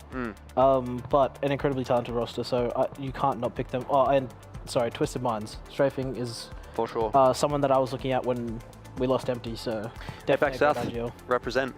Look, talk to us as well about drop points, because that's obviously a big kind of focal point when it comes to Battle Royales. That system has changed up a little bit again coming into Esports World Cup, but not necessarily about that specifically, but how important are drop points? Like, how important is it getting a decent spot? Like, for example, again, say Falcons here on Mill, is that a massive advantage for them, or is it not a big deal? It's very, very important. I would definitely argue that POIs and the POI draft is a good system. It just needs to be tweaked and fixed a little bit, but good teams being able to like lock down the best POIs does make it a lot harder for bad teams that can't do that. I don't know if you guys know this, but the Siphon team for the first 5 lanes was the team that won the lane. I did not know that. Just to give you like a idea of how important drop spots are. So that's crazy, actually. Yeah. So with obviously you picking these spots through scrims, whatever that is, I mean the circle's random. So essentially where it starts and where it ends. I mean, how does that shape regardless of the POIs? You mean like how do we pick POIs? Yeah, exactly. Okay. Yeah. So basically, for Mill for Falcons, for instance, it is a POI that has not a lot of loot, but very high tier loot, which means that they can get out of the POI very quick. Okay. So it doesn't really matter where the zone's pulling because they also have a trident, so they can get around the map very fast. That's why that POI is considered to be like, I think, top 3 on the map. Yeah, what about World's Edge? We can talk about that as well. We've got another graphic for that one. What are the key sort of POIs that you'd be looking at on that map? And I guess you mentioned Lava Siphon there. It seems like that's had a bit of a drop-off coming this season. I think people don't know how to play from the POI, whereas, so who has it for this? Is that? NIP by the looks of it. Okay, a very good team with a very good rotate RGL, so they should do extremely well from Siphon, for instance. Skywest Trials is the only POI on the map that has PvE. PvE contributes to your armor at this point, which is like a new change, so it's actually quite an advantage. They will probably be the first team to come out of the map with reds, you'll see, unless other teams are fighting a lot, but you'll see they'll sort of play like a loot simulator and like a mini game at the start of the game where they all split up and they all just go for red armors and stuff like that. So Skywest Trials is probably the best POI on the map at the moment. Where did you guys end up? Did you end up happy with your spots? Very happy, yeah. Stacks moored at the bottom right of the map. Yeah, so did you have to sort of contest for that, or were you pretty chill? Because, like, again, this is one thing that I think we don't necessarily have to talk about quite so much anymore on ALGS because of the draft system, but those teams that come in as, like, the big names typically kind of get their choice of location without necessarily having to contest a lot of the time. But I imagine now that that has all sort of fallen by the wayside, we went back into draft, and then we had to go back into the scrims and sort of nut that out a little bit more. Was there more contests going on than there was, like, previously? I would say no, actually. So everything just fell into place. Sort of. I mean, we didn't get contested because the team that would contest us isn't in our group, so that would be Makers. But if they make finals, then we'll have to contest them. But there's just a very clear hierarchy. Yeah, of teams that just get POIs. Like you have Falcons, LG, us, SSG. Like just teams that have good roller players tend to not have to contest because the good rollers are kind of scary off the drop. To me, that seems like a little unfair. Like it doesn't like allow like the lesser teams a chance of having a high priority point or something like that. Do you think, like, with that being said, it just sounds like it keeps certain top teams in those top positions because they're able to pick that?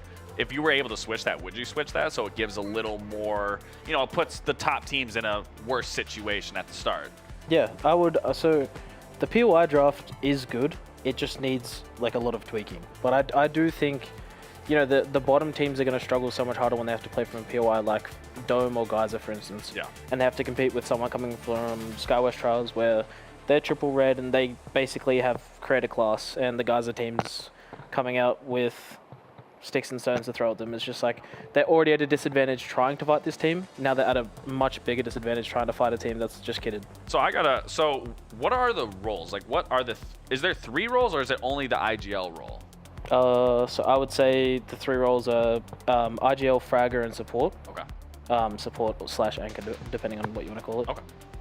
All right, well, look, we'll get into that discussion a little bit more when we have some more time. But for now, as we wait for Map 1 to kick off, we'll have a quick look at some of the teams qualifying in their way to the road to Rio.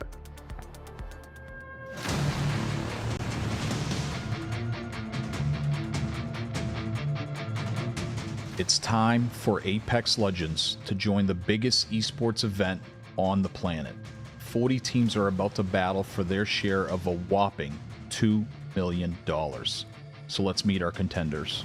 Standings in the Apex Legends Global Series rankings were a defining factor for team invites, and 4 distinct regions fielded their representations. We begin our journey in North America, which is nothing short of packed. A lot of stacked teams came to the Esports World Cup from this neck of the woods, with TSM, Not Moist, and none other than the mighty trio from Team Falcons leading the charge. Jumping over to the EMEA region, some familiar faces decided to climb up the ranks and secure their spots in Riyadh.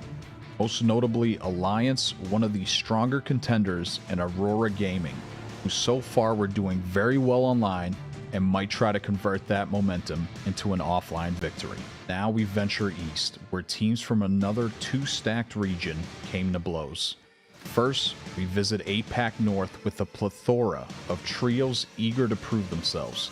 Here, eyes were drawn to Reject Winity and Crazy Raccoon, as both teams shuffle their rosters. However, one does not simply forget about Fnatic. APAC South was no different when it comes to trios carrying some serious firepower, especially when we talk about Guild Esports or the powerhouse known as Twisted Minds. 32 spots filled, 8 remained. Claimed in the Trial by Fire, also known as the Esports World Cup qualifiers. Here, NRG and Pioneers completed the NA representation, Cholos Laser and Dragons Esports won in South America, and DMS shined in the EMEA clash. Lastly, Fennel and TIE won the APAC North qualifier, and Evo's Esports came out on top in the South. And now these 40 teams will make history here at the Esports World Cup. All right, still rolling on with Apex Legends here at the Esports World Cup, and we were just in the middle of a discussion around roles there, Laxing. I want to kind of pick back up on that because I think it's quite an interesting point to touch on before we head into Game 1 for people to understand how the interplay works between each player on the team. Yeah, like you were saying, you know, there's the fragger role, there's the IGL role, and then there's the support/anchor. If you want to go through each one of those and just break that down of what each individual role that is. Yeah, so the IGL is sort of just in control of all macro and micro decisions. So macro being the overall game plan per game. Yep. So for instance, if you were to watch me, it would be me explaining the pathing that we're going to take for the Evo armor and how we want to like approach the zone, like where we want to come in from. Some games, if it's a close zone, we'll turbo for it, which is like turbo rotate, so going fast. So we're not coming in from anywhere, we're just trying to get to a spot straight away. And is that like slang, like turbo rotate, like that Yeah. specifically? Okay. Yeah, it means just go fast, be quick. For sure. Yeah. And then the fragger, whole role is to just shoot your gun and just look for entry, look for picks, look for damage. Is that someone that like typically has like the best mechanics on the team that has taken those initial gunfights? Yeah, so for me, it was me. Still is me, and then yeah. So, well, it's like I play like a sort of like a mix of the two, and then I guess it would also be Timmy. So Timmy, he has like a little bit of like a different style of approach to me. He's MK, so it's like a lot harder to take like brute force challenges like over and over again. Right. But for a team, let's say SSG, you have Koi, mechanical freak, so he's just gonna sort of mech check anyone on the map at any point. That's like his entire goal. Falcons, it's Hal or Zero. It's not as one-dimensional, I guess. Like, not your role isn't set. You can't do what the other players do. Like everyone being able to do exactly. Yeah. And then the support is obviously a lot of the time they'll have to watch the back. They'll have to hold the spot. You know, they'll like my role from Siege. Yeah. Flank watch. So yeah, exactly. It's like flank watch. So you'll be like. You'll tend to refrag more than anything else. Yeah. So like your fragger will go in, you'll sort of like come in afterwards and try and clean up and stuff like that. Okay. So obviously, with regard to the roles, that would potentially change which legend you're playing as well, based on like what your intended role in the team is going to be. Yeah, 100%. So for the last meta, I was Bloodhound. For the current meta, I'm Bangalore. For I think 2 metas ago, I was Horizon. And you know, so for the meta currently, I would say it's Bang, Fuse, Seer. That's what we play at least. So our support player is Guild, so he's on Seer. Our fragger, I guess, is Timmy, so he's on Fuse. What do you think about? It feels like the teams that really excel have someone that's not like in your traditional sense with a normal esport.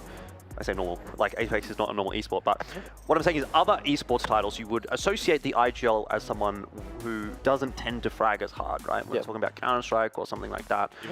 Even PUBG, for example, as well. These are guys that you look at and you say, oh, the numbers don't necessarily need to be quite so high for these guys because they're focusing on IGLing. But I feel like in Apex, the teams that really excel, obviously yourselves being one of them, in particular Falcons as well, and TSM of the past where Hal was IGLing, are those teams that have a strong individual actually in that IGLing role as well. Like, so they can frag and they can IGL. It's not as if it's like two separate roles.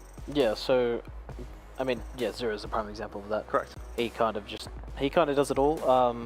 I would say I am as well. Teams that can't, like their IGL can't really do it, tend to struggle a bit because it is hard to tell your players like the right chow to take, like the right approach to a fight, like what they should be doing. Like having proactive players and players who think for themselves in fights and do their own thing is like really important. I think that is a big reason why Zero wanted Hal on the team, because he is like that. But yeah, definitely like the IGL being able to do it and like open up fights for the team is like kind of meta. Correct me if I'm wrong, but you're very recently having switched into the IGL role, like obviously since MT departed the team. How's that kind of gone for you? Because you used to be that guy that was like in that fragging role. So I assume you didn't necessarily have to have too much of a calling presence in your previous teams, or were you like a secondary caller or something like that? Did you have some kind of ease into that role, if that makes sense? Or has it been like from nothing to 100, 0 to 100? No, it was definitely, so the only thing I didn't do was macro, because if there's one thing that MT is really, really good for, it's macro. Right. Macro is second to almost none. But in terms of late game calling and fight calling, that was always me.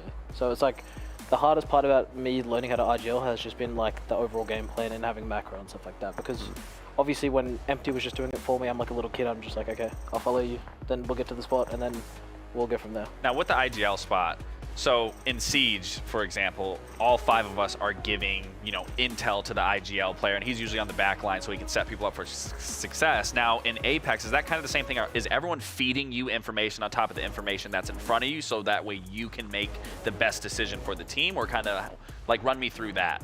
Yeah, so definitely a case of the same thing. So Guild, for instance, the Seer player, constantly scanning, constantly telling me who's where, who's doing what. He'll, you know, scan people, get me like armor information to see if like, you know, we could just like armor diff the team next to us, stuff like that. Timmy's the same way, less to do with like obviously like the scanning and all that, more to do with like spots that are free, teams that are fighting, stuff like that, like opportunities. He's like a very opportunistic person, I think that's the word I'm looking for, where he's just constantly like, you know, we can do this, we can do this, we can do this. He's just sort of just like giving me the options so that I'm not having to do it all myself. So those kind of players are very important. For sure. What do you think is the difference between a good IGL and a not so good IGL when it comes to competitive Apex? Because I'm sure that there's like no shortage of people who obviously are IGLing their teams in ALGS, but they're just not on the same level as someone like yourself, someone like a Zero, someone like, I don't know, if we go back to my region, obviously Strafing is a big name that comes through from Apex South, and these are the guys that like you kind of consistently see their teams towards the top 1, 2, 3, 4, 5 in any given season, and even at these international events. So what separates those guys from the sort of the newer guys that are coming through? Is it just experience, or? It's experience, but it's more assertiveness than anything else. So Strafing is a great example of like, someone that I wanted was Strafing, because when he makes calls assertively.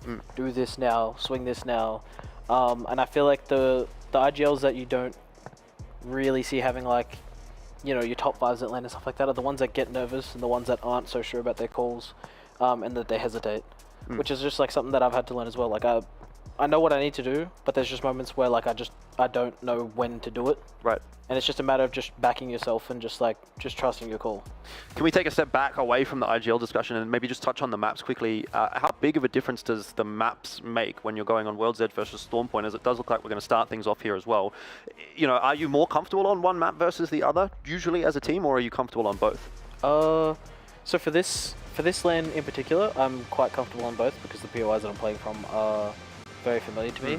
In the draft system, it's obviously a lot more different. You're constantly landing at different POIs, so sometimes I'll have a really good Stormpoint POI, and then I'll have a really bad World's Edge POI. So, but for this lane, I would say I'm confident on both, but I would say overall, most teams would tell you that Stormpoint, they're a lot more confident on, simply because it's sort of a better design map, but it's more just a loot pool. Like every POI, you're sort of coming out with loot. You're not really like having to struggle. Whereas like, you know, World's Edge, you have POIs like Geyser, Dome, stuff like that, where you just like get left with nothing. All right, well, since we're in game now, we should probably start kind of breaking down what's happening. We're not exactly going to commentate per se, but we are going to have a discussion around, you know, maybe what it is like to be playing Apex in a competitive environment, what you should be looking out for, important things to kind of keep an eye on. And one important thing here is that there's going to be a contest over checkpoint straight away on Stormpoint, which is not something you'll often see, but everywhere there's a possibility that there's going to be 2 teams dropping. So what's the thought process behind a hot drop like this one? I mean, this is just a case of egos getting in the way of competition. These two don't want to give up their POI. They're both actually from the same region, which is kind of surprising. Usually when you see international events, you'll see teams from other regions like fighting each other, versus like this here. You have, you know, Reject and Fennel both fighting each other, both from APAC North. Checkpoint isn't a particularly good contest. It is very easy to stall in this contest because like both, you can just sit on buildings as you're seeing here. These guys are about to sit on the building, not move. The guys across from them are going to do the same thing. Now I have a question. How do you guys as players decide, obviously picking up grenades, using your util, are you guys communicating the util that you're using, or are you guys like coordinating when to use the util at the right time? It's sort of a case of, you know, you want to just make sure that you have like your whole team grouped and you're doing it all like in unison. Yes. Okay. If you're doing it separately, it's not great. All right. Things are progressing nicely, at least for, was it Reject? Yep. Did they win that fight or did they get eliminated? No, I think they've won that fight. Yeah. So, I mean, that's good. How important is it for teams to be getting aggressive off the start and at least getting a couple kills on the board for themselves? I think that is very team dependent.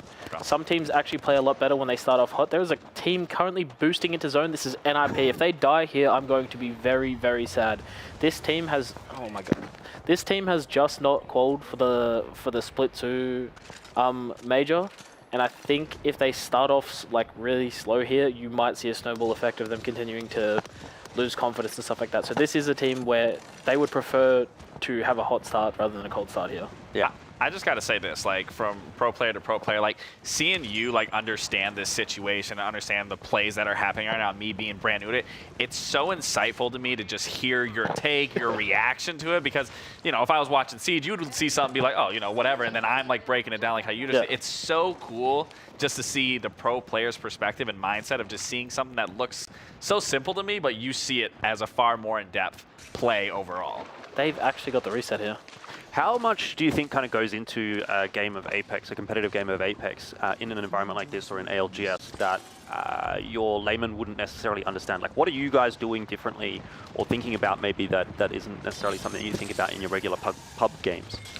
A big thing. NIP just got eliminated, by the way. Yeah, sad. I'm sad, man. They're good friends of ours, and I want them to do well because I feel like they are a very good team, and they definitely haven't been playing like it recently, which is like, you know, always sad to see.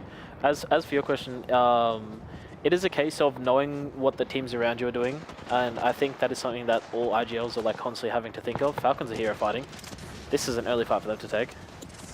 Yeah, maybe put their foot on the gas, you know, early on in the piece. They're one of those teams that, you know, when they kind of get the ball rolling, they can really just like steamroll, can't they? Yeah, it's not fun. Not fun at all. When you're in these situations, especially as the IGL, and there's multiple teams fighting, when do you decide to engage and when do you decide to disengage? You usually just like have to stare kill feed and just wait to see for trades. Okay.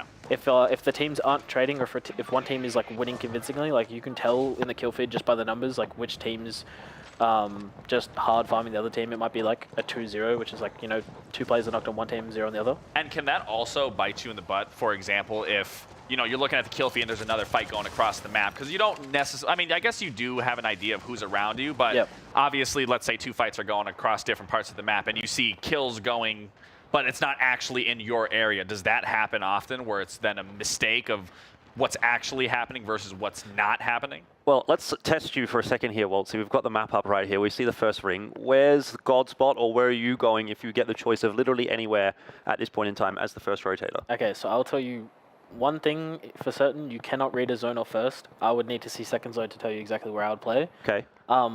You see everyone's like, sort of bunched up around Barrow. I have a little bit of a cheat code here, which is I've seen Falcons at bottom Barrow. If I was to land next to them, I would just assume wherever they're playing is where it's pulling. Zero can read a zone like pretty much as good as anyone else can. So, yeah, I'd have to see second zone, but I would say it's gonna pull somewhere around where Falcons are playing. And obviously with that in mind, for people that don't know at home, there are certain legends that can scan the next ring as well. So in the game, actually, the players probably have a little bit more information than what we did there with that map screen, because they would be able to inherently see that next ring anyway. We didn't quite get that information coming through just yet, so we're looking forward to seeing how that sort of plays out. But that's another sort of important factor that you guys are always aware of, right? Scanning the survey beacon, scanning the ring console. How important actually is that in this kind of environment? Very, very important. Very, very, very important. So it's free info, right? Yeah, it is free info. So one thing that a big change happened was the legend classes. So being able, so who can scan beacons and who can scan like player scans, we call man scans. Yep. So what I do, for instance, is I tend to rotate like man scan to man scan to man scan, so that I'm constantly knowing where teams are and what teams are doing around me. That information is like extremely, extremely important, because you know, last thing you want is to accidentally run into a team and have to take a fight that you're not exactly ready for. As for zone, I would say it's less important, because I feel like zone's mostly readable once you have second ring. Can you infer from, let's say, the man scans, if that's what we want to go with as terminology, can you infer from that where the ring is going to be pulling? Because let's say you're out on the edge, you have no idea. Yep. You scan the survey beacon, which is what shows you the positions of enemy players for, I think it's 30 seconds, right? You see a bunch of guys clumped up on the southern side of the map. You probably put two and two together and go, ring might be pulling in that direction. Yeah, 100%. 100%. If you don't have ring console at your POI, for instance, so what I would do, if I didn't have the ring console at my POI, was I would wait for, let's say, a minute to give teams enough time, especially the fast rotating teams, enough time to actually start moving towards where the zone's pulling. So I would just see the teams around me that have console, see where they're headed, see like where they're sort of trying to end up, and I would sort of take from that where the zone's roughly pulling. When a player gets down, can any team steal that kill, or is it whoever downed that player? Whoever downed that player. Okay. You used to be able to thirst people who had died to ring, or if the team that knocked him had died, had full died, you used to be able to like steal those kills, but you can't do that anymore. It's definitely just whoever knocked him gets the kill. How much does the impact that it's made with obviously respawning now? I think you respawn with your old kit. Yep. Whereas before, like you had no shield, no nothing. Has that made a drastic change in terms of people being brought back? Oh my god, Luminosity has just died. Sorry. It is a big change. Being able to come back in with guns and actually be able to play the game is... There's going to be a lot of times, especially with crypto. So there's some APAC North players that play crypto. You might see some end games where teams are not expecting it, when it's like, you know, there's too much going on and they've just respawned and someone's coming out of the sky is going to land on your head and you're not going to be expecting it. It is a very, very nice change in my opinion, because originally when you would fight teams that were respawning, you'd know that he had nothing. You'd know it's free kills. You'd always push it. Now you're a bit more hesitant because they're coming in with, you know, armor and guns.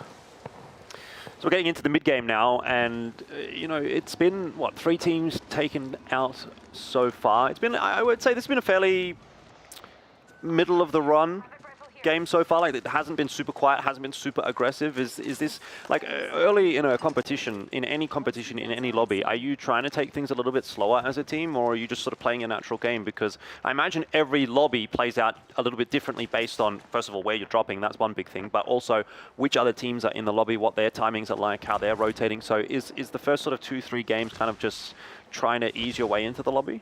Nah, for me it's definitely not. For some teams it might be. So definitely with Empty, it was a case of he'd always just sort of do the same thing. But one thing I learned in regional finals when I had a disconnect was I don't like the idea that we have to sort of play for points or play more safe. So I would tend to try and start off hot, and we do tend to start off hot rather than start off slow, because I feel like it just is a snowball effect. I would rather take a fight first game for no reason, just to get like the vibes going. That's, I was just about to ask that, of just getting warmed up for an initial gunfight, then, you know, playing the circle the entire time or wherever that's going to rotate. Okay, I was literally just about to ask that question.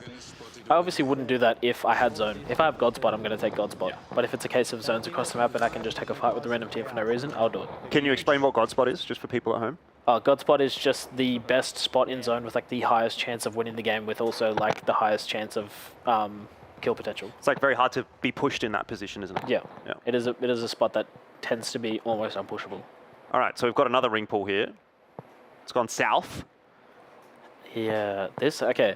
So if this is me, I haven't seen this zone for a while. It can pull sort of really far south, sort of where you're seeing like Gaming Gladiators, for instance. But I would not be shocked if this one also does pull back up, sort of towards Pioneers, sort of like on that top end of the zone. I just haven't seen a south zone like that for like a very long time. But if we have one, I would be, I'd be surprised. I have a question. So when you're in these situations when the circle's getting tighter and tighter, what should your utility look like? Like if you're a player here, what should you be making priority in these situations? For me, it's making sure that you're like holding your utility, you're not wasting it. So like all your abilities and stuff like that. But nades, I think a lot of teams don't understand how important it is to like save your nades.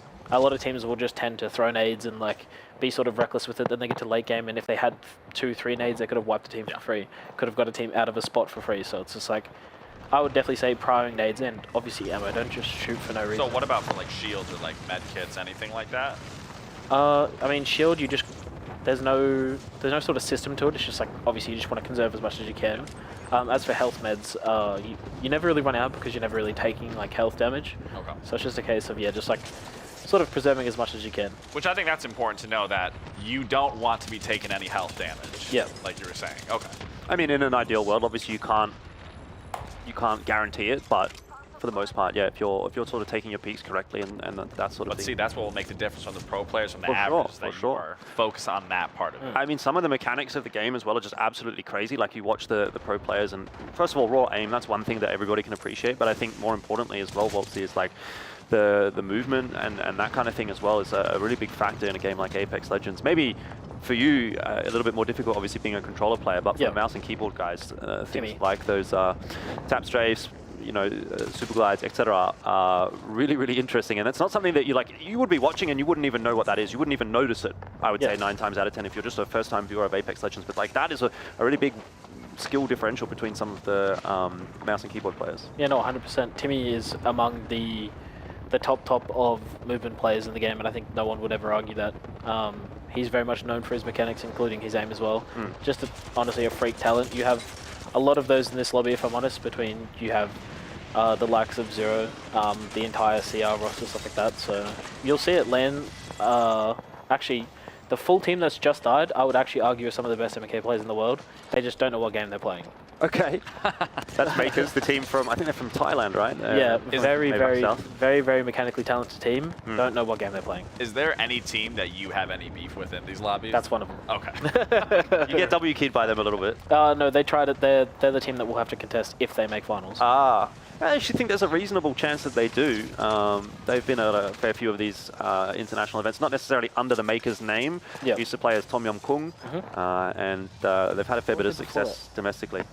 The last lane, I don't think were they TYK at the last lane? They might have been. Might have been. I think they were prior to this season, TYK, and then prior to that, they were EXO.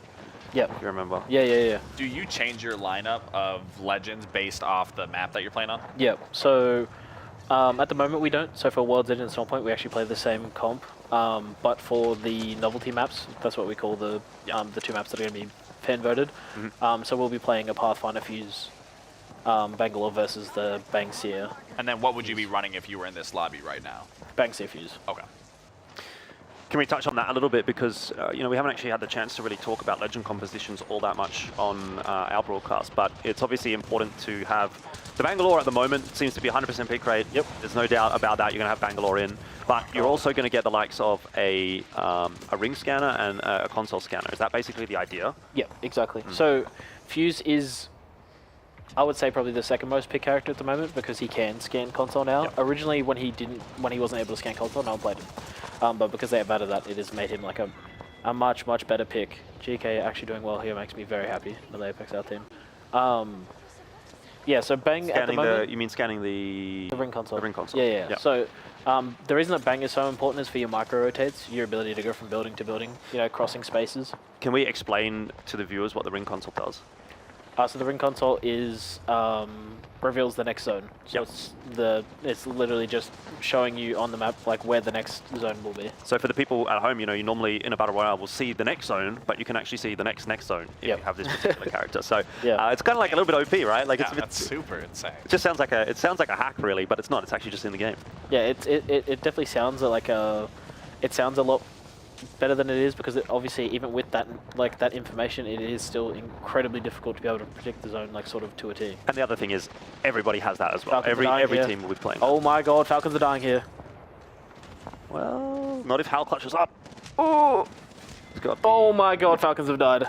Yeah, so what did they make? 6th? No, 10th. My eyes are really bad, as you can obviously tell. 10th with 3 kills, yeah. Just let us know. We'll we'll tell you. relay that.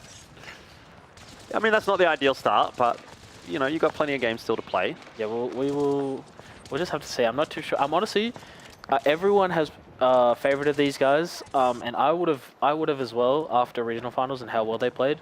But leading up to this event, scrims, TDMs, stuff like that, they have been underperforming like heavily. But I don't think anyone noticed. I know you're talking about the Falcons. Yeah. Okay. Do you think it's a storyline that kind of feeds upon itself though a little bit? Like you see people starting to say, oh, they're the best, and then everyone else starts saying, oh, they're the best because people are starting to say they're the best, and then it becomes like a self-fulfilling cycle in terms of that conversation. Yep. I mean, 100%, but also at the same time, they are the best. So it's like, sure. I'm not going to sit here and say they're not. They're 3 players that have won. What are they? 3 of 11 players that have ever won a LAN? Which I make an argument all the time of, you know, putting the best players together does not mean success. No, I don't think so either. By any means, because there's many different ideologies on how to play the game, how to function. So, I mean, that's for me when I hear about the Falcons and how successful that the players are individually, is that going to now translate into an actual overall team success? Well, I would say it might. And it should, but I think obviously between Hal and Zero there's going to be a little bit of clashing just because, you know, they both have, like, he was an IGL. But I would say at the moment a big thing for them was I would almost argue complacency, but it's not from an aspect of they don't play the game. It's that they just they weren't giving it their best is what I would say. Okay. Maybe usually, is hubris a better word in that? If I knew what it meant, it probably would be. It's like when you're so good and you know that you're so good that you're like, we don't even really have to try. Yeah, 100%. That you know, we're just going to win anyway. Yeah. No, that's exactly. Guys, liquid down. Yeah, we're down to the top 4. Top 4. So in this situation, what is your play? Like, what are you doing with your team here? Well, if you're on the high ground, you're pretty happy. If I'm Aurora, I'm flossing. I'm straight up doing the worm. Because they have the best spot in zone, and this is God spot, right? This is what you're talking about. This is what we were talking about before. This is God spot. So they have what, 6 boxes up here. So they have all the loot in the world. That they have their util still. You know, they've got the best spot in zone. The only thing that they can't do here is throw. Like you just have to not throw. That is it. If I'm GHS, if I'm GHS, what I'm doing here is I'm making sure that I have the space like as close to the end zone as I can because you're playing Watson. So later on, you're going to see them try and slam a gen as close as they can to the end zone, which should be quite easy because they actually do have like a very good position here. The worst position is probably the team in the small building. If you see on the map there's a team in the building that has almost no zone to play. That team is probably going to be the first team to die, and if they're not, I'll be surprised. Do you guys have like mini callouts for certain areas on the map? Or is it kind of just like you're just going off of what's in front of you and like they're in this building, they're in that? Yeah, so in Siege you have, you guys have comms like... Yeah, there's different spots, like locations and stuff like that, yeah. It's like really hard to do that in a BR because there is just, it's a big map and there's just so much. We do have like nicknames for buildings and stuff like that, like places that someone just come up with. So there's a place called Grandma's, which is just a random building that we've called Grandma's and it's just stuck. And then we have, so here I would call this just like top barrow and bottom barrow, which is quite literally just like the height building up like this main tower of Barometer. Nags is a solo, they've made the seat.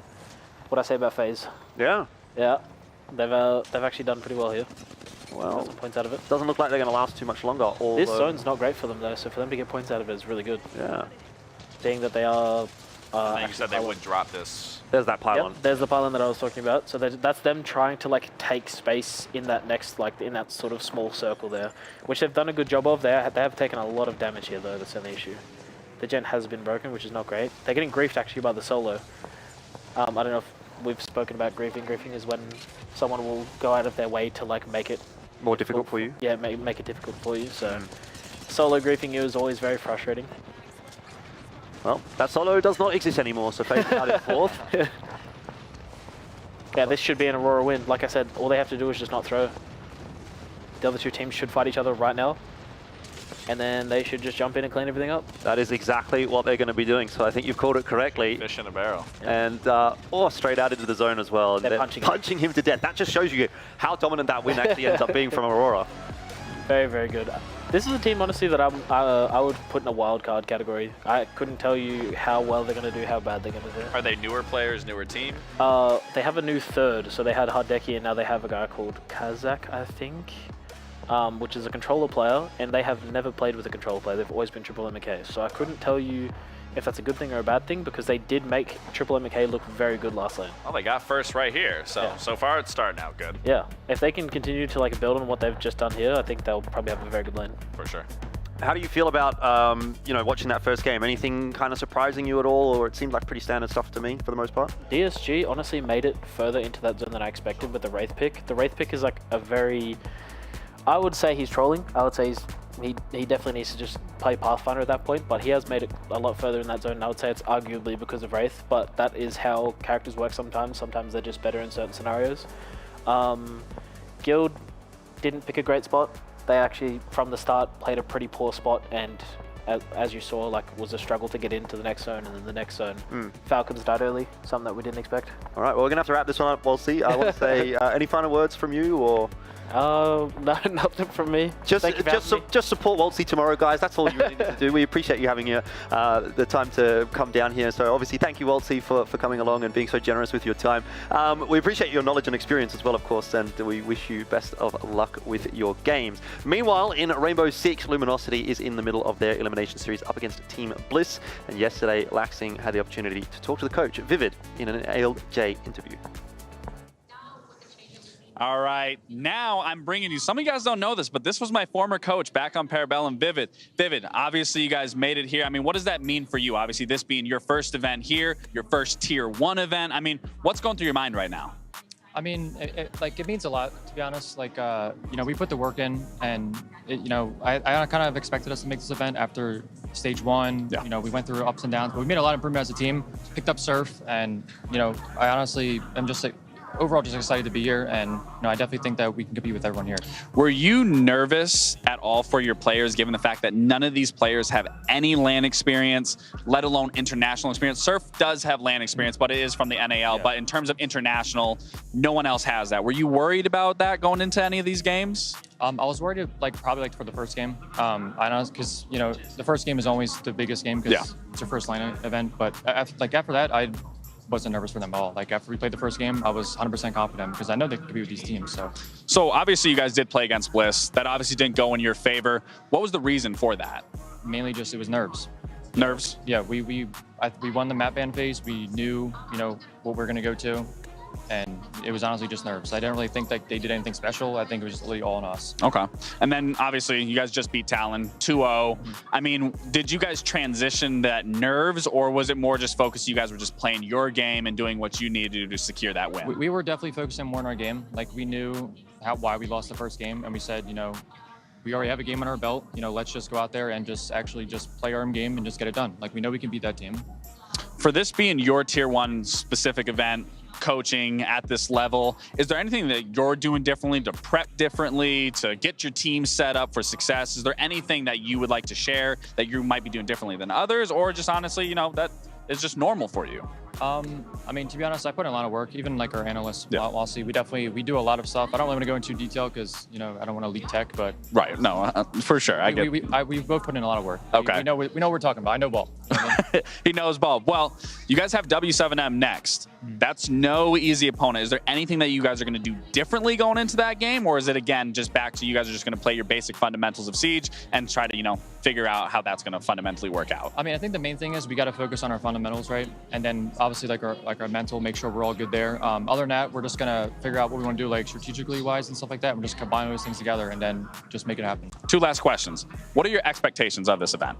I mean, coming into this, I honestly thought we could make top 8. I know that sounds kind of crazy to some people, but I know what I'm capable of, my team's capable of. We know we can compete with these teams. Like, we're here on the stage for a reason. I know we can definitely make top 8 and, you know, maybe potentially win this thing. Now, if you were in the grand finals, let's say you make it all the way through, who would be the one team that you would want to play? If you could pick any team for a grand final match, who would you want to play? Ooh.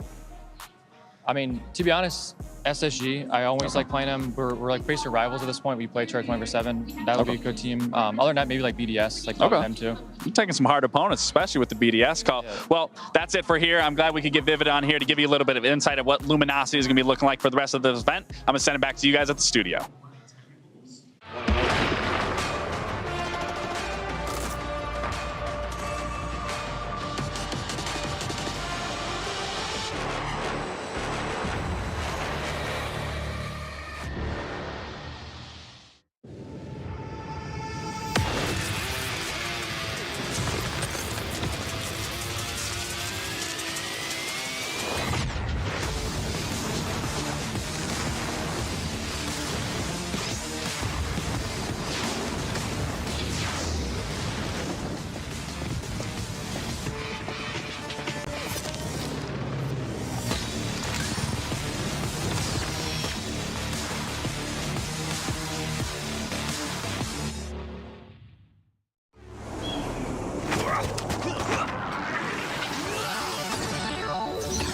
Ready, set, go.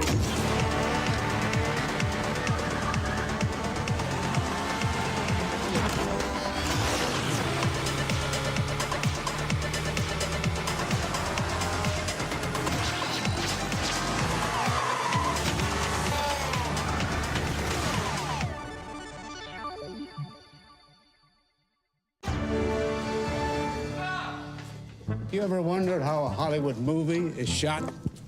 On a Sony. You review it on a Sony. And how do you make that sound epic? You record it on a Sony. Lunch break on a Sony. So why wouldn't you watch it on a Bravia by Sony?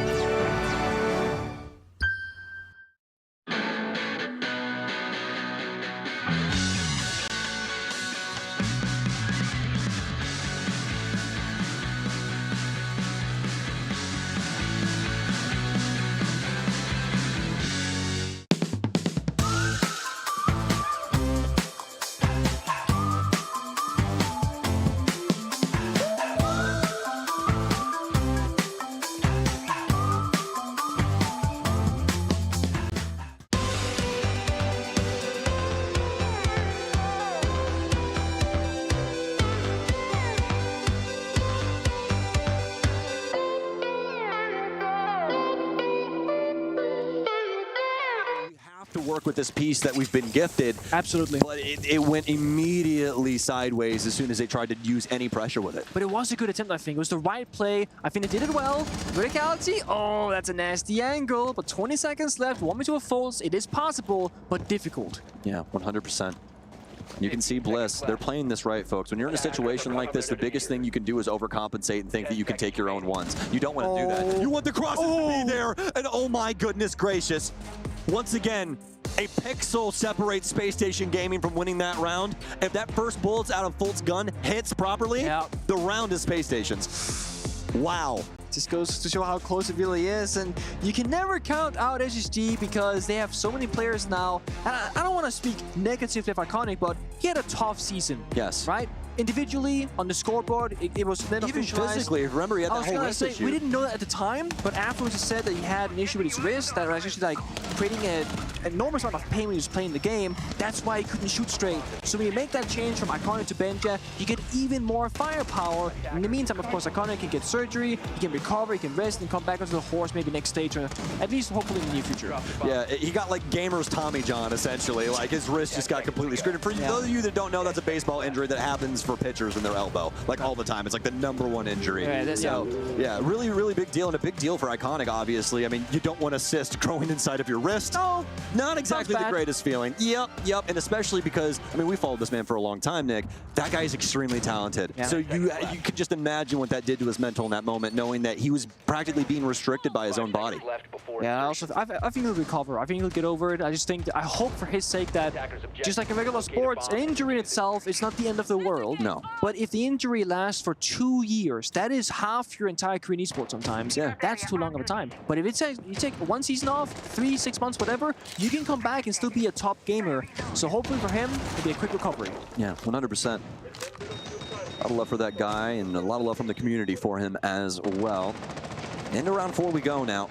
Benja looking for a solid position downstairs again, but obviously not the same bomb site. This time he's going to be tearing things up from beneath, but he doesn't want to activate this too quickly. He's found some hatches. Has he found a kill? The timing just not working out for him, as Fish will rotate away from said rotate at a moment's notice. The thing about Benji's playstyle right now is that when you don't know what to expect and you don't know how to feel it out, you kind of get surprised by it. But now he's done it on Chalet, and now also for the first 4 rounds in a row here on Border. Blitz are going to start figuring out that, okay, they're not figuring out apparently. I was like, they should start figuring out that this is Benji's playstyle. He's fishing for these openings, and they keep giving it to him as well. And some shots will not land from Brendo. Maybe just a singular one into a shin or something like that, but the goo mine dealing a decent amount of damage. And now Space Station, instead of immediate...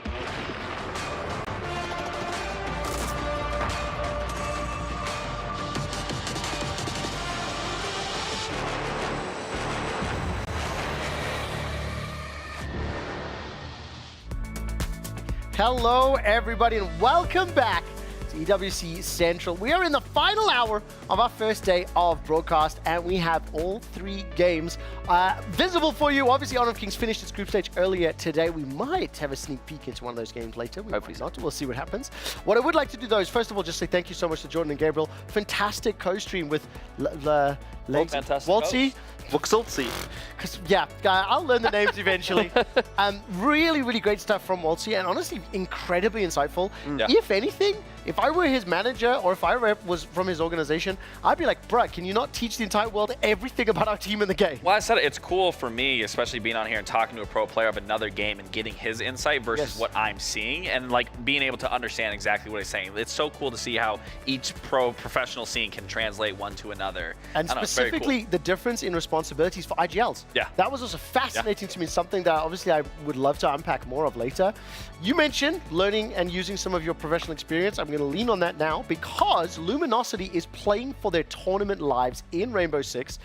They are 1-0 down against W7M. What does that mean? And do you think they can bounce back and win the next 2? So I'm going to be completely honest. My expectations for Luminosity throughout this event, they are not very high, just solely due to the fact that this team is inexperienced. That this is an experience alone for this team, both at a LAN perspective and an international perspective. But anything can happen in Siege. I've seen it more than enough throughout my career in Siege. Obviously, look at their history here. Coming into the NAL stage as a brand new roster, coming from the Challenger League roster, which is considered like the semi-pro division. You know, they placed 5th in the regular league. They need a little time together. Then they didn't qualify for the Manchester Major, but then they clearly made it here. So that's already improvement nonetheless for this team. But again, if you were to ask me as a whole, where do I see them now? I'm not surprised that they are here currently fighting for their life. Despite the interview, it was a Luminosity player that you spoke to just moments ago. He used to be my old coach. No way! Okay. Yes. So then let's talk a little bit then about expectations then for the rest of the group. Have you been able to keep track of the results thus far? So I've been watching a little bit here and there, trying to catch up as much as I possibly can. So far my expectations have been getting met with who's where and where they're placing. There's been a couple upsets that I've seen so far, but where teams, again, are placing and how these matches are playing out, I haven't been too surprised by the results. Right, okay, interesting. Well, look, I think we're actually going to take a few minutes to bounce around just a little bit. As we mentioned, Apex Legends, as well as Rainbow Six Siege, they are live, they are in our arenas, and that very first Apex game was fantastic to watch. Let's take a look. What is going to be the first one? Rainbow Six. Ooh, exciting. We're going to take a little look in. So I'm going to come to you, Gabriel. Give me a little setup, and then let's send it to the casters. Yeah, for sure. So this is looking, okay, we're on the map Border. This is a very common map. A lot of angles held here. There are certain power positions on this map. I got to kind of see the layout where this bomb site is. Okay, so it is in Workshop Workshop archive. Oh my God, workshop vents. Jeez. So it's workshop vents. So it looks like, so typically with this site, the attackers are pretty much going to try to take the top floor here and make it a top-down game. So where you want the defenders to be holding is literally right above where you see this bomb site. Beautiful run out from Oda. Not a surprise here. The APEC teams like to get aggressive. That is something that you will watch. They play a very unorthodox gameplay of Siege, but it's more rewarded in today's meta of Siege. So not a surprise there. But again, as you see, all of the defenders are on the bottom floor. All right, well, listen, let's take a listen into the casters and hear this last minute and a half. This is again, Blades are fighting back, seeking those gunfights, and now the numbers advantage, they're gonna fall back and play closer together. They have Sage and Oda on the roam, they have Red Boss and Fisher Guy closer-ish towards the bomb side, but this is not great. There it is. Some nice shots of the 5.52 Commando will take down one. A double kill here for Ashen, and they've equalized. No more calls for Forest, but they don't really need them at the current moment. They've found some space inside of this site. We're going to have J90 creeping his way across here. Some nice shots out of Forest and a follow-through. So much damage out of this Cammers. This thing is brutal to fight against. Any DMR, honestly, brutal to fight against. A smoke out to try and break things up. No. And oh no, that might be the biggest issue with this entire round, as Sage, he might have just sold it from inside of Customs. Really not much to do now. So many bodies for SSG and that ugly monster that Pengu was talking about previously about these sites and how things can go. It's gonna go the exact way that you wrote it down, my friend. He's gonna get gunned down inside of the site on a long angle, and this time with a DMR. You know, the worst part about that was that SSG never had case control since that 3v3. It was upstairs, I think, in the 90 hallway or something like that, and they didn't even try and pick it back up. They said, 3-on-1? Let's just hit the side. He's gotta be somewhere here. So again, Blaze actually had a very good advantage in this server in this round, but I don't know if they knew that they had case control. Right there, that's case control. They had that since, what, 2 minutes left in the round, and they had numbers advantage, and they fall apart, playing so far apart, they're roaming inside. Oh, I love watching this. It's fantastic. We've got live games. We've got elimination matches. 1-2 sentences max, Gabriel. What do you make of that round, and what you can expect going forward? Very unorthodox because they didn't do a top-down take. They did a bottom-floor take, so expectations going forward, I see SSG to continue to roll through this Okay, map. let me jump in. If you want to keep watching that, Rainbow Six Siege is over at twitch.tv/EWC_gold. This is one of the high-intensity moments because we're going to take a look at Apex. Before we do, I want to show you the standings after map 1. I'm going to come straight to Jordan. Let's look at these scores. I know your eyesight's not the greatest, but all right, 19 points. Yeah. What's your immediate reaction? I mean, the immediate thing that you have to look at there is, oh, Twisted Minds actually had a massive game. They got 10 kills there. They didn't actually manage to obviously win the game, but they're still tied for first place in the group right now with Aurora.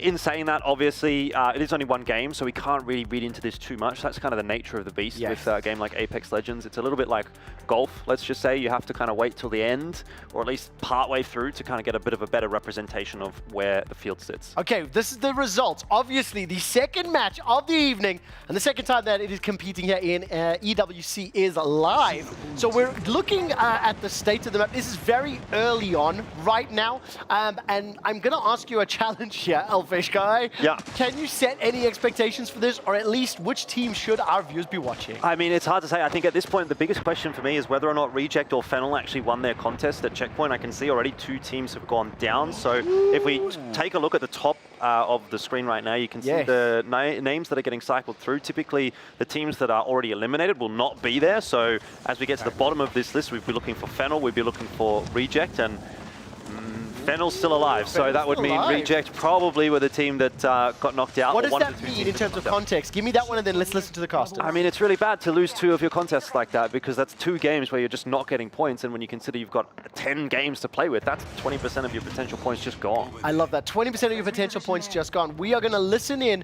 to the casters for a few minutes, and we'll see you back here in a moment. It's like... Looks like he's about to stare laser beams into that PC monitor. No wonder they had such a good game. If Easy Flash is on his game, man, that team pops off. he's a scary player. Every time we see him have one of those moments. And you know, actually playing from this position, it works out for them, but they are going to have to probably move from there eventually. We don't really see circles pull right on top of the bunker usually, so being on the Watson, the Seer, the Bangalore, you know that game plan is going to be to try to bunker down with the Watson Gen or try to force out some squads with the Seer ult who are going to be forced to play inside of these buildings. Destroying that crypto drone, though, is Disguise. We mentioned it before, but they were one of the teams to go in from a quick rotate. And since they do land by North Pad, it's easily expected here, but neighboring them on the other building of Checkpoint is Falcons with a plethora of death boxes to have loot from. They are looking well stocked, as you say, and, you know, Fuse obviously having the advantage of being able to double stack nades in the inventory as well, and you know, you also have the advantage of not really having to use the nades until you absolutely need them, because you can just throw out the knuckle clusters on repeat. It's such a good character for aggression, and all it needed was one little push to get into the meta, right? Just giving it the Ring Master upgrade and being able to replace another character who would scan ring consoles all of a sudden made it such a strong pick for teams who want to play edge, who want to play aggressive, and that's why we're seeing it at such a high percentage pick rate in this tournament. Yeah, the evac towers exploit was just a little cherry on top to what was already strong here with the perk systems being introduced onto a character like Fuse. Very strong character when it comes to trying to force option select as well. Welcome back to EWC Central. I'm going to hand the mic over to Elfish Guy. Look at this match that we're seeing up, or this skirmish, shall we say. Can you make any assumptions on who might be able to come out on top from this one? No? Again, it's pretty early days. You know, it's really not a massive fight. Give me a hot take. Go on, man. Oh, what's even going on here? Okay, we're getting a bit of a look in at the minimap. Okay, so Red Rose. Whoever's in the middle there, I can't see again because my eyesight's not that great. But whoever's in the middle there is actually in a lot of trouble, right? You don't want to be sandwiched in between multiple teams. So someone's about to get stuck between a rock and a hard place. Third-partied and forward-partied, literally on a hard place because that's a rock right in front of them.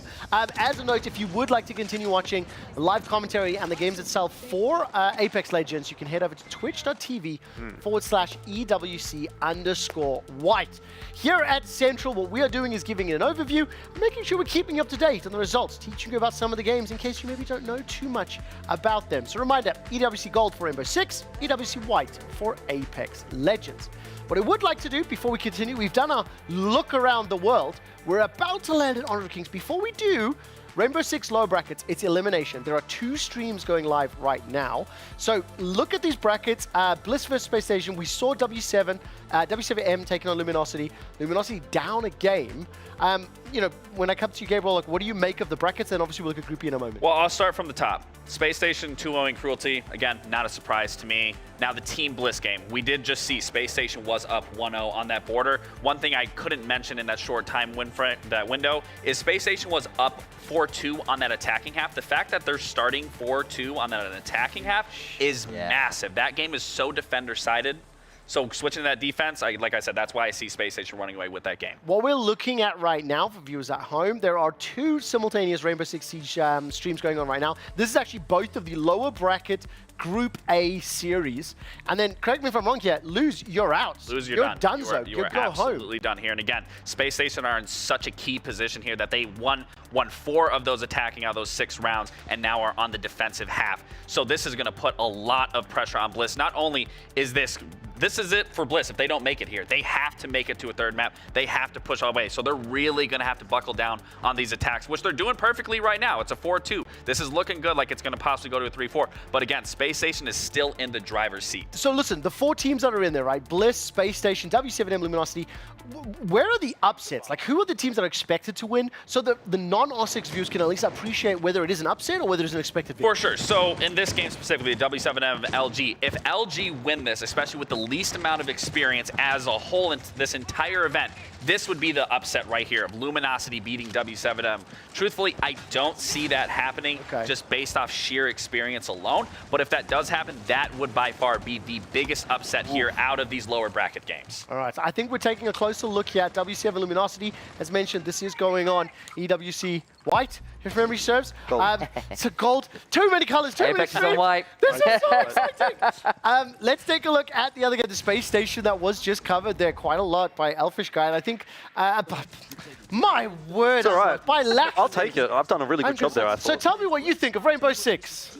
Many good things happening. And, a lot happening. A lot happening on ADSing, the he's map. shooting. The attackers won round 7. I mean, that's kind of poggers because Bliss is good. They're from Australia. We like that. Let's go Titan.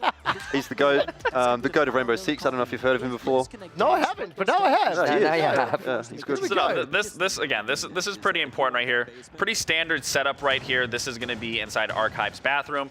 This is a hold where you are going to want to hold a specific half of the map. That's typically what you will see in Siege. You at least want to hold one side of the map that is hovering over the bomb if the bomb site is underneath you. So again, pretty standard setup here. They're pretty much going to hold the dome side, Archive side, and possibly some of this.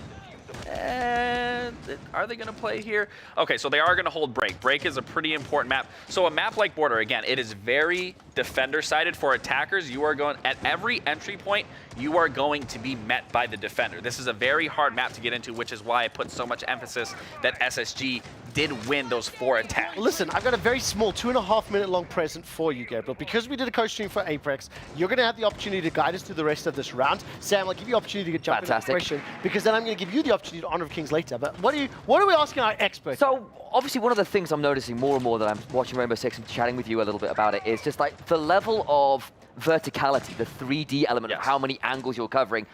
Obviously in things like Warzone, in Apex, you've still got an element of that verticality. It's on another level with Rainbow Six, with the grapples and shooting through floors and all of that. How on earth do you start to prep planning for people shooting through the floors and ceilings at you? You can. You really can. You got to act in the moment when it's happening. There is nothing that you can do that will prep you in advance of getting shot through the floor, getting shot from a ceiling, getting shot from the side of the wall. All you can do is so right there. This is prep. Huge run out from Benja right here. Not a surprise coming from a world champion. Massive. So already getting up. So you see the defenses right here. This is what I mean. The attackers have such a hard time of getting into the map. No matter where you are going to come from, you are going to be met by defenders. Huge pickup here. Unfortunate swing from Ashen. Didn't really have to play that aggressive. Can you walk over barbed wire? What does it do to you? So it does take, so as of a recent update, it takes 5 damage away from you as you push up, and it makes a sound cue, which is why you'll see barbed wire in designated areas of the map. So that way the defenders can play close to it, but they don't need to focus on it, and they have that sound cue. So obviously at the minute, we just saw a couple screens there of, I think, one of the drones, little rover going on through. Obviously, when we were chatting earlier about the fact that early on, the attack has taken an opportunity to throw a sacrificial drone in to try and see what the setup is. When is good timing to try and get some drones in to try and get that information later in a round? I love that you answered that. So at the start of a round, 5 drones are on the map. There will be a total of 10 drones possible on the map. Gotcha. And that way, you are typically setting up drones either to check certain spots of the map, leaving them there so you always know that a map spot is clear, that it's open, or you set up a drone and have someone watch it at all times while you are coordinating with someone that is pushing to take said position or to take said gunfight. So what's the max value you're going to get out of a drone? Like if you were talking about the gold standard information drone. that leads to a kill. Information is the biggest thing in Siege. And there is a drone tracker, so the defenders will know, or you had to, before you had to keep a mental note that we destroyed 7 drones. There's only 3 on the map. And trust me, going into any spot in the map, not knowing what's around the corner is rough. Can I tell you something? I love this. I'm going to make an assumption that what Brando's done here is just bail out of the map, just concede the fact that they're going to lose this one. But uses that additional time. If you die, you lose some of that prep time. So you have conversation. It's something we've seen in Counter-Strike many times before. And my team back in the day, we started doing that. People's like, oh, you're saving, you're doing all this. But the thing is, you only have 1 timeout in Siege. So if you're already losing the round, you know why you're losing the round. Take the 30 seconds, talk to the team, let everyone cool down, let everyone get an understanding of what's going wrong. And again, Bliss needs as much time as they possibly can have, because again, if they lose this map and they're already at the disadvantage already, you're going home. I think something that I find fascinating about watching the gunplay in something like Rainbow Six Siege, I had the opportunity to play some PUBG with Toby from PUBG Mobile, and PUBG will be back next week, a couple weeks time, is the fact that the gunplay and the kills are very quick, because it's about information, it's about planning. Something Toby taught me about the game was you need to look at PUBG, and I feel similar to Rainbow Six, you need to look at it like it's a strategy game first with shooting elements. By contrast, games like Call of Duty, games like Apex, you can get tagged with like 8 bullets and not die. You know, so it's very different feels in the gunplay and the way that it interacts. Yes, and the biggest thing in Siege is the adaptability. If you are a team that simply cannot adapt, you will fall flat on your face in every single aspect. And that's the beauty of Siege is, yes, you have your strats. Yes, you have the blueprint of what you want to do, but the odds of that happening 100% of the time and working out flawlessly, it doesn't work that way. So you need to be able to adapt. Yeah. Now, of course, we were wanting to take a look at this next round. I believe we're going to sit through this pause. So, Elfish Guy, I'm going to bring you back in. You're an FPS guy. What have you learned from the two MOBA guys' questions? Oh, well, actually, I had a question of my own, if I can go in that direction. When it comes to the maps and when it comes to the meta, has there ever been a map that's been figured out in the sense? Like, if we would talk about this from a Counter-Strike perspective, we would say a map like Mirage, for example, has been figured out. Everyone kind of knows everything, all the smokes. There's nothing necessarily new. It's more about the combination of the utility at the certain times rather than anything new being discovered. So is that the case in Rainbow Six ever, or is there always new things coming? Yes, for the most part, but in a way, there is always new things. So for like an operator called Azami, she's the one that you were talking about that throws that kunai that ends up creating a wall, creates this barrier. As you do. We can close it glue wall. I will explain that in just a few minutes, I promise. Later this It's called a Kiba barrier. We got to stick to it. It's a Kiba barrier. I want to call it a gunai. But anyways, so yes, so people do figure out the maps, but that's just that's the intricacy of Siege, is an operator can change the dynamic of the map and how it's played. And Azami has been such a pivotal piece in changing the map and changing line of sights and creating and getting rid of line of sights that were naturally there. So that's the beauty of Siege, is it always keeps you on your toe. It will never feel like you're playing it the same depending on the team that you're going against. Are there fundamentals to the maps? As in, like, if I'm a defender, I play this position I would imagine. Is there defaults to Yes, this map? there are absolutely defaults. But then hang on. Do your defaults change based on the composition of your operators? Because surely they have different impacts. Yes, right? yes and no. So the default is just the basic structure of the defense of what's going to be happening, and this is where it then goes into the being able to adapt. Obviously, things, positions are going to be given up, positions are going to be taken. You have to understand where your players are on the map, both on attack and the defensive half, more so on the defensive half, and knowing the angles and the lanes that are open or closed off. So it will always change for the most part, but the default, when we say default, that is the initial setup. Can remote control cars jump? Yes. You can't jump? You can. Seriously, you can The understand. cars can jump. You can vault. That's a huge pickup right here. A vault is not a jump, by the way. Oh, vault is not a jump. Yes. I agree with this. But also, to be fair, you can swing from grappling hooks like Spider-Man and shoot people upside down. So you're trading, yes, the ability to press spacebar and jump for literally descending onto your enemies and raining hell. I'm telling you, if you, like, just sitting here and watching Siege for the first time, whatever, Siege is such a beautiful game to watch because there's so many ways to approach a defense or an attack. It's even things like I'm looking at the screen and watching people actually tilt the guns out. Yeah, because so a lot of other shooters leaning don't is have one the of lead the even. massive mechanics in Siege, being able to look around a corner or even just, What does just it do a for quick peek. What does it do for your hitboxes? Does it actually move the It hitboxes? does slightly change the hitbox. Okay. Right. Over time, it has been changed. Before, like, think back in the I day, see like that you little could grin. spam crouch.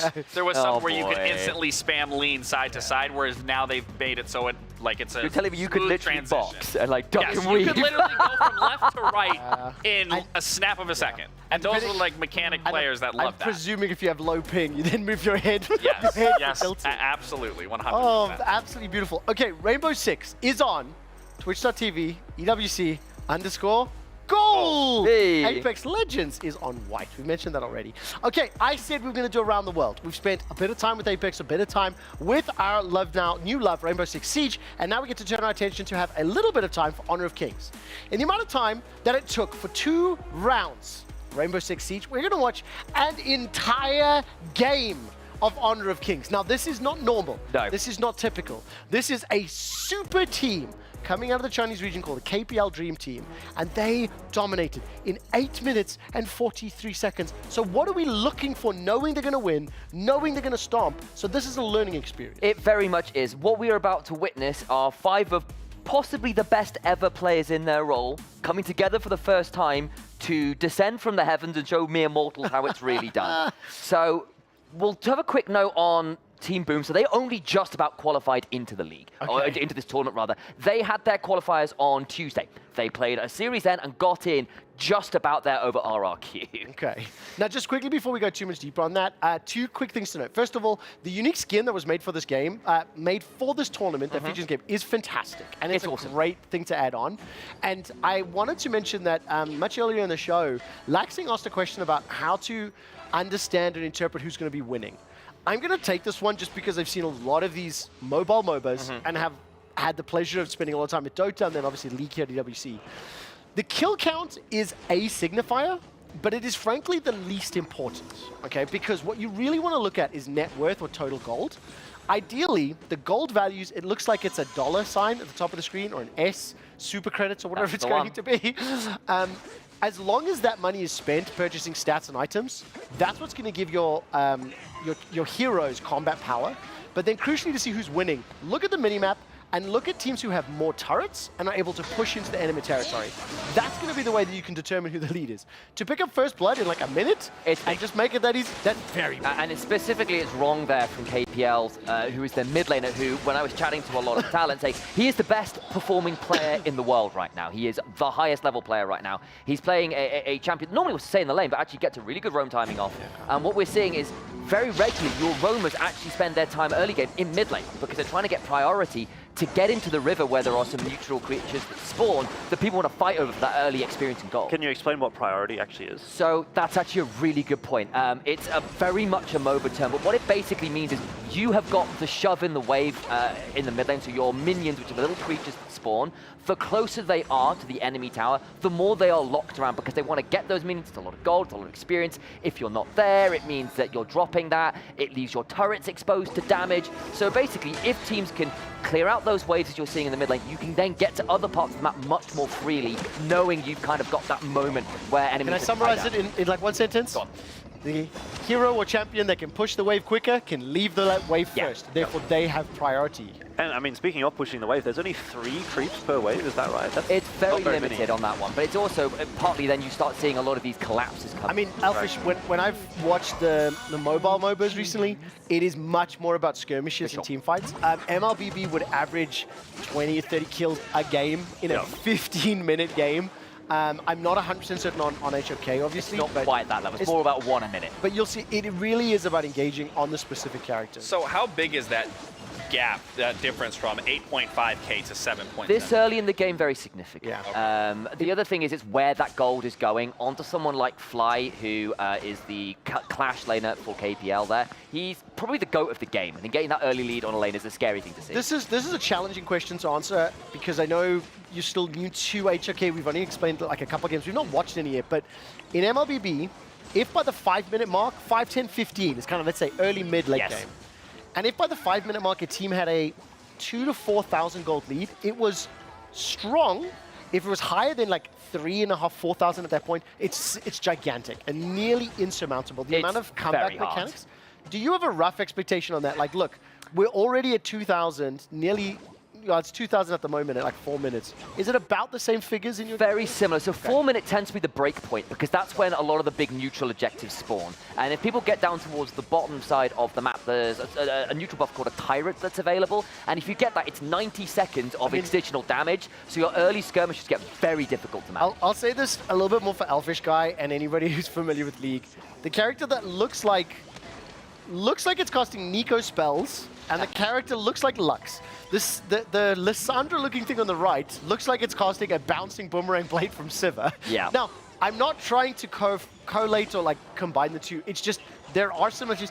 There are only so many ways a projectile can bounce across heroes or champions without looking like something from other games. I would say the mid laner for KPL, Rob, looks like he's playing Sonar. Yes, exactly. It does have that familiarity. But by this point, by the way, nearly 4,000, it's huge. A tower down already, and a second tower about to fall. This is already starting to look a white. It's pretty much done. Yeah. So in terms of the lanes, when you know you're fighting your same jungler or whatever that is, how big of a difference is the level comparison? Like, let's say they're level 7, you're level 6. Gigantic. Yeah, so it's important that you only have 15 levels in the game. Yeah. Okay. So a 2-level lead is insanely big. A 1-level lead, honestly, is a huge deal.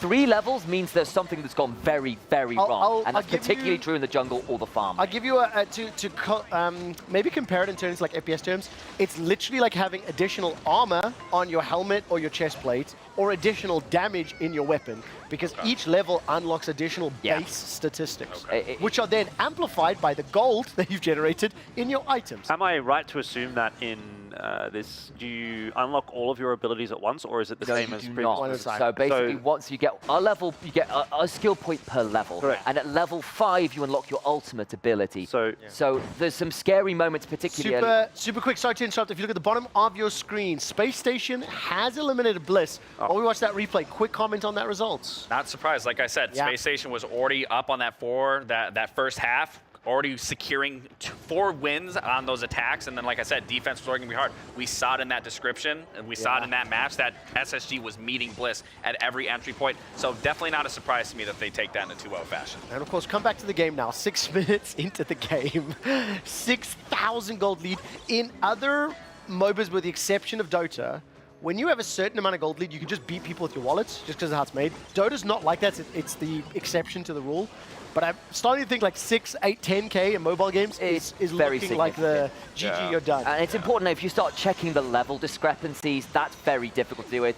It's also worth noting KPL switched 2 players coming into this game. They just changed out 2 players, and Hai, who is the jungler, and Chance, who is their farm laner, have just come in and absolutely smashed it. They're on 2 very different characters as well, and doing some serious work. I mean, this is the difference of 9 years of competitive experience, even for a mixed team. Right? Yeah, and it's worth, and again, like, we'll talk about them a little bit later on in some ways as well, but it's worth noting, these players were voted both by fans and by pros as the representatives of the league, and they're all absolutely stomping.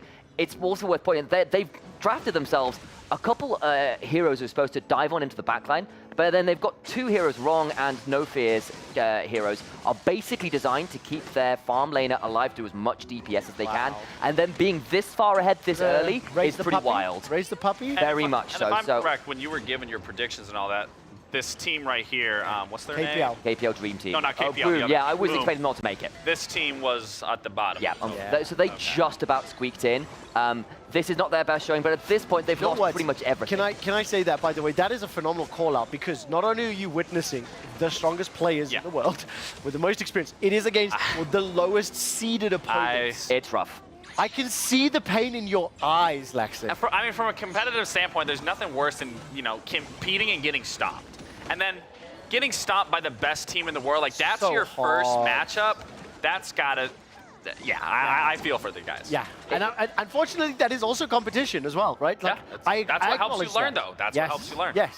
I'll also sort of say that, like, what Boom have effectively drafted for their composition to do is they've gotten a load of kind of bruisers whose job is to stop healing happening and try and kill Chance. Yeah. They're trying to get Toshi, their farm laner, to be as scary as possible, and that's just not happened because there's so many threats to deal with. It is a nightmare, and No Fear, the Roma player for KPL, his ultimate ability basically resets another team member's ultimate, and that is terrifying. I mean, honestly, with the amount of damage that they have, like, just look how quickly that HP bars melt. I will say this, the fights are a couple of seconds longer than MLBB. Yep.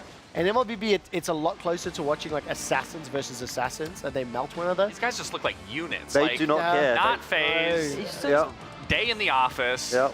So there's definitely a bit of that. I will also part that's compositional. There weren't really any assassins in that game. There was a couple, like, people there to keep people alive. Well, there were definitely assassins. So it was that entire roster. That was the entire roster were assassins. I mean, unbelievable. But again, probably the #1 seed of the tournament coming up against one of the lower seeds. Somewhat expected. The only other undefeated team after the first day of groups is LGD. So Weibo as well. And Weibo. There we go. So I mean, so two teams there are looking fantastic. The expectations is they're going to continue to shine. We are going to hear from KPL's No Fear after that 8-minute victory. The interview might be longer. It's not, though, in the ALG interview. Another glorious, victorious moment. But before that, seeing the crowd of KPL Dream Team, make some noise, everybody! 听听你们声音好吗？ Amazing, beautiful. How do you feel knowing that you have fans flying all over from China to Saudi Arabia right here for the EWC? 首先呢，恭喜5位选手获得这局比赛的胜利。那同时呢，看到我们现场有这么多很热情的粉丝追随你们来到利雅得，有什么话想要跟他们说的吗？就今天的场子和来到现场的观众一样热情，对，特别的热情。I think the whole atmosphere at the arena is super high and as high as the passion that our supporters are giving us. Thank you so much. Amazing. Let's go more into the technical stuff here. Of course. It's a long way to 2024 EWC. So what's the internal goal for KPL Dream Team? 其实呢，在 EWC 的比赛呢，还会有接下来比较多的时间。那整体来说 ，KPL 梦之队的一个大目标和方向是什么呢？最大的目标就是夺冠嘛，然后小目标就是稳住每一把，然后把自己的心态调整好，就是稳扎稳打，对。So the biggest goal for us is finally, of course, the final glory, the final champion, and like tiny little details and goals is for us trying to maintain a very good mentality, stable health and physical conditions, and keep fighting for every single matchup in the future. Keep fighting. You know, the previous match we have Impunity saying that they look forward to go against you. What do you have to say about that? 我们上场比赛呢 ，Impunity 的阿星选手其实说他们很想和你们交手，你有什么想回应的吗？对，我们也特别期待和他们交手，因为私下有交流嘛，所以说很希望在赛场上能和他们交手。对。Okay, we look forward to that match in particular as well because we have so many deep communication with Impunity as well when we're doing streams. So yeah, looking forward to that matchup. Looking forward indeed, and I guess it's time to go back to the studio. I will have one quick question for Initialize. Will KPL win? Nah. Will KPL lose a single game? No. Right, that's simple. Right, obviously Honor of Kings will be back tomorrow. We'll keep you updated with those results as they play out.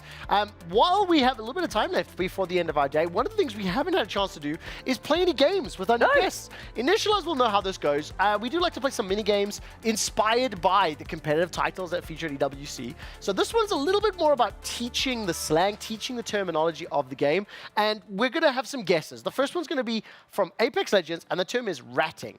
Now I know, or I presume you know what that is. I would like to think so. Sheepish grin, okay. You mentioned just a second ago that you were the Rat King of Apex. No, Siege. Of Siege, the Rat King of Siege. Makes sense. So you and I have to try guess what does ratting mean. Do you have any idea? So my assumption, having played some sort of Battle Royale type things before, it tends to be the last person standing trying to stay alive within that. But in the context of Siege, I'm assuming it's you lurking around corners, trying to jump scare people from weird angles. It's Apex. So what does it mean Apex? What do you mean Apex? Oh, it's Apex. In that case, it's the last person standing trying to stay alive as long as you can.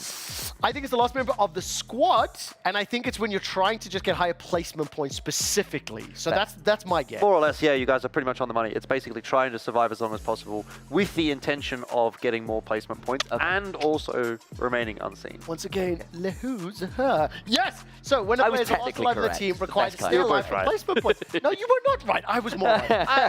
Hang on, who's judging here? I'm going to assume that's for Rainbow Six Siege, a soft breach. Now, I don't think any of us have it. So, Jordan, what's your first guess? I'm going to guess this is maybe where you try to open up a wall, but you're not actually necessarily going to go through it. You're just trying to look through it and get a bit of info. Also, just can I say, just from a pure definition, pedantic point of view, which I'm very pedantic, the word soft breach, they don't go well together. It either is a breach or it isn't. What's your guess? I think it is when someone is testing the waters at the beginning of an attacking round to trying to see whether an angle in is the correct one before fully committing to a player or breach. I reckon it's when you use a piece of equipment to get information. So you're breaching, but it's with something there. Is any of us right? No, he was the closest. Damn it! But I'll take it as a dub. Soft breach is essentially, so when you saw those setups on those defenses where they were reinforcing a wall, bringing soft breach is to destroy the soft destructibility that you don't need anything crazy. Right. So you're using some sort of ability to open up something that doesn't take a whole lot. There we go. That can destroy wooden floors or walls. I will tell you this, the way the sentence started, the terminology we're using didn't work out. In some of the other games, they use things like high ground, but there's no verticality in their games whatsoever. Yeah. So I'm picking fights with gaming communities when they use words wrong. But you didn't. It makes perfect sense. Okay, now we're looking at Honor of Kings. The words are river sprites. Now, I'm going to come to Gabriel first because I think that Elfish Guy and I might be able to have a slightly more informed guess. And this what do you reckon? And this is slang that's used? Something, it could be from the game, it could be something from, Either this is either this is like the team converging in the, like, because I saw water spots. Yeah. That like they were then like using those to then connect to another side Okay. and converging together. Okay. What's your guess here, Elfish? I think it's probably something to do like a neutral creep in the river that you have to eliminate for whatever reason. I want to jump in. So we got team, we got creep. I think it might be the equivalent of like a consumable or something that gives you health or mana back, almost like a honey fruit or like a rune from Dota. So I think it's consumable. Elfish has it. He's pretty much spot on. So you remember when we saw that game, we saw they were telling you to try and get that shove in the mid lane, to try and get into the river, because these are really important neutral monsters that people want to farm early because it gives you huge level advantages. Oh man, so lots So of I fighting was in the like river. in the right area. You are 100%. I was By in the right way, area. I think you get 50% points. I get 50% points. We just kind of interpret it. I don't want I also participation to give this points. little, I'm just little glad back. that like You're just reading understanding that I was in the more. right area. Yeah, I definitely look. I had to give the wrong answer so that it looks like there's a game. Yeah. That's what I believe. Okay, now this is one that I don't even know. This is from EA's FC. I'm staying quiet. And it's coming, well, then you can tell me what the answer is, and we'll check if you're right. EA's FC will be appearing here at EWC in week 7, and the term is nutmeg. What is nutmeg? I'm absolutely lost. Is it football or soccer in your country? It's soccer in my country. It's soccer in mine too, so I definitely don't know. And his. We got 3 soccer people. When I think of this, it's like when Okay. in high school you would like hit someone on the leg and give them like a sore leg or something like that. But Okay, I can't imagine. So that we've got an aggressive tackle. Yeah, so I guess something like that. Gabriel, what do you reckon nutmeg is? A flavor enhancer. Yeah, well, that's there as well. Add a little flavor to the game. I love that so Adds a much. little flavor to the game. I think I'm gonna go with it's some sort of strategy or some sort of tactic with like how you position either your offensive or defensive players. No, wait. You get one last shot. Is it something to do with a header? It's something to do with a header, isn't it? So wrong. Okay, so what is nutmeg? Let's see from him and then we see if he's right. So it is from traditional football. So it's from, and what it is when you as a player have the ball and you kick it through someone else's legs to get behind them. And it's, it's a real BM thing where you kick through the legs. That's kicking the nutmeg. ball between the opponent's legs. So where does the etymology of the word come from? Can we talk about it on broadcast? I don't know. I can guess, but I let's suggest move on. not. Let's just move on. I realized, like, as the words are leaving my mouth, that maybe I shouldn't have. Gentlemen, I'll say this. We're into the final 15 minutes of our first broadcast. That does mean we have to start wrapping up our show. We obviously are going to be back every day, 4 until 8 this week. But the show's not over yet. So let's do the EWC catch-up, powered by STC.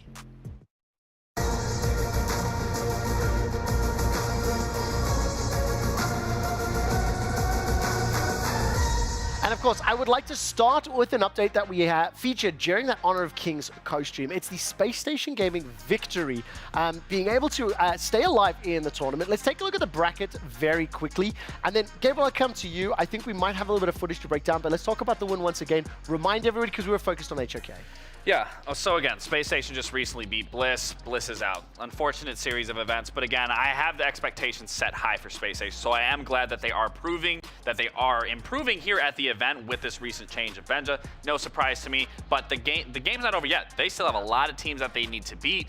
I don't think we got an update with the Luminosity W7M. It is still ongoing. We'll get to a result. W7M is still 1-0 up. I will say they are leading in the second map, 5-3 right now. What you're seeing on screen is Space Station Gaming celebrating, keeping their tournament hopes alive.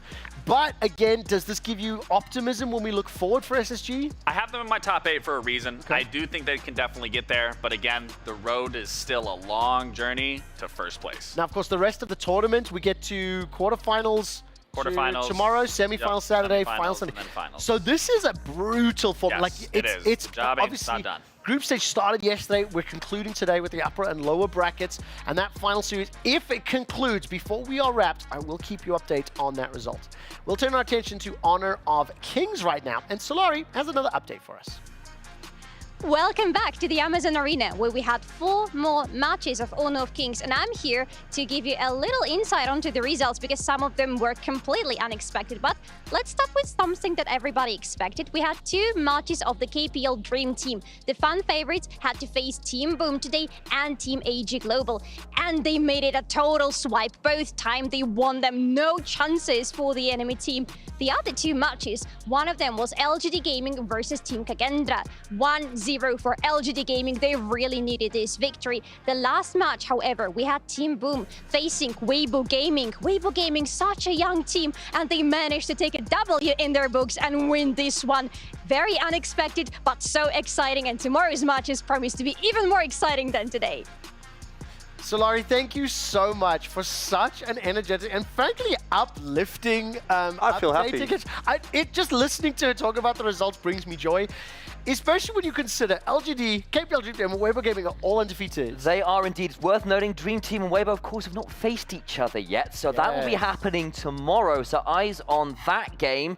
Group A is a bit of a different matter. As we can see, LGD Gaming expected doing well. Their one loss is again to Team Secret. Their direct rivals, they cannot get the win there. A lot tighter in Group A, with Keyed Stars in particular losing to Vitality in a bit of a shock. Very quickly, as the final catch-up in terms of the format, after the group stage concludes, how does the bracket decide? So we're going to have best of 3 quarterfinals, which is important to note. There is a little thing. So the top 4 from each group advance. Top 4 in each group advance, and the number 1 team from each group chooses their opponent from the 3rd and 4th place teams from the other group. I love that. First place does matter. I love that. And if there's any upsets, let's say with the Weibo or LGD, maybe a bit spicy, it's not going to happen, but maybe it will. Best of 5s are for semis and finals.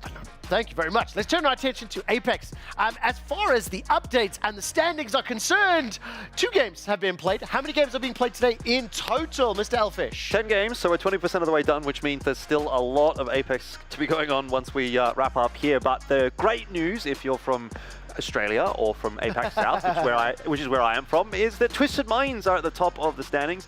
They took second in that first game. We watched Aurora winning alongside Voltsy there.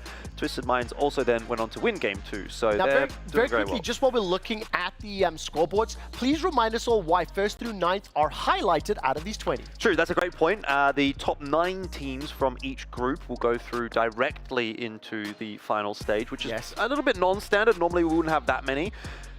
It unfortunately means for the rest of the teams, it's a much more difficult run to get to the top 20. And just to confirm then, once those 9 teams are locked from both Group A and Group B, there's a survival stage. What's the terminology again? A last chance qualifier. Last chance qualifier. It was survival stage from the previous one. Only the top 2 of those rounds. That's brutal, If by the you way. watched us in PUBG Mobile World Cup last week, it would have been called a survival stage. If you watched Free Fire, it would have been called the seeding rounds. So the same is somewhat true here for Apex, but crucially, if you're in those 22 squads, only 2 of them advance. That does it for our EWC catch-up, powered by SDC.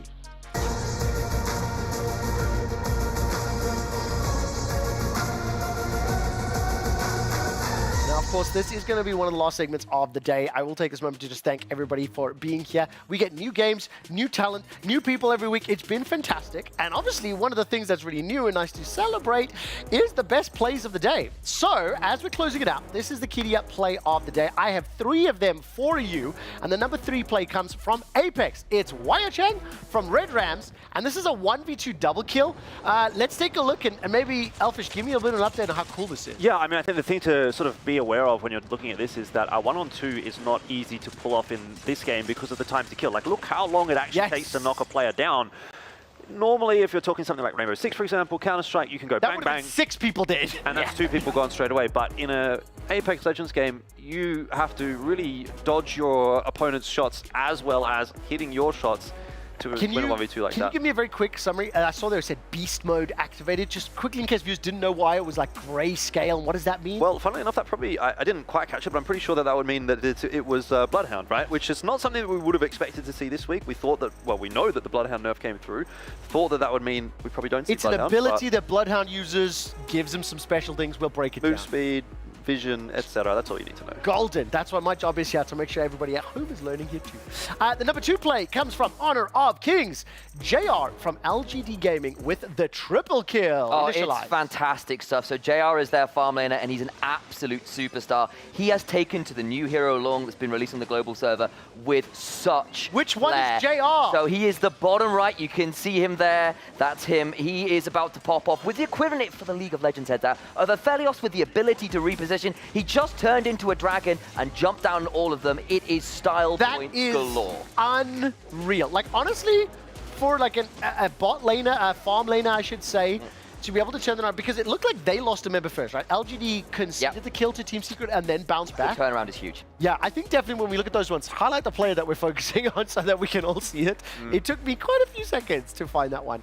And of course, the number one play, which is your Kidia play of the day, comes from Rainbow Six Siege. Benjamaster from Space Station Gaming with a perfect position to secure a quadra kill? I gotta see this one. Yes, you do. All right, so we are on Chalet. Yeah, hits the little bit of a flank. So on the stairs. All right. Okay, bomb site is in basement. This is a little interesting that he's coming from the flank library. Surely he should have been taken down. He should shouldn't have been able to sneak past anyone. Yeah. Everyone should have an understanding on the defense of where your teammates are. And he got, I mean, to be fair, like he got a lot of free kills there. I mean, it's kudos to him. He played the position correctly. He probably droned this out himself to get this information. Can I quickly correct? This next one, after the kill, number 3, it almost looks like he gets spotted by the opponents. Or am I... So that's another thing. That's another unique thing about Siege that also plays in the defender side is there are default cameras. Some are outside the map and then inside the map. And that's another way of information. Siege is all about information. That you have to destroy these cameras because the defenders can be watching you the entire time, feeding a play or just feeding the information to one another. But still, huge misplay from Bliss there. Huge advantage reset from Benja to realize that he can take advantage of these spots. But again, that really falls down, and this is where I'm talking about. These like small details can lose you rounds, lose you games that Bliss isn't communicating with each one of those picks, that Benja just keeps picking those up one right after the other. On the verge of being eliminated, maybe the stress comes in there. That's what it might Still no excuse at this level. I like that. I like that. No excuse. I like the firm words and language. No excuse. Right, the next move, next segment that we're going to run into now is the EWC Club Championship update, brought to you by STC.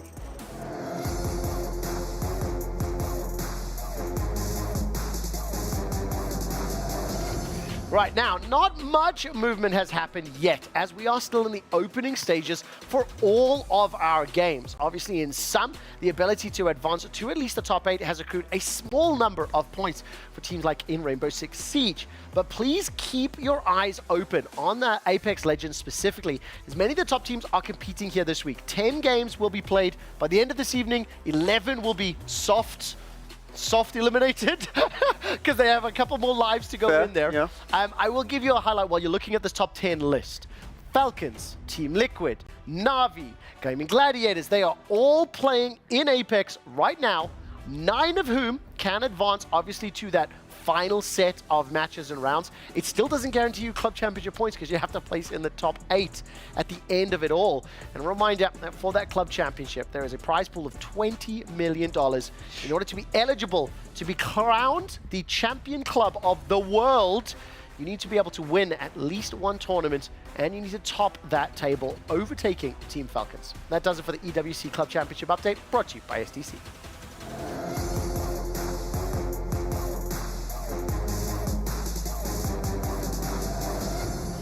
The thing that I love so much about our new time slot, obviously we've shifted it a couple times here as the EWC Central show reacts to the events, to the tournaments, the show start times. Honor of Kings started at 12 today. Very early, yeah. And finished at what, 5-ish? About 4:35, yeah. 4:35. The FPS title started at 6 p.m. We're going to take a quick look at Apex Map 3. This is on EWC White. I mean, Elfish, I'll come to you. This only started at 6. Map 3, there are 7 maps to go, everybody, so you can keep track of that throughout the evening. Yeah, indeed. Still a lot of Apex left to be played, and I think the biggest thing to kind of note out of the remaining matches is we still have both the viewer maps to play, so that's kind of where the curveball comes in. I think that's where things get really interesting from Game 5 and Game 6. Now listen, I am South African. I come from Johannesburg. You'll understand what that means more than most. Okay. Those electric fences, what do they do to the people? Because I have a different perspective. Well, basically the TLDR is you don't want to walk through them because it will zap. That's a shock. Yeah, so pretty self-explanatory. Does it keep people out though, or are they disrespected? No, you can So they're run South through them. African electric fences, then is what I'm learning. You can run through them, but you don't like to. That's a very dark joke that I should not be saying. Obviously, for the rest of this game, let's get some expectations. Let's talk about the teams in Group A that you can remember off the top of your head. Who are we watching? I think Falcons are in the group. Falcons are the team that everyone's saying. Falcons doing okay. They're okay. Yeah. They're in the top 5 at the moment. Yeah, 4th. So maybe not living up to the expectation of being just unequivocally the number 1. But they're doing pretty well for themselves. And again, it's early days. And again, you really only are aiming for a top 9 here today to make sure you can get through to Sunday. But Twisted Minds, again, a little bit of bias coming through from APAC South. They're my team to watch. They have dominated APAC South. They've been a very, very strong team from what has actually been quite a strong region. I also think they might have the single best gaming jersey at all of EWC. It's very cool. That I have seen at 5 weeks. It's this like turquoisey green, almost basketball, baseball style jumper. Well, don't need to talk fashion now. Rainbow Six is also still going on. We've spoken about Group A a fair amount. We don't have a huge amount of time, but Laxing, what do you make of the lower bracket for Group B? So just looking at semifinals off the wrap here, I mean, FaZe Clan, these were the runners-up. These guys actually could have won the World Championship at SI and knocked Fury out. They were actually up, I believe, 6-2 and let Fury climb all the way back. I mean, it ended up being the perfect story. So seeing this, I do see FaZe Clan unfortunately beating ITB, knocking them out, sending them home. The Dark Zero Scars game, that's going to be an interesting one because Scars has improved a lot, given some influence of picking up coaches from other regions, have an influence there. So my game of the day is definitely the Dark Zero versus Scars. All right, I'm interested in that too, especially because Dark Zero were on your top 8. Yes, and now I'll tell you this: you can let one of your top 8s go. If more than 2 go, I might not invite you back to my show. If no, I'm more than kidding, 2 go, I will say, I still do expect Dark Zero to win, but I think that's the game of the day. I will say this as well. Obviously, Group A, it has concluded. In case you missed the results, Space Station Gaming were eliminated by W7M, and I forget the others. Remind me of the results again. Space Station won against Bliss, and W7M won on the other side. There we go.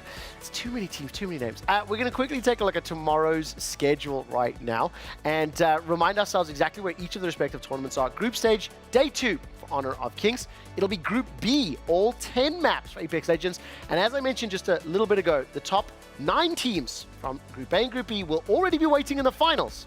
And of those remaining 22 teams, only 2 from that last chance qualifier will advance. And crucially for Rainbow Six Siege, it's quarterfinals day tomorrow. So check out that lower bracket, see who's going to be advancing from Group B, who's going to be eliminating. I mentioned this earlier, and I'm going to do one last very selfish clip. The kunai that spawn, what do you call them in Rainbow Six? Kiba barrier. A what barrier? Kiba barrier. But it looks like a goo, right? So it's a kunai. Can I show you how Rainbow Six copied this ability from Free Fire? These are the glue walls from a mobile battle royale. This is a grenade that spawns a Kiba barrier, at least as I'm learning. So see, now this just doesn't even look even as good as what Siege does. Because it's so a if anything, cell phone. It's a cell phone. Hey, how many elitists? Well, that's not true. Listen, PUBG Mobile, their customization of the characters and like all the different cosmetics. So defensive, he's like, my gaming engine. Listen, my gaming engine. Elitist, I tell you, no. Elitist. Typical Rainbow Six. Rainbow Six elitist, I know. We are going to finish this up. We're going to finish this up. My children and I will have an argument later. We will be back at 4 p.m. tomorrow. Thank you on behalf of the production team. Thank you on behalf of everyone here. Thank you on behalf of everyone at EWC. It has been a pleasure. 4 p.m. tomorrow. We'll see you then. I'm telling you. Siege just goated. I mean, oh, not this again! Siege is just the best. Mom and Dad are fighting. Good night. Goodbye. We'll see you tomorrow.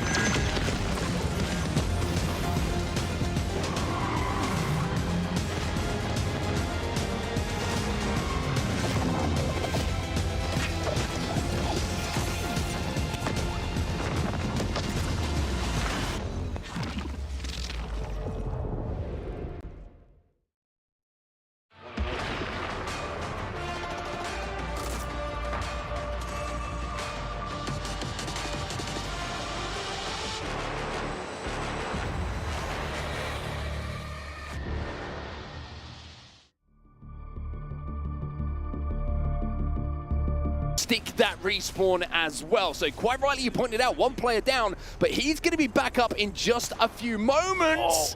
As Player K tries to thread the needle and Strafing Flame says, good job boys, I'm back, I've got this one. So still one member of Luminosity remaining. Sweet is there, it's another 140, Twisted Mind doing a lot of damage from the center, and there we go. There's the last remaining player from GK going down. It's another kill added to Twisted Minds, who are looking to try and go back-to-back with games here. I mean, Player K is hitting some shots, and he is looking dangerous in-game at the moment, but he could not look more relaxed out of it, just leaning back and letting the Kraber go to work. Team Liquid now taking that position up on the high ground. You can see Jaguares, he's got that ultimate ready, the Motherload to throw down at any time, but Player K ain't missing too many brains at the moment. Another skull gets cracked. Oh, he has just taken a lot of damage, so they have to retreat temporarily. They do have a little bit of time before this zone closes in, though, but there is going to force out the likes of Luminosity, the likes of Liquid are going to have to move soon. Oh, and then we will see the elimination from Disguise. They couldn't escape. Luminosity still as a solo. Sweet manages to get them into the top 3. How many times have we said that so far this season? But now we are in a 3 versus 3. It's blue versus red. It's Team Liquid who have the advantage, and Team Liquid who will clean up and take game number 3. It very much was a cleanup as well. The celebration on the stage from these 3 gentlemen, and what a team Team Liquid is. I mean, there was one point where this squad was unsigned, and we were asking who is going to pick up some of the best players, some of the most consistent players in Apex Legends history. Well, it was Team Liquid Alienware who came along to change the fortunes of these gentlemen. And look at their smiles, and quite rightly so with the way they played that one. I love Pastillo, by the way. He's such a funny guy. He's amazing. He's so funny. They're all very, very entertaining, but they are absolute animals in game as well. You can see them absolutely loving their moment here on the main stage in Riyadh. And why wouldn't you, right? Winning the game in Apex Legends, we always say it's a fantastic feeling, but when you do it on stage like this, knowing what's to come in this tournament and knowing what's on the line, many better feelings, aren't there? I think one of the better feelings is the fact that getting one victory here in the 10 matches, you're pretty much securing yourself not getting eliminated today. It's very unlikely you are going to be last place if you get a victory on the board. Very, very true. And of course, you have to keep that in mind. Usually when we're in competitive Apex and we're on day 1, there's no kind of jeopardy, right? It's more the biggest jeopardy is you're dropping down to the elimination bracket. Well, today you could be straight to the airport, essentially. It's as simple as that. You could be completely and utterly eliminated from the tournament as we take a look at some of our top performers in that previous game. Yeah, the pain dealer. I like that for Jaguares. He is a pain dealer indeed, but also the Grim Reaper. We could go with any nickname at this point because he had one of those games that we've seen time and time again in Apex Legends history. Whoever's in production coming up with those names, by the way, we definitely should have asked what we call that stage because they would have had a much better name than the floor. It's officially the studio. The studio. Okay, well, I'm just saying, I like your work. I like what's coming. I like what I'm seeing. I think there's some potential there as we take a look back at our main stage. But a very interesting zone, I think, to talk about there, right? Because it's a very interesting one to see, like it pulled that hard onto the zone. Before we talk about that, let's talk about our Sony MVP. We've got Jaguares, and why wouldn't you, of course, want this man as your MVP? What a performance it was from him. Yeah, the way he was able to kind of manipulate the map in his favor, and it was just the amount of damage and kills that he put out in the end. He often is an MVP for Team Liquid, and it seems to be carrying on into the Esports World Cup here. We'll be seeing that name as an MVP quite some time, I think, throughout this tournament. That's a big... I love that. 3 games in. Big call. I love that from you. You come to Riyadh with some spice. I like it. Look at you go. Impressive stuff. Anyway, it is going to be Team Liquid Alienware who get the win in game number 3. Game number 4 coming up just after this.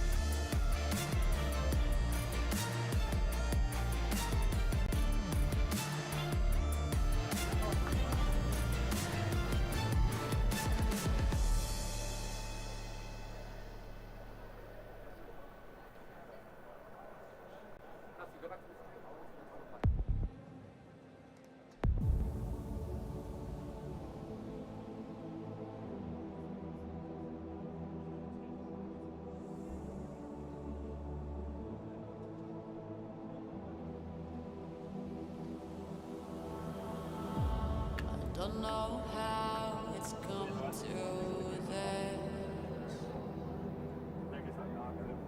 I don't know how I could resist. I took a vow to never sin, but I saw the darkness from within.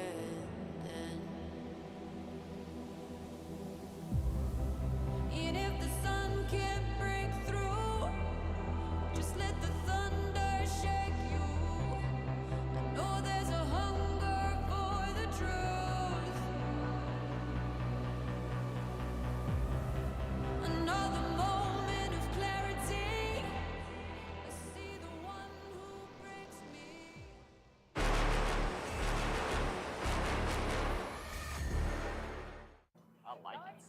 So we are here at the Esports World Cup. In between the Apex action, I am joined with Seven. My name is Lace, and we want to take you for a nice, brisk little stroll through the boulevard. Seven, what do you want to go and see first? There's so much stuff we can do. I mean, we got Falcons headquarters, we got a lot of other stuff, but I kind of want to do some arcades.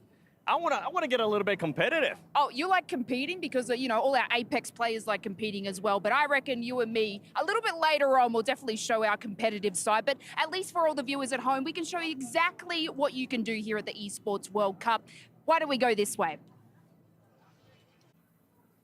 Look at all this stuff over here. You know what? We love prizes. It may not be $2 million like our Apex Legends players get to win, but I'm pretty excited to win some of these prizes here. Look at all these fruits up here, the little kiwi fruits and everything. Do you reckon? Some kiwis, yes, some watermelons, some elephants on top of that. I mean, the variety here is absolutely insane. You know what? I kind of want to redeem myself at some point tonight because Rain Day absolutely smoked me yesterday on some of these arcades, and I need a little bit of redemption. Yeah, well, I'm not saying that, you know, I'm the best player in the world, but I might give you a bit of a run for your money as well. But let's go check out some more of the EWC action and all the beautiful things that it has to offer. Let's head on down here. And there is just so much to uncover here at the Esports World Cup. Like, this isn't even half of it, Seven. We just still have so much to discover and walk past. You know what? This thing is massive. We're currently on a racetrack. You got your shoes on. I got my shoes on. We might have to do a race here. And on top of that, we got the Team Falcons Nest. We have just so much cool stuff. I mean, we got a chance to see the arcades. We'll be playing some of that later on as well. I know you want to race, but look, we are here for esports, not sports. We are here for esports, and we absolutely love our Apex Legends. But guys, we're going to take it away from here. I hope you guys are enjoying this show so far. I've been Lace, this is Seven, and thank you for exploring Esports World Cup Boulevard with us. The beautiful Esports World Cup Boulevard there, Dan. You're a speedy customer, I will say. Surprisingly quick, nimble. I've got my running shoes with me as well, just in case anyone wants to challenge me to a race, and I will warn you, very fast. I never run unless I'm being chased, and I'm happy to stick with that for the rest of my life. Anyway, let's talk about what we've got in front of us, and let's take a look at the map rotation, and a little bit of a surprise maybe coming up soon, of course, is going to be for map 5, and that's the thing that I think everyone's been very interested in today, right? What map are we going to be playing? We're going to Kings Canyon. You're going to be happy. Who would have thought we're going to Kings Canyon? It's almost like our players were tweeting out, hoping to get this map. It did seem like it was one of the kind of pro player focused maps out of the 3, but it does mean we'll be competing on Kings Canyon. But that does mean that Kings Canyon gets removed for the next selection, so there is still a chance that we might see Broken Moon or Olympus. It's also very interesting to note that there is a possibility we could play in 2024 on Apex Legends, Kings Canyon, where there is Pathfinder, Watson, and Wraith being played. Just saying, everybody. History has a funny way of repeating itself. It's like we're back in 2020 all over again. Yeah, which is... feels a long time ago. It does feel a long time ago. It really does feel a long time ago. But that's very exciting. I mean, anyone who got involved in the vote, I hope that you voted for a good reason and you know why you are voting for Kings Canyon. Is it because... it was off of your own decision. Because you love the map. Not the influence of others. Or maybe you just know that the team you are supporting is very good at that map. That is another reason. Or very bad at the Or very bad at it. But I'm excited to see Kings Canyon, and maybe we get to see Broken Moon or Olympus later on. What do you want to see? see? Now, what am I want? What do you want to see? I would like to see Broken Moon. I think that, you know, Broken Moon has that chance to be very fast, very competitive, but also pretty terrifying for third parties. It will be action. You just hear, like, you just want to fight and you just hear that. Yeah, you know it's Someone on coming. the As soon rail, as you like, engage in a fight, you know that third party's coming. But we'll get to that maybe later if Broken Moon does happen. We've got more World's Edge here for map number 4. We certainly do indeed. The winners of our previous game on World's Edge, Liquid Alienware. We'll have to see if they go back to back as we take a beautiful look at some of our beautiful faces who are going to be part of this game as well. You can see all the teams are locked in, all the players are ready as well. And looking at our initial zone here, Dan, we could be maybe a little bit of a Harvester one. We'll have to get a little bit of ring console information, but slightly to the south, but very central. At least we're not going to be heading towards direct middle of landslide again. However, Twisted Minds probably would have enjoyed another one. They are at the top of the leaderboard, just 54 points right now for Twisted Minds, but Team Liquid only 2 points behind taking that first place at the moment. So it's very close at the top of the leaderboard, but remember, it's down at the bottom of the leaderboard where it's a little bit scary. Reject Winity still yet to put a point on the board after 3 games. Those contests are going to hurt you if they don't go your way, and that's all you can really say about it. Well, I did say a little bit of a Siphon zone, maybe a little bit of a Southern zone, and I'm quite happy with that, to be honest. Based off that first zone, I'll take that. I think you said Harvester, didn't you? Yep. So, I mean, it's closer-ish to Harvester. I just wish once you would just give it to you. Lie with me. The fact is, there's past broadcasts now. People can go back. Then I'm going down in flames with you. But yeah, Lava Siphon is where we're going to be heading and the surrounding areas. Great for NIP, of course, because they are going to be dropping there, but also amazing news for any team that is down in the southeast, whether in Stacks, whether you're at Dome. You've got Team Liquid, who are down in the south. They have a very good position here to try and get to the zone quickly. They do have a ring console down in Dome to use as well. Yeah, I'm pretty sure they just hit that as well, so they're going to have a really good rotate. They could play this one nice and slow as well, actually, and just play that platform just at the northern side of their POI at the moment down on Launchpad. So a real opportunity for them to really put 2 back-to-back big games together. And just to kind of amend what I said a little bit earlier on, I didn't mean the zone was going to Harvester down. Clearly what I meant is a lot of teams will have to rotate through Harvester on their way to zone. Of course, yeah. That's exactly what you meant, and I agree with you, Mark. You were not lying. Thank you. Wink, wink. Well, you've ruined it again by saying that, but it's fine. I will say, one thing I did notice, no composition change. I know that sometimes you'll see changes back and forth when we are getting our first look at a map, but everyone seems to be pretty clear on what they would like to play here on World's Edge. I imagine that might change quite a bit when we go over to Kings Canyon, but we'll have to see when that does happen. But as for NIP, so something that happened in the LGS Pro League was NIP would often get caught out by teams rotating quickly when they weren't able to kind of loot up quick enough when the zone came towards them. However, they have maybe learnt from those lessons in different competitions and now seem to have looted up a lot faster and found a position to play. I do like that NIP still commanding Lava Siphon as well. So by just saying, we're dropping here, if you want to contest it, we'll contest you. And everyone's gone, no. So they still have that POI to themselves as well. You see they've moved away from a little bit towards one of those snake buildings. One team who's going to have to make a far longer journey. And, I was going to say, maybe a far more painful journey by the looks of things, as one of them gets absolutely beamed off of the evac tower, is going to be GHS. And coming into this game in 5th position, but it is like a couple of points separating 3rd downwards. So it is extremely tight at the moment, but 5th place overall, they're going to have to go and get Wabu back. It was the Gaming Gladiators who were able to find them from behind there, and I don't know if they will be going back for Wabu. If I'm completely honest, I think it might be a case of just allowing that one to go down. I don't know. You don't know? I think they're going back. I think they're going back. That's a long way back. That is a long way back. But I guess, realistically, if you want to be able to put as much points on the board, do you think that you can do it as a duo? I think that will be the telltale sign here if they do go back, is they don't believe they can do it as a duo. But we'll see. Well, here's GK then, just taking a little bit of damage themselves and poking out. Killer Pose now with the Sentinel in his hand. He hasn't got that thing charged up to do max damage at the moment, but it's going to be enough to force Fennel away, who are trying to move through the tunnel themselves. So a little bit of a poke battle, as we saw, but I will say it was fascinating to see in that last game on World's Edge, right? So many teams alive as Zone 3 started to close as well, and it really was a wonderful kind of throwback to some of the most intense games. For the Pro League, we've had in the ALGS, we had 1 or 2 games that kind of people get ahead of themselves and desperate for points, but everything feels so much different when you get to land, when the money's on the line, and there certainly is that here.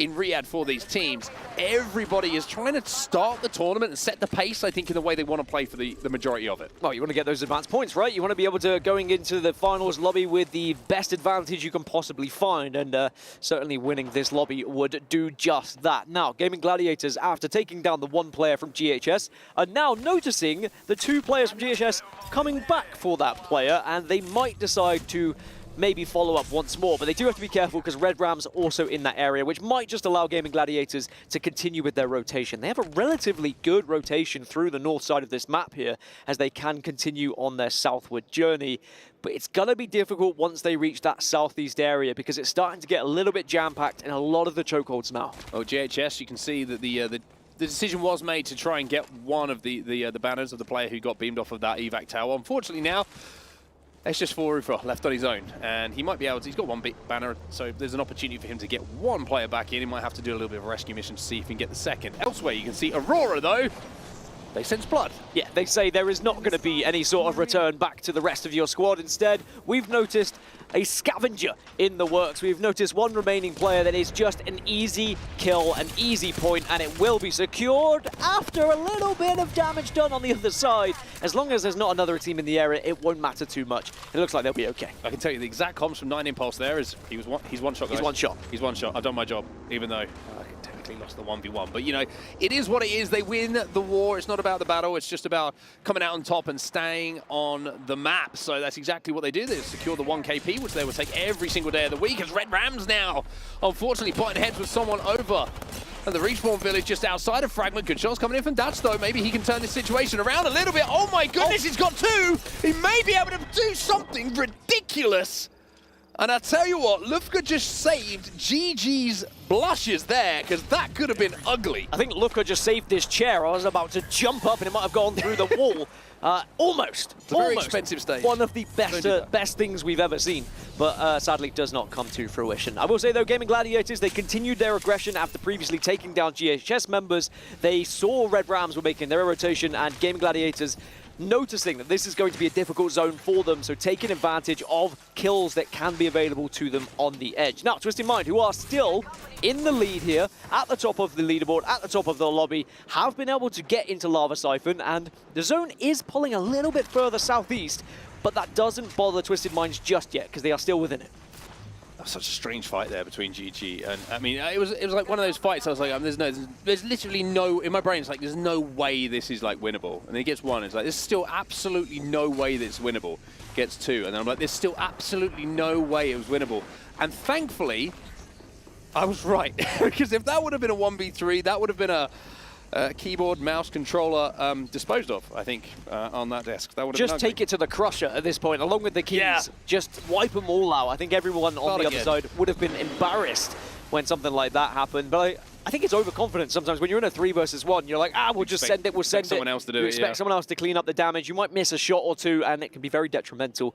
Anyway, we are still talking about something that didn't really happen, but we can watch what happened again on the flip side. Yeah, we can. This is a little bit earlier. This was while we were being taken down there, and you can see this is the almost 1v3, and I tell you what, it wasn't far off as well. Still managed to get some good damage onto Lufka himself as we look elsewhere at some of the replays coming in. Team Falcons, though, this is back to live gameplay right now, and this is going to be them trying to work their way through the choke at the moment. You can see, as expected, approaching this zone, which is the other side of the map to their drop spot over at Sky West. They're going to have a huge advantage when it comes to armor in these fights. You can see Imperial How, he's got gold helmet, he's got gold bag, he's red Evo armor. I'm sure that Jim Burton and Zero aren't too far off of Reds as well. So they are going to be a danger to anyone that they come across at the moment, and they will be more than willing to fight. Worth noting that with the tournament as a whole, Team Falcons are currently leading the Esports World Cup as well. So this Team Falcons roster within Apex Legends has a little bit of pressure on their back, not only because the expectation is for them to win by the majority of the community, if not the majority of the talent team here, if not half of the world at this point, but as you are on the organization that is currently leading the entire tournament, you're also going to be hoping to find another W for your team. Speaking of Team Falcons, we'll jump to a listen in with them now as they manage to get into the dome building a geyser, but they have to plan ahead. Let's go that way. Get your asses there.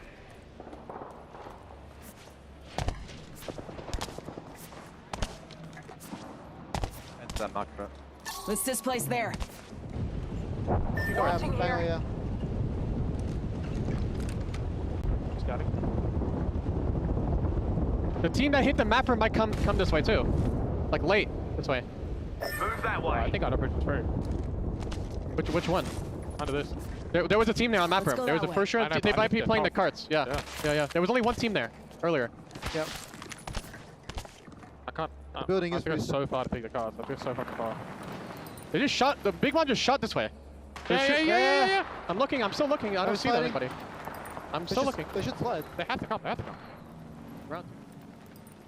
So as we jump out the list, and it seems like Falcon's not really quite sure what the next play is going to be. It's a bit of a difficult rotate for them where they find themselves at the moment. You can see the on a map overhead that EVOs are looking at them as well. They've got to kind of worry about Guild up at Grandma's house on the height as well. It's a little bit of a scuffed situation to try and work their way out of. Circle's also pulling up towards the train tracks as well. Great news for Team Liquid, who now have a chance to go back-to-back themselves with the position they find themselves in.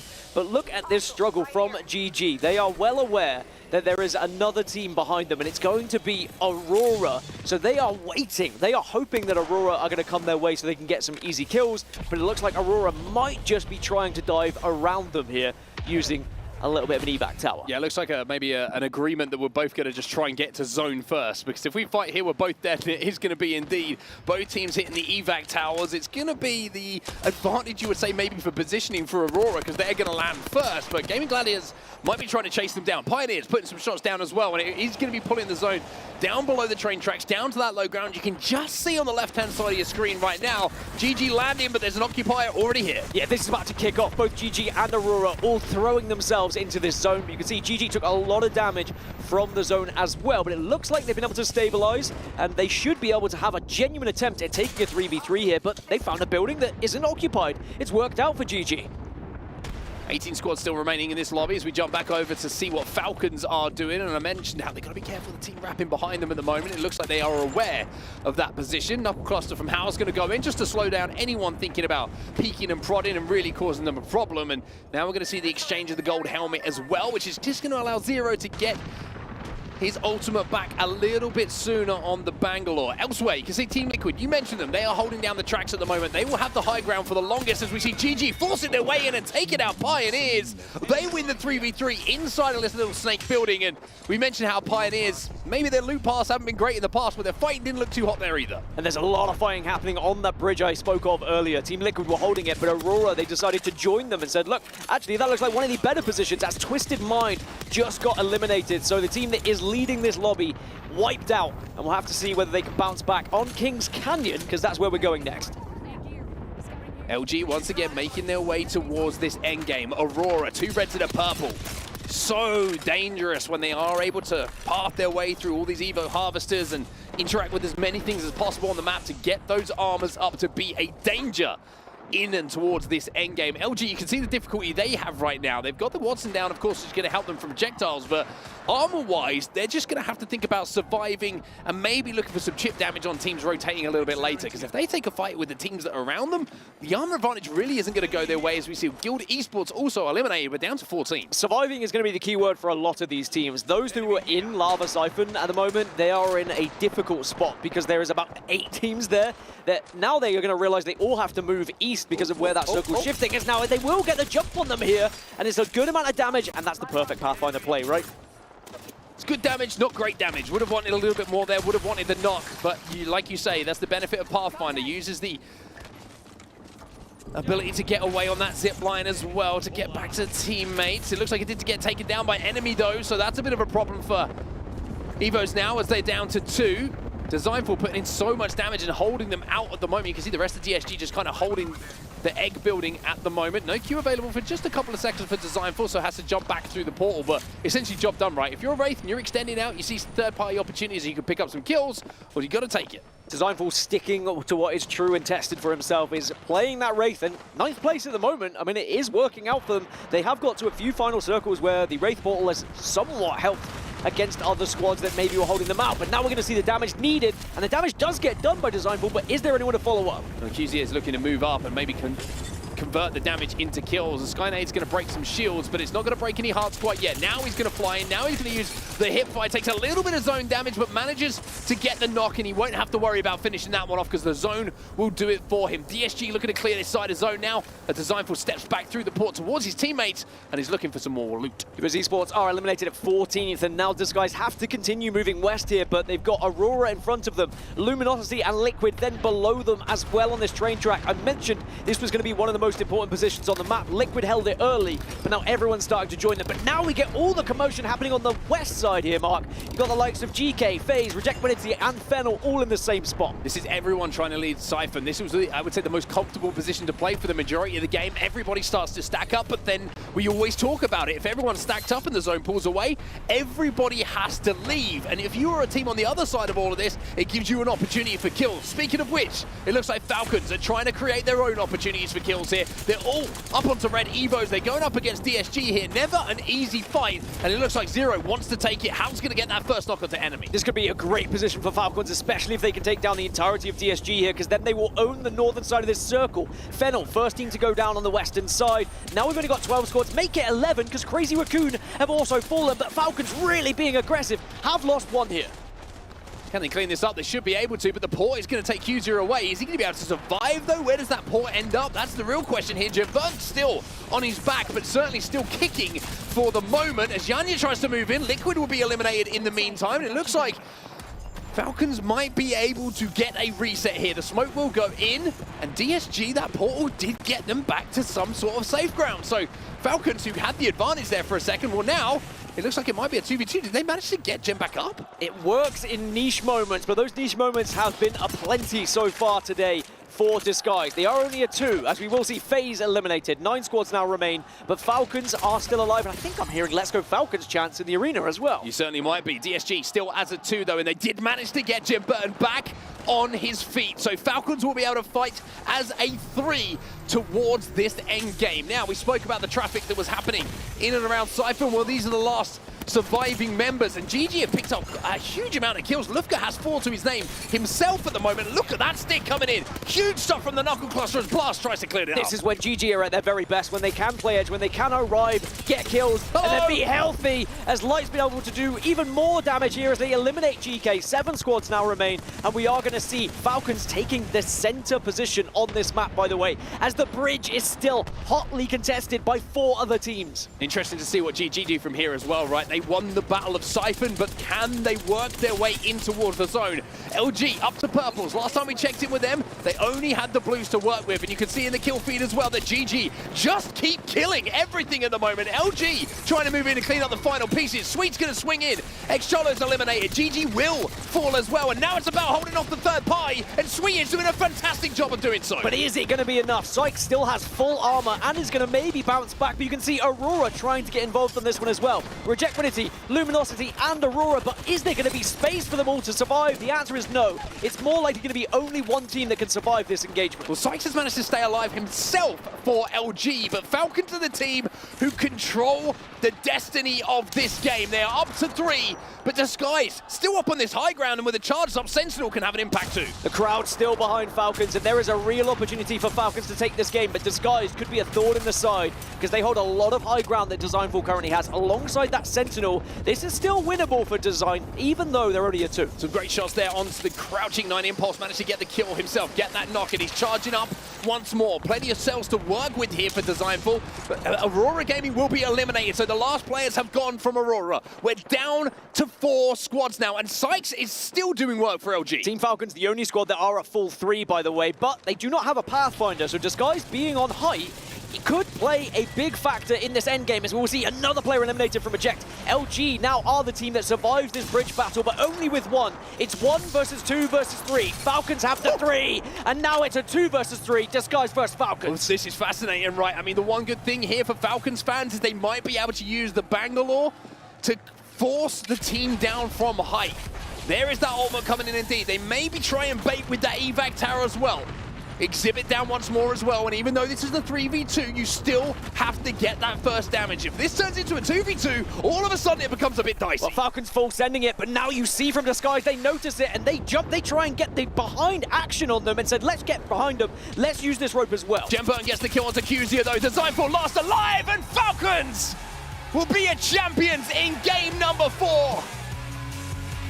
The super team putting a super performance here on World's Edge. It's the home team as well, and the crowd love to see that. The expectations on the shoulder of these 3 gentlemen has been massive coming into this tournament.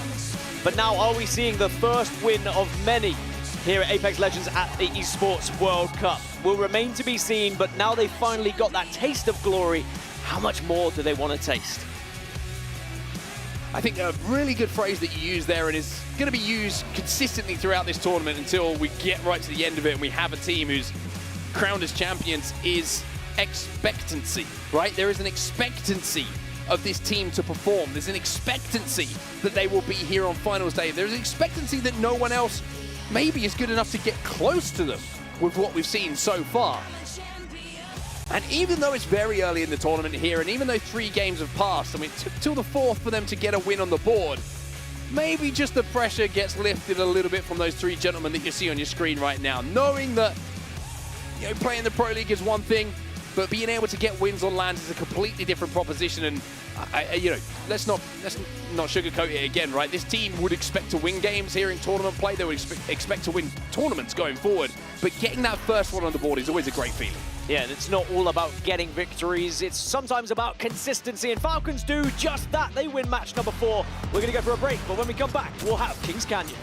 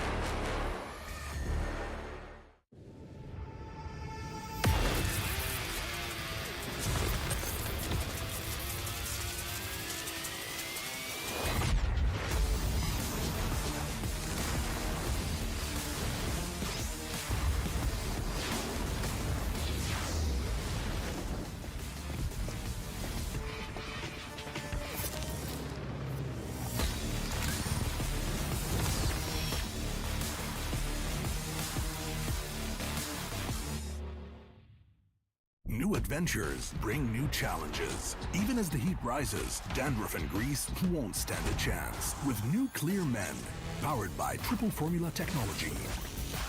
To eliminate dandruff, itch and grease, gives you 8 hours of freshness and 100% dandruff-free hair. New Clear Men, 0% dandruff, 100% confidence. لحظات البداية عاشت معنا. كنا نحسبها وقت للتسلية بس. نحسبها بس ذكريات. عبود أعطي أختك اليد يا ولد. ابتكرنا فيها ابتكارات، وإذا بغينا قلبناها خرافات.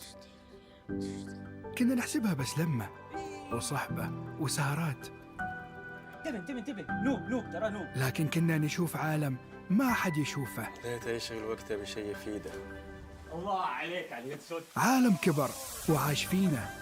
عالم الحماس فيه يوصلك كل مرة لحلم أصعب، بس ما يصعب عليك. بارد معك وين ما تروح.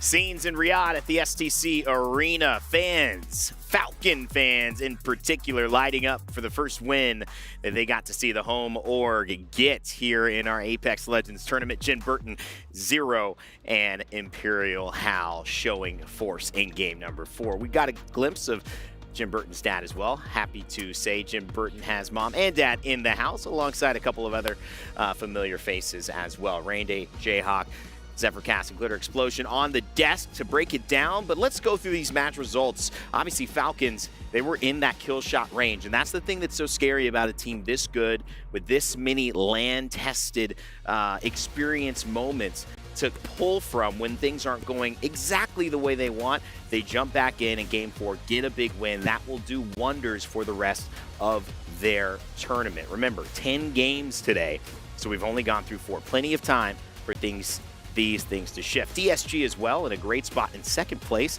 getting 15 points. LG rounding that out in 3rd place with 13. And of course, RC and Aurora, who won our very first game, now finding a way back into the top 5 with Gaming Gladiators pulling off a 14-kill 6th place. Incredible stuff, but let's kind of dive in a little bit to Team Falcons, Disguised, and Luminosity Gaming. I mean, 2 teams, Lauren, for sure, Disguised and Luminosity Gaming, that are showing that they actually are coming to play here in this tournament. It's a nice revival for these 2 teams. Yeah, absolutely. Yeah. Especially with DSG being a duo in that situation there at the end. They kind of had to make lemonade with some lemons there. And LG, we've been keeping our eyes on since the beginning of the day. They've really started to pick it up, making plays in the moments that they have to. Sweet's just so good at staying alive. Somehow he finds a way. And Team Liquid has found a way with their win earlier on in game number 3 to take the top of the leaderboard, but just barely 3 points ahead of Twisted Minds. Falcons right behind them. Just how fast they can go into the top spot. And GG, Aurora rounding out our top 5 there. Things get pretty close after about 4th place all the way down to 10th. So a lot of changes that can still happen. On the other side, I do just want to let you know, KCP got some big names there in the Pioneers and Anmu and squad. You have to realize that you are going home if you do not get out of that 20th position. So as much as we're looking at the top, we also have to look at the bottom. We'll keep you posted as we head into our 5th game. But as I was going to give you some fun teasers about it, it's really already been shown to you, but I'll reveal it now. It's Kings Canyon that you guys chose for match number 5. We don't know match number 6 yet, but Kings Canyon will be there. Jayhawk, you happy about that? I know it's no Broken Moon. It's not Broken Moon, but I'll settle for Kings Canyon. I do prefer it over Olympus, personally. All right, well, you got Jayhawk happy as well. Zephyr, I know you guys had a lot of conversation about the maps and the drop spots as well. You did a little bit of a tier list for us. We're not going to see it right now, but as we open up Kings Canyon and get a look at where these teams will be landing, walk us through kind of some of the positions teams are starting that we should pay attention to. Absolutely. Of course, on Kings Canyon, I want to direct everyone's attention to that north side of the map there. Crash site, artillery, hot spots for success, but throw, of course, on the opposite end, Relic, and of course, a little bit of that Caustic into the mix here. Great loot density, fantastic rotations for the north, and just enough of that oomph to get these teams going. Of course, as we look towards the east, this is something that's a little bit better for teams as they won't have to deal with transitioning across this major riverway as we talk about the rest of the games at hand. There's a few, maybe some select POIs that might come out on top over here in the west, but at the end of the day, the east is where you want to be, and the top and bottom, absolutely fantastic starts. I mean, Crazy Raccoon, I just got to say, you know, I warmed this up for you. I played in a quads tournament a few weeks ago. I made 0 money. I think 59 people made money in that tournament. I was the one person who didn't. And we rotated teams every 2 games. So that was a feat, but I landed in Bunker Town. So I'm going for Crazy Raccoon having a good start here on Kings Canyon, guys. What do you think about that? I will say they're an early rotate team, so they're a little more in the central part. Zephyr just mentions talking about that river. Yeah. They have direct access. They can be the first team across it, so they don't have to deal with the issues that they might run into with all the teams that are going to rotate there late and have to fight. Normally when you think of Bunker, you think of Kings Canyon and Apex Legends. You think of death. really. Oh, yeah. That's Absolutely. what would happen. You would drop down immediately and die. But that's what Kings Canyon is so great. This tournament giving us a glimpse at, where many people were made in the fire and flames of the early Apex Legends drop. This was the map that even our first competitive tournament, back in Poland was played on. It's been so long that I feel like everyone's going to be very excited for the nostalgia that KC will bring back into the competitive mix. It is not going to be easy. It's a smaller map. There are a lot more chokes and some smaller chokes spread throughout this map as well. So those rotations are going to be that much more important. The timing of everything is that much more important. And I think our teams maybe will go a little bit more aggressive here, just for old time's sake. At the end of the day, too, and Zeph, this is interesting. I tend to talk about this. There are heat maps in where the action actually happens on this map because of the way players are funneled through it naturally. Chokes, you have to take, rotations you have to make. But Kings Canyon has changed a little bit. I mean, that repulsor room where DSG is landing, that didn't exist until well beyond. It was modeled after Crypto, and it gives you a free scan. So at the end of the day, this is an old map, but it also has been revitalized. Players should be pretty comfortable on the newness of KC being able to be a competitive map still. Exactly. At the end of the day, they also have had the opportunity these last few weeks to make it maybe not quite the newest of experiences in some of the scrim blocks that we have had the opportunity to see. Obviously, the POIs that we've already touched on are those strong suits, but at the end of the day, with the new breath of life that this map is bringing to our tournament, the truth is, anything can happen. So if you're maybe one of those bottom-ended teams who needs to have a star-shining avoidance of 20th, this could be your opportunity, because the reality is, it only takes one game. I love that point. It only takes one game for sure. Well, it took a little bit of nostalgia in Kings Canyon to bring a breath of fresh air into our EWC tournament. Let's send it back over to Mark and Dan to get it going and see how the players react to your vote. We've heard all about Kings Canyon. We've heard everyone's thoughts on the floor, should I say, in the studio. I'm calling the floor forever in the studio, but it's fascinating to see, isn't it? The big kind of coming of age. We're back on Kings Canyon, where it all began for so many. I mean, back when we were casting Kings Canyon last, I was merely a boy, and I think now I have turned into close to a man, or at least, I'm not quite there. But yeah, I was looking back at the history of Kings Canyon. I was like, where were some of the top players back then when we last saw it? I think 2020 Summer Circuit, Team Falcons, or some of the players in Team Falcons, Zero came 5th in APAC South, How came 6th in North America. They weren't quite at the top of Kings Canyon, so maybe that opens things up for some players. Hold on a minute. I will. No, that's fair. Actually, I will say How's won a tournament. He has. The preseason invitational. He won that one. So trust me, you can't take it away from him. If somebody wins it, they certainly are going to hold that down forever. But it's a different Kings Canyon, like they were mentioning there just before we got into the game, right? There's been some changes. There's some new POIs. There's a lot of places actually to call a POI, which is why I'm pretty sure that we're not going to see any contests of the drop here. Yeah, there's going to be a lot of room to play at the beginning, but that room will very quickly shrink down because, as the analysts were mentioning, it is a smaller map. There is some very difficult choke points to try and play through as well. So if you do get caught in one of them and you don't win your engagement, then you are going to be struggling because there's probably going to be a team right behind you. One thing I can point out for all of the fans of real Apex Legends is there is a lot of Pathfinder in the lobby, everybody. A lot of Pathfinder for Kings Canyon, no surprise to see as well, with the a lot of the POIs having this extreme change of elevation. One that you can see on your screen right now is going to be claimed as maybe Falcons, but we're going to just ignore that for a second because I think LG just got a bit of a surprise they weren't expecting. Yeah, you said there's not going to be any contest, but a contest is going to be happening. But it is LG who come out on top over GK. So just as we thought, maybe we'd have a nice, peaceful start to Kings Canyon. It is an explosive start, but LG going to be delighted to come out on top of that one. You mentioned the Pathfinders. 10 teams have changed their composition coming into this one. And as you said, it is majority Pathfinder. It's a Path party. That's what it is, Dan. Have you ever been to a Path party? I haven't. Are they any good? So you're just not cool enough to come. I'm really not. One of those situations. There's one crypto in the lobby as well, I may add, and then we heard about, the crypto room, the map room on Kings Canyon. So maybe there's going to be opportunity to drop down there and start role-playing. Well, here we go.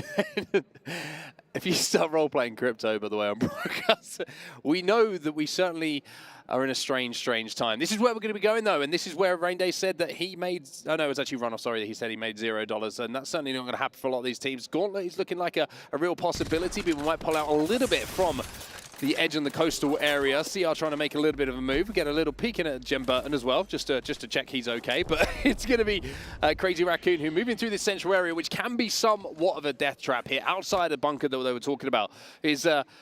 especially when the teams start to get towards the end, the kind of the extreme heights of both sides kind of collide together, and it's very difficult to rotate through late. I will say that even though teams have been scrimming on this map, just in case it popped up, the data and the scrimmage is not the same as World's Edge and Stormpoint.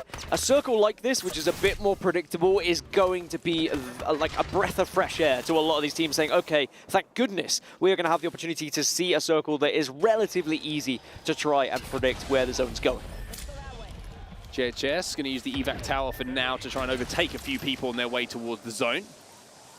Looking across elsewhere, GG are set up in zone at the moment, recheck Winity as well inside of Relic, but they're going to be moving their way a little bit closer to where they believe the zone is going to be going as well. And it's looking like it could be a Gauntlet zone, which is always an interesting one for sure. Maybe even airbase. If it's airbase, I do like airbase finishes sometimes. I think there's some really good ones that pull out a little bit later on, but it looks like Gauntlet is going to be the coolest. Well, the first, so I say, stop maybe on the rotation here for RC. Well, I said I liked Broken Moon, but I do like Gauntlet because it has Octane's launch pads, right? And there is that opportunity in an end game for those launch pads to really come into the equation and change things, to be able to send it on a team, for example. And we may see something like that come to fruition because of where this zone seems to be heading. You can see Reject, GG, EVOS are all down there. Team Liquid are starting to move. FaZe also moving from airbase down to the southwest of this map as well. So there isn't going to be much room to play. That's the real concern. I think we might see a few teams have to go with Relic a little bit later on. Ooh, Crazy Raccoon have taken a little bit of damage here. You can see at least one knock has come in. The knockdown shield has been held up, and it's EXL who are trying to push onto this at the moment. Brute is trying to brute force his way through to try and find the remaining members, and it looks like two are certainly down, and the knockdown shield is blue. Looks cool. Doesn't last forever, though. So Crazy Raccoons are just going to be running away with their tails between the legs, you'd imagine here, because it's going to be rough to try and fight with just two. Pioneer's also moving through. This is the kind of period of the game, by the way, where you do start to see a lot of fights happen because people will follow noise, because there is a real opportunity for third parties in Kings Canyon, especially when everyone moves at the same time. A lot of these central positions have a lack of playable space, and you can get caught out on your rotation. EXL set up for now, but as you can see on the map overhead, they are going to have to move if they want to get a little bit closer to zone. It was actually interesting to see that Reject Winity, I'm pretty sure they had Zone 3 information from what I could tell from the map overhead as well. So they are going to be, excuse me, round 2 information, ring 2 information. So they're going to have a pretty good read of where they believe the zone is going to be going. And they did choose to play over at Gauntlet. And Gauntlet's an interesting one, right? Because playable space is kind of at a premium. A lot of the areas are kind of exposed. There's no real buildings to play. It's kind of the two end structures of the half pipe, so to speak. But outside of that, it's just kind of a lot of platforms, a couple of rocky formations.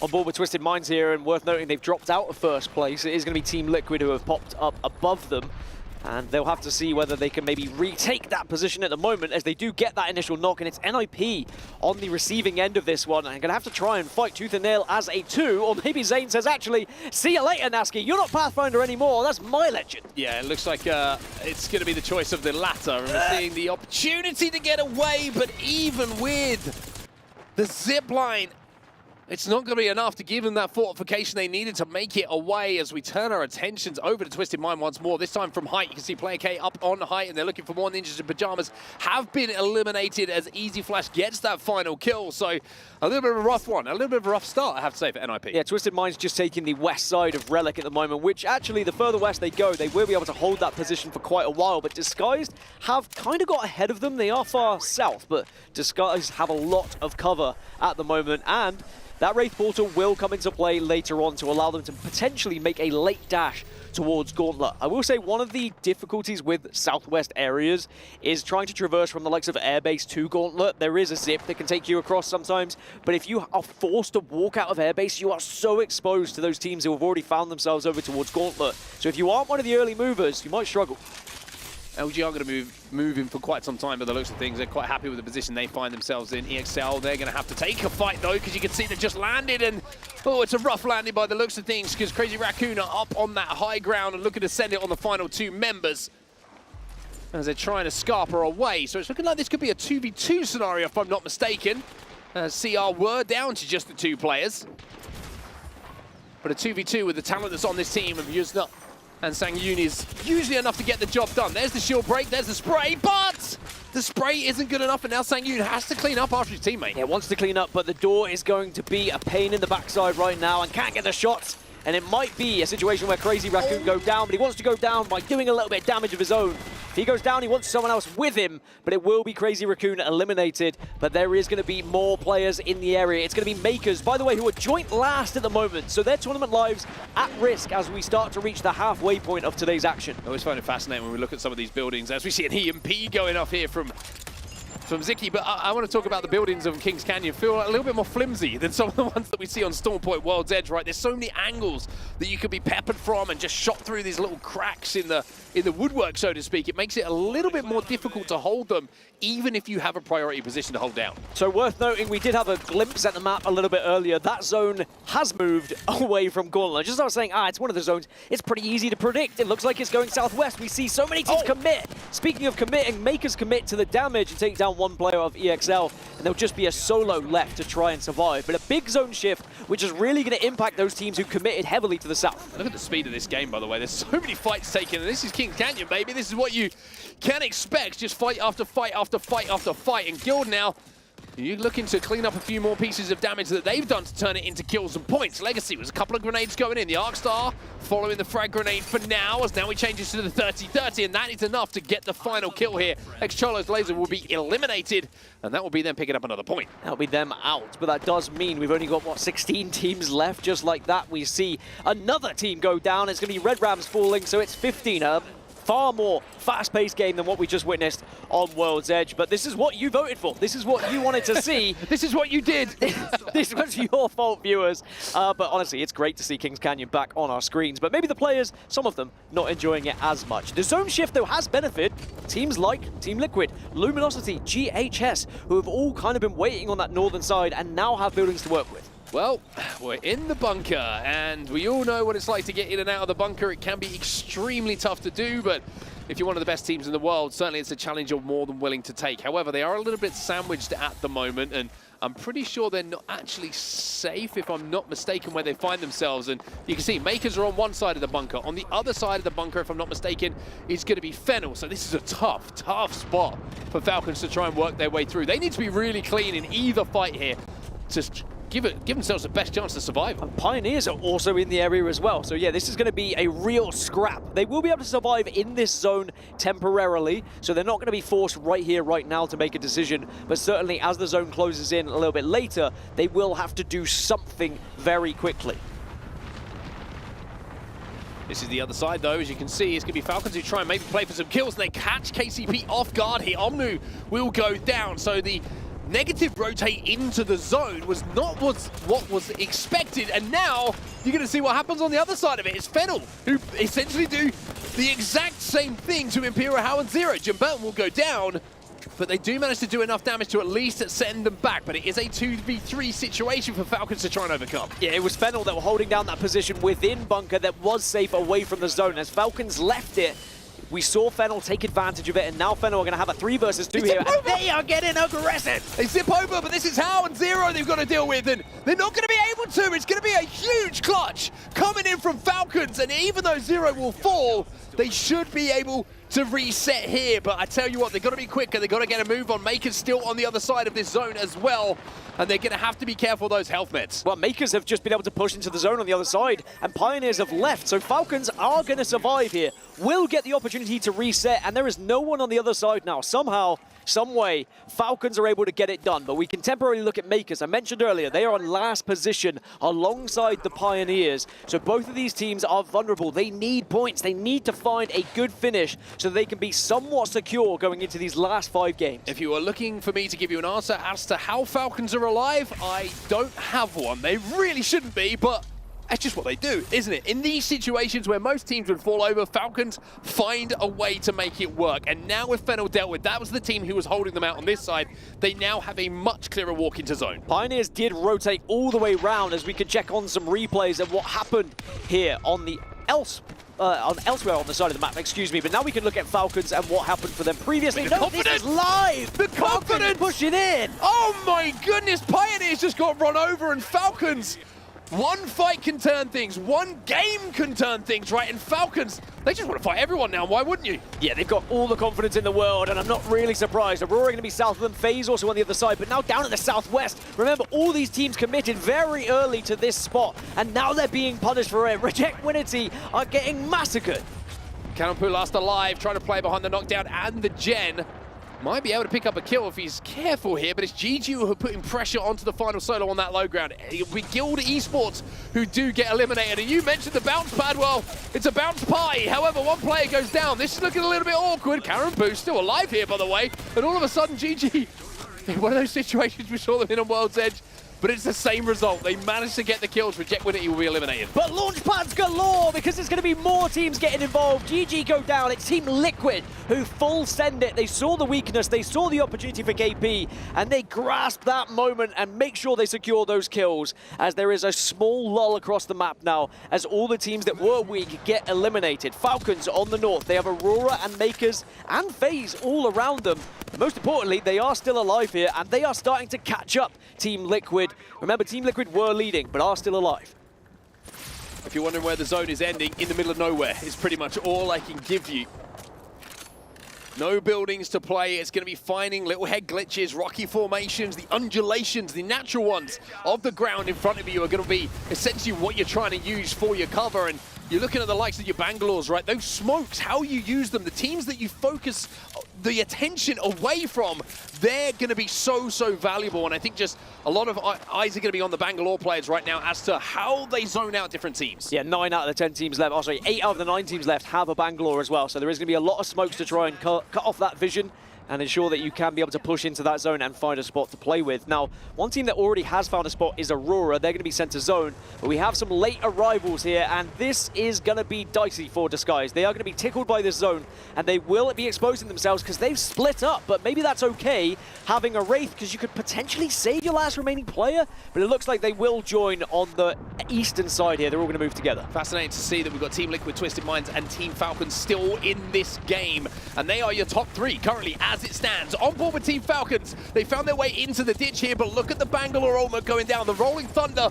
is causing them some problems. Zero has to take a few seconds to pop a battery, and this is what I mean about this end zone. Look at how exposed it is. Well, Falcons wanted Kings Canyon, and they have got Kings Canyon, and I want to see why they wanted it. You can already see all on full red. They've already done damage within bunker, but can they make it count in this final zone? So many knocks elsewhere. No teams going down fully, though, as you see Aurora trying to escape. Disguise will be eliminated. Twisted Minds will also fall as Makers. This is a big game for them. 16th place overall at the moment, but how that could change as Aurora will fall as well. Makers were in last, so this has been the game that they needed. Maybe Kings Canyon was the key to getting back into this tournament. Luminosity will fall. 5 squads now remain. It's going to be FaZe, Falcons, Makers, GHS, and Team Liquid. But Falcons trying to catch up Team Liquid, and they are not far behind. And they hold this northern side, which does work out because there is a lot of map for them to work with here. This is going to be a very hilly terrain. There's going to be lots of ups and downs, a little bit of a head glitch available for certain squads. It's interesting to see the Falcons are going to force their way into zone. FaZe have a lot of space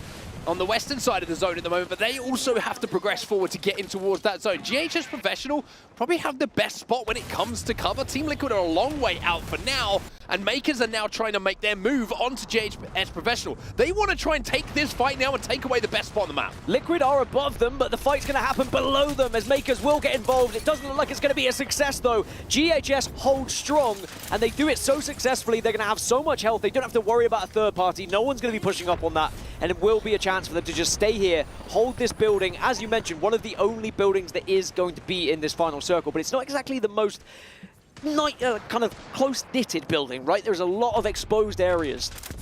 Not a lot of space to poke out from either. It's just one of the smallest buildings, I think, in Apex Legends is a singular building, and that compound, although it's a good one to hold for now, will be one that they'll be able to kind of put some output from. But Team Liquid now take the high ground, but have they gone too early? Because FaZe still have the elevation to put this damage down. It's Nax, the man on your screen, who gets the knock onto Jaguares. FaZe and Team Falcons both peppering Team Liquid, who are on the top of that building, and GHS might just be able to clean up the pieces as they arrive to the ground here. But certainly FaZe Clan with an opportunity to have one of their big games. Remember, they have looked amazing previously in other competitions, and they would love to find that same form here at the Esports World Cup. Team Liquid eliminated. We are into our final 3 teams. It's GHS, Team Falcons, and FaZe. Falcons looking to go back-to-back here as well.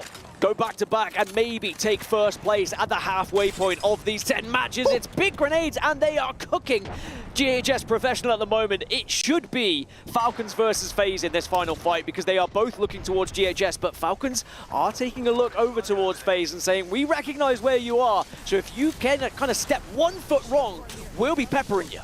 Zero managed to get 1 knock with his frag grenade, but it will be reset, I'm pretty sure, for GHS. They will be able to get back up to a 4-3. And you can see the Falcons are very, very aware of the position that FaZe have, right? Because they have the elevation above them for now. So they're trying to focus the kills first, followed by then turning the attention to FaZe. They are expecting FaZe to be looking at the same thing that they are right now. They want to take care of GHS, and then, as you say, focus on each other. Worth noting, GHS do have that crypto, the solar crypto we mentioned, and could have an EMP to really impact how this final circle goes, but they're trying to move out now, and they're running towards FaZe. FaZe, though, they're not letting them run towards them. They're putting a huge amount of damage in. Nags will get 1. Zero gets 1 on the side of Falcons, so the kills are being shared out. But while the attention is being pulled away, Falcons tried to make that move, but what a Bangalore ult that is. Coming in from FaZe, they force Falcons just to slow that push down as GHS Professional will be eliminated. It's Falcons versus FaZe. It's North America versus EMEA, and it is a matchup, a mouth-watering 3v3 to finish off this match 5 here on Kings Canyon. Well, here comes everything from Falcons as well. All the utility going in. You're going to see the Rolling Thunder coming in from Zero. You're going to see the grenades going in from Howl as well, and it's about who can get that first knock. At the moment, it looks like FaZe are kind of trapped behind a couple of these rocks, and now the swing is coming in. Falcons will get 1, but Zero, he has gone down as well. Tied 2-2, but oh my, shred from Imperial Howl, and now it should be theirs. It's just a matter of cleaning up. Now it's just about cleaning up, like you say, and it will be back to back for Falcons. And the crowd erupts once more for the home team of Team Falcons, the team that is leading the Esports World Cup, and the team that is looking to try and take Apex Legends and slot that key into the totem. And not only is it a victory, but it is points on the board, and more than likely jumping up to that first place at the halfway point here in Group A. Points on the board, and I would say big ones as well. How many kills did we see Team Falcons picking up in that game, as well as the win? And I will say, I think it was good news for Team Falcons fans that was World's Edge, because I've got to say, it was quite funny watching Zero in Scrims IGL his way through Broken Moon. We'll have to see if that entertainment piece comes a little bit later, but you know, on Kings Canyon, we know these players are comfortable. They know how this map works, but you look at key moments in games, that bunker fight, how many teams come out of that bunker fight, not just alive, but with all 3 players alive? Yeah, I think what happened is one player was able to hold whilst the res was being kind of put through there. So not only did they do damage on the players that were arriving, but I don't think the team that was attacking them realized the 3rd player was going to be on the feet, and it was a big surprise when it happened. It was a great hold within bunker, and it really did set that game in motion for Team Falcons. After that, they had all the confidence in the world, pushing everything in sight, and they commanded so much space. I've always said Falcons are a team that commands space at the best of times here, Mark. Incredible stuff from Falcons. They go back to back. It doesn't matter what map you throw at them at the moment. It's time for us to jump to a break, and in the meantime, think about what we just saw from Falcons.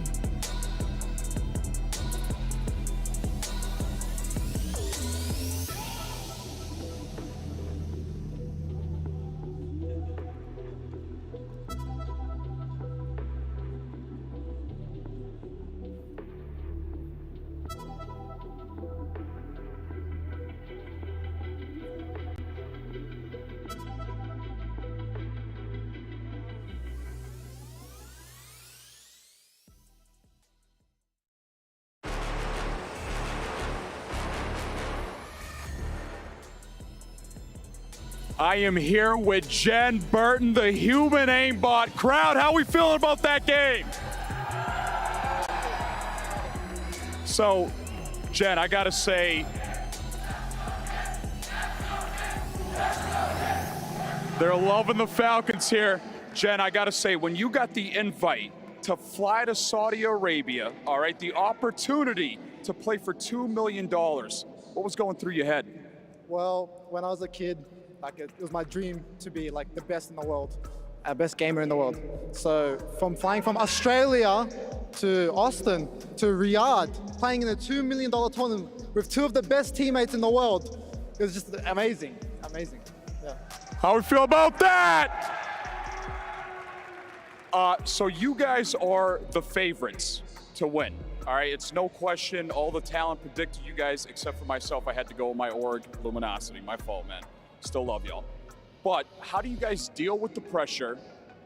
And does that add any pressure at all, or is this just another day in the office? Well, knowing that you have the best two players in the world, like on your side, there's just no pressure at all. Because we just know we've grinded for this, and we're just gonna smash the competition as we're doing right now. Come on, teams, pick it up. What are you guys doing? Teams, you heard it here, man. There's 19 other teams here. Got to step it up. Only one will be the Esports World Cup champion here in the Apex Legends tournament. Casters, back.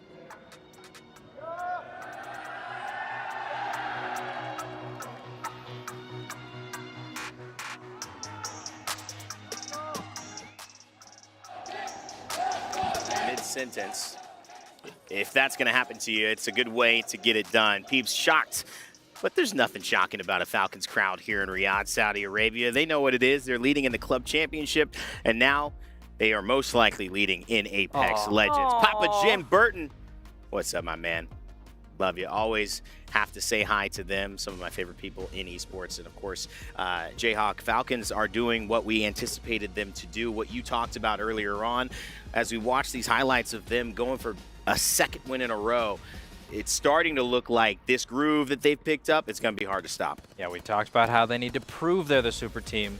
They're proving it. We already figured they were proving it based on the split, but now here on land in Saudi Arabia, they're doing it back-to-back wins on Kings Canyon, no less. A new map. There was a whole new challenge, and they proved they were ready for the task. I mean, Zephyr, you know, I'm not going to go to Jayhawk because he was actively shouting Broken Moon. You were actively shouting Olympus, though. And I think here's the thing. Kings Canyon, we were all kind of happy to see that. Right. But Hal actually tweeted Kings Canyon and Broken Moon. So clearly they were comfortable on this map.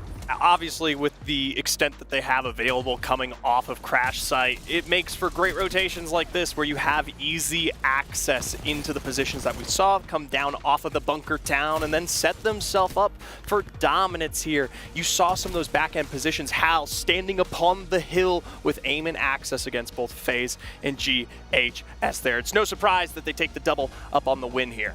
And so quick to throw the headset off. That's pure passion from Zero.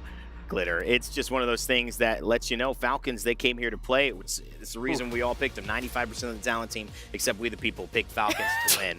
And I love you, peeps, but I mean, it's looking pretty good for a lot of us. I mean, absolutely. As soon as Mark and Dan came into the green room, Mark was like, well, everybody's talent predictions are looking good right now, and that could not be more true. I mean, a 23-point win for Falcons. That's just going to continue padding their score. We see a couple other teams up here, though, between FaZe and GHS getting the kills, but still looking at Team Liquid. Not only were they now able to close out a match, they're continuing to their slaying ability, keep getting those points on the board, and right now they look great for this group. Very strong. Another fourth, though. Again, not winning. We want to see that happen, you know, again and again to show that when you get to this level where it gets late, where the match points happen, where it's 7, 8, 9 games, that's when you have to be hitting your stride. You can see it here, too. It's no surprise. This is when Falcons are starting to hit their stride. They are also some of the winningest match point players in Apex history. As we take a look at our top 3 teams for that one, big shout out to GHS. Professional, haven't mentioned them too much on the broadcast just yet, but 6 kills, 3rd place. That's going to do wonders for them. 13 points there, heading on to the tally. As we take a look at the overall, with those 2 back-to-back wins, they have just gotten ahead of Team Liquid in the standings. Twisted Minds right after them. GG and Aurora rounding out our top 5. But when you look at this one, Ben, top 5 from 5th to 1st, it's a big difference. Obviously, there's going to be some flex here, especially as we kind of branch down to that 9th position where teams want to be. Huge shout out, though, on the other side of our board here. Makers and KCP do find some nice points coming off of that Game 5 that does shift them away from that potential elimination slot. So we're talking about Fennel and Evos here, some of our qualifier teams back from our earlier phases of EWC who are potentially in the hot seat. Listen, we've got to talk the main storylines that are happening. And of course, when you're in Riyadh and you see this boulevard where we're doing these interviews, one color reigns supreme. It's green, and it's for Falcons. Falcons HQ down the street from us here. We had a chat with some people talking about why do you think Falcons are really the team to beat? Let's listen to what they had to say. I think it's almost guaranteed that Falcons make it to the finals. If there was any team that is the favorite to win, it would be them. I mean, we're talking about Team Falcons, 3 of the greatest players in the world put together on one team. Chances, absolutely high. If I was a betting man, put my money on the Falcons. We can already call Team Falcons a super team. They are the collection of arguably the 3 best players that have ever played this game. You can absolutely call Team Falcons a super team already. It's 3 of the greatest players, like I said, from the majority of land wins, -1, all in one. Perfect recipe. Team Falcons' biggest strength is that each of these 3 players don't make mistakes. And a team like that at one of the biggest tournaments in our history, incredibly deadly, and like I said, the favorite to win the whole thing. I mean, the biggest strengths of the Falcons are the individual players themselves. They call him the CEO for a reason. They call, Zero the greatest IGL in the world, and Jen Burton was known as a cheater when he first came in because he was that good. Because Team Falcons are the super team, there is actually more for them to lose than there is to gain. They are here to win the tournament, obviously, but I think it would be more shocking if anyone else was to win than it would be for them. Team Falcons, caca. More to lose than to win. Jayhawk, I'm going to end it with that because I think that is the most appropriate comment about them. Everything is on the line. It is win or go home for Falcons. Everyone else be very happy with a 2nd place here in this tournament, especially with how big this prize pool is, but not Falcons. Yeah, with the history that this team has had, they've put themselves at a standard where 2nd place is a complete disappointment. It's win or nothing. Like you said, everybody else, that's a major accomplishment for them with how many wins they have. With the fact that these are 2 dynasties coming into one, that's unacceptable. It's win or nothing. One of the benefits of this tournament, too, is that you get to be involved in this legacy, continuing or not. Well, you seem to continue it because Hal said, he tweeted out earlier, vote for Kings Canyon and Broken Moon. And what did you guys do? You voted for Kings Canyon, and then you voted for Broken Moon. So, Hal, they've won back-to-back games. It could be a 3rd.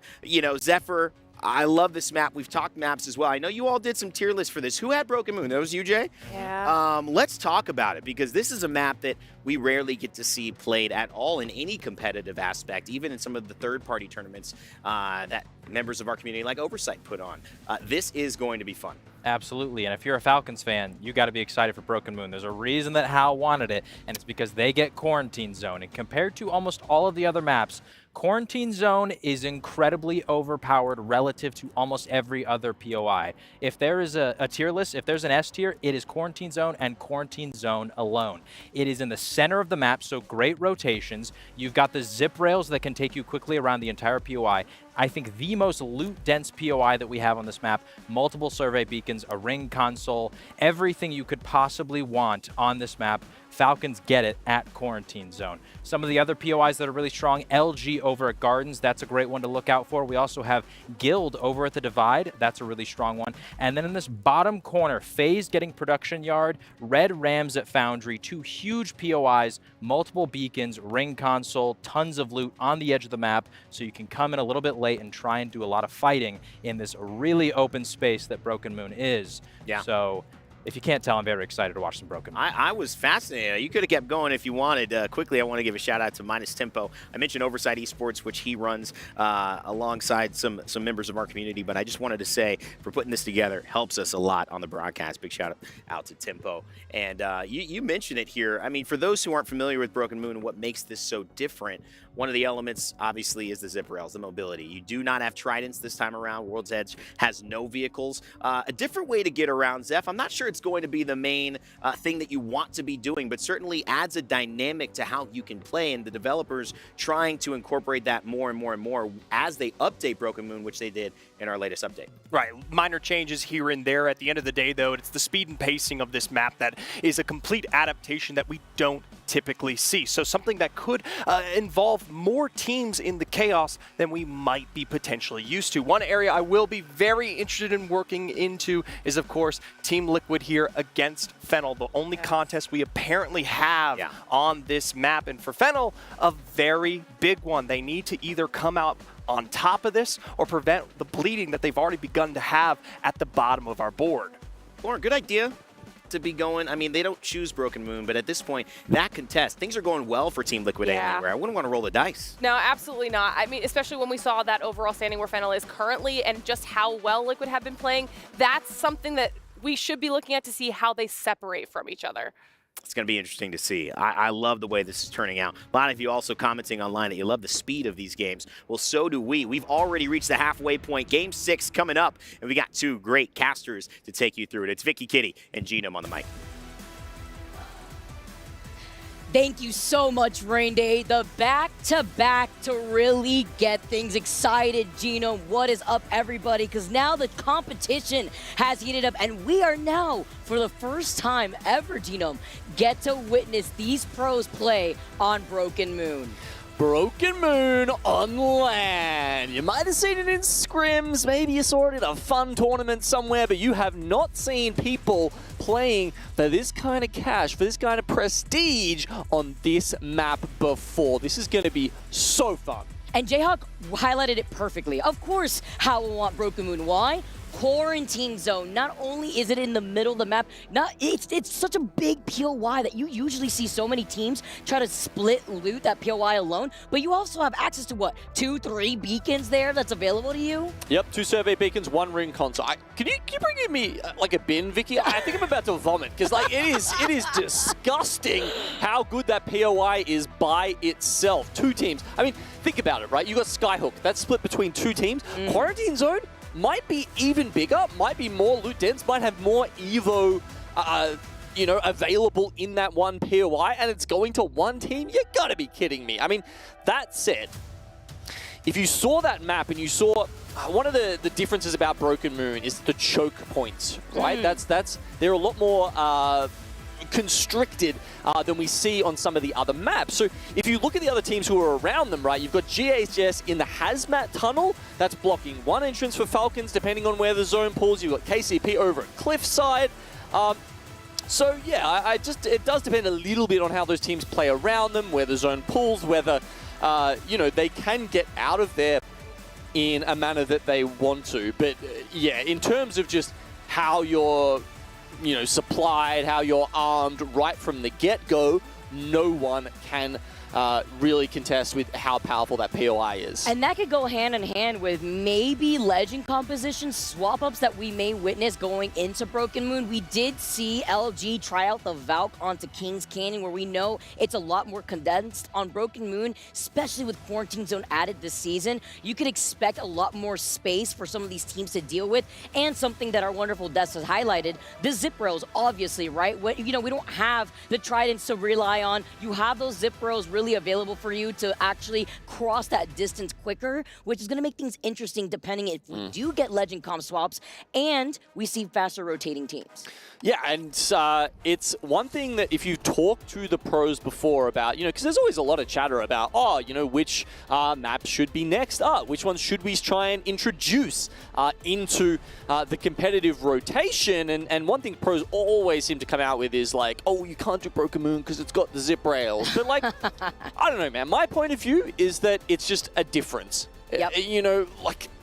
Is it good or bad, or is it just you need to work out a different style to play around that element which is in this map? Yes, it does provide you with faster, more convenient, more reliable rotations, but is that necessarily a bad thing? That, I guess we'll just have to wait and see. We're going to have to check it out as we enter game number 6, everyone. And I want to highlight Team Liquid. Up until last game with Falcons taking the back-to-back in a dominating fashion, we're leading this entire group. But I wanted to specifically highlight Jaguares, who has been popping off all day today, Genome. He's been an absolute monster, hasn't he? I mean, Jaguares has got 21 kills so far. I mean, that is nuts. We're into match 6, right? Now, I talk about this sometimes. I call them 20 bombs, right? As we're having a look where the ring goes up here, you can see we're actually going to get somewhere maybe around Eternal Gardens to finish off. And that's going to benefit Luminosity, a team who has been, they're doing okay at the moment, sitting in number 8. But yeah, just going back to that quickly, 20 bombs, if you get that in 6 matches, like a standard size series, that's an incredible feat. So Jaguares has picked up 21 in 5 matches. Wow. That's crazy numbers, I'm telling you all right now. Hal's sitting behind him on 17. He's got over 7k damage already. So, Easy Flash as well at 14. So they're the top 3 performers in terms of kills so far in our series here in Group A.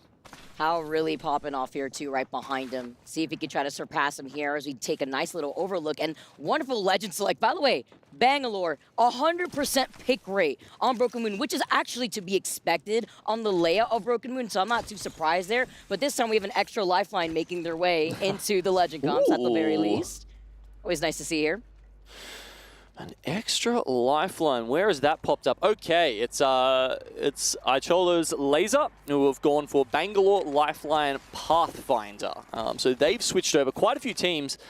We've got, I think it's 6 teams have switched up their comps here for Broken Moon. Obviously, a lot of teams switched up their comp for Kings Canyon as well. We saw a big influx of Pathfinder coming in because, you always feel like the map that was designed around the times that the Legends came out, just Pathfinder works well with Kings Canyon. It's kind of designed around having those zip lines and being able to take high ground in that fashion. But moving over here, we've dropped a bit of the Pathy and picking up some other heroes and a bit of Seer coming back in. Yeah, no, not surprised there too. And so many teams have already gotten ahead on this rotation, as we know that it will be pulling towards like the northeast side of Stasis, which is actually rather open. Actually, where you see KCP currently situated, that's a really good spot to be in because you could try to take different rotations, but early rotate here could be your demise as Amu gets absolutely beamed. Jet on an off position to try to look at the opposing team that's trying to rotate from that bottom hilltop, but not trying to overextend. This could be a really risky if you're out in the open. Nice shots coming in. Team stacking in around that garden area. That's over here at Stasis Array. We're seeing Pioneers run into GHS Professional. Ninja's also looking on. And as you can see on the map there, this is split by one of those zip rails. If a team really, gets a knock, they can just hop on that and try and get in there. And then you wrap around the other side of Stasis. There's just so many possibilities. They do get a knock with the triple take right there too. And even with NIP right behind them, this is what I mean by it could be very uncomfortable to try to fight for this hilltop very early because it's also very open. There's so many teams that can have you in their line of sight coming out from the POI to your left, where Crazy Raccoon is going to slowly start approaching right behind GHS if they don't start moving soon. Yeah, you can see Pioneers just getting on move back into the action. Well, Zane, a player who took a large break from competitive Apex Legends, and then came back as if he'd been grinding the entire time. This guy is so damn good and just on point. He's been an incredible pickup from for NIP. Always a little insane. We need to see them really pop off out here too. While Aurora with the pressure. Finding 2 knocks on the other side here. Looking to get the finisher on the first squad in the lobby. And it is MKers finally eliminated here too. Team Liquid now trying to get away, and now with GHS also coming from right behind. There's so many squads congested in this choke. You mentioned it earlier on before we dove into Broken Moon, Genome, where these chokes just are so difficult to get around with the zip rails, also allowing you to try to get involved in the fight quicker. Yeah, I'm fascinated how teams try and hold these particular buildings where it's, I don't know, what are you going to call them? Like the zip rail buildings, essentially, where you tend to have like a zip rail going left and a zip rail going right out of the building. So, you know, if that's in a contested spot, our team's just going to try and, you know, full send you and come in on those. Will you have to deal with them from multiple angles, or will they take the slower approach and maybe try and, you know, get down in the underneath you in the building, something like that? It's just there's so many unknowns. Right. It's going to be so fun to watch those all play out here on our viewer map pick. It's always so exciting, too, because there's also a lot of areas to coexist on Broken Moon, too. Just to put into perspective, I believe there's only 7 teams that aren't in that next circle, as you could expect from like the likes of Aurora, who take their time to play by the edge. They're coming out of Breaker War, so they have Ring Console, Survey Beacon out here. Well, now we get to see more teams coming into Eternal Gardens, Guild, and we have Gaming Gladiators, GK as well, with Team Liquid not moving from their spot. But with more of these squads, Ninjas in Pajamas, for example, they land over by Stasis. They usually have a Ring Console there, so they were way ahead on that rotate to try to gatekeep other spots from that choke. Information is the name of the game sometimes. And the ring info is telling us it is going to continue to go northeast, Vicky. And I guess that's one of the other things, right, is there's certain tendencies in terms of reading the zone.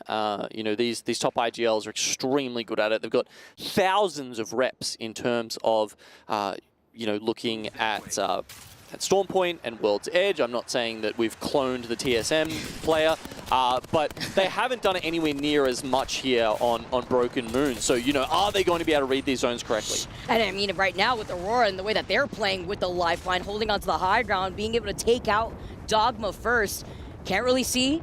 Right there, just trying to reposition right through the smokes. Oi Rain in an off angle, but having to pop a med kit if he does have one. They get the finisher onto Dogma, trying to run away through the other side of the rocks. But why you do try to take this fight in the distance, they lose out 9. Yeah, and you can see why this is a struggle for Aurora. 43 XP away from getting the purple, and purple means red. I mean, they're just looking for that poke damage to try and get the gold knockdown for the reses on the lifeline. But if you get gatekept from getting purple to getting level 3 in a lifeline composition, it just breaks apart the whole reason you're playing it. And that's why the priority of a team like Aurora is to play by the edge, to be able to get that perk on board and even hold your care pack until you get that perk ready to go. Oi Rain now, knowing that the opportunity is right there, Reject trying to run away, and Jung Hee's the last one taken out. 18 squads still left here, and nobody around to contest Aurora, because KCP, the solo, trying to see if maybe they have an opportunity to get a res, because there was a replicator right there by Alpha Base, but unfortunately not going to be able to really get much done with Aurora finishing that fight.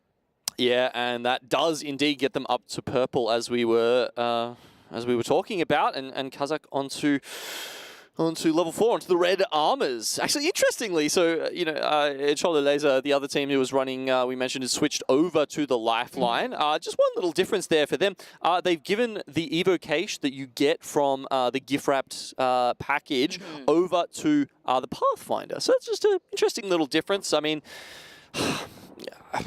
I guess, you know, your Pathfinder can be a little bit more aggressive. Do you want the higher shields on the legend who is going to be resetting your team, or do you want it on the point man, the one who's going to be taking a lot of the aggro? I think that's definitely a you know, a reasonable conversation and a sort of back and forth to have. That's a good perspective here too, or even your weapon compositions, right? Who has the long range that they can really capitalize off of that instead, or for even close to even getting that purple. As we take a look at Evos currently right here, they were called out by a team that has the high ground closer to the lip over to the right here too. But if they do want to make this approach, we noted it earlier on with NIP holding on top of the high ground cliffside. Crazy Raccoon has slowly rotated through stasis where there is a ring console. So you can expect maybe other squads to try to rotate in the same direction, just so that way they can also get that information.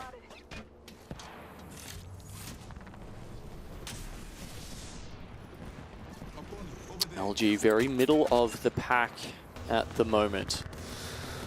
And they sit well within the zone. So despite the fact that they're on blues, they have a little bit of time to get their poke up. You can see, you know, 900 damage. It's going to be really hard for them to get any more You know, Evo caches, that's out of the question. It's really up to poke damage at this point. So it's, yeah, they really need to just try and keep the other teams at bay until they can get that, because otherwise, you know, the other teams are going to be like, hey, these guys are on blue, start pointing the fingers, and they're going to want to get in there. And they did force Team Liquid now to rotate through the north side where NIP have been on the other side of the zip rails. It was a little expensive, but it's worth it for Luminosity in that case, because even if it didn't work out and they were trying to put in the pressure as disguised, now find themselves in some trouble. Easy flash. Gonna be able to get that first knock onto enemy. Stuck in the circle right now here too, while strafing Flame. Havoc in hand, not so much energy ammo here. He's got that blue extended energy mag, and look at the Evo Shield difference. Yeah, but it's a tiny spot that they're trying to play from. So you can see them just throwing the nades in there, trying to bully them, trying to push them even further back into zone. Because, you know, if they're taking flesh damage from the zone, Vicky, it doesn't matter that they've got the extra armor, right? They're effectively neutralizing that advantage.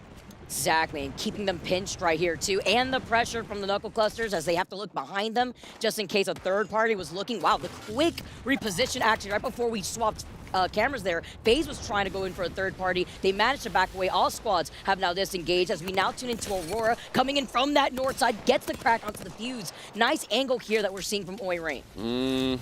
20 seconds. Actually, they're very close to the edge of the zone, so it won't close in very fast around them. That's one thing that they have going in their favor, but it's Team Liquid trying to hold them out here. Yeah, again, chokes are just going to be the name of the game here on Broken Moon. Love this flyby that we see side by side. Aurora, Oi Rain right off the zip line. Nizul is the first one taken out. That's why we saw that flyby, because Team Liquid was caught in a hard place. Team Falcons right behind the other side of Liquid. I mean, they were trying to desperately get away, but they were in the line of sight of not just Falcons, but Aurora, who are also brute forcing their way through. And you know what, Vicky? This is something I've seen a lot since Pathfinder's come back in. Teams will get that Zipline Zen upgrade when they get to the purple armor, and they kind of think they're invincible, right? Because you're taking less damage on the zip, but as you can see there, if you fly perpendicular to someone, it's actually quite hard to take them down. You do feel safe, but sometimes I think it's a false sense of security and you go straight at someone, they will one-clip you. Especially on Broken Moon. I mean, that's why you try to rely on some of those crutches to try to desperately get out of that fray, or even if you're stuck by a choke where your backstar against a circle here. I love these side-by-sides because you can see where the circle is pulling. LG, I called this out. That's why they pressured Team Liquid earlier, and that's what caused Team Liquid's demise. But now we're kind of seeing very similar situation with only Player K alive for Twisted Minds. And look how many other teams have now shown face. While nobody's trying to climb into the high ground, Player K has some room to breathe for the moment. Here we get an example of a zipline that's not so dangerous to take. Ajolo's coming off the back of his Twisted Minds actually taken out, so they can't find their way out of this space. But look at this nice little cut here that Fennel thought was going to be okay for them, but the South American team says no siree. That's a very quick clean up for them. I think that's saw an evac tower going up there just to try and eliminate that high ground advantage. Wow, these guys are not stopping, Vicky. I love the South America representation here from ex-Cholos. Our South American squad brutes coming from Chile, Korea, from Argentina, Zell from Brazil here too, as they try to fight for the control in this building. Yes, they lost some of their life, but the third party now coming in after they take out GH as professional.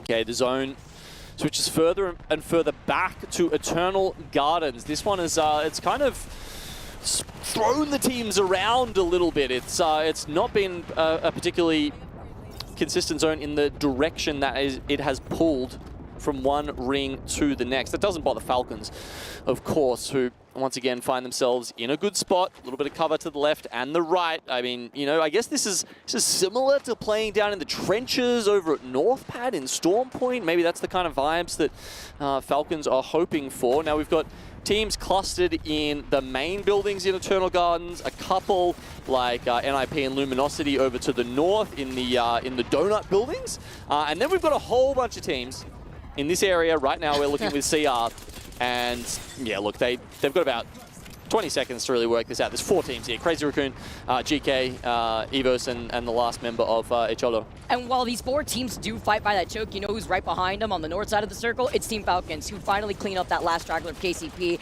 Ex-Cholos get taken out here too. 8 squads left, and Falcons, uncontested, are just looking at the 4 squads in that choke. Crazy Raccoon, GK rather, are right now in trouble with Falcons coming up behind them. Oh, this is ridiculous in terms of KP potential here for Falcons. CR and GK are just locked into it, looking at each other. They have to worry about the team that is right next to them. They can't even give any mind to Falcons. Meanwhile, they really can just hold the buttons down. I mean, I don't know if you guys saw the tweet from Hal not too long ago saying, you know, give me the devotion, see what I can do with this gun. And that was when he was the only one left alive on the team, I think, Vicky. And now he's got his team members with him.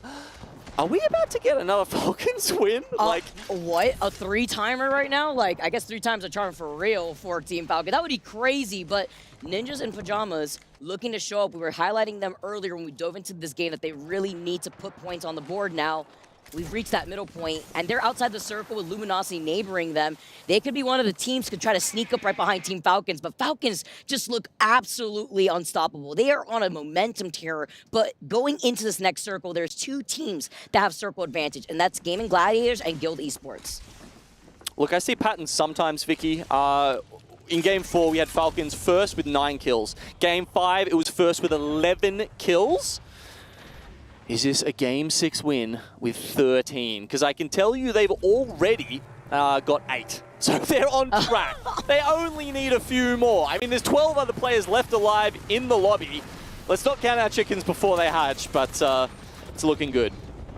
Gotta take a look here as LG now fighting for their lives outside the circle. They get 2 knocks onto Ninjas in Pajamas and wipe them out. 4 squads left as Team Falcons are diverting their attention not only onto LG since they're forced outside the circle, but also making sure that Gaiman and Guild aren't going to be looking at them here too. Yeah, 4 squads left alive now. Falcons have breached 80 points. They are running away with this in match 6. LG can't get a break. Guild is also looking at them, and now Team Falcons are looking to fully send it onto Luminosity, trying to send the message, where are you running? Luminosity get eliminated. You hear the crowd, you look at Zero, look at that pop-off. The audience is roaring for Team Falcons, and they are feeling that energy. So many Falcons fans, you can hear them chanting in the background. They've got 1, they've got 2, they want a 3rd win. Zero has been playing absolutely out of his mind here too with these calls. Look at how the way he's getting into off position. But once again, they're in a good spot because they can play off of this natural terrain. Genome, you mentioned the trenches right between them, and there are 2 squads that are going to have to funnel their way. I know you have Guild on the high ground, you have GG on the low ground, but eventually they're going to have to funnel into Falcons' line of sight. Yeah, this is going to be a fascinating endgame. I mean, there's multiple levels, as you said, you know, cover to play around. Okay, Guild, they're holding onto their ultimates. Hal just going to keep those knuckle clusters on repeat there, try and make Guild take damage as they fall out. Does he have any ammo left in the devotion? You know, has he saved some of that just to clip those people coming out? I mean, that is a fearsome weapon, and it can change the tide in a tight endgame like this. Always a fair question, right, Gino? Especially when it comes to Hal and ammo, right? Always. I wasn't going to say it, but... Wondering here, though, with the way that they're playing over to the side, Gaming Gladiators understand that. With the pings, you can see Light trying to plan how they're going to rotate here. Ooh, nice Sear Tech. They're actually able to reach them, but it's a trade-off for Sear Tech to Sear Tech here. All the information that Gaming could also take advantage of, but they also have to look at Guild, who will be rotating from the high ground to the right. Light and Zero, the only 2 players in this final circle with red armor, interestingly. So still quite a lot of purples. Now this is the time where you want to start pumping those grenades in. They have to get out of there, or they have to just tank the damage. I think it's going to be even more interesting that Guild is the only one with the Watson here that could be a big deal as Falcon approach. Okay, he's got it left in the tank, Vicky. Plenty of clips, plenty of bullets here for Hal to mow down the opposition. Get ready to zoom here through as Blast having to pop this shield bat circle, closing in right behind their backs. Keep an eye once again on these bang ults. This little ramp that the Guild can play on is actually massive. I think the other 2 teams are going to have to come out underneath them. I think it's advantage Guild right now. playing off the low ground here. Zero taking a good amount of damage. How having to be careful. They hear the team inside. Motherload just trying to block them out from their entrance though. Sent it out. He gets so much time to set that up and put it exactly where he wants. As you can see, it's given them a lot of information. They know when the other teams are going to be pushing out. Gaming Gladiators will take the last second, every inch they can get. But now as they push out, they're stunned. No way. No they can't way. make it out. The Bengals slowing them down. This is so free for Team Falcons. But how? The last one alive. Can he clutch it? No. It is Guild in the last sliver of health. He also preemptively popped the mega just in case. At the very end, Guild. The patience paying off. As they came out from the top, not even the Bengal could slow them down.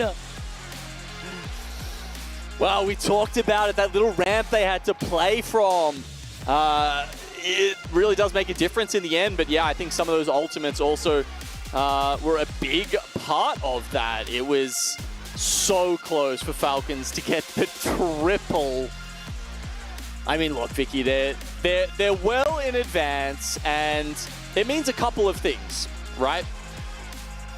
Just to go back to, you know, what we're trying to achieve in this particular series here, the top 9 will get to go through to the finals. They're not playing again until Sunday. The next 10 teams will go to the last chance qualifiers. And number 20th, they will be having their key crushed. You saw them walk in with it. That is their tournament life in their hands as they walked into the stadium today. Number 20th team will have to surrender that, and they'll be going home. Further highlighting what an important game that was for Guild, because if I recall correctly, before that dub, they were sitting in 17th overall. Look how much that has changed for a team like Guild, getting that dub and putting them in 12th place, giving them a lot more room to breathe. But an even better statement to build that up, because we talk about what happens at the end of that game. Having the Walton ult could have been super big there too. We saw the double bang ult coming in, the Motherload to block them off, but still being able to force your way through a different angle on that ramp like we talked about, Dino, allowing you to split up some of that focus fire. Yeah, if they had a Watson outside there, it's you know, they could have dealt with so many of those ultimates. All right, well, that's it for now, guys. That was a fun game on Broken Moon, and next we'll be going back to World's Edge. We'll see you soon.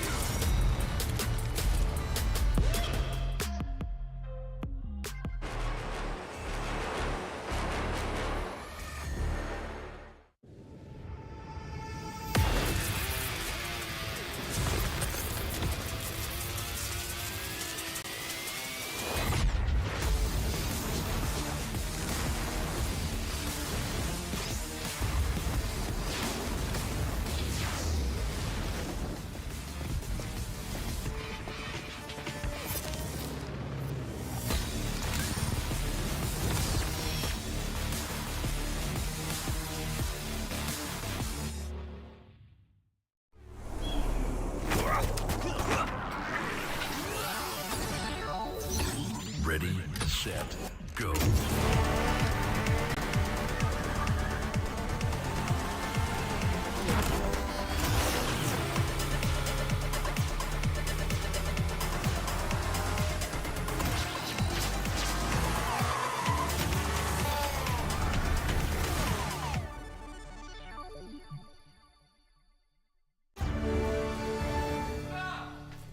You ever wondered how a Hollywood movie is shot? On a Sony. You review it on a Sony. And how do you make that sound epic? You record it on a Sony. Lunch break on a Sony. So why wouldn't you watch it on a Bravia by Sony?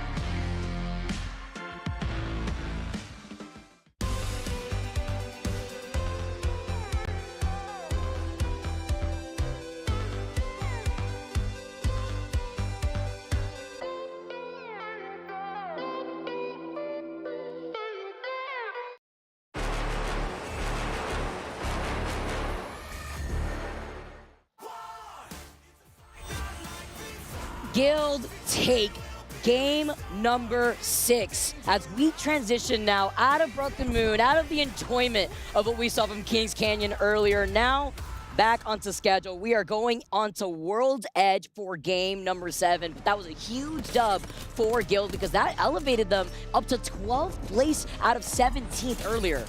It was a big deal, Vicky. I mean, they were sitting on, I believe it was 9 points at the start of that game, and they added 19 to their total. So, I mean, look, MT, we all know and love this guy's been doing such a great job for such a long time. And, you know, it was with Waltzy and the Aussie crew for a while. And, yeah, he moved over to NA, and now he's back. Got him back in APAC South, and it's great to see him leading some of the newer entrants to the top tier of the APAC South scene in Legacy and Jesco. Of course, you guys might remember them as Serenity from the Split 1 playoffs. Had a phenomenal performance for their first LAN, and it feels like with MT, the sky's the limit for these guys, so it'll be interesting to see how that goes. Wow, so Hal actually got 2 with the Devotion. He just couldn't get the third one. The Arcstar was so big from Guild right there, too, because it also not only slowed them down a little bit, but it also prevented Hal from trying to crouch behind the knockdown to then try to reset preemptively with the Diva, because we all know you spray and pray with that Diva, especially that close range right there. So that was a huge game for Guild, but specifically a nicely placed Arcstar before the Pathy was able to rotate around with the grapple. And now we are moving on to game 7. Yeah, we get to see some more World's Edge action, of course, where across the 10-game series, we're going to get 4 maps of World Edge, 4 of Storm Point, and then, of course, the 2 viewers' choice. So today, we've gone with Kings Canyon, Broken Moon. It'll be interesting to see if that is the case across the next 2 days, or will the viewers mix it up? Will we, you know, throw some Olympus in there just for funsies? I'd love to see more of this different map selection just really brought to the table with our pro players. It's very exciting. I feel like it's very refreshing. But even better, you guys at home could get involved to see where your pro players could really outperform others in a lobby like this, because this is just day number 1. This is Group A Genome, and it has been fired up. I mean, Falcons, they almost did it, but Guild had to stop them. But to be fair, they got like 12 KP that game alone. So even then, they got second place still. It just came in dominating as we now move over to World's Edge. They got 21 points. That's more than Guild got. I mean, what do you want me to say, Vicky? That's they don't get the dub, but they still walk away with essentially a dub's worth of points. It puts them on 89. They are well clear of the field right now. This is, oh, I can tell you what, it's boding well for Sunday, isn't it? Kind of expected, you know? Almost like the Preds were just, couldn't see us coming. You couldn't see the talent Preds really coming through. Right? I wonder, nah, I'm joking. But, you know, we just saw Falcons on their first dub. They took it on World's Edge for game number 4. We know that they land by Sky West Trials, where there's usually Evil Harvester. You get to capitalize off of the potential gold knockdown here, too. Yeah, and I guess something that we should note, Vicky, is that we've talked about, you know, the comp scene moving over to POI draft, and obviously this is, we're still using the dropship method here for the Esports World Cup. But one of the big differences between the two is the teams at the tippity top of our comp scene here, it means they get 2 of the best POIs. Right? I mean, look, let's leave the viewer maps out of this for the moment, even though obviously they were getting great POIs there, like Quarantine Zone. But it means that they get, as you said, Skywest Trials, and then they also get their preferred mill going across to Storm Point. So, I mean, yeah, is it any wonder that they can win a match point series in 5 games with the POI draft? I mean, just from a theoretical point of view, it should be even easier here at the Esports World Cup when they have the best POIs in the game, their first choices, and you know, no one's going to contest them for you. What, you think you can take these guys off drop? Don't make me laugh. I mean, you see what happened to Aurora, you know, when they were trying to rotate. I believe they were like the second team to go down there on World's Edge on that first map. But it's the fact that they also share some of that Skyhook space with Team Falcons. We know that Aurora is probably going to go in for a quick rotate from Sky East immediately, depending on where that circle is going to be pulling. But I do like to see the different circles that we've witnessed throughout the day. And also, of course, that lovely new Lifeline Prestige skin really coming into play. Of course, it's before he locks into the bang. But I personally, I really like that Lifeline skin. Not so much my speed, but you know, look, we've got different tastes. That's fine. Apart from our green jumpers today, of course, we're locked in. But so Twisted Minds, they've taken their foot off the pedal just a little bit. It feels like. I mean, they had a phenomenal start to the day. They are on 65 points right now, which is obviously still pretty good. What does that put them in? About 4th, I think. Yeah, right there. Still, at least the fact that they've been within the top 4, top 3 consistently throughout the day. Look at our competitors right now. Really locked in here. Let's get started as we move back onto World's Edge. And I'm already liking the look on where this circle may be taking us, Gino. Ooh. As our competitors get situated within their POIs, we may be seeing a southern zone here. I wish it had pulled a thermal, but I don't think it will. There's lava there, don't you know? We can always hope. The conspiracy theory out here with the lava. Shout out to Snipe Down. Hey, it's a really good observation, honestly, here. But while we take a look at Guild, our team that just won on Broken Moon, they needed this. A little bit of room to breathe, but also something to kickstart the rest of the night, the rest of the journey for their competitive debate here, because they didn't have the strongest start. But now coming off of this, you know, maybe seeing they have the ring console. So Guild Esports, one of the teams who haven't changed their composition the entire day. Doesn't matter what map we play, they have played Bangalore, Pathfinder, Watson. They reveal the next ring, and it will be going down by the looks of it to Tree. Interesting, fun, little something different. Now, a couple of teams have switched it up, of course, going back over here. I am surprised by the amount of Bloodhound we're seeing. Made it to the next level. You know, the ultimate, now that they've made the change that you don't get threat vision through Bangalore smokes, and despite Bangalore being at a 100% pick rate, you can see on the map stream here on the left panel, every single team has that Bangalore in position. Now, that's why, you know, in previous metas, Bang was paired with that. We saw an almost 100% pick rate for Bang because you could see through it, and it just enabled one player on your team to be doing damage at all times, no matter what. That is no longer the case.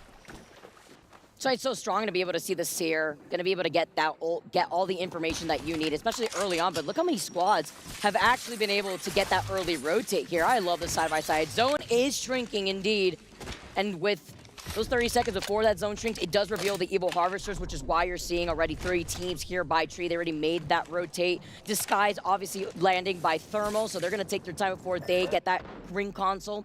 Crazy Raccoon, their POI is Tree. And Fennel, another team now, off of Evac Tower, have already started their rotate. As you said, Guild with a big jump up in Evo. Sorry, not Evo. Well, they just got some Evo from the Assault bin. A big jump up in points after their win previously. And yeah, they're moving through, coming through the choke outside of Geyser. But I mean, it's not going to be a priority rotate by any means for them, Vicky. Southern Zone, not so great for Overlook. They're really hoping for more of those repeat Skyhook zones, some of those Epi zones, Overlook zones, which there were a lot of. But, you know, with the changes to the ring prediction where it, you know, will shift to one quadrant of the map over another, it does seem to have helped out some of that oh man, repeat zones we were having.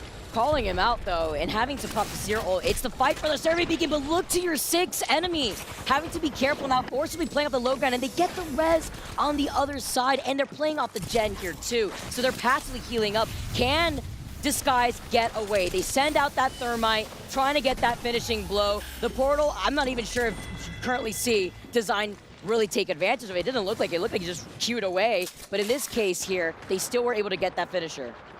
Oh, they try and make it to the other building. And it looks like the other 2 will do that, but tail between their legs. They've lost a member, and I don't know if they will be able to get him back. interesting here with Fennel having to play inside of this building. This is a team that is sitting in dead last, you know. Time is of the essence for a team like this, so maybe playing a lot more passively, safe, not trying to overextend, which also calls into question Disguised. Are they going to try to overextend themselves to try to get that banner going? You can see him already popping that ultimate accelerant. He has another one at his feet ready to go, ready to pop in with that portal. Trying to close in the distance here, but while they're trying to fight this in the distance, you already see somebody else by that choke. Design falls back, takes that portal. Do they follow it? Yeah, they follow it. Oh, but they get the knock onto Design. Disguised, eliminated Fennel. They needed this. This jumps them up into 18th, but this is also the double whammy when it comes to the Wraith, you know.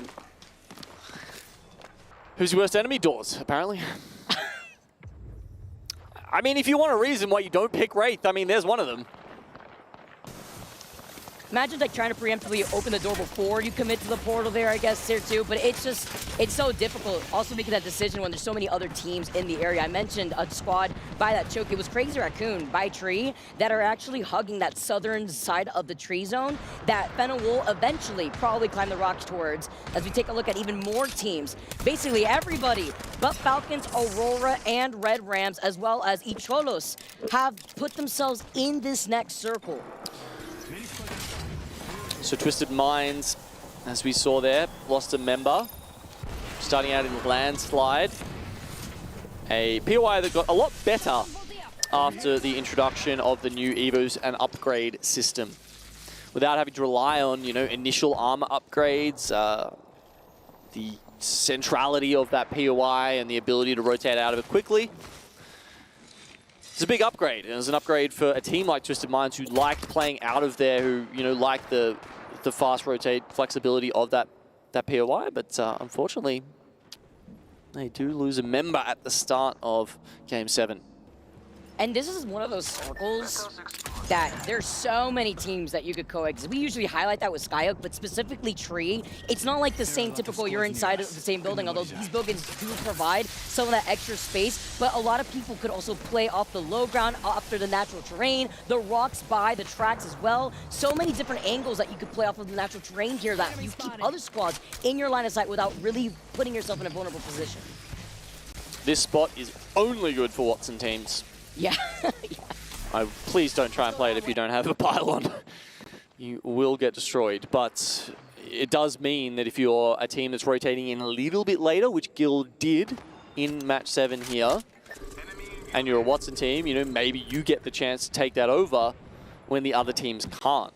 And there's, you know, it's roughly about a 50% pick rate in this lobby on the Watson, so nice little pick up there. Respawn beacon right here. Ping on the Moby. Did he just leave that ultimate accelerant behind?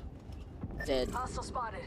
I hope not. Different priority. I hope not, because I know some people on Reddit are going to have something to say about that.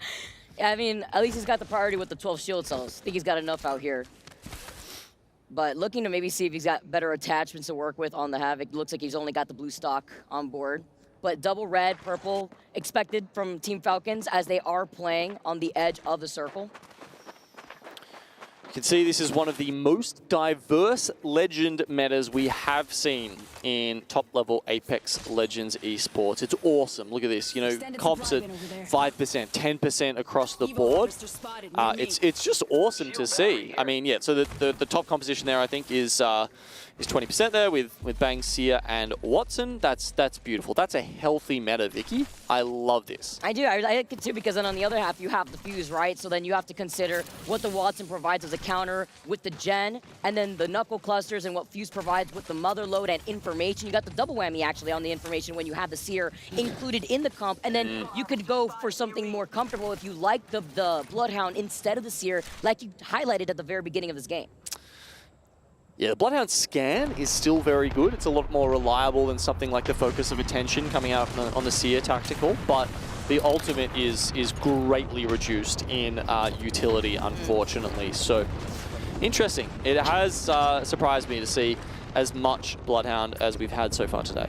That was unfortunate. Just the Seer ult just being poked out through the window from the inside of the cart here too. While then you have another Seer ult from the low ground, KCP, fighting for their life, but their gen is not safe either. Nice shots with the Hemlock.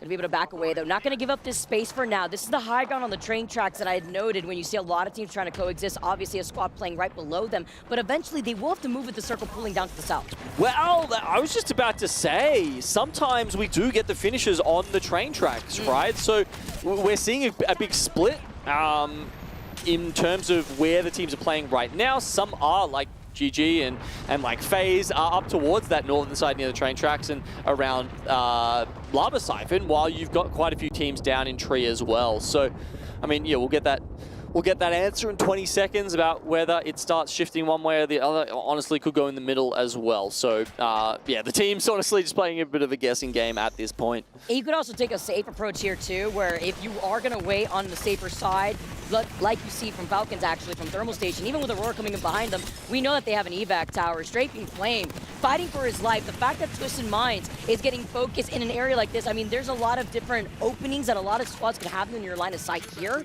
but as a duo, they are so vulnerable, lacking a little bit on shields here too. He only had one shield bat. Look at that one shield cell here too from Easy Flash. Shambles. Absolute shambles. Shambolic town. Very difficult. Shambhala? I don't know. I've got a family friend called Shambhala. Maybe that's the nickname we need to start giving people. Especially when you're working off the sticks out here too, huh, Rain? Like the movement here, just so that way he could get off of this lip, heal up.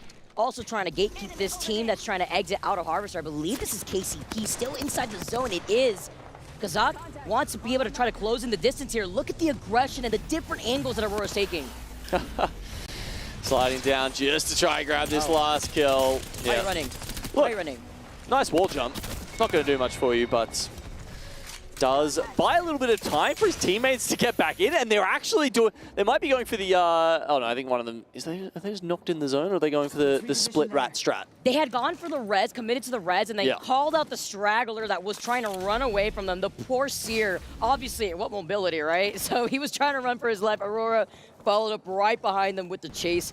Knows now that KCP is injured as a duo now, playing off of the Thermal Station side before rotating now from the south side of Harvester towards FaZe and Gaming Gladiator. It's fascinating that they got the one member. They would have been able to hear the respawn happening, and they didn't go and chase those other two kills. I'm quite surprised about that from Aurora. I mean, maybe they were just looking for a spot in zone. Exactly. That's what I was about to say. I feel like their priority right now, knowing how many teams are in this zone, they want to be able to find a spot. And they actually take the gamble and took an evac tower to fly over everybody else in this lobby to then see if they could find space, maybe underneath the train tracks, where we usually see some teams try to coexist in a final tree zone, which, by the way, is pulling south all the way towards those southern buildings on the outskirts of Tree, where NIP, Cholos had already called out. Yeah, look, don't rub it in too much, Vicky, but you were absolutely correct. Very we rare. are going south. Oh, don't even start with that. You've seen them all with the amount you play ranked. Anyway, it continues to pull south here, and with this, we'll see the next one. Okay. We get on Cholos and onto NIP as well. So it's on the southmost of those lower buildings in the Tree POI, and yeah, that means NIP. This is all on them.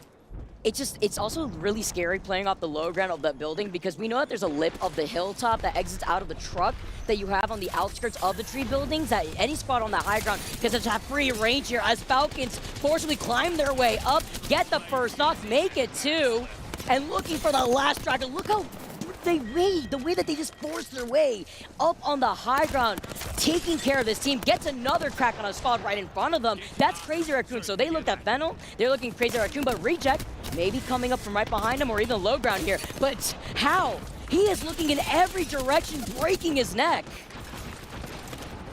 It's insane how quickly he's able to switch his focus from one team to another. Grab kills here, there, the Falcons combining to push their lead even further here. Twisted Minds do finally go out.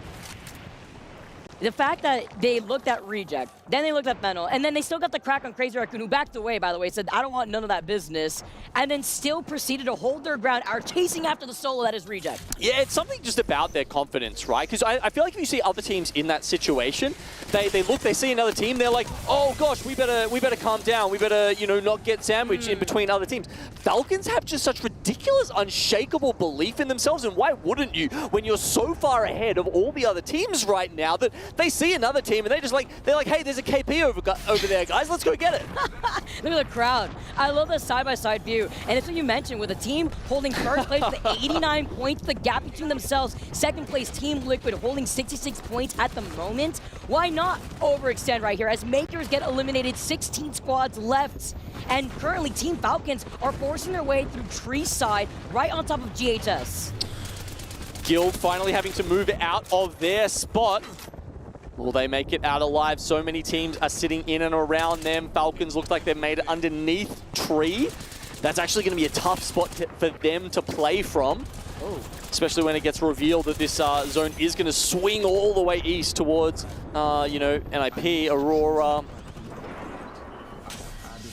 Look at the way that they're playing off these different corners here. With LG safe inside the corner of this circle. They tried to send out some nades earlier, but there was a gen on the other side that now LG could take advantage of. FaZe get eliminated after they were booted out originally. Guild is going to be able to approach from right behind Luminosity, and Team Liquid, the team that we were highlighting before, Falcons, ends up surviving.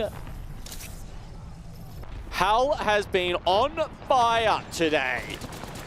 And once again, comes up exactly when they need him. Somehow, by the way, there's no one else around to finish off the single member of Team Falcons that is left alive. They will get a full reset. Ridiculous plot armor right here. It's just the fact that the solo of Fennel looked, tried to see if maybe there was an opportunity, heard the res, didn't even try to take any shots at them. Just trying to survive to the best of their ability here as Guild really riding off of the momentum from the last game. The last solo of Fennel finally does get called out by LG. But eventually, these teams on the outside of the circle have to funnel in. Red Rams are also inside this building, but so is NIP. Falcons coming around as we see that replay earlier on. This was the moment that they were looking at, what, 3 different teams all at the same time, one after the other. It was non-stop, but NIP have control over this building and a Kraber in hand. Hal's up to 6 kills this game. He's taken the kill lead for the overall in this lobby, and Falcons have also breached 100 points here in match 7. They are very much on their way to grabbing those 9 advanced standing points going into Sunday. That is huge. Also, the only team with full red Evos, by the way, 3-man Evos going into this next circle, even with LG now losing out on Funk. They have to start moving. Nasky with that huge Kraber shot, really changing the course to prevent them from trying to circle, keep them on the other side. Ninjas in Pajamas, 13th place here. We've mentioned that they've got Godspot. They have to convert this to improve their chances. Top 9, remember, that's what the teams need here. Top 9 to make it into the finals. How is Sweet still alive? That is insane. With a sliver of health after getting that Evo Shield swap, though, keeping them in the game. Look at the knocks here, too. But this is the high ground right here on this hilltop by the truck that I mentioned that provides so much advantage in a circle like this. Because these teams in the building, they were stuck there. Even if you try to move away, you were going to get caught in the line of sight of the squads exiting out of tree. And Luminosity. There you go. Peekaboo, I see you. NIP. Where are you running, Sweet? Only so much you could do. The last member taken out and Luminosity eliminated. And that's so important because now NIP don't have to worry about anything else. It's just Falcons. They can focus on that. They can plan it around. They've got 17 seconds until the zone starts to close. They can work out what their next move is going to be because, as you mentioned, it's a tough one. They've got that high ground. You know, Team Falcons have 111 points, by the way. Ninja Pajamas have 30 points. It's just the perspective of the gap that we're seeing. Second place with Liquid have 73 points. And Falcons are looking to take a 3rd win under their belt. But NIP trying to cook up something here with the zip line on the other side. I mean, the gen's going to work here. NIP, they've switched over to the Watson to try and play this more edge play style. Zone play style. It's working here. They got Godspot. They've been able to neutralize that Bang ult coming in towards them. Let's see if the other ultimates will allow them to get the win here. It's going to be tough. Falcons, 2 wins already in the 10 games total we've got here today. But look at that. Perfect vision. This means Hal can aim his nades even more accurately with the small amount of cover NIP have left. Nail in the coffin. Stop. They're already dead. We have to see how they get out of this. Are they going to just fully send it to zipline? He's cutting them off from the zipline entrance too. Zero trying to get an off angle, willing to take the extra circle damage, so doesn't want to overextend, get called out, and Seer also providing the extra vision. Look at this, I mean, a few cells left in the backpack. NIP have been bled dry. Can Falcons finish exsanguinating them here? Look at the way that they're jumping on top of these rocks. King of the hill, Pride Walk. Welcome the Kings, Team Falcons. Take another game, 3 dubs in the books. What a dominating team. Look at Zero, no pop-up necessary here, just all smiles as Hal's like, we got another one. Jen, another day at work.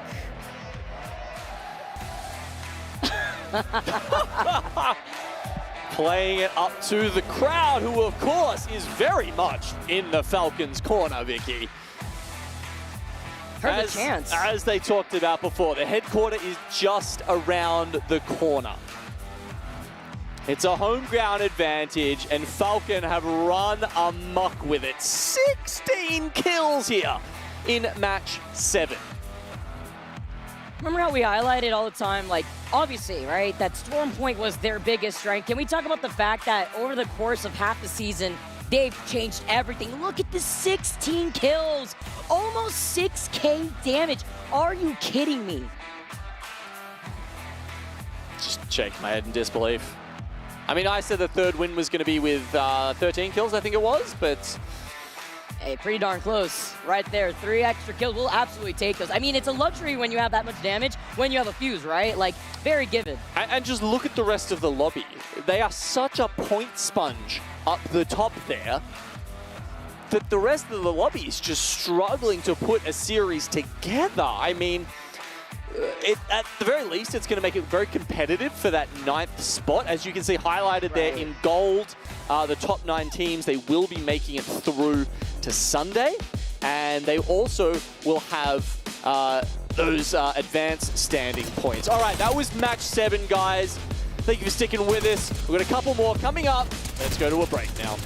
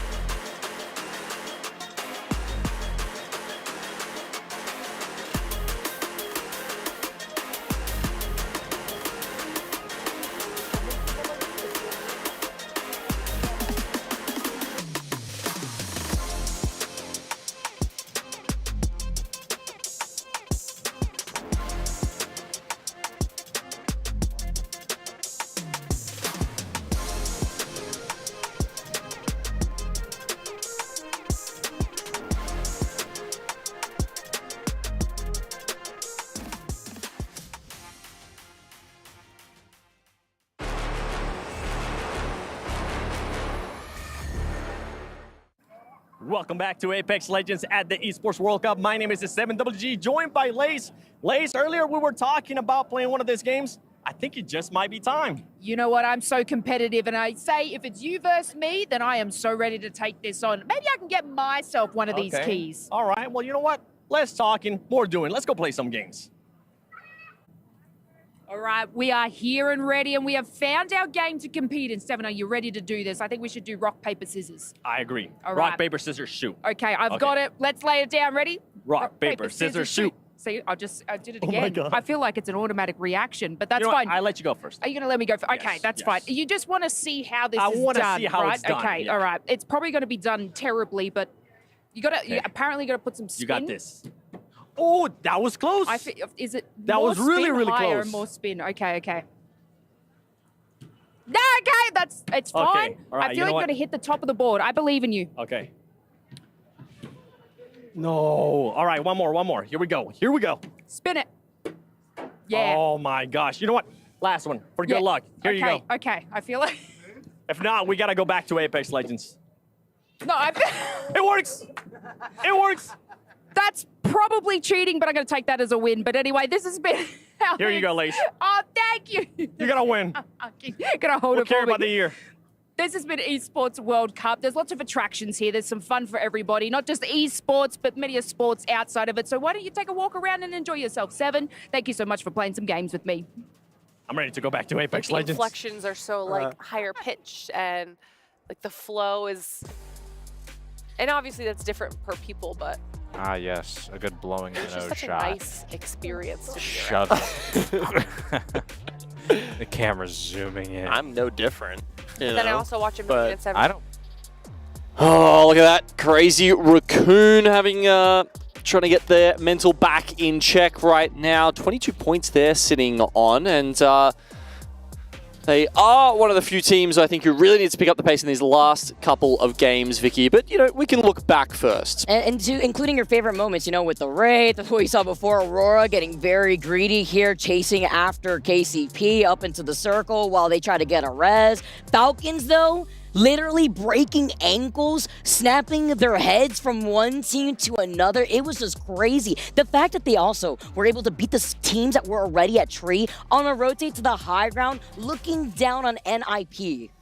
Let's think about the fact that they rotated in under the platform at tree. How won that clutch? How many points did that give them? Like, how many points did they get from that point on? Literally just because, you know, you can win your ones. Just because you can clutch up when it matters. Just because you've killed so many other teams by that point that you've got the gold knockdowns to get the reset faster and keep moving and keep rolling through other teams. It's insane. I mean, yeah, breaking ankles, breaking records. And that's coming out of, remember, Trials, Sky, West. You talk about the gold knockdown, you talk about the way they rotate, literally coming from one edge of the map all the way down south, where they rotated all the way around through thermal and then fought every squad in their sights, coming out in clutch, getting that gold knockdown res so that way they could actually get the reset even faster, and then were able to rotate ahead of the other teams that were having to play off the low ground or from the track side. Yeah, Jen's cheeks were looking a little bit rosy there, but look, they're not as red as the bodies of their enemies in the previous few games, because they are just racking up the most ridiculous amount of kills. I mean, Jen finished 6 kills in that last game, Zero chipping in with 3. And Hal, ever since he has joined that team, you know, he's been the front man, right? He has just been... it's crazy to see him go from being IGL and then just getting let loose as a fragger on Falcons.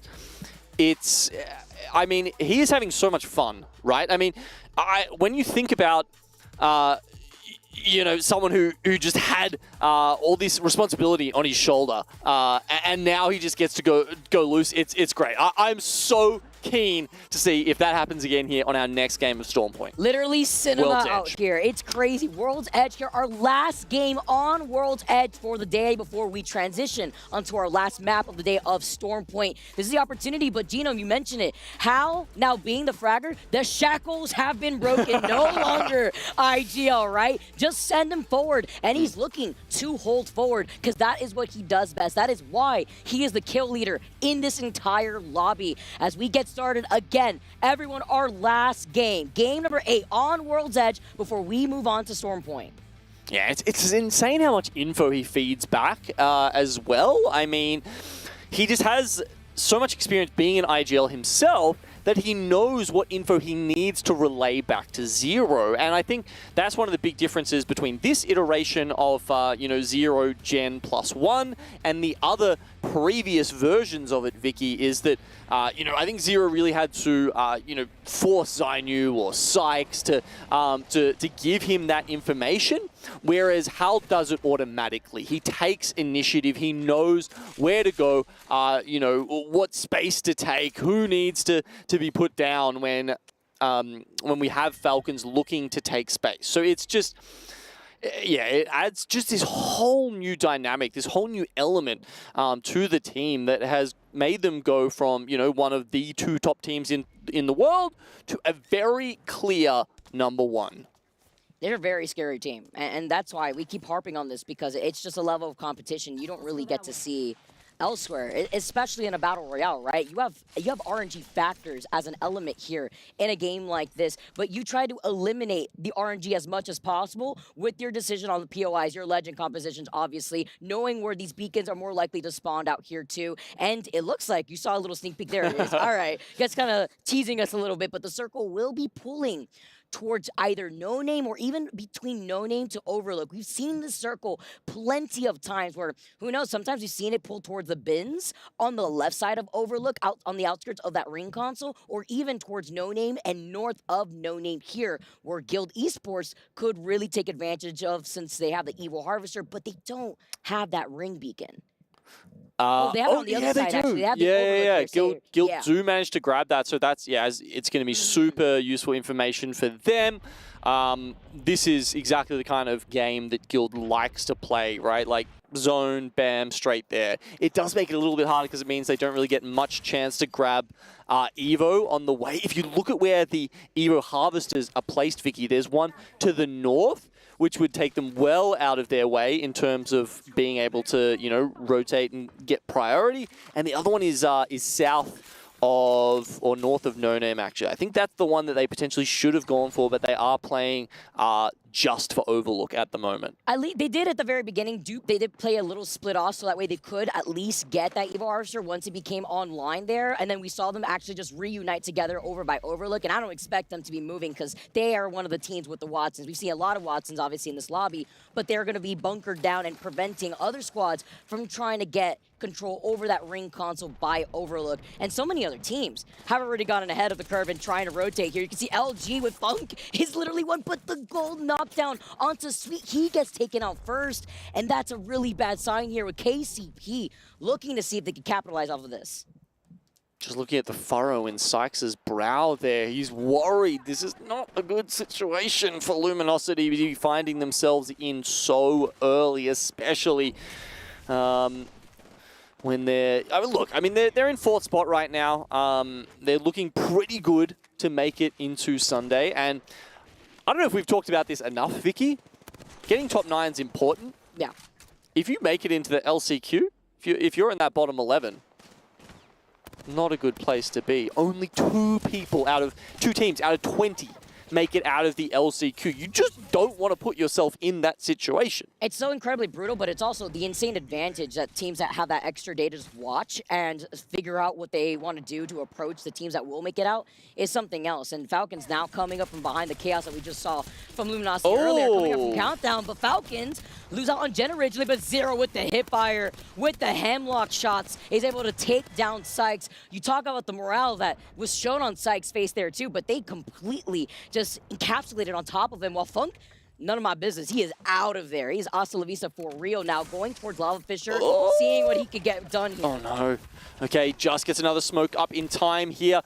to be able to try and get the next res onto Jen Burton. That was an uncharacteristic miss on the spray there from Jen. I mean, we saw that from his point of view. Obviously, he has been slapping today, but that was not the spray he was looking for. Is Aurora with the red Evo already, by the way? Very quick, with the round one not even done closing. And that's the fact that they do land in Skyhook, but you can imagine what they were able to take advantage of. There was a survey in Grandma's house. They probably were able to get information over by Skyhook, or maybe even a vault key. You know, that also gives you some extra Evo shield points as well. With Kazakh having that red Evo, you already know he's got that purple perk on the lifeline. Probably ready to put it down. Has the gold knockdown, the gold bag here too. That's the perks of having the vault already open. Great call out right there as Team Liquid also flying in from the skies right on top of GK. Yeah, and that's gold-plated, right? You can see the Kazakhs already picked up that upgrade on level 3, and then, yeah, just catapulting themselves to level 4 with the Evo cache that it does allow you. Disguised, picking up that Sentinel. Always popping the cells just to try and make it a little bit more deadly. Actually, one of the things I only just found out from one of our other casters the other day is that the charging also increases the projectile size. Yeah, that's crazy. Of the Sentinel, which makes it even easier to hit the shots. I love this little overhead, guys. LG is currently respawning Sykes and Sweet. It is not over for the LG squad. And even called it an evac tower from Countdown here. Maybe trying to wrap around in the safer approach. This is early circle, obviously. This first ring here that's closing. So they could take a slower approach through Skyhook if they wanted to, and maybe even come up from behind Aurora. Okay, where's the zone going? Does it go towards the tunnel? That's going to be my call, and you can call me a fool in 2 seconds if I'm wrong, but I should have asked you to make the prediction, Vicky, because you're the one who's smashing it out of the park today. But look, actually a bit more towards Overlook. You know, potentially could keep going down towards those tunnel entrances. I think I'm just calling for that because I enjoy those circles. I find it quite fun when you get to play sort of bottom and no name and up above the vault tunnel. And then see all the teams are going to fight for their lives when they come out of like the vault tunnel area as well from the Geyser side. A lot of areas to coexist, but that's also why we highlighted Guild and their positioning early on. Not only is that their POI, but having the ring console, they're just going to be camping that the whole time, you know? Something that characters that could scan the survey beacons don't have that luxury like that, where you could only do that with Control Legends and ring consoles. Nah, it's a fantastic point. You know, we were looking at it. Do they play for Ghost Town? Do they go north? But yeah, you're right. They just want to stay on that ring console in order to essentially sort of play like an edge team in terms of, you know, scanning ring 3, ring 4 information and then making their move off that. It's just that you don't often get circles where you can just sit on a ring console all day. Usually those sight lines are compromised in some way, but not here. Makers also kind of taking a look at the ring console over by Geyser, although I do believe the circle is going to be benefiting the likes of Guild, or even the squads have already called out No Name here. A lot of open area though, so if this does pull away from Guild, you could expect them to be in a tough position with Red Rams being right behind them. I like how we get to now take a look at teams like Aurora that we know like to play by the edge, but Luminosity slowly figuring out their footing again after having a very rough start, losing out on Sweet earlier, which also means they lost out on the gold knockdown that Sweet had in the very beginning. Oh, they just flew in right on top of them. Oh, no! No, not on a silver platter on top of Aurora. Sykes can't catch a break. Yep, that's another death in the tally in the column there for Sykes, unfortunately. They're not down and out yet. As you can see, Funk's still up at the top. Zone is very quickly going to start causing problems for him. He's got one syringe left. It's this fight or it's nothing, and it is nothing for Luminosity. Aurora, they're sitting in number 4. They're having a good time. Oi Rain cackling to himself. When you start off the game like that, if you're looking at Luminosity, I feel like you already know, like, it's just a downfall of momentum. You know, it's just when you start off super rough, get the res, but you're forced to expend your meds, and you don't have a lot to work with in terms of loot. then you have to play out of the circle, and then you get gate kept by what you could expect Aurora, right? Because they were rotating north the whole time. A team that likes to play edge, very capable here. As RC having the height right now, Prompu with the pressure on the knuckle cluster. And he's also going to be able to get some more information, but they ran the risk looking at Aurora, playing off this low ground, the mother low, keeping them entrapped. Yeah, look, evac tower not required here. The other team in such a small area that the Fuse ultimate will very easily lock them in. They try and get out on the zipline. It actually works. Wow, that's crazy. I mean, they just got over the top of the grenades, the mother load. Sorry, I see them zip through the zip line for free. Like, I mean, okay, to be fair, they are fast. You do have to try to track them a little bit quicker. The ring sometimes, too, could obscure your vision the way that they try to go into that zone. But there's also, like, 2 teams ready to gatekeep Aurora right now. I'm talking about KCP, Disguise, who are lingering by fragment at the moment. This is even more pressure as you take a look. KCP noting this. Have 1 med kit here, but also taking their time. Now, this could help Aurora. If Pioneers and Disguise take a little bit too long to deal with each other here, Aurora may have a window of opportunity to get back in the zone. You saw they were fairly low on meds as this fight starts in earnest. Design goes down first and is relying on Q here to buy them some time as they get the reset, and it works. Double reset. Okay, Design, though, going in to try to get the re-knock out here, too. And then on the outskirts, in the line of sight of Evos. Disguise now fighting their way and managing to get some space here, too. Evos, they could take what they could get right now. They're backing away without trying to overcommit, because guess what? Aurora is now showing face. Aurora's here, and you can see they're on the wrong side of Disguised attention at the moment.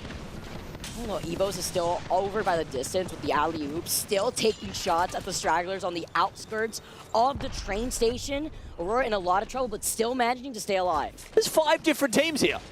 There's currently 5 teams in Fragment. The zone's not particularly close. They got the res at least. They did lose out on 1 from Aurora, but Livefront staying alive from Kazak is going to be able to get the res into the Bang. The Bang now is able to put down the ults. And you can hear the portal coming in from Design. Where do they go when there is 5 other teams in this pathing into the next zone? Okay, portal is very good here. That was a perfect time to use that. And they actually rock up and find themselves in a spot next to Evo's Predators here. So that's a nice little pickup. Even worse if you're Aurora still trying to fight your way as a duo into that next circle. Disguise waiting for you by the train tracks. Reject also looking at you from the high ground that exits out of Epi. Evos playing off the little lip of the rock, though, in a bit of a difficult spot, aside from the natural landform, because you still have Gaming Gladiators behind you by the train track, by the train car. GK now move in with the alternator. Gold knock, though, not going to help him out here. Racky's the last one alive, 1 shot. And GK Esports get eliminated with Disguise, only having Design to work his magic. GK right on the bubble as well, 10th spot. Every point is extremely important to the mostly Australian team, the APAC South team there. So they will go out, but there's still 2 more matches for them to make that difference. Same thing with Disguise, with only Design alive, sitting in 8th here. Evos also needing all these extra points. Can they pop it off? The triple take, the hipfire shots, it's not going to be enough. The Bangalore ult coming in to eliminate Crazy Raccoon. Evos Esports, Design is still alive for his team. It's Design and Design alone, Vicky, and that's not enough. You need to be keeping them all up and running, and they just can't do it. Guild Esports, in the meantime, have used the ring console for probably the last time to start heading up north, where they can deal with, say, Red Rams, who are still in Overlook in the village. Or, I know we haven't seen much of them so far this game yet, Vicky, but just in case you were wondering, Falcon's probably in God's spot. I mean, I'm not too surprised. Why not, right? Why not? They just walk through, taking their time. And although this entire zone here is very scattered with the amount of teams holding onto each corner without actually committing into a circle like this. And it's what we mentioned before. It's very out in the open as NIP gets sent back to the lobby. 11 squads left with the flyby to really highlight the pressure. And I talked about the Skies before because they're sitting in 9th place, Genome. There's only 2 more games after this left. Every one of those teams around that 9th, 10th, 8th spot, they have to be worried about every single point that they're getting. So yeah, Design, if he can just eke out 1 or 2 placement points here, it's a big deal. And he barely has any ammo here too. Well, Fennel forced their way inside this train cart. They're getting pinged though in the distance. The third party, Twisted Minds, moving in Design, trying to capitalize. He needs extra loot. Yeah, they see him in the corner. All right, can't be slick here, even though you put down your portal. See him fixing his glasses here in the cam. Strafing Flame still alive with player K, who's able to pop this med kit. He survives that tiny bit longer though. He gets that 1 extra place, 2 placement points in total there for Designful. So look, he's done the job and probably as much as you could have asked for him in that situation. Okay, we've dealt with all of the madness down on the south side towards Ghost Town. Now we are going to move up to where the real business is going to happen, the north of this map, up above the tunnel. We're seeing Twisted Minds here try and grab a res. Can Strafing find the time to lay a smoke down and get that one off? That looked terrifying from Twisted Mind's point of view. And even like a mother load on the other side from another team. I think that was Red Rams right behind Reject. Reject were like, all right, they want to go for the res. They dropped down from the high ground. But do they really want to close in this gap with FaZe? Also looking at Guild and E-Cholos. That's happening on the other side of the zone from what we saw from Reject and Twisted Minds. Oh, Strafing Flame! Reject get eliminated! Twisted Minds as a duo take care of Reject, and Strafing Flame had an insane nade in the feed. And that means they should have bought the space. Yes, they have. Easy Flash is back in, and Twisted Minds are back on the menu. They've got a lot of space to themselves. Most of the other teams towards the eastern side of this map. The other 5 squads over there, Falcons now moving up north to buy some space of their own. As we tune into FaZe, looking at Guild, Red Rams on the other side though, getting crack after crack, every knock onto Legacy. Jesco, 5 goes up and looking behind you. Nags gets beamed. He needs to suppress fire, but they were too fixated on the team to their left without looking who was right behind them. Yeah, Guild and Red Rams all of a sudden being a problem for FaZe, and can MT get Legacy back up? No! It's a top 4. That's minimum 5 placement points here, but they would have hoped to convert a little more from this overlook zone. Oh, he still got him. Oh, all right. Hold on, he still got him though. You know, at least one more. At least one more. He gets the fist bump, and you know what? They deserve it, because as we just say that, they do. Yeah, they make something out of that situation. Anyway, final 3v3. Team Falcons, Twisted Mind, #1 versus #2 right now. I've seen this before here. Team Falcons looking to finally engage, and Twisted Minds down a member already. Player K working off of the gold knock. Let's not forget, it was Legends Gaming that ruined things at Overlook at Split 1 playoffs for Falcons in this exact spot. Can they do it again? History repeats itself, though. It's a trade-off from both sides, with Zero going down. How clearing space with the knuckle cluster. Here he slides through. How can he do it? He is one. He gets one knock. Playing off the knockdown. He has to try to get the reset. Oh my God. Look at this. Oh no, the reload. He fails to do it, but even better for your second place team, Twisted Minds, to get the dub with 92 total points. Was that last game playing in their head? Was there a little movie reel in the Falcons in the back of their mind? They're wondering, no, not again. And look, I mean, it's not like they have to worry, Vicky. They are absolutely crushing this lobby. But if there's one team who's giving them a run for their money, who, you know, could put a bit of pressure on them, especially come Sunday, it's Twisted Minds. Both of these teams, we will be seeing them in the finals. You can guarantee that right now. They are way too far ahead of the pack. And I cannot wait to see when we get to an even harder and even more pressure-filled lobby. Turn up the heat on that pressure cooker. Will it be Twisted Minds or will it be Falcons doing the better job? Ever get that feeling of deja vu sometimes, Gino? Seeing it happen all over again. Wow, and you know what's even crazier? Despite the significant lead Team Falcons has, right?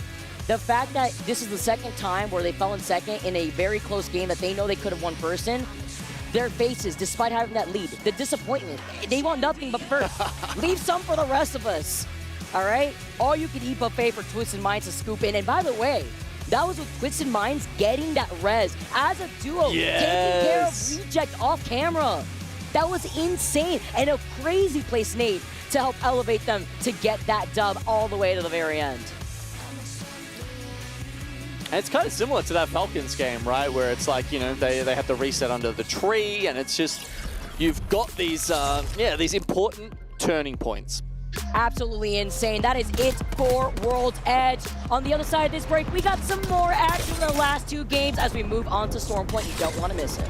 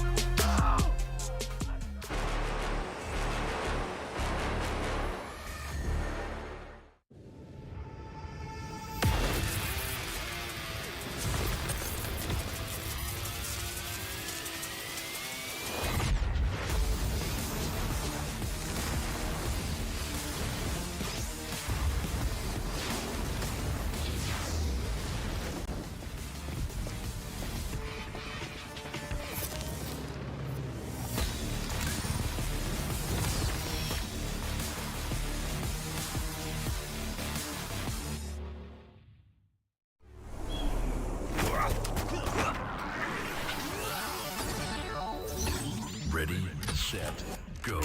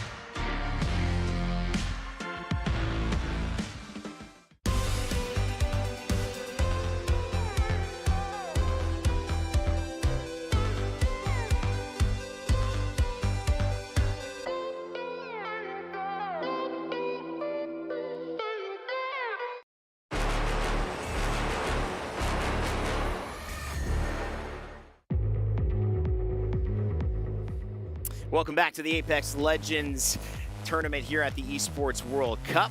We have gone through 8, and we are on the back 9 and 10 to decide some very important things. Who is going to be going home? Who is going to be one of our 9 teams to qualify for the finals? And obviously, who's going to be caught in between having to go on Saturday and play in that loser's bracket, or last chance, as we're calling it, for this tournament. That is brutal, because only 2 teams are coming out of the 18 that play Saturday. So a lot of stakes on the line. AJ Hawk, Zephyrcast, as well as Glitter Explosion on the desk with me.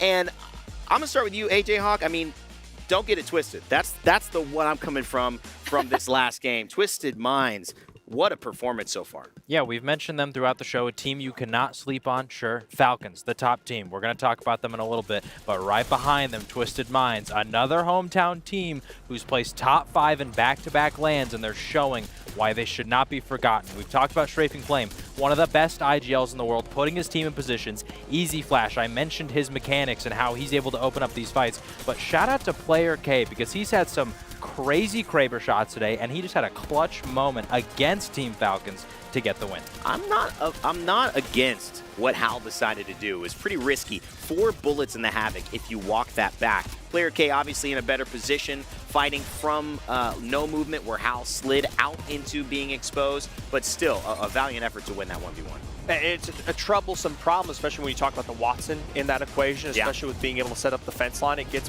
harder to go for the direct exchange here and find your movement in a 1v1 in those moments. So for Hal, I understand the extension there, but a massive congratulations to Twisted Minds. It wasn't just that. Across the board, had some remarkable performances that not only pushed them up in their win against the Falcons, but so many of these other teams coming out of our match. Yeah, I mean, I look at that and I go, really didn't even stand a chance. It looked like Hal was close. Every time you're watching Hal, you think, oh, this could be the one.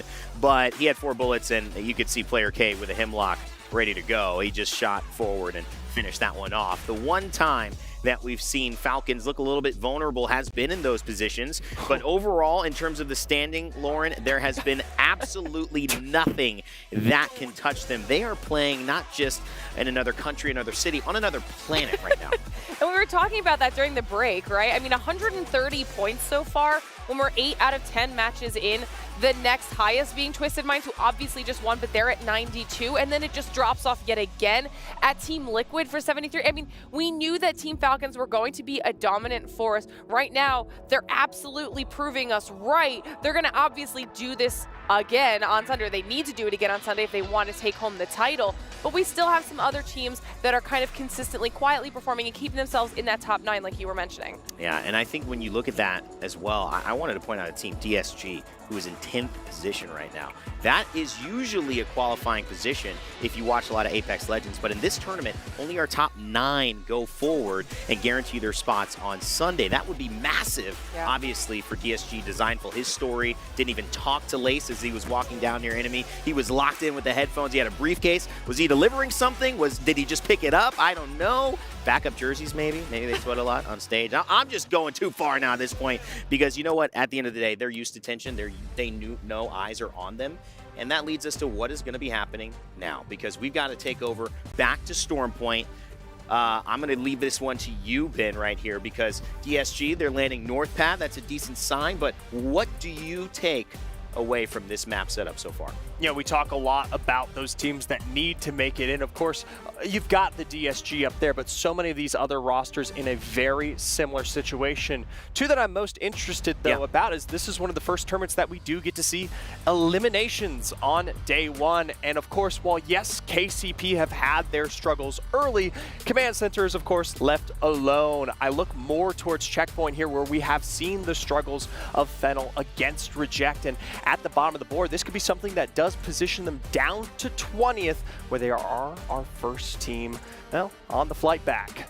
2 games left. Lauren, we've seen this a bunch.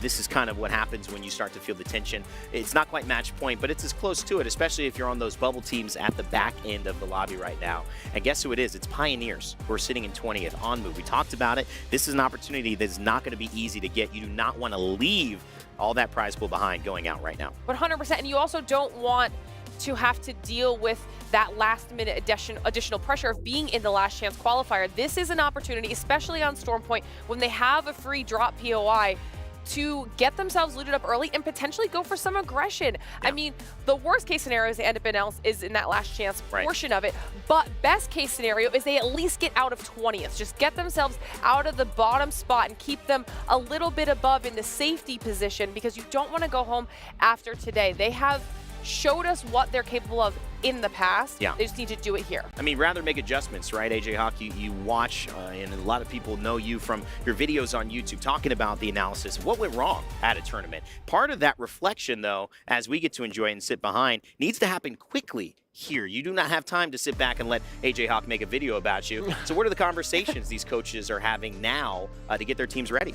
Well, I think you mentioned the coach is actually huge because not every team has a coach, and if you do have one, this is where you got to make your money. Okay, if you're in the spot where you're going to get eliminated, whether that's talking to the players in terms of strategy and actually saying this is something we need to change. Should we change the comp? Should we maybe not contest here? Should we speed up the rotates? What are you noticing that strategically can help your team, or is it as simple as guys, we need to calm down? Yeah. Okay, because we're not playing like ourselves. Something's going wrong here. That if we just calm down, play our game, we know we can do this. That's one of the best points I think we could have ended on. Sometimes it is about the tactics. Sometimes it's just hit your bullets onto the other player. Sometimes it's mentally understand that you might not have done well before, but you can change your fate. We'll see if KCP has what it takes to change their destiny. Sitting in 20th, can they survive, or will they be the first team eliminated at our Apex Legends EWC tournament? Let's find out as Mark and Dan take away the cast.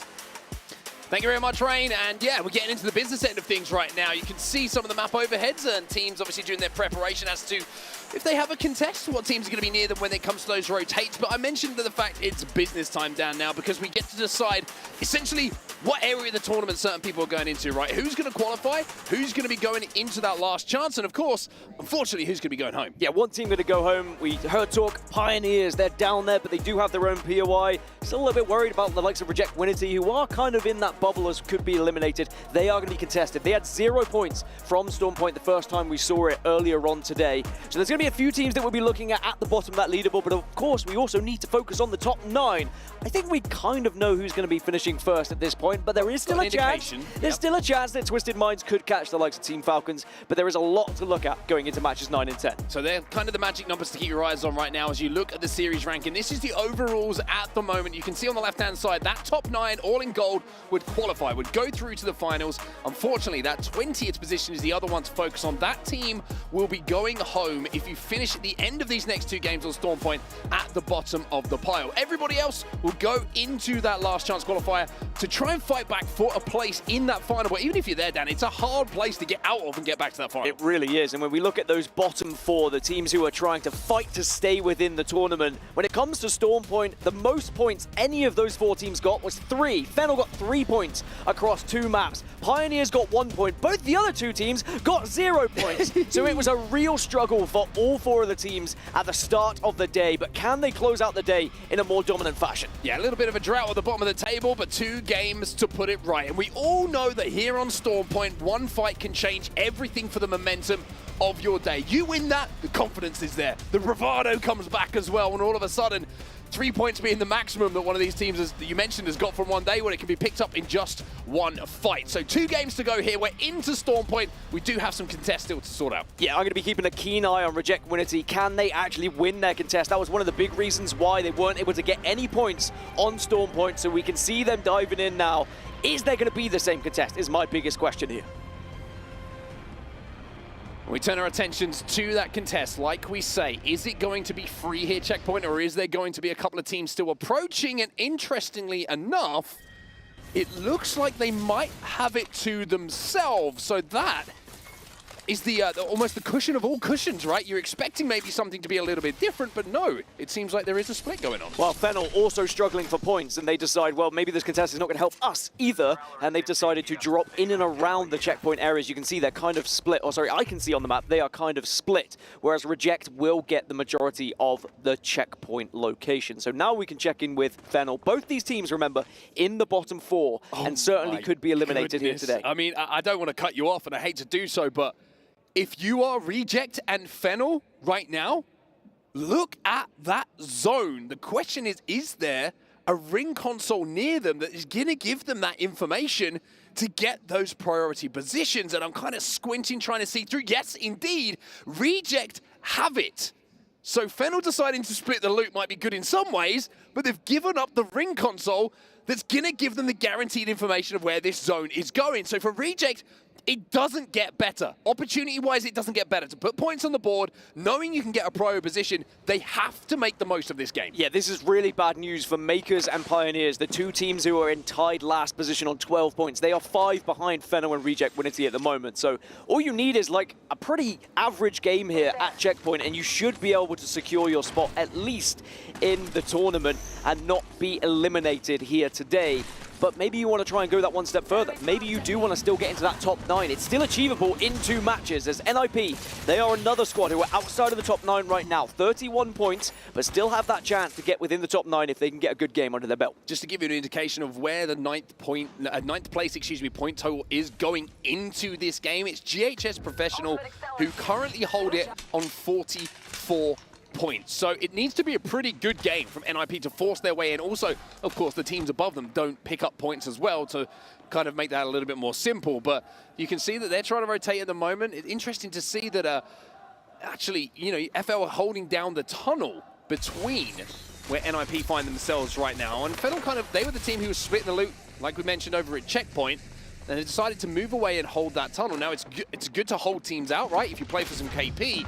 But one fight goes wrong for them and the team tries to force it. It could be a tough spot to hold. We're seeing a lot of changes, actually 5 composition changes as well coming into Stormpoint. We're also seeing a Conduit featuring Liquid of deciding to play a little bit of Conduit on their side, alongside Horizon and Pathfinder. So really just trying out everything at this point to see if they can pull out the stops and maybe catch the lobby leaders as we check in with GK to see their rotation through. But they are going to be able to have a good position like above NIP and KCP at the moment. Well, take a little bit of damage as they do try and move forward. So it looks like a plan A ain't working. Let's try plan B. Phoenix Kick can be popped here by Raki. That'll get him back up to full health and should be able to maybe rethink what their approach is going to be. They see they have ring console information. They are going to be safe not just in this zone, but the next as well. And it's time to take out the pests, take out the bugs. A couple of spiders to be blown up just to help them on their loot.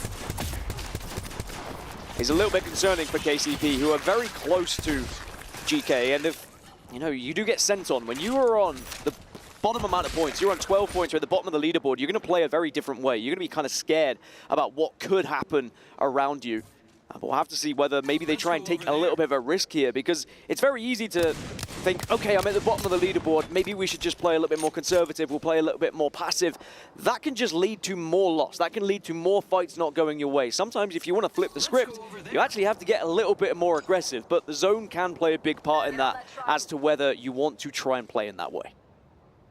So for now, kind of a little bit of a quiet start, you would say, here on Stormpoint. Nobody really taking any isolated fights. There really hasn't been the opportunity to. A lot of teams are actually stacked up on our map overhead that we can see at the moment on the east side of where this zone is going to be pulling. Team Falcons have headed over to Checkpoint, which is a very smart rotate from them. Maybe they're just playing for ring console information, or they believe it could be pulling back towards them. But I like the split of the mountain range right now, Dan. The fact that we have a lot of teams banking on the eastern side and some still kind of hanging around in the Checkpoint area. Yeah, there are a few teams still lingering like a bad smell at the moment, but that might be the case where others try and fight those positions away, but Disguised are making their move. They're fighting for 9th position. Let's jump into a listen and see how they're doing. Are you back in now? Yeah, right in the choke, 3 shots on that. Yeah. They're trying to go third party, Checkpoint. Let's walk up, let's take the building. Can we hit beacon now? We're trying to go third party that. There's people in the building, or in the choke. Let's just chill, Let's check out that way. Well, it's not on us. We might go up Checkpoint third to that. Can you confirm choking? Keep eyes on right. Yeah, 1 second. I don't know if it's what it's smoke to. It should be double. Watch your shots, choke.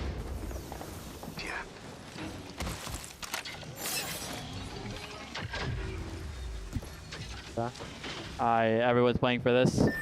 One teams are playing for Checkpoint. Push forward. There's no, we can fight this. I might take a... Out the comms back into the game, and it seems like Disguise tried to maybe think about playing up towards Checkpoint, but saw there was multiple teams there, so it looks like a little bit of a change of plan for them. You can see they're wrapping around and maybe about to engage with GK Esports, who are just up ahead of them on this choke. This is such a nervy game, by the way. Remember, if we were to see the likes of Pioneers or Makers get eliminated, that could be them out of the tournament and their key being crushed. By the way, found out who gets to crush the key. whoever wins this group. So in the moment, it would be Falcons. But they haven't won it yet. They still have 2 games left. Twisted Minds are certainly on the hunt. Well, we mentioned how ring console information is one of the most valuable pieces of info you can get in all of Apex Legends. And we mentioned also how there was a split between teams on the eastern side and the checkpoint side of the mountain range. Well, good news if you went with the checkpoint side, or maybe you played for that next beacon, because checkpoint side is where it's going to be pulling. So Falcons up on checkpoint, they're feeling very good with themselves. You got Icholo's Laser, they're there as well. You've also got Guild Esports and FaZe who are playing the choke. So all of those teams you would expect to see in towards our end game as we jump over for the POV of Team Liquid, who have got a long road ahead of them. And as I said, a change of composition for Team Liquid, something a little bit different. Conduit usually indicates they were prepping for some sort of contest that was going to be happening on their side of the map, just in case it came their way. 73 points, a little bit too far behind the likes of Team Falcons now. It would only be Twisted Minds to catch them, but Team Liquid can still put themselves in a fantastic position for those finals to try and get points on the board to give them some sort of advantage. But at the moment, it looks like they will try and take this fight. It's from a little bit of a distance, so I'm not sure whether it will actually finish off here. Well, Crazy Raccoon are on the other side of this, and you can see that one thing that they do have on their side is an aggressive composition for fighting here, Team Liquid. The Horizon is going to be able to use that grab lift. Elsewhere, though, we'll leave that for a second, because RC are going up against Disguise. Disguise, by the way, keep a note, 10th place overall. The top 9 will advance to the finals. If it stays as it is and Disguise fall out of the lobby right now, they will go into the last chance lobby and they will have to fight their way back. So this is a huge moment for Disguise. Yeah, of course, one more match to then gain those points, but it would be a very difficult situation for them. You don't want to be in that spot where you have to fight tooth and nail in match number 10. Instead, get the job done now. Put yourself in one of those safe scenarios where you can at least have a more comfortable match 10. LG, speaking of comfort, they don't have much of it in the moment. Funk's gone down and will be taken all the way down. Elsewhere, Crazy Raccoon have been eliminated. It was Team Liquid who we left that fight with a few moments ago, where they managed to clean it up, and it was a pretty clean-looking fight by the looks of things. So Crazy Raccoon will be our first team out, and Reject will be out as well. That's great news for Makers and Pioneers. You can catch them up in this game. Not good news for Reject, though. No, it is not good news for Reject. It means now, going into match 10, they could potentially be in last place going into match 10, right? You give the opportunity to Makers and Pioneers to catch you up here. This had to be Reject's chance. We looked at where Reject were dropping and we thought, okay, well, surely there's points on the board for them here. No, will not be. Well, GG, who are in 6th at the moment, their job is to solidify their place inside of the top 9. We've seen some pretty good performances from them today, some pretty good games put together. However, a little bit of a swing that really didn't work out there from Light. Lucas trying to back him up. There is going to be one knock on either side at the moment. Elsewhere, you can see FaZe getting a little bit involved with this. So 3 teams in the vicinity here down at the southern side of checkpoint. Look at Quan quite connect with those final shots there to get the knock, and now has to try and escape with his life. Yeah, trying to escape and should be able to survive for a short while, probably enough to get the bat. And GG are clinging on at this point because the Guild are in the same area. Aurora are now pressing up on this one as well. I'm a little bit concerned for GG. If they don't get the chance to reset, Aurora may just jump in on this one because it is full reds. And remember, Aurora got a win on Stormpoint at the start of the day here. 4th place at the moment, looking to try and solidify some more points. Yeah, no surprise to see Aurora on full reds with the zone where it is and the way they've been able to path their way towards the zone, picking up all those Evo harvesters and all the goodies that come alongside it. Disguised! 1 is down. This is a massive moment for them. Yeah, they don't want to fall behind the chasing pack, or be part of the chasing pack, should I say. Instead, it looks like they are down to just a 2. Can Wraith come in handy? Well, they've got to get in a position to get the meds off. This is the thing. Designful's down to just a slither of health. He's going to be able to just about pop the syringe. Should be able to get the med kit off to follow. But Qzia has been finished, so Disguised, it's going to be the game as a 2, and they are still trapped on the northern side of this zone. It's not just them, it's Twisted Minds, GK Esports, Luminosity, all these teams are in the vicinity. It's looking like a rough spot for them. A rough spot indeed. We can look back at Red Rams and the fight they were able to take earlier as well, and a very successful one as it was Funk taken down. Remember, we saw that happening. Crazy Raccoon also got eliminated. Back to Disguise though, Designful, last remaining player. Enemies down, so it's all up to Designful now, and even though there is another game ahead of us, this isn't the final game of the day. It certainly is the penultimate one, and maybe Designful's going to be able to do something a little bit magic here. He gets 1 knock, but not going to be able to get the second. And DSG, look at the reaction there from Designful. He is not a happy bunny, and that's pressure for you, right? That's the reaction you have when you know that you might have just thrown away an opportunity. Yeah, we check in with GHS. Remember, they are the team that were one position ahead of Disguise. So now they can create a gap here, can GHS. They were only 2 points ahead of Disguise coming into this. If you want to create a bigger gap, you can put yourself in a far better position to getting into those finals here on Sunday. But for the side of Disguise, we'll get back to that later. JHS trying to push in here, trying to be aggressive. Still in 9th spot. You can see the EMP going down as well from Wabu, which is going to not only maybe get some stuns, it's going to destroy all of those fences that were in front of them. So NIP inside and GHS in 9th. NIP, by the way, coming into this game with 13th. So this is an opportunity. If GHS win this one, they might solidify a spot going into that final game. But for NIP, if they can win this fight, then all of a sudden things open up for them. However, speaking of the opener, Naski will go down first. Zane will follow as well. It's 3 players against 1 of NIP, and that will be them dead. NIP eliminated as Team Liquid arrive for the 3rd party. Well, Liquid fly on in, and you mentioned they've got a fighting composition, and boy, are they ready to fight. GHS go down. That is good news for the chasing pack that are trying to get into that top 9. But for Team Liquid, they are trying to chase that top 2 at the moment, or just try and solidify top 3. Speaking of top 2, Falcons in and around this building have taken a lot of damage. Well, the team that's now in 11th place is going to be EXL, who are on your screens right now. 40 points for them. A reminder, coming into this game, GHS had 44. Now, we did see them just pick up a couple of points themselves and some kills. GK Esports will be eliminated in the meantime, as will Twisted Minds, which is good news for Falcons fans, because they were the closest to them at the top. And Aurora have just gone down on the southern side of the zone as well. Going down like flies. Team Falcons will be eliminated, so Twisted Minds still will be within touching distance going into match number 10. But suddenly it's 9 squads. What is happening in the lobby at the moment? Everyone falling down, and there's only, what, 4 teams that are within the next zone, so all these other 5 squads still have to move from the northeast side. I think we're starting to see a little bit of desperation coming in from teams, right? Teams trying to force fights, trying to overextend, thinking, hey, if we just win this fight, maybe that'll be enough. Let's take the fight. And elsewhere, you can see that KCP, they're not in a very good spot either. A couple of kills being picked up for them, and it's Makers who are getting the points. Massive fight. 2 of the teams are at the bottom of the leaderboard right now. Makers versus Pioneers. Makers get the first kill. KCP down on the low ground, but they have been able to escape the sightlines of Makers. But it is just a case of trying to survive, get as much points as possible. You can see live standings. Pioneers on 17 points. They're in 19th. Makers are currently in 20th on 16 points. It is so close between these two. It's going to come down to match 10. We know it, but you could potentially put yourself further ahead with some kills here. With a bow check, the arrows are flying through the skies and tearing through the oxygen and hitting some bodies on their way forward as well. However, no, not going to come in for now. Now they've got to be careful of what's behind them. They've also got to be careful of what's in front of them, as one player will fall. That's a pinch and a half, and now Makers, you're going to have to fight out of a bad situation between a rock and a hard place, as it's going to be Evos on the flip side. They'll do the damage, and sadly, it doesn't look like Makers are going to survive this one. Well, this is great news for Pioneers, right? They're in 19th place. They were worried because they had that first player go down, but now business is taking care of itself by surviving for long enough. Evos have done the work for them. A huge moment in what could be the final standings of this lobby. Yeah, realistically, you need to see a team that's below you get eliminated. It could just give you that bonus going into match number 10, knowing you have that lead as Makers do get eliminated. So they will be in 20th position going into match 10 here, and they're going to have to rescue something from the last game of the day. For Evos, it's about creating a little bit of space between them and that bottom, that 20th position we talked about, right?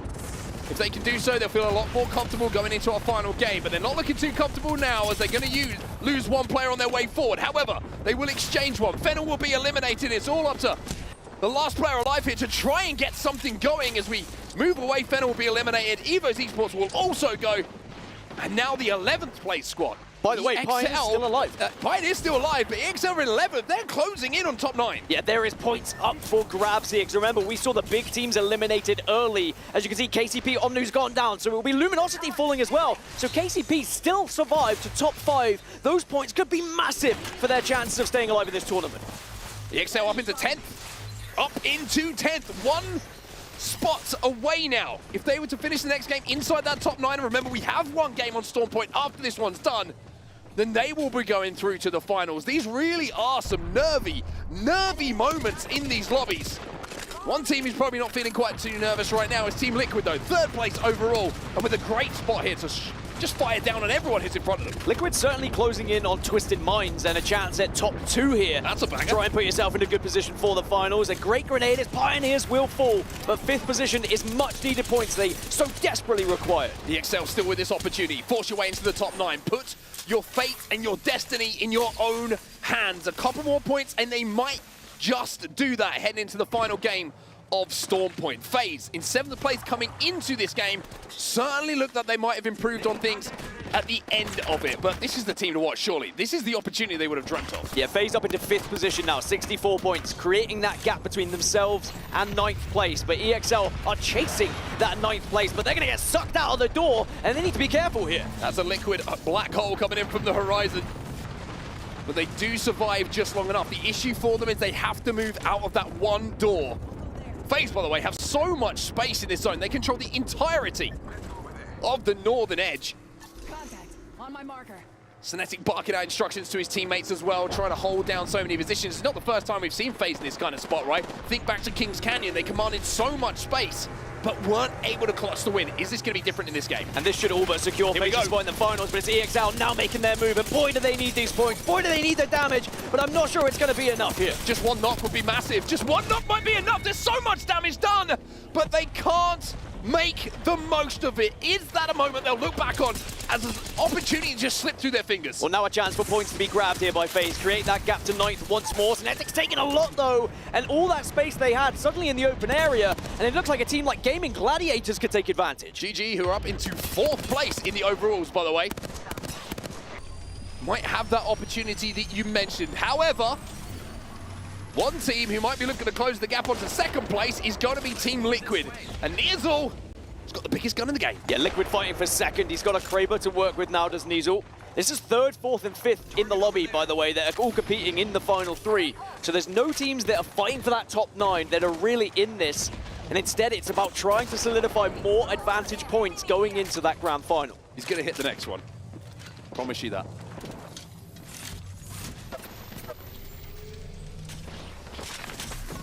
There's no way he doesn't hit the next one. You lied to me. I lied to you. I'm sorry, everyone. There's no way he doesn't miss the next one. No way he doesn't miss the next one. I mean, as far as the overall standings go here between these teams, not a huge shift is going to happen, right? Like you mentioned, it's 5th, it's 4th, it's 3rd. So everyone's going to stay in and around the same. But Team Liquid have taken some damage. They take all of the damage in the lobby. They will be eliminated as FaZe now make their move. Yeah, the implications here is getting more points going into the final. Get as much as possible so you can have advantage points going into that Sunday competition. FaZe Clan looking incredible. They have the height and they've got the kill. Yeah, this should be an end game that's just very, very simple for FaZe to close out. GG trapped on the low ground. You saw they got that knock as well. They're sending everything down. Light is probably looking up and hoping that the heavens will open for him at this point, because it's not looking like he's going to have an opportunity to get out of this situation. It is just a matter of time now, and actually FaZe, they get fed up with waiting, and FaZe will secure a victory that sends them into the top 4 in this lobby as they begin to chase the top 3 at the very end of this one. One more match still remains, but boy was that a nervy one for teams around the top 9 and at the very bottom of the lobby. Can you believe it? We had Makers fighting Pioneers. I mean, the crazy thing for me is we had Fennel and Reject both dropping. They don't contest because of the situation they find themselves in. Reject have ring console, dropping at checkpoint as well, and don't make anything out of that game. That's the toughest of pills to swallow for them. You can see their confirmation. Rejectminity is 0 points, despite the fact they dropped at checkpoint. For Fennel, however, 6 points. Those 6 points could be enough, by the way, to secure them a spot, at least in Saturday's competition, as we look at some of the top performers from that match. Yeah, big performance coming in from Synetic as well. No surprise when you come in first place. Usually one of your players is going to be up there. 6 kills, as well as a lot of damage being exchanged. These are the overall standings as we now head towards our final game of the day. And you can see how close it is. Makers at the bottom at the moment trail Reject by 1 single solitary point. If it stays like that, Makers would be eliminated. Makers would have their key crushed, their dreams crushed, as they would be sent home from Riyadh, but also that chase for top 9 is very much alive here, and I cannot wait to see what happens in match 10. This is going to be a few crazy moments, everybody. While we collect our thoughts, take yourself and grab a quick drink, because the final game of the day is coming up just after this.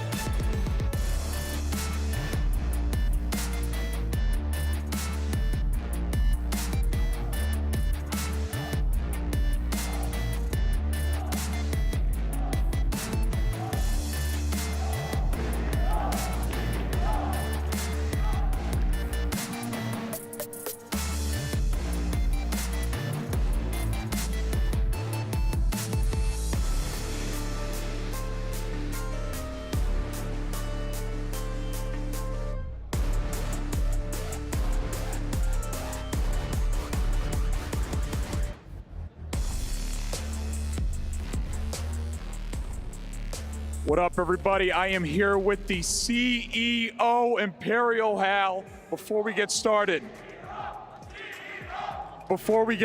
how's the hand? Hand is good. It hurt when I slammed it, but I'm good. I'm good. All right, you guys won 3 games, almost 5 in a row. What happened in those 2 second-place matches? The Overlook game, I thought he was going to fence me because I was playing the knockdown, but he just instead fenced his feet. And I also didn't reload, so it was, yeah, I just messed up pretty bad there. But, and then the other game, I can't remember, but basically we suck. We should be winning 5 games in a row. New maps, 10 games, a lot different of Apex than what we're used to, right? You guys dominated. Was it easier than you expected? I was honestly expected, like, you know, to be pretty easy, even though, you know, last night we were TD-deving and we were getting slammed pretty badly. But we know that every time we play a tournament, we're going to show up. So, you know, as usual. My man. Some might say levels, but truly a home crowd for you guys, right? What do you want to say to the fans here in the STC Arena and all the fans back home? Thank you guys as usual. You know, always, we can hear you guys through the headset. We can hear you guys. Thank you guys. We love the chance. It helps us a lot, and just, you know, keep doing it. We appreciate it. They're chanting CEO right now. Well, you heard it here from the CEO, Imperial Hal, from the Falcons. Casters, back to you.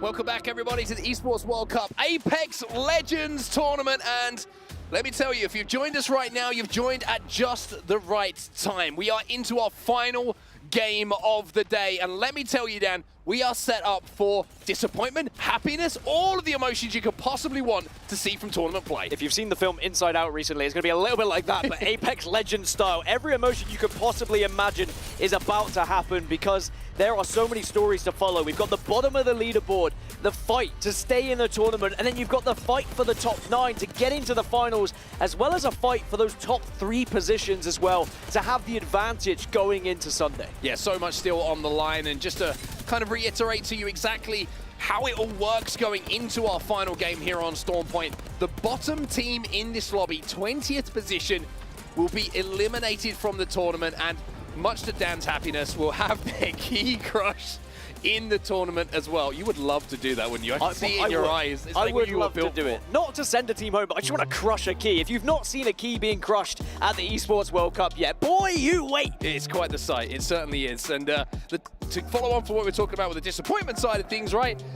The excitement comes from the top 9. Those top 9 positions at the end of this game will go through to our grand finals. Everyone from 9th down to 19th will go into our last chance group. So it's still a chance to make it through to the finals, but it is such a tough road.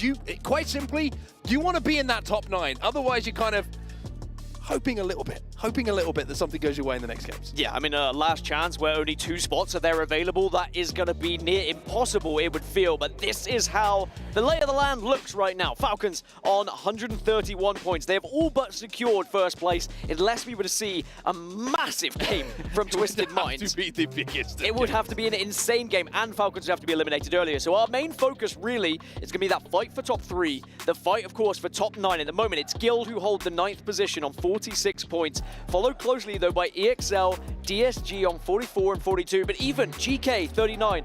There's still an outside chance for a team like NIP if they were to find a win to push themselves into the top 9 as well. Yeah, it certainly is very, very close for those spots. And then right down at the bottom, like we mentioned, Makers at the moment are the holders of a title that they will not want to hold on to for much longer. If it stays as it is, and Makers are in 20th place at the end of this next game, they will be eliminated. Around them, though, you can see Reject, 17 points, just 1 point the difference between 19th and 20th. KCP, they're not safe either. And then you even go to Fennel. Even Crazy Raccoon, you would say, could be dragged into something if things don't go their way. I think that Fennel and Crazy Raccoon should be okay, but as you say, there is still a chance that 20th, 19th, 18th finish in first, second, third with kills, and then suddenly you are terrified of what might happen with those overall leaderboards. But we mentioned Fennel at the start of match 9 because they were the only team out of the bottom 4 that actually put really any points on the board from Stormpoint. They do it again, they get 6 points in match 9, and they put themselves just a little bit ahead of that danger zone. As for KCP, Reject Winity, Makers, there is going to be a lot of nail biting going into match number 10. Well, here we go then. It looks like match number 10 is loading up and we are almost ready to go. You can see each of the teams holding onto their keys at the moment. They're looking beautiful and shiny here on this main stage here in Riyadh. And I gotta say, it almost feels like a shame to crush them. You know what I mean? They're so beautiful. It does, but I have held a crushed key in my hand, and it's almost even more beautiful. You released your superpower. It's a moment of history in your hand as well, just seeing one of those crushed keys. But, of course, if you are the winner of the entire tournament here, Apex Legends at Esports World Cup, your key gets put into a totem to be a part of even more history as one of the winners at Esports World Cup.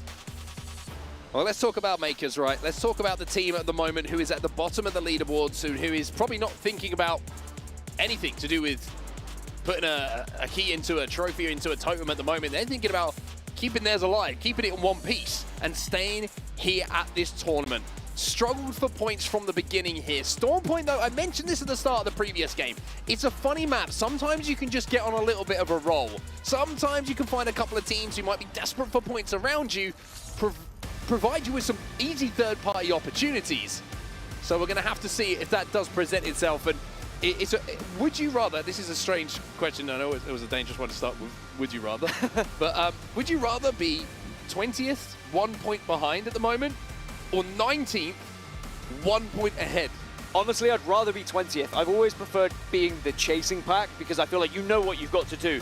Sometimes being ahead gives you a false sense of security where you think, okay, well, we'll play it safe, because we just have to out-survive our opponent. Yeah. If your opponent goes in with the mentality of we have to beat our opponent, we get a little bit more aggressive, suddenly they find 3 kills off the rip. You're then 2 points behind, but you might not even know it because you won't see that in the kill feed. You will only see in the kill feed, by the way, if you're a new viewer of Apex Legends, anonymous mode is a thing. You only see the team eliminated. You do not see who is getting the kills. So you'd be there waiting, hoping that 20th team is eliminated, but it could never come. And then we have to remind ourselves as well, it's not just the teams we're sending home, it's the teams we send through to our finals.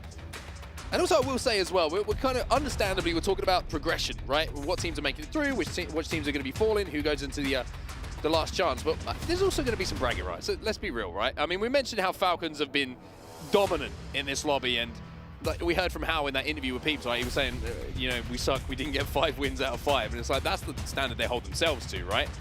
But I would say, even taking a second place in this lobby at the moment, for Twisted Minds, I think they were on 99 points, if I wasn't mistaken, coming to the... You kind of have to take Falcons out of the equation because they've been that good. But if you were to say to them at the start of today, you finish with over 100 points, they probably think we've won. You know, they probably think we've had an amazing set of games. I think it was earlier today, we had 3 teams that would have been on match point in a match point format after only 4 or 5 games. Like, that was how well all 3 of those teams were playing at that point. But match 10 is close to being started, and I spoke about nail biting. I kind of want to bite my nails at this point because I'm nervous for a lot of these players because this could be your tournament life down the drain. Well, here we go then, everybody. The game has been unpaused and we are loading into our final game of day 1 here at the Esports World Cup. And we have to decide who is going to be here moving forward and who is going to be jumping ahead to those finals on Sunday. Long way to come for a lot of these players. Got to make the trip worth it. Falcons have all but secured first place, but there's still a small job to do. There is still that off chance of an unbelievable historic game that we still have to, you know, you have to give the respect to Twisted Minds. It'd be funny if Twisted Minds dropped on them. I mean, I'm just saying, no POI draft. No POI draft, it could happen. We, of course, follow GG after their success in the previous games as well, and we'll have to see whether they can replicate said success from previous games in this tournament. But for other squads, Reject and Fennel, it looks like they have split the POI of Checkpoint once more, so there will not be a contest happening elsewhere on Stormpoint. Well, interesting to see where the zone is going to be going. And let me tell you where it's going. This looks like a Jurassic zone if ever I've seen one. It is very good news for Echolos lies there, and I'm trying to just look if they have a ring console as well to give them that information. Can't quite see for now. We'll check in on that in a moment. But FaZe, great zone for them. Great prio for Team Liquid. Great prio as well. But we kind of got to look at the teams who are at the very bottom, right? What's their priority like to this zone? We're talking about Makers. We're talking about Pioneers. Pioneers from Command generally, have pretty good access, I would say, to most zones, just because of the fact that you can hit that evac and you can use the cannon over a command center to get to the southern side of the map pretty easily. But for Makers, this is a little bit of a journey for them. Downhill, of course, dropping over at the wall, but they're going to be beaten there by a lot of teams. Yeah, there's going to be a long old journey for a lot of squads. I mean, I guess one of them is Gaming Gladiators that are on our screen right now. They will have to worry about Crazy Raccoon and Evos being next to them, and ahead of them, FaZe. And we already saw what FaZe were able to do in the previous game versus GG as well. But it's really going to be looking at that top 9 and, of course, the bottom 2. I'm worried for these bottom teams, and Reject Winity and Fennel have already started moving, by the way, and it looks like they might be under a bit of fire. Well, GK Esports are on our screens at the moment.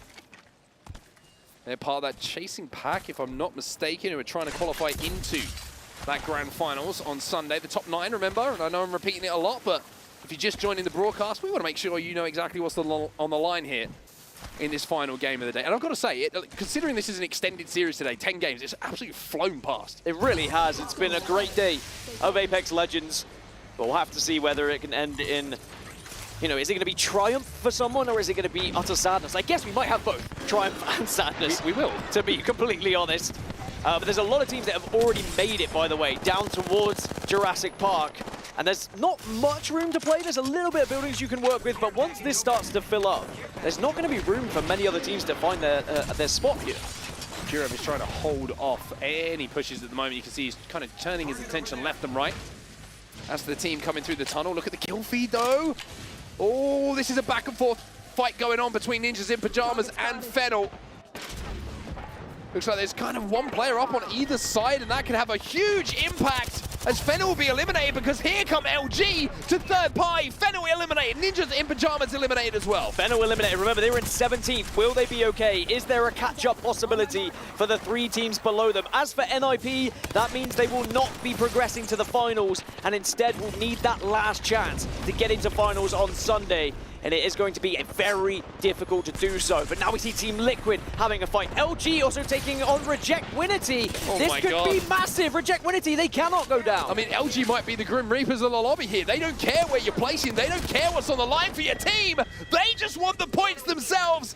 As Funk and Sweet combine to take down 2 members. And the task just got even tougher here for RC. But Dogma did escape. And is it going to be the great escape from here? If Reject Winity are eliminated, that would mean Makers would only need 2 points, and it would send Reject Winity home. But they did survive. That one solo player. If you can get to the top 15, that's 1 more point. If you get in the top 10, that is 2 more points. It is still life on the line here. There is still an opportunity for Reject Winity. Nervy moments for everybody at the moment, wherever you're watching from across the globe. If you're an APAC North fan, obviously you're going to be rooting for your boys. Wanting to see them come good here. As we take a look at our map overhead now. We mentioned how Jurassic is going to be extremely busy. Well, you can see that on your screen right now. A lot of teams already made their way into zone. Reject, you can see them, by the way. I think Dogma's going to go back for those banners, and Luminosity are moving away. If he can get the banners, he can go back towards checkpoint, he can get the res. Game is not done. Tournament is not done yet. Look at this from Makers as well. Right on the north side of the map, up at Wall, they have gone quite far away from this zone, and this could be just an attempt at surviving. Sadly for them, Disguise very close. And remember, if Makers were to be eliminated here, they would be the team getting eliminated from the competition, because they're currently in last place. They need points, and they probably want to see Reject Winity in that kill feed. It's an interesting point you actually raised there. Very interesting game plan coming in from Makers, right? You can see they've made absolutely no attempt to rotate whatsoever. They are playing right at the northern side, still inside of Wall where they dropped. And yeah, they're going to be able to hit the next ring console when the zone closes as well. But for now, it looks like they're actually going to take the big zip up towards Zoo Station. So avoid everyone.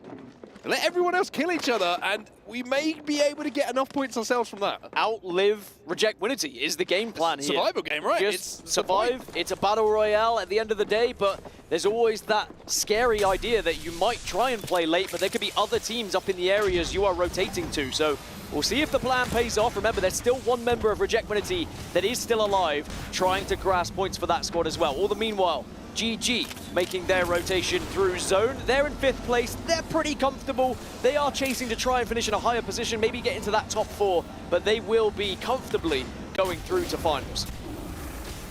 You can see in your map overhead there, right in the middle by Cascade Falls. Reject still alive, but it is still the solo player, if I'm not mistaken. Now, Luminosity are not leaving these banners, by the way. You can see they're still in the same spot outside the tunnel. They know that Reject have got to come back. I don't know if they obviously know it's Reject, of course, but they're just thinking this is an extra KP for him. If the player comes back and he plays for banners, that's a free kill for us. So LG playing the game of patience that Reject really can't afford to play, although it looks like actually Reject might be sticking the Reds actually up on the height of the waterfall. There is still life here for Reject Winity. They're going to be back up to a full 3, but Luminosity, they were waiting in the area, as you said. And if they do send it, this is worrying times for Reject, but at least they have the high ground, and the damage they were able to lay down onto Funk just kept LG at bay. Well, they say that a hero can save us, and Dogma's not going to stand here and wait. He gets those banners, he gets back to the res beacon, and somehow or other gets both of his teammates back into this game. That is a monster play from him. So Disguised have moved away from Makers. That will leave Makers alive for now. And again, they're just playing the surviving game. As for Disguised, it's a very different game here. Trying to get into the top 9. They were 4 points behind 9th position coming into this. That is as simple as a couple of team fights, even one team fight, and getting into the top 10. And that might be enough, depending on what happens above you. But you want to keep this within your hands, of course. But we saw the disappointment in the previous match when Disguise got eliminated, because they knew they would have it all to do here in the 10th match. I just felt the previous game was one of those games where you're watching the decisions being made, and it feels like no decision is being made that's a positive one. It's kind of, let's see and wait what happens, and then you end up putting yourself between too many teams to escape from, and the zone closes behind you, and essentially you have your decisions made for you because you weren't proactive enough. Red Rams then trying to fire through the bushes and the palm trees with the longbow in their hands as well. They're in 15th spot at the moment. Should be okay. Should be okay, but Pioneers down below them, and Pioneers, you know, they've got a little bit to do here to try and get away from the other teams that are chasing them as well. So they probably won't want to take this fight. It's a really worrying situation for them. GG just lost 1 in the kill feed. Blast did go down, if my eyes did not deceive me. And elsewhere on the edge of zone, KCP are zone wrapping. GG down to just 1 here. Light is the last player alive for now on the Bangalore, which is going to allow him maybe just a little bit of double time to get out of dodge. However, the shots aren't connecting, and GG will go down, but job done for them today. 5th place overall as they fall out of the lobby. So 17 teams left. Just 2 more teams need to be eliminated before points start to be distributed just via placement. As you mentioned, 18th position Pioneers, still alive and still ahead of the likes of Fennel and Reject Winity. But the zone is closing in. It's decision time for Pioneers. Where do you go here? Do you try and force yourself north against Red Rams, who were previously taking fire at you, and now you're going to lose one? It's looking pretty dicey. Should be a safe. Should be okay here. You can see that the zone is going to be closing, but they're going to be able to get into zone and should be able to get that res off. But Pioneers at the moment are playing a dangerous, dangerous game. Luminosity eliminated in the meantime. Team Liquid Alienware continue their run today. They've been very impressive, by the way. Team Liquid Alienware, their comeback this season has been something to study. Very, very strong. They've been incredible. Luminosity, by the way, should have done more than enough to be able to get through to the finals on Sunday as well. So we'll be seeing them on your screens when the grand finals come around. Aurora have just lost 1 in the kill feed, but all the bottom teams still alive. Still alive. Everyone at the moment playing very safe. Reject Winity are up at Cascade Falls. Makers are still moving from the north as well. It is really a game of survival. Well, my favorite player cam in all of Apex Legends is on screen right now. Was on screen. Was empty. It's back. It's gone again. It's gone. But I think MT's face, his game face, kind of sums up how we're all feeling right now. How we're all watching this game, right? It is complete focus. Nobody can afford to take their eyes off the ball at this point, because this could be the end of the tournament. Red Rams have been eliminated in the meantime, and it's KCP who get the points! So Red Rams were holding out KCP for quite some time. By the way, on the map feed, Makers made it from the north to center zone. Makers are in one of the best positions in the game right now. That's terrible news for the likes of Reject Winity. Great news for them, though. Great Always news two for them. sides to every coin. It's very, very true. DSG, who are in 11th. A little bit of a different story for them. Aurora eliminated in the meantime, but they are inside of that top 9, should be safe to get through to that Sunday finals. DSG, it's like they feel close, and it does feel close, right? You look at 11th place, you're like, oh, we can't be too far away from 9th, but knowing that other teams are still in the lobby alive ahead of you, that's the problem for them. So Reject Winity have got a couple of kills on board. They are 3 points ahead of Makers. But Disguise at the moment, they are still chasing this top 9. Such a tight endgame, and it's going to be an extremely, extremely tight moment. Guild, listen in, is ready for us to fire. Let's see what their next move is going to be. Yeah, 99. Running at us. 50 on path. Right side. I just stood down. I died.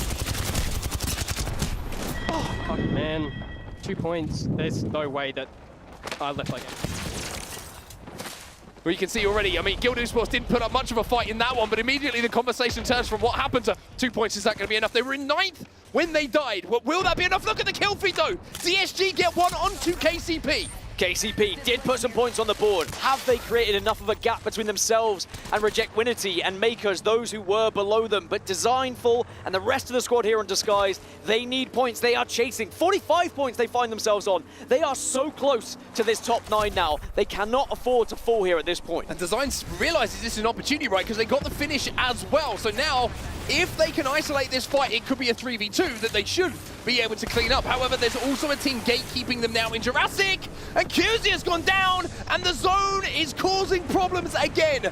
DSG are caught on the edge of zone once more. DSG, their chances of getting to the finals here is in the hands of Designful, the hands of Enemy, but they're not being shot. It's because it's on the other side. It's Pioneers who are playing very passive here. Oh, look, you can see Designful shaking the head, frustration, understandably so. He's left on his own. Pioneers have been eliminated. Will it be enough for them to be here on Sunday? And can the man on your screen do something magical? Team Liquid eliminated, FaZe eliminated. But Designful still stands.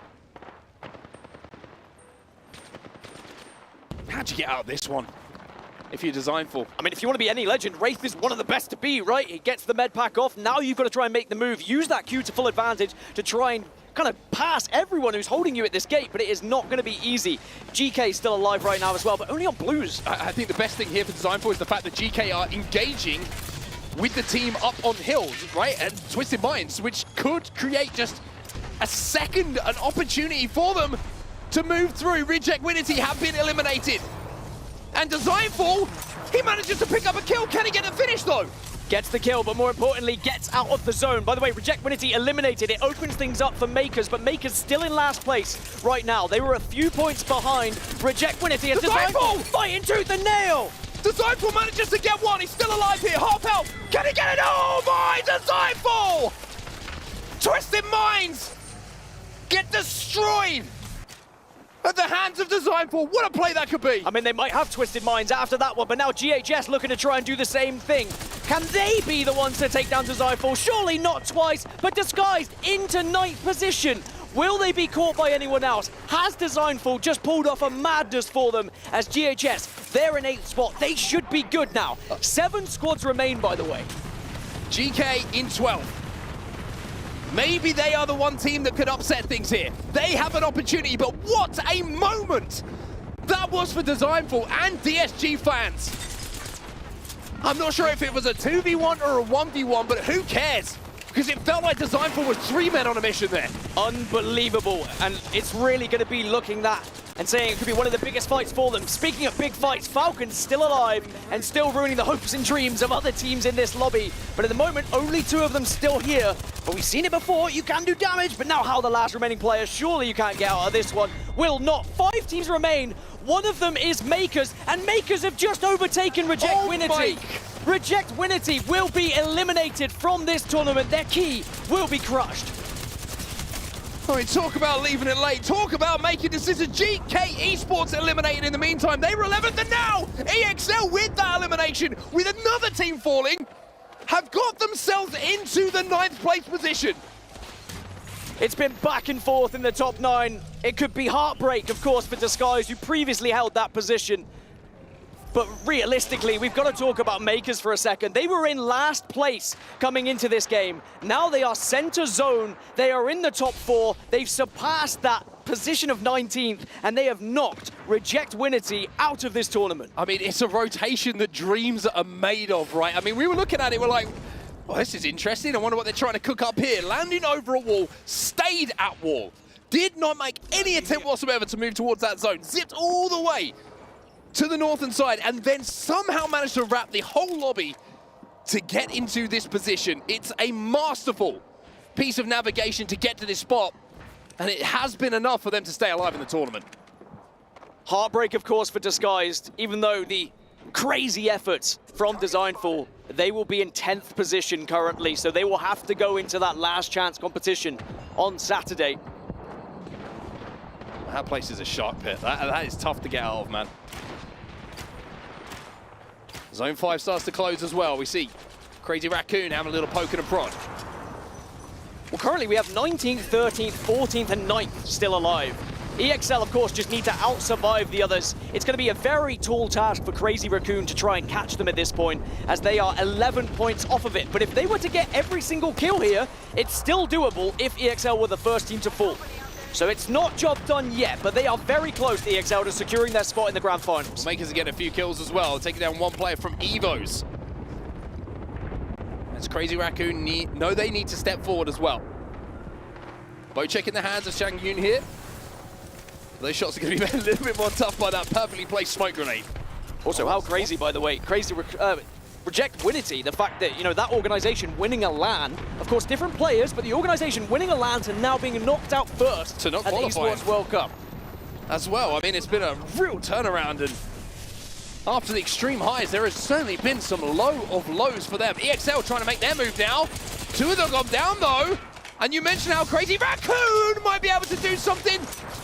And maybe Kurev's going to do it for him. Ex-Cholos, laser, eliminated. Here come Crazy Raccoon. Crazy Raccoon, they're about 6 points away. There is still a chance here. This is a little bit worrying now. We talked about biting your nails and chewing you off. You might chew your fingers off at this point. There's one finish. There's the challenge. Can they get the kill? Crazy Raccoon will be champion. But the feeling is they might not have enough kills to push them into that top 9. I feel like we've been here before with Crazy Raccoon. Haven't we not? Where we've been at the final moment, they get a win, but then they are just a point or two away from qualification, and that's exactly what's happening here at the Esports World Cup. They came so close, but it looks like they will be competing on Saturday in that last chance competition. They do not quite make it into the top 9.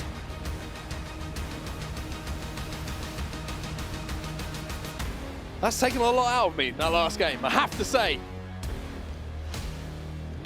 The fact that we have flipped so many teams' positions in those final moments, this is the match results. This is not the final overalls from our series today, but, I mean, Dan, talk us through them. I mean, we have to give props where they are due. Makers, from last place, finish top 2 to keep their tournament alive. Unbelievable, but this is the series ranking. Reject Winity, they fall into last position. Their key will be crushed. Their tournament is over. And there also is your top 9. And look at the confirmation. EXL, they realize they have done just enough on 52 points. Yeah, there would have been some nervy moments for them when they saw Crazy Raccoon's name pop up as the winners. Number 1, though, at the top of the leaderboards is Team Falcons. 140 points from the 10 games. That is quite the total, Dan. That is unbelievable from Team Falcons. I mean, this day has had everything. It's had dominance, it's had highs, it's had lows, it's had 1v3s, 1v2s. Designful almost made the play to keep his team and get his team into the Grand Finals if it weren't for points found elsewhere It was so close, yet so far. But for Makers, they were in last position coming into this game. They made it to the top 2, and they secure their spot at least in the tournament and will be competing on Saturday. And on the flip side, Crazy Raccoon, they came so close, only 2 points away from getting into the grand finals. They'll have to try it all over again on Saturday. An insane end to the first day of action here at the Esports World Cup Apex Legends tournament. And I've got to be honest, you couldn't really ask for much more from a day one, really, going right down to the wire for qualification, for elimination. But one team who certainly didn't take it down to the wire today was that team you just saw there. Team Falcons. Jokes were made about talent predictions coming into Don't this speak too tournament. soon. I'm just saying, after day one, you can see why we went there, right? I mean, when you're asked the question, who do you think will win? If you don't say Team Falcons, you are probably lying with Biased the form they have ever been in. They are the one team that look like the most likely to win the entire competition at the moment. But of course, there is still a lot of the competition to play. We still have to see 20 more teams tomorrow all going up against each other. But Falcons have lived up to the expectations. They've put on a show for the home crowd at the very least. Well, here are the replays of our last game of the day. Game number 10 on Storm Point. And Pioneers, I think the biggest thing for them was that first fight they won, right? It's the first fight they win. They was wrapping zone, and I was sat there going, oh no, I've seen this before. Someone just turns around at the last second and goes, there's a team wrapping us from zone. And all you've got to do is like 60, 70 damage, break the shields, and the health has already been burned by the zone behind them. They got, I would say, maybe a little bit of fortune, maybe a little bit of good planning on their side. With that rotate, they managed to win that fight. But speaking of rotates, I mean, there's really only one thing that I can think of in this game. I mean, shout out to Dogma, by the way. The way he recovered those banners and gave Reject a fighting chance in that game after they were down in that early game. Absolutely magnificent. We'll talk about this as well, Dan, because this is nuts. I mean, this is why Design Pool's in the team, right? To do stuff like that. But sadly, it was not quite enough.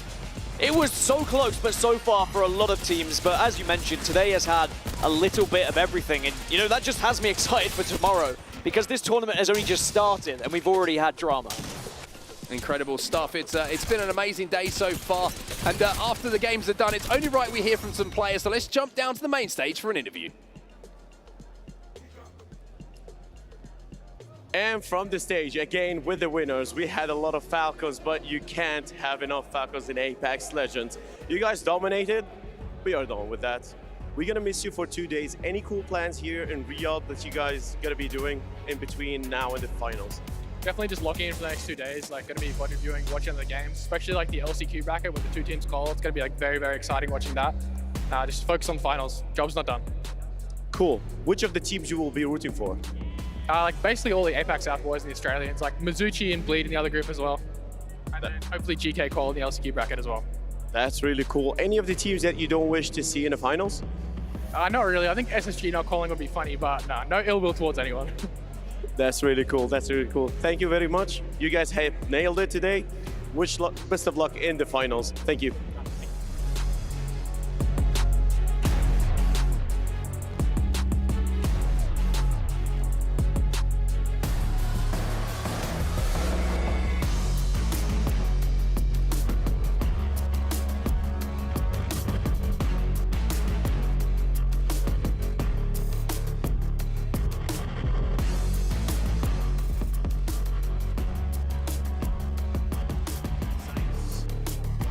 Being seen there, moment of exultation. I wouldn't say elation from Falcons. They feel like job is not done, according to Zero, but they certainly are happy about their performance. I love how Kay was trying to see, you guys gonna do some sightseeing, gonna hang out in Riyadh. I mean, that's a good idea, man. We all wish we could. They do have some downtime, but I know that these guys are all about getting the win. And look at that, the Falcons fly high today, 130, 140 points.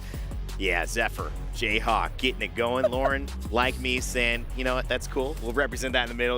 We did the stationary ones. We'll be okay over here. Welcome back to the studio, Rain Day, AJ Hawk, Zephyr Cast, and Glitter Explosion. What a day of Apex Legends here so far at the Esports World Cup. Falcons off to an electric start. They will play on Sunday, booking their ticket as our first place team alongside the other 8 in our top 9 who have qualified. However, this leaves a lot of room for things to happen. Now we've got our last chance qualifier where on Saturday our 10 to 19th place teams will be playing. And of course, Lauren, you look at that final 20th spot. It's always sad to see a team go, but Reject Winity will not be continuing on. And to be fair, we were watching that 20th place spot very, very closely between Fennel and KCP, trying to make sure they weren't there and just barely doing enough to stay out of it. Definitely sad to see a team go, but it's going to just get worse on Saturday. So now everybody that's going to be in that LCQ really needs to pick it up to stay alive. I think one of the biggest elements that I keep having to say again and again, it's the time off as well. I mean, we have so much distance in this tournament. It's hard to sometimes stay focused with that, Jayhawk, but you had mentioned it. We ended game number 9, went into game 10 with your thoughts on sometimes it could be a mental conversation. It seems like KCP had the right one. It was only a few kills, lasted until about 15, but they got the job done, and that's an important sign for one of our teams who qualified in the last chance qualifier to get to EWC. Exactly. Sometimes the hurdle can seem a lot larger than it actually is, but like you said, it's only a few points, a few kills. Just play our game. We don't have to be perfect. There's a lot of room for error. We just have to be better than we have been, and that's what they did. And so I think a lot of teams, they were having that conversation. It's unfortunate that Reject weren't able to overcome it, but like Glitter mentioned, some of those teams at the bottom of the leaderboard able to do just enough to get into the LCQ, and that's all that really matters. And if you're joining us, Reject Winity is the name of our most recent LAN winner in Apex Legends Esports. It was in May of this year that they hoisted the trophy at our Split 1 playoffs, but now they are gone. Of course, they are missing 2 players who are on Crazy Raccoon, but Ben, I'll turn the story to you. Crazy Raccoon, they have a crazy attempt, but this close, do not qualify for Sunday. They are now going to need to get one of 2 spots only available on Saturday in our last chance qualifiers. Which, by the way, is just absolutely insane regarding the pressure there. And even that story alone doesn't just extend to Crazy Raccoon, but so much of the shifting we see in these final moments, especially with the difference of only 2 to 3 points. For moments, we were discussing Guild potentially on their way forward. Disguised had their shining call, and even Icholos, who had a phenomenal performance, making their way into the top 4, were not secured until the very end. If Crazy Raccoon had matched up in a direct fight, they potentially would have taken away that position. I mean, look at the performance as well from Icholos, Lauren. They're so even. 27 placement points, 25 kills. It's the difference between one of those kills or one of those placement points that put them into that final. How big is that for an org like Icholos on this world stage? Well, I mean, we talk about it a lot, right? South America is historically pretty underrepresented when we get to these global lands. And now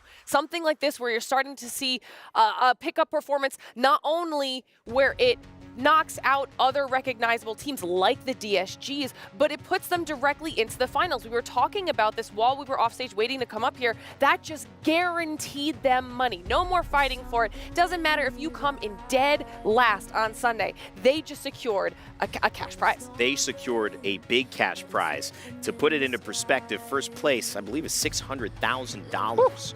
Meaning second place is $300,000. Third place, it's pretty good, Jayhawk. I think it's all right. Icholos is going to be happy to be a part of that. Absolutely, and I think even bigger for them potentially. Obviously, the money's great, but I think these South American teams are always fighting for respect. They want to prove that they are the best. They can compete with the best. These guys, they have a lot of LAN experience, haven't quite been able to put it together, so now they're going to get a chance to prove it in a finals lobby and show the world we're not to be messed with. One of the things about LAN experience that is so often not discussed is the lack of it for certain regions. And South America is one of them that does not have as many qualifying spots. You look at coming up in Germany, North America has 12. EMEA has 8. South America does not have as many as that. I think it might be around 5 or so. Two, right? Look at that. The opportunities for this moment, Ben.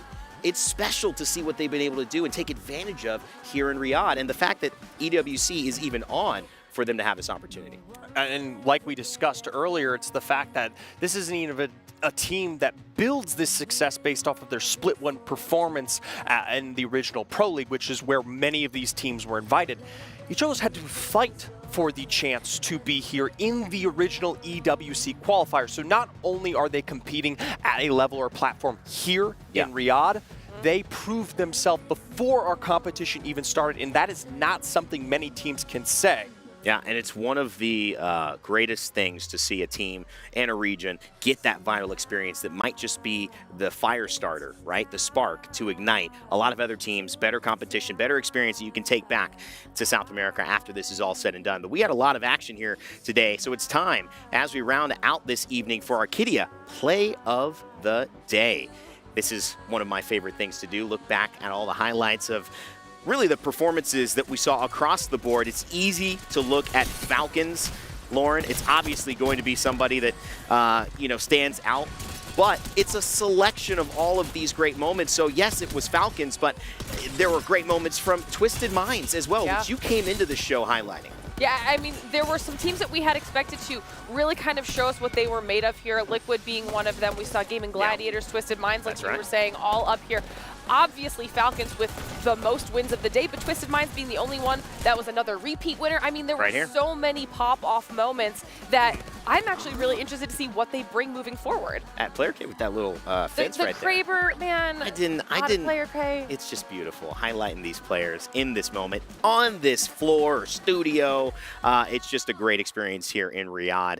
It is a little bit later, too, though, as well as we continue to look at. We've got 4 more days to go. A lot of these players leaving the venue, getting some rest, getting ready, but some players, they're going to be staying up a little extra, maybe even going to a celebratory late night dinner, especially because of their performances so far. We've got our MVP of the day to give away, and I believe you know who it is. I think this is the person who told you to pick the 2 maps that got picked. I don't know if that has anything to do with it, but I'm just saying, Jayhawk. Imperial Hal. I mean, Imperial Hal, he's called the CEO for a reason. We talk about him, all his accomplishments, the most LAN wins of all time, 33 kills, 14,000 damage. What a day from the CEO. His team goes out on top. He dominated all the way throughout. Wasn't able to win that 1v1 against Player K, but, I think they'll be happy with the points that they were able to put up. Most kills in the lobby, and he was the leader.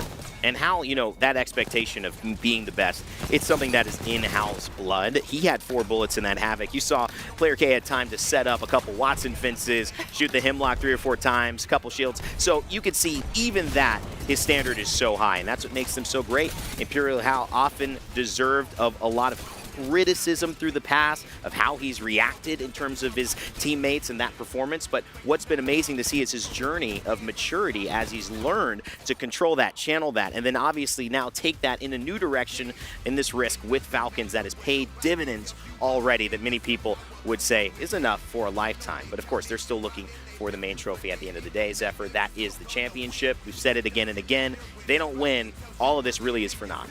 Right, and for many of these teams on the other side of this equation, it's a chance to prove themselves. We already walk into EWC knowing that we have a mountain to climb, and for so many of these teams, one target at the very, very top. So while that pressure is already on the Falcons, for so many of these others rosters, this could potentially be an accolade that we discussed for years, because at the end of the day, as incredible as Day 1 has been, the Falcons are still technically unproven. It's true. I mean, it's one of those things they probably don't want to hear, but I'm sure they feel it because that desire inside to prove themselves still exists. I'll kind of throw that to you, and you can handle it as you wish, Lauren, or essentially help us wrap up your thoughts on today, because yes, it is amazing to see a team so successful still have this level of passion to want to dominate. We did see them dominate. It was a heck of a performance from Falcons today, but a lot of takeaways from Day 1 here at EWC. Yeah, I think obviously Falcons' performance being such a blockbuster performance in groups is definitely a takeaway. They'll also be getting those 9 additional starting points heading into Sunday, which is something we haven't even talked about yet. And giving that to a team like Falcons is a massive boost. Even though the match point's a little bit higher, they've kind of already negated that by getting first place in their groups. Now we have to see what Group B can bring to the table and just how good they can be. It's going to be an exciting competition. And also, they only play 2 times, now and then Sunday, so they don't give you a lot